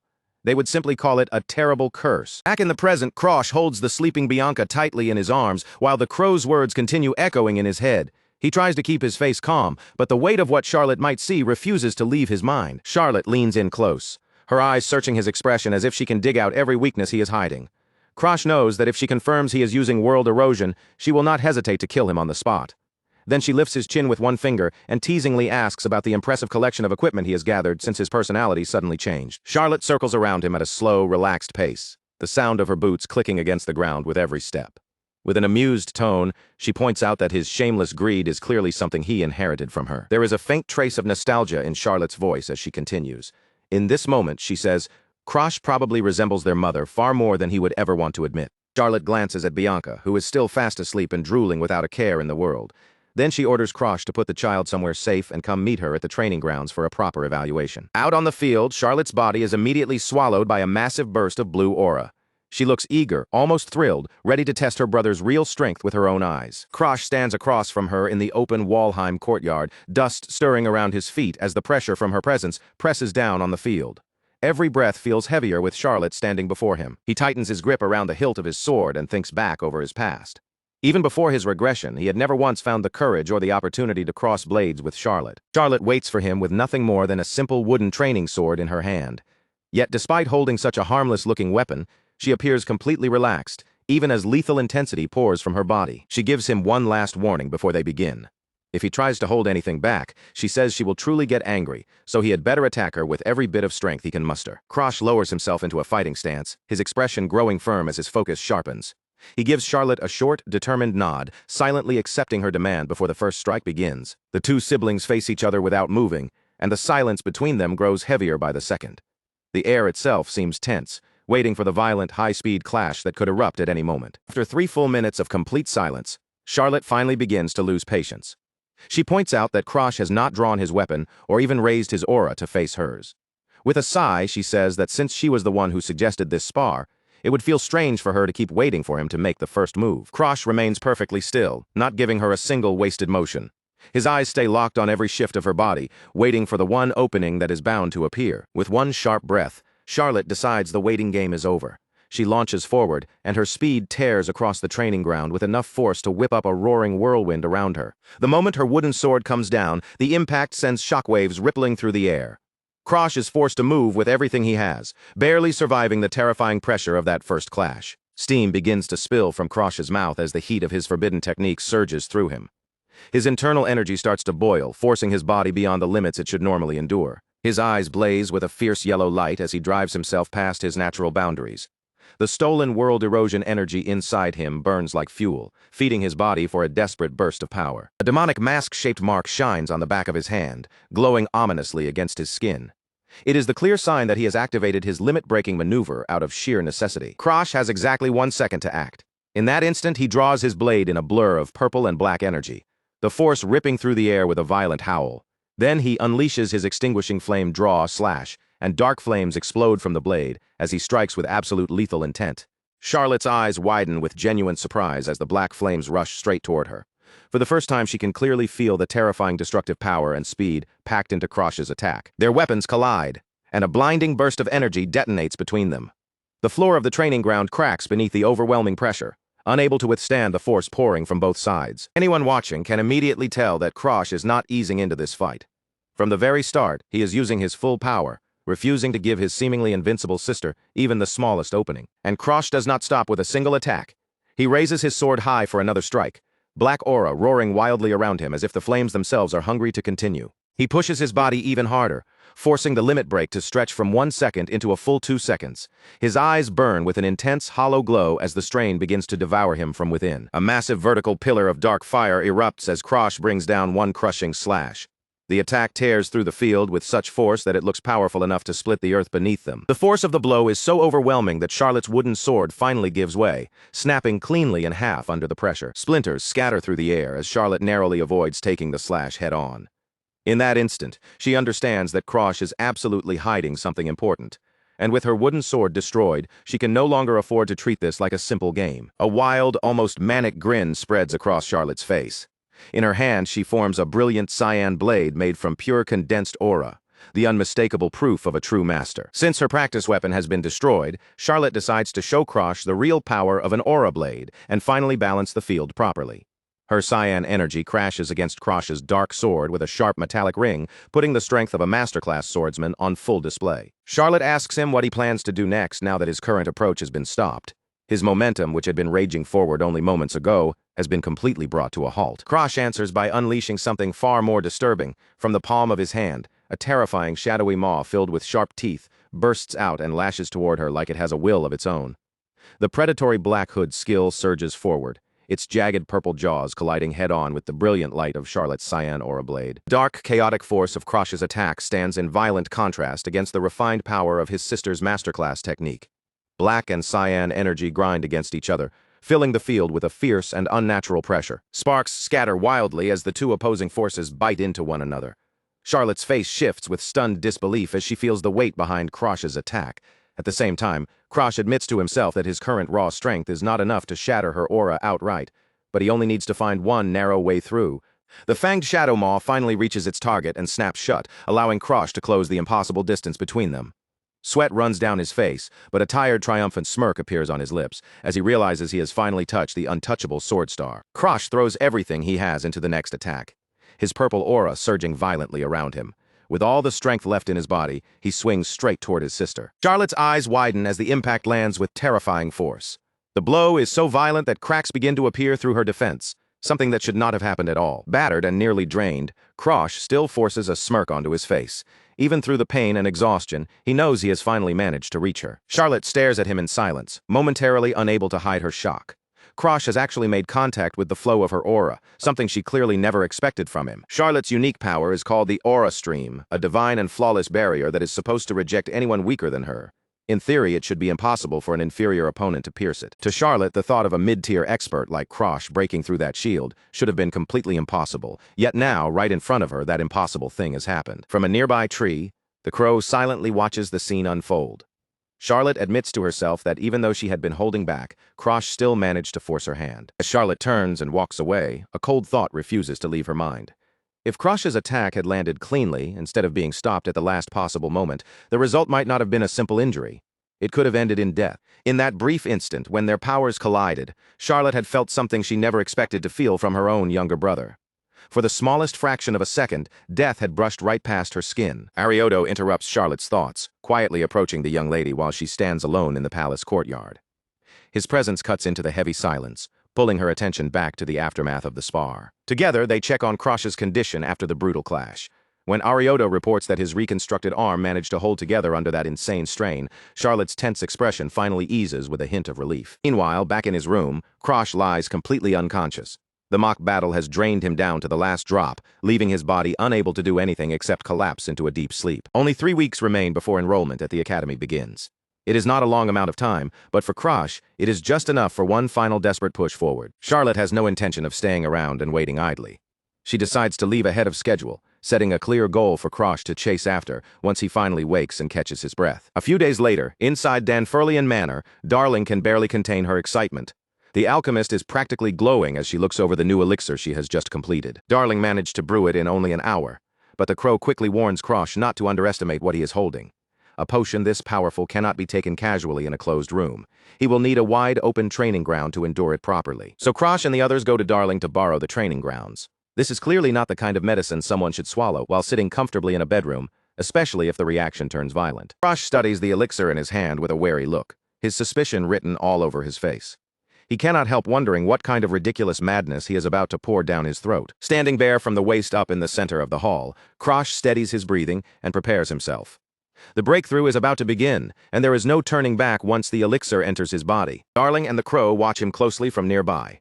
Their usual teasing and playful back and forth disappear, replaced by a tense silence as they wait to see how his body will react. The moment Krosh swallows it, regret begins to creep in.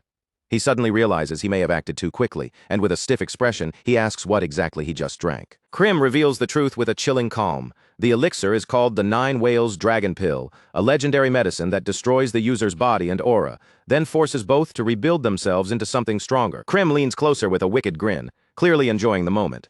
He tells Krosh that all he has to do is survive 9 screams worth of agony, and if he manages that, he will reach an entirely new level. The room drops into a heavy silence as the medicine begins to spread through Krosh's body. Everyone waits for the pain to strike, but for some strange reason, the true torment has not arrived yet. The crow is completely baffled when Krosh does not immediately crumple to the floor in agony. Instead, Krosh only feels a faint warmth building inside him, like heat slowly gathering beneath his skin. Darling stares at him with widened eyes as Krosh calmly explains what he is feeling. To him, the sensation is nothing more than a steady prickling heat spreading through his body. Compared to the horrors he endured in his previous life, this level of suffering is not enough to break him. A little internal burning may be unpleasant, but it cannot make Krosh lose his composure. Krim is left speechless by Krosh's reaction. He can only wonder what kind of hellish life this boy must have lived if a torture like this feels manageable to him. The crow quickly tells him to stop wasting breath and focus. If Krosh concentrates properly, the energy from the elixir will settle into him more efficiently and give him a better chance of surviving the process. Deep within Krosh's mind, Krim's presence quietly looms over the process.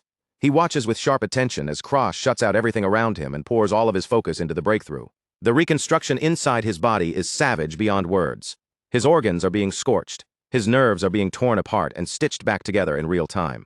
Most people would have lost their minds under that pain, but Krosh's terrifying determination is exactly what makes him so dangerous as a regressor. Only his obsession with reaching his goal keeps him conscious through the agony. He clings to that purpose with everything he has, refusing to let the pain drag him under. The crow stays close by, watching every change in his body. If Krosh reaches his limit and starts to fall, the crow is ready to force him back onto his feet without hesitation. This is not simple training anymore.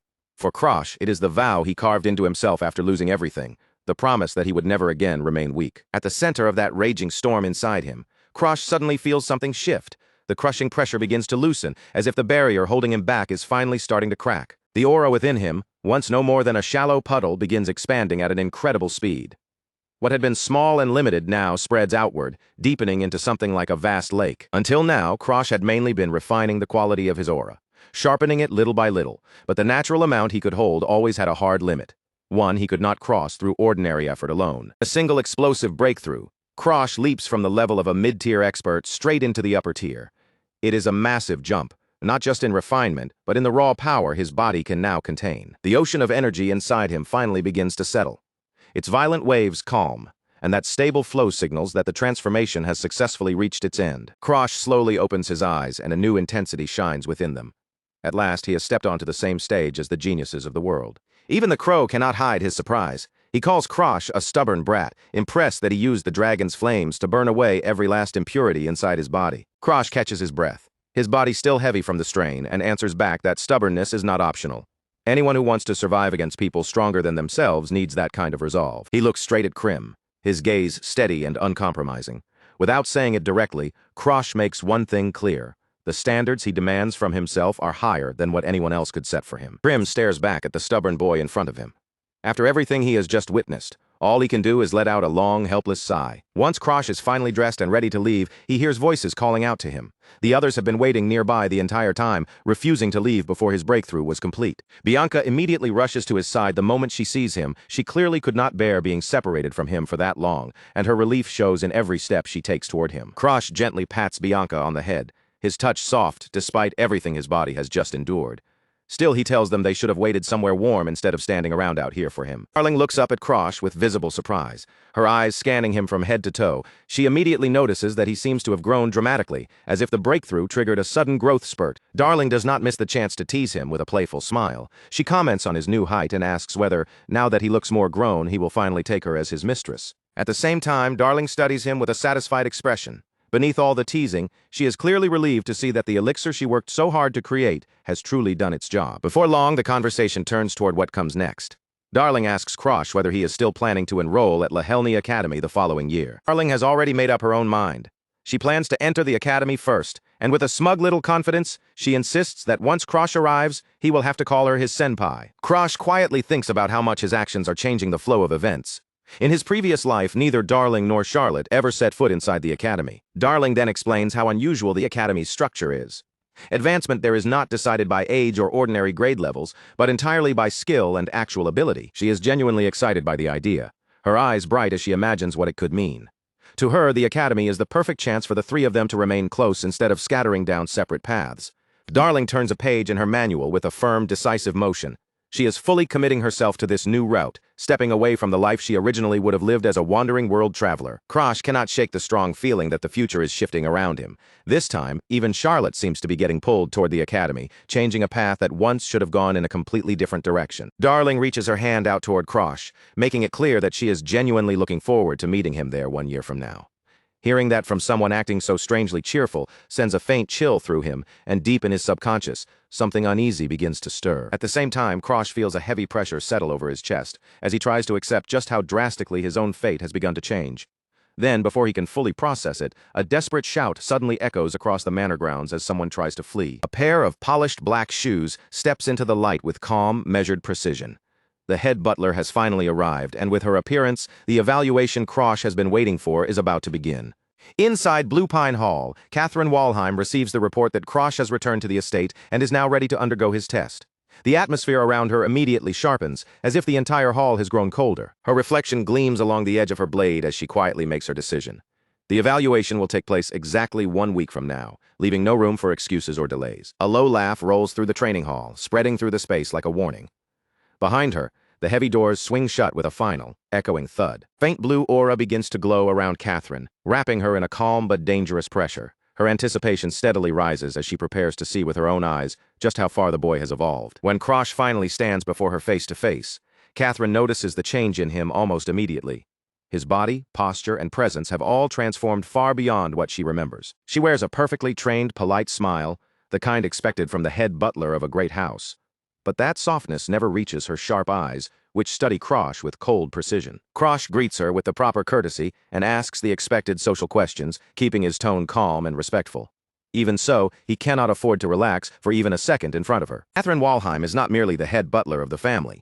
She is also Krosh's great-aunt, a masterclass fighter whose standards are merciless and who demands perfection from anyone carrying the Walheim bloodline. She explains that because Krosh managed to defeat a high-level expert like the Slaughter Dog, the family can no longer ignore him.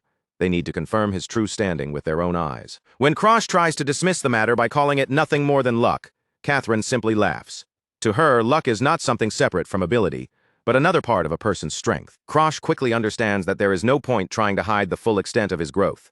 Against someone of Catherine's caliber, any clumsy attempt at concealment would only make him look more suspicious. Catherine's expression turns cold as she lays out the stakes without mercy.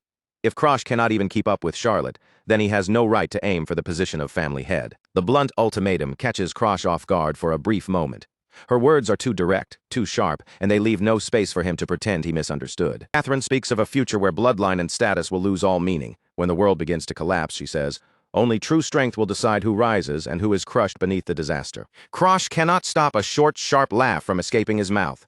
To him, there is something almost bitterly ironic about hearing that warning now. Catherine stops speaking, her brow narrowing as she studies him. She clearly cannot understand what Krosh could possibly find amusing in such a grim prediction. But Krosh laughs even harder, unable to hold it back.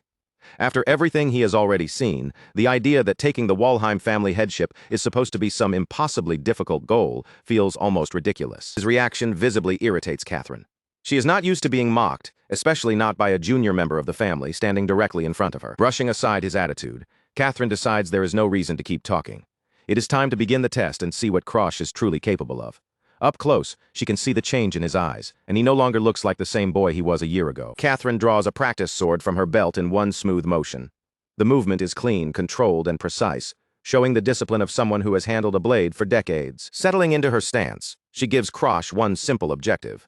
If he can make her take even a single step backward, he passes. Then she waits for him to make the first move, her mere presence filling the hall with suffocating pressure. Krosh steadies himself and prepares to move, even if the person before him is a masterclass fighter. Stopping here is not an option, and he forces himself to keep advancing. Catherine watches him with sharp, narrowed eyes, analyzing every slight shift in his posture. The stance he chooses immediately draws her attention. Krosh centers his weight, his hand hovering near the hilt of his sword in a specialized draw technique. The pose carries a strange sense of familiarity, enough to make Catherine's gaze harden. Catherine's hand instinctively rises to her neck as an old scar begins to throb.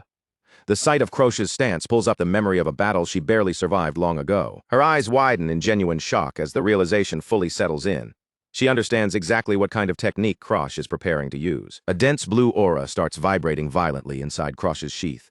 The pressure gathers tighter and tighter, building toward the moment it can no longer be contained. A purple Hanya mask symbol glows across Krosh's hand, marking the true nature of the technique about to be released. The ominous light makes the air around him feel heavier. Behind him, the spectral image of the sword demon rises like a terrifying shadow.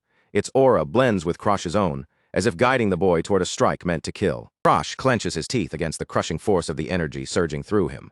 A faint wisp of green mist slips from his lips as he struggles to keep the power under control. Dark purple and black aura gathers around the hilt of his blade, swirling like storm clouds before a disaster. Then, at last, Krosh begins to draw his sword. With one explosive motion, Krosh unleashes the slash. A massive wave of dark energy tears across the training ground, ripping through the space between him and Catherine. Catherine raises her sword to meet the attack head-on. Her own blue aura flares violently as she braces herself, struggling to contain the full impact of the purple shockwave. She manages to hold her ground without being pushed back. Even so, the grim, impressed look on her face makes it clear that she has fully acknowledged the strength behind the blow. Blue light flickers across Catherine's face as she admits the truth. She does not know where Krosh learned such a technique, but its quality is undeniably first class. The two forces crash together in a blinding flash, and the entire training hall trembles beneath the pressure of their clashing wills. As the energy begins to fade, Catherine remains standing at the center of it all, but her expression shows that she no longer sees Krosh as the same boy from a year ago. Dust drifts down around them, slowly revealing the aftermath. Both combatants still stand in the middle of the arena, but the floor beneath them is scarred, cracked, and torn open by the force of their exchange. Catherine lowers her gaze to her hand, and only then does she notice what happened. The sheer force of Krosh's strike has snapped her practice blade in two. She stares at the jagged remains of the hilt still gripped in her hand. Around her feet, the broken pieces of the sword lie scattered across the damaged ground. A rare, satisfied smile slowly crosses Catherine's face. Even if it was only an old practice sword, she never expected Krosh to shatter it so completely. With her verdict decided, Catherine officially declares that Krosh has passed the evaluation with flying colors. His result leaves no room for doubt. She turns to leave, calmly congratulating him on a job well done. Behind her, Krosh's strength finally gives out, and he slumps forward as exhaustion catches up to him all at once. Before she can go, Krosh stops her with a sudden request. Catherine is surprised when he says he wants to join the Blue Sea Knights instead of one of the top-tier orders, and she pauses with a confused frown, asking why he would choose a middle-tier knight order over a far more prestigious path. Krosh looks directly into Catherine's eyes without wavering. His gaze is steady, calm, and firm as he confirms that this is the choice he wants. Catherine studies his expression for a long moment, searching for any crack in that calm face. She cannot help wondering what kind of scheme he is quietly building behind those steady eyes. In the end, Catherine agrees to deliver his request to the Knight Commander. Behind them, the heavy doors of the hall stand tall and silent as the evaluation finally comes to a close. Once Krosh is finally alone, he allows his body to give out completely. He collapses onto the cold stone floor, gasping for breath as the last of the adrenaline drains away. In the darkness of his own thoughts, Krosh measures his performance against the stories he had heard about Charlotte. Those reports had always sounded almost absurd, describing feats that went beyond ordinary human limits, and now he cannot help comparing himself to that terrifying standard. Then, without warning, a firm and authoritative voice cuts through the silence around him. Krosh's eyes snap open at once, his exhausted body tensing in alarm before he can even think. Standing in front of him is Valpin Abazilog Walheim, the head of the family himself. His presence alone presses down on the room like a massive, invisible weight, silent, yet impossible to ignore. Krosh can barely draw breath as he looks up at his father from the ground, the man's overwhelming aura pinning him in place. Valpin simply notes that Krosh has grown, then tells him to spend the rest of the afternoon recovering from the evaluation. Without offering any further explanation, the family head turns away and leaves with his attendants following close behind. Krosh is left staring after him, wondering why his father even bothered to appear in the first place. 3 weeks pass, and Krosh eventually arrives in the bustling magic city of Hargrim. This is the sacred seat of the Red Magic Tower, a city where magic lingers in every street and every stone. Krosh moves through the crowded streets with a companion beside him, weaving past passing mages and merchants. Every step takes them deeper into a city ruled by people who believe magic stands above all else. They pass shops packed with strange potions, old scrolls, and mysterious tools lined neatly behind glass. The very air carries the thick scent of alchemy, making the city feel like one enormous workshop. With a knowing smile, Krosh begins explaining the history of Hargrim as they walk. Thanks to the memories he brought back from the future, even this unfamiliar land already holds useful clues for him. His thoughts soon drift toward the other regressors, especially the one person who reached her peak faster than anyone else in the previous timeline. Among them all, she was the fastest to reclaim her former power. That person is Abala, known as the Red Witch. She is a powerful mage who carried her memories through the regression, along with the enormous magical knowledge she had built up before. Krosh knows that with Abella's abilities, it is only a matter of time before she rises again as a legendary great mage. Resting his chin against his hand, he realizes the real danger would be letting her discover that he too has returned from the future. At sunset, Krosh Walheim stands before a quiet tavern, determined to finish his business here quickly and leave before anything troublesome happens. Beside him, Bianca studies the building with curious eyes, asking whether he already knows what kind of place this is. Once they step inside, Krosh explains that although the tavern looks ordinary on the outside, those with truly refined taste know it as a hidden famous spot. Krosh then points out Lilina, a maid serving the Egret family. At a nearby table, she is completely absorbed in her meal, stuffing food into her mouth with a kind of greedy focus that makes everything else seem irrelevant. After finally finishing her meal, Lilina hops up from her seat and skips away with a bright, cheerful goodbye. Her carefree exit stands out sharply against the purpose that brought Krosh here. Watching her leave, Krosh confirms to himself that Lilina has not changed at all. Her personality is just as lively and straightforward as he remembers. As Lilina disappears into the warm evening light, Claude's crow watches from the rooftops above. Its red eyes remain fixed on the bright-haired maid it has been ordered to follow. Krosh stays seated at the table, confident that sending Krim after her will bring back the information they need. For now, all he has to do is wait for his feathered spy to return with the trail. A small smile crosses his face as he turns to Bianca. Since there is nothing else to do until Krim comes back, he suggests that they enjoy a proper meal themselves. By the time they step outside again, night has already settled over the streets, and Bianca is rubbing her sleepy eyes after the long wait. Krosh gently urges her to keep walking a little longer, while his mind stays focused on the report. Krim should be bringing at any moment. Suddenly, black feathers flutter down from the night sky as Krim swoops toward them. The crow lands in a noisy flurry, loudly complaining that they left him behind while they enjoyed dinner. Bianca softly strokes the crow's head to calm his grumbling, while Krosh leans closer with focused attention. What he really wants to hear is what Krim uncovered while keeping watch over the maid. Later that night, the focus shifts to the Wegrit estate. A heavy, ominous silence has settled over the mansion, as if the entire household is holding its breath before disaster. Aslan Egret, the grandson of the Flame King, appears with a hollow and lifeless stare. The emptiness in his eyes hints at a tragic decision already made deep within his broken heart. Then chaos erupts through the mansion as the household staff discovers the young heir. The shocking news spreads in a wave of panic. Aslan has tried to take his own life. A young man with messy red hair and dark circles beneath his hollow eyes stares blankly into nothing. This is Aslan, and every part of him looks like someone who has been pushed to the very edge. The servants of Egret Manor fall into total panic, shouting for someone to cut the rope and save their master. The entire scene becomes a storm of desperation, fear, and frantic movement. Lilina, the ash-blonde maid, watches everything unfold with heartbreak written across her face. She can do nothing but stand there helplessly as the man she serves collapses so completely. Aslan is dragged away by the staff, tears streaming down his face while he begs them to simply let him die. He has become a shell of the person he once was, shattered by the loss of someone named Dorothy. Back in the present, Lilina releases a heavy sigh while feeding a piece of meat to an unusually round-looking crow. She is stuck in Halgrim Market Square, but her thoughts remain trapped on her master's suffering. Krim happily tears into the meat as Lilina begins listing Aslan's recent suicide attempts. Between the poison and the hanging, she is terrified that if this continues, her master might actually succeed next time. She remembers the days when Aslan was not so fragile and broken. More than anything, she wishes someone could find a way to bring light back into him and make him smile again. Just then, a voice from behind calmly offers to help.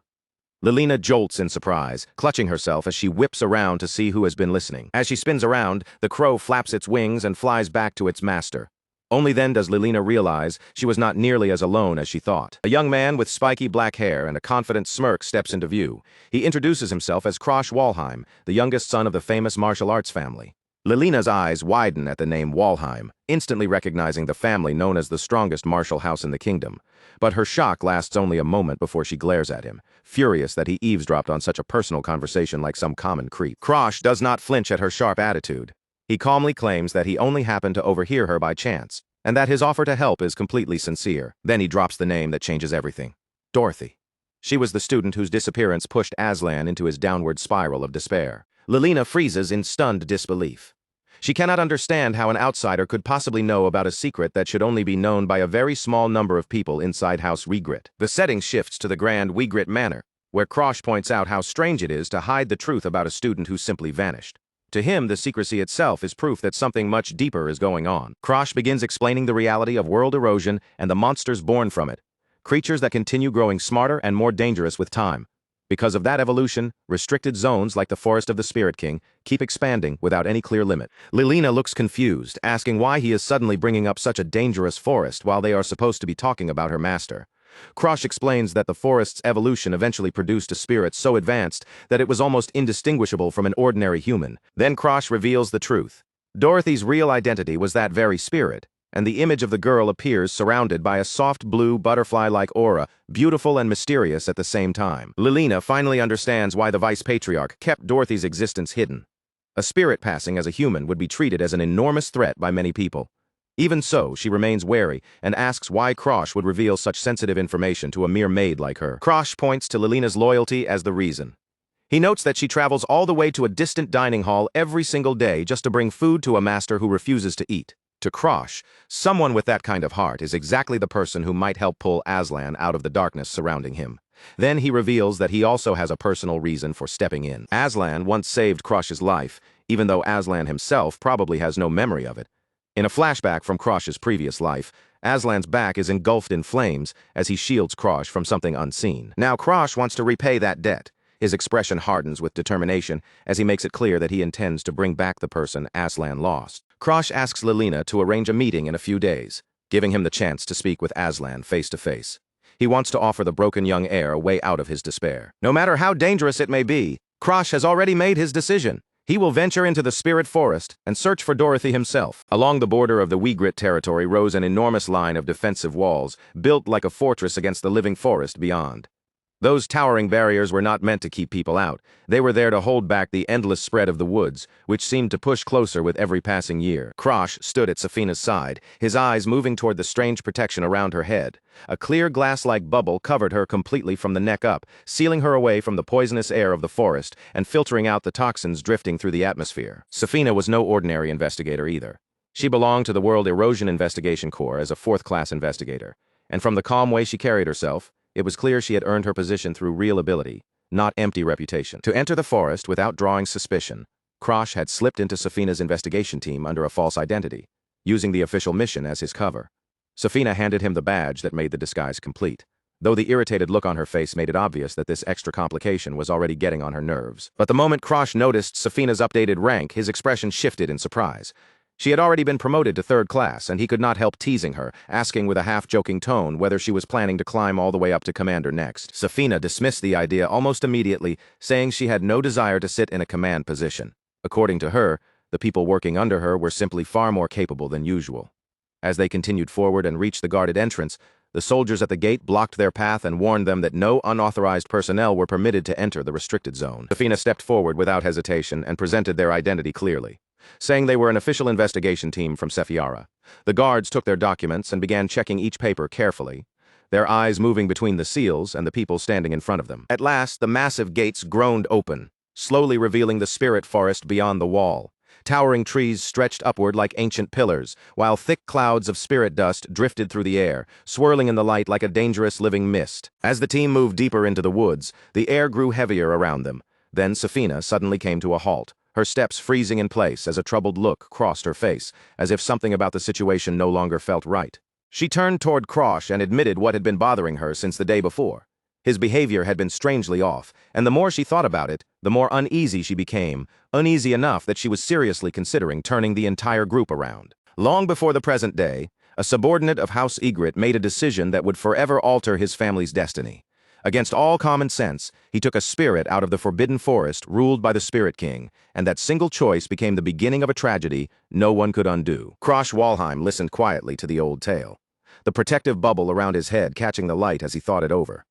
The story of the very first Spirit Master was familiar to him, but he understood better than most that the legend people passed down was only one part of the truth. The spirit before them was no gentle being from a children's story. It was a massive chaos spirit, twisted and weeping, its enormous body looming through the haze as it released a deep, guttural roar that shook the surrounding trees, its very presence pressed down on the forest like a weight of dread. From the spirit's hollow eyes, a dark fluid spilled like black ink, streaking down its distorted face. Through the trembling mist, it muttered a name that sounded like Agni, while its unstable form shifted and warped, as if it were trapped forever inside the same unbearable grief. When the first spirit master died, the spirit could not understand what death truly meant to it. His disappearance felt like abandonment, a wound it could never accept. That terrible misunderstanding slowly twisted a loyal companion into something broken, violent, and monstrous. Overwhelmed by a loneliness with no end, the spirit finally lost control. In one night of blind rage, it destroyed an entire city, leaving screams, fire, and ruin behind it. By the time its grief had burned itself out, there was nothing left but ashes. After that disaster, House Egret declared spirit contracts forbidden, turning them into a taboo that no one was allowed to touch. Spirits were then branded as entities of erosion, dangers to be eliminated rather than companions to be understood. In that shadow of fear, a young spirit girl appeared bound in heavy iron chains, her empty eyes stripped of hope as she was treated like nothing more than a monster. Once, she had been cherished, but now everyone saw her only as a threat that needed to be contained. In a memory from the past, a subordinate stood alongside a red-haired man with horns, both of them watching helplessly as the spirit they once cared for began to unravel. They could only stare in silence as the gentle being they had known slipped further away, becoming something neither of them could recognize anymore. Now the chaos spirit had been reduced to a beast driven by pure aggression. Vine-like limbs whipped out from its body, striking at anything that dared to come close, and not a trace of its former self seemed to remain inside that raging, twisted shell. Safina raised her power and began forming a magic circle, deciding that the only mercy left was to put the suffering spirit down. Since the creature showed no refined combat technique, she believed they should retreat before things got worse, but Krosh was already thinking in a completely different direction. Krosh stepped past her instead, his posture steady as he told Safina there was no reason for them to run. A power from his previous life stirred within him, and his gaze locked onto the chaos spirit with complete certainty. He had defeated this same spirit once before, and this time he was prepared to do it again. Before moving in, Krosh thanked Safina for bringing him all the way to the edge of the forest. Then his first strike landed, and the chaos spirit released a deafening scream of pain that tore through the trees, marking the true beginning of the battle. Krosh activated his sixth sense and slipped through the spirit's attacks with almost inhuman grace. His body moved like a blur between the lashing tendrils, every step sharp and precise, as if he could read each attack a heartbeat before it happened. As he fought, Krosh remembered how desperately he had once struggled against beings like this before his regression. Back then, every encounter had pushed him to the brink, but now he possessed a skill with terrifying destructive power, and the hard-earned experience of an entire lifetime was finally showing its value. With the spirit Ignis by his side, Krosh now held flames capable of burning through anything that blocked his path. The fire gathered around him as if waiting for his command. He understood that he had to act while erosion was still swallowing the world, and before the chaos spirit could grow into the horrifying monster it had been in his past life. This was his chance to end everything quickly. Krosh drove a crushing blow into the spirit's enormous, slimy body, sending a violent shockwave rippling through its mass. The creature staggered backward as its unstable form trembled, the impact already beginning to tear apart the balance holding it together. The monster answered with one final scream, a sound so overwhelming it seemed as if the whole world might split open around them. As the roar tore through the forest, Krosh closed the distance, ready to finish the battle before it could recover. A fierce light burned in Krosh's eyes as he remembered just how much more dangerous this spirit had been in his previous life. He refused to give it even the smallest chance to reach that level again. Gathering every bit of force into one focused point, he shouted the name of his finishing move. Single strike. The attack was built to end a fight in an instant. A massive column of dark energy erupted from Krosh's strike, tearing straight through the chaos spirit and swallowing its body in overwhelming force. Within seconds, the battle was over, and for a regressor armed with the knowledge of the past, the victory looked almost effortless. Safina stood frozen at a distance, her mouth slightly open, as she watched Krosh bring down a high-level spirit with shocking ease. She had expected a terrifying struggle, but the creature before him seemed far weaker than she had imagined, and the sight left her completely stunned. Spirit's body began to break apart, dissolving piece by piece into the air. Its extraordinary regenerative ability, which should have allowed it to recover again and again, finally collapsed under Krosh's overwhelming power. Its long, tragic existence in this world had reached its end. As the spirit core cracked and shattered, Krosh extended his hand toward the remains. His fingers closed in, ready to take hold of the reward left behind by the fallen spirit. The core rested in his palm, pulsing with a faint light that was already fading. It flickered weakly, like the final heartbeat of a being that had spent far too long trapped in pain. Krosh quickly realized that his malevolent blood poison gave him another option. Instead of destroying the erosion power completely, he could absorb it directly, and turn it into his own strength, making the entire process far more efficient than simply wiping it away. Safina stared in disbelief as the area around them transformed into a crimson garden. Her eyes widened at the impossible sight unfolding before her, because this was nothing like the ending she had expected when the battle first began. For one final moment, the spirit's fading body took on a faintly human shape. Its voice slipped out in a quiet whisper of farewell, and then the last traces of its existence scattered into the light, giving its tragic life a calm and peaceful end. In a distant memory, the spirit girl sat beside the subordinate, her expression soft as she told him she had waited for a very long time just to speak with him once more. The tenderness between them made it clear that their bond had always been deeper than anyone else understood. She had believed all along that he would never truly abandon her. That faith was beautiful, but also painfully heartbreaking, because she had carried that hope alone for centuries, clinging to it even as everything around her changed. Close view of a green eye reflected the spirit's quiet acceptance, as though the sorrow that had trapped her for so long was finally beginning to loosen its grip. Around her, the world seemed to brighten, responding to the peace she had finally found. The man from the past reached out and pulled the spirit girl into a tight embrace. Their figures were swallowed by a radiant golden glow, and for that brief moment all the pain between them gave way to a pure, wordless connection. From the side, the red-haired woman watched the farewell with a complicated expression.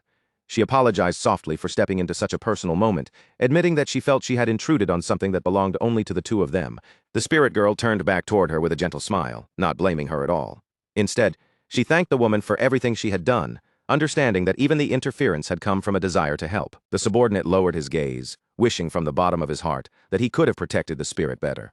His own life was brief compared to her eternal existence, and that made the regret even heavier, because he felt he should have been the one to watch over her. At the end of it all, he finally understood something important.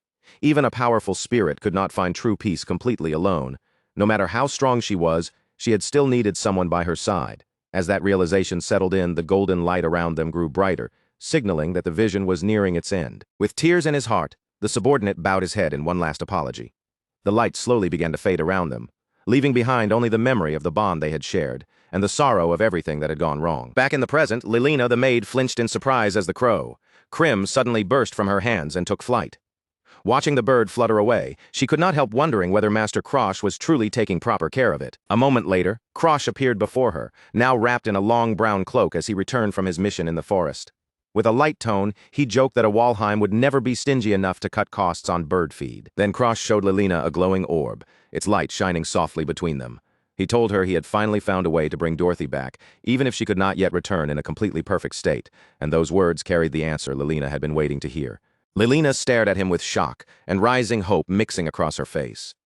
Krosh explained that in order to call forth Lady Dorothy, they would need both Lilina's cooperation and Master Aslan's help, meaning the ritual could only succeed if everyone worked together. Later that night, Krosh stood alone on a balcony of the Egret Manor, the dark estate stretching quietly around him as he considered his next move.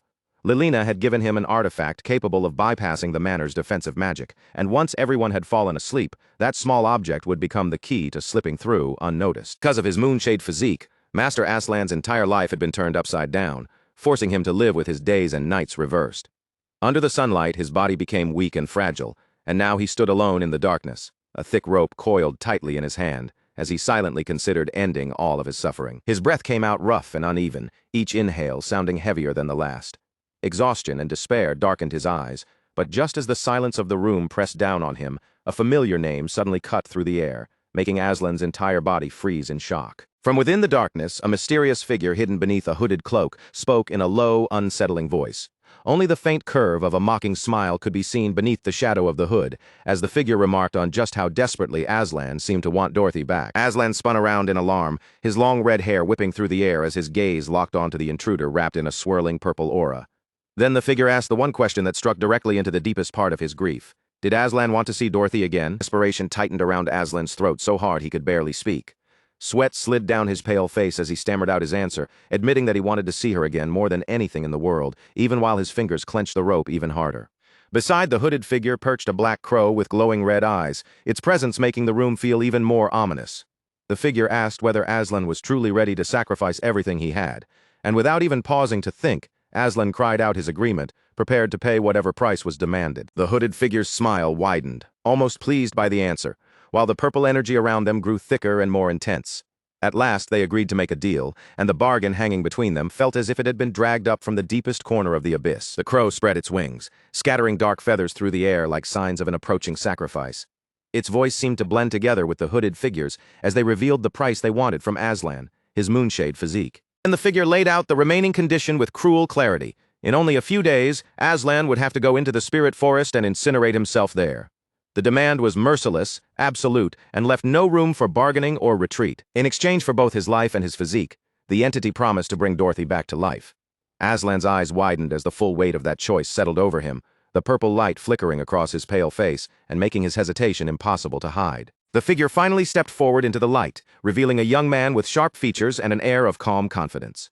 He told Aslan that if he were really a devil, he would have cut off Aslan's limbs before ever bothering to start a conversation. Aslan lowered his gaze, his expression sinking into something darker and more somber. Since he had already been planning to die, he admitted that burning himself almost sounded like mercy, but that only made him question why the terms of this deal seemed so strangely favorable to him. He asked whether the intruder truly understood what the moonshade body really was. It was a cursed constitution born from the moon's yin energy, forcing its bearer to live forever in cold darkness with limbs that remained painfully weak. For the Ygritte family, whose entire identity was built on flame mastery and blazing yang energy, Aslan's condition was a fatal disgrace. To him, it had always been proof that he never truly belonged among his own blood. The young man looked down at the dark, swirling energy gathered in his hand and calmly rejected Aslan's view. To him, the moonshade body was not a worthless curse at all. It was the perfect material he needed to shatter his own limits. What Aslan saw as shame, he saw as an incredibly rare opportunity. With his cloak shifting around him and black feathers fluttering through the room, the mysterious stranger finally chose to reveal who he was. At this point, there was no longer any need for him to hide his name or his purpose. He introduced himself as Krosh Walheim, then extended a hand toward Aslan with a knowing look in his eyes.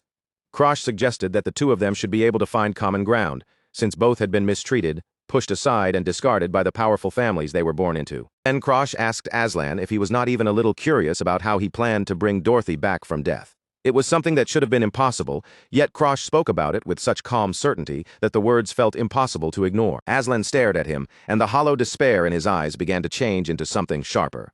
A new curiosity burned there now, and for the first time in that room, he truly wanted to hear the details behind this impossible ritual. The two sealed their agreement with a firm handshake. For one brief moment, the opposing energies of their families seemed to meet at that single point of contact, and Aslan could only hope that the hand he had just taken would not lead him into the greatest mistake of his life. Years earlier, Aslan Ygritte had been nothing more than a young boy coughing alone in the shadowed halls of the manor. Even back then, his fragile health had already marked him as a source of worry and disappointment. He had been born into the legendary Ygritte family, a bloodline famous throughout the land for its unmatched flame magic and its fearsome connection to fire. But Aslan's moonshade body made him unable to channel even the smallest spark of the family's signature magic. In the eyes of his relatives, he was not simply weak, he was a defect within a lineage that valued strength above almost everything else. The Flame King, Aslan's own grandfather, looked down at the boy with eyes as cold and unforgiving as stone. Without a trace of hesitation, he declared that Aslan had to be removed from the list of candidates for family head, and his decision carried the weight of an unquestionable command. Agatha Ygritte, Aslan's mother, tried to plead with her father, her voice filled with desperation. She reminded him that Aslan was his own grandson and begged him not to be so cruel as to take the boy's future away completely. Her father's answer was a harsh, resounding no. His gaze did not waver for even a moment as he stared at her distressed face, showing that there was no place for tenderness in the way he ruled the family. The Flame King towered over his daughter, demanding to know whether he should allow the entire Ygritte family and the Red Magic Tower to collapse, simply because he was too fond of his grandson. In his eyes, Aslan was not a child to be protected, but a liability that threatened everything they had built. He then pointed toward a family portrait and turned his blame on Agatha herself. If she had not married a man who carried yin energy in the first place, he said, none of this would have happened, making it clear that he saw her choices as the root of Aslan's weakness. The Flame King then spoke of a girl in the Red Magic Tower named Abela, a child blessed with extraordinary natural talent for flame magic. To him, she was exactly the kind of prodigy the family needed in order to protect its power and prestige. He decided that if Agatha had no intention of bearing another child, then the solution was simple. They would adopt Abela and make her the new successor. With that, he turned away from his own daughter, his decision already fixed in his mind. As the Flame King left the room, he loomed over the young, trembling Aslan, his cape sweeping behind him with oppressive authority. He barely even looked at the boy before giving Agatha one final dismissive acknowledgement, as if Aslan's presence meant nothing to him. Under his breath, the Flame King muttered that Aslan was a useless thing, and the quiet words struck harder than any physical blow. Aslan was left standing there in the wake of his grandfather's overwhelming aura, crushed by a judgment he was too young to fight back against. Young Aslan watched his grandfather walk away, and a desperate thought echoed inside his small heart. If only he had been even half as talented as Abela, maybe things would have been different. Instead, the weight of everyone's disappointment settled heavily on his shoulders. He ran to his mother and clung to one fragile hope, promising that he would work even harder at his magic training so his grandfather would notice him again. His face was filled with a tragic innocence, believing effort alone might still save him. But Agatha's eyes suddenly glowed with a cold red light as she looked down at her son. The warmth of a mother vanished from her face, and in a chilling voice, she told him that simply working harder would never be enough. She reminded Aslan that his own father had been killed by his grandfather, a truth he could never afford to forget. From that moment onward, she told him, he had to do everything as if his life depended on it, because in the Egret family, it truly did. From that day on, Agatha Egret became the acting family head and hardened herself into a merciless, uncompromising figure. Every choice she made was aimed at a single desperate goal, stopping the rest of the family from killing Aslan. She began tormenting the son she loved as though she had become a completely different person, using cruelty as a shield against the even greater ruthlessness of the Egret elders. Aslan collapsed to the floor in tears, and from that point forward, his life turned into a waking nightmare. At another time, while they sat beside a small campfire, Krosh rested his head against his hand and looked across the flames at Aslan. His eyes lingered on the bandages wrapped around the other man's body, and he finally asked the question that had been weighing on him: why had Aslan's body ended up this way? Aslan sat on the opposite side of the fire, his back slightly hunched, and his face difficult to read in the flickering light. For a moment, he simply stared into the flames without saying anything. Then Aslan gave a single chilling answer: revenge. His voice stayed low as he looked into the crackling campfire and spoke of his grandfather, the Flame King, a man who valued the family's prestige above all else. The hatred inside Aslan came from the burning need to repay the man who had stolen everything precious from him. Wrapped in bandages from head to toe, Aslan spoke about the extreme measures he had once taken to erase the weakness from his bloodline. His desperation had driven him so far that he had even set his own body on fire. That sacrifice had been meant to burn away the moonshade body together with his physical form, a life-or-death gamble that should have destroyed him completely. Somehow he survived, but the scars it left behind were proof of how far he had been willing to go. Krosh quietly thought back to the history he knew from the previous timeline. Back then, Aslan eventually abandoned his family, surpassed even his grandfather, and rose to become a legendary flame emperor. Knowing that future helped Krosh understand why the conditions for awakening the moonshade body were so strangely specific. The real key to unlocking the power of Aslan's moonshade body was not just physical strength. What had to be broken first was Aslan's deeply rooted stubbornness, a barrier built inside his mind after years of isolation, pain, and pride. Aslan had never wanted someone else's power to solve his condition for him. He wanted to conquer the curse of the moonshade body with his own will alone, no matter how much it hurt him. Watching him, Krosh recognized that fierce independence clearly. Then, as Krosh shifted his stance and a faint aura stirred around him, he thought back to the night inside the manor, understanding that Aslan's stubbornness was both his greatest weakness and the very thing that could become his greatest strength. Back in the manor, Aslan held the glowing orb in his hand and questioned Krosh with growing suspicion. He could not understand how Krosh knew a method to revive spirits when even the Egret family, the keepers of the forest, possessed no such knowledge. The more Krosh spoke, the deeper the mystery around him became. In the end, Aslan agreed to the plan and promised that he would inform Lilina about their arrangement. He even offered to hand over the moonshade body right away, but Krosh, still concealed beneath his hood, refused to take it for the time being. Krosh told him that he would only accept the Constitution when Aslan was truly ready to let it go. After Krosh left him with those words, Aslan remained alone in the moonlit room, silently turning over the meaning of being prepared. Later, beneath the city's night sky, August flew above Krosh in the form of a crow from overhead.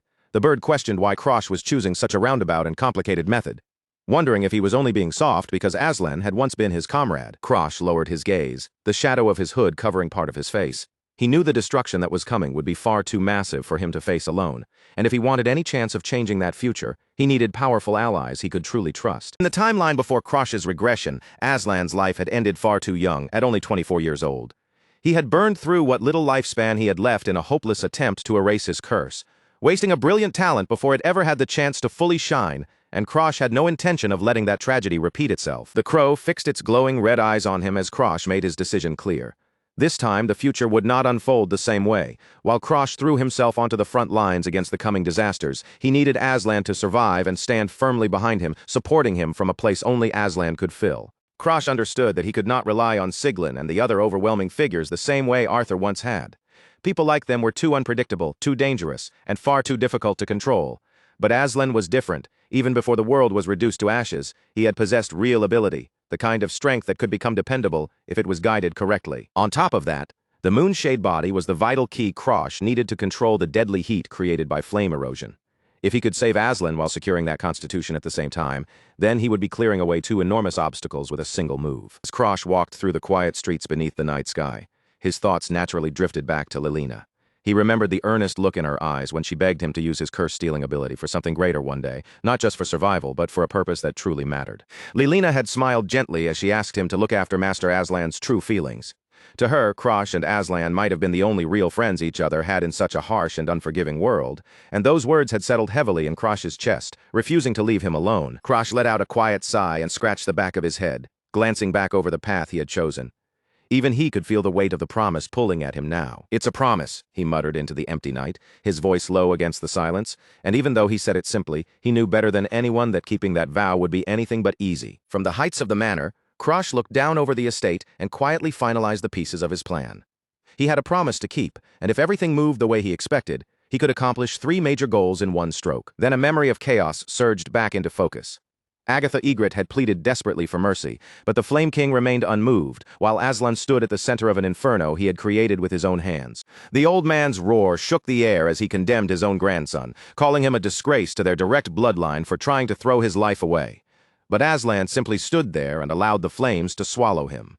Through the thick smoke he let out a hollow laugh, because after years of being ignored by his family, he had finally captured his grandfather's complete attention. The Flame King had no interest in listening to Aslan's words.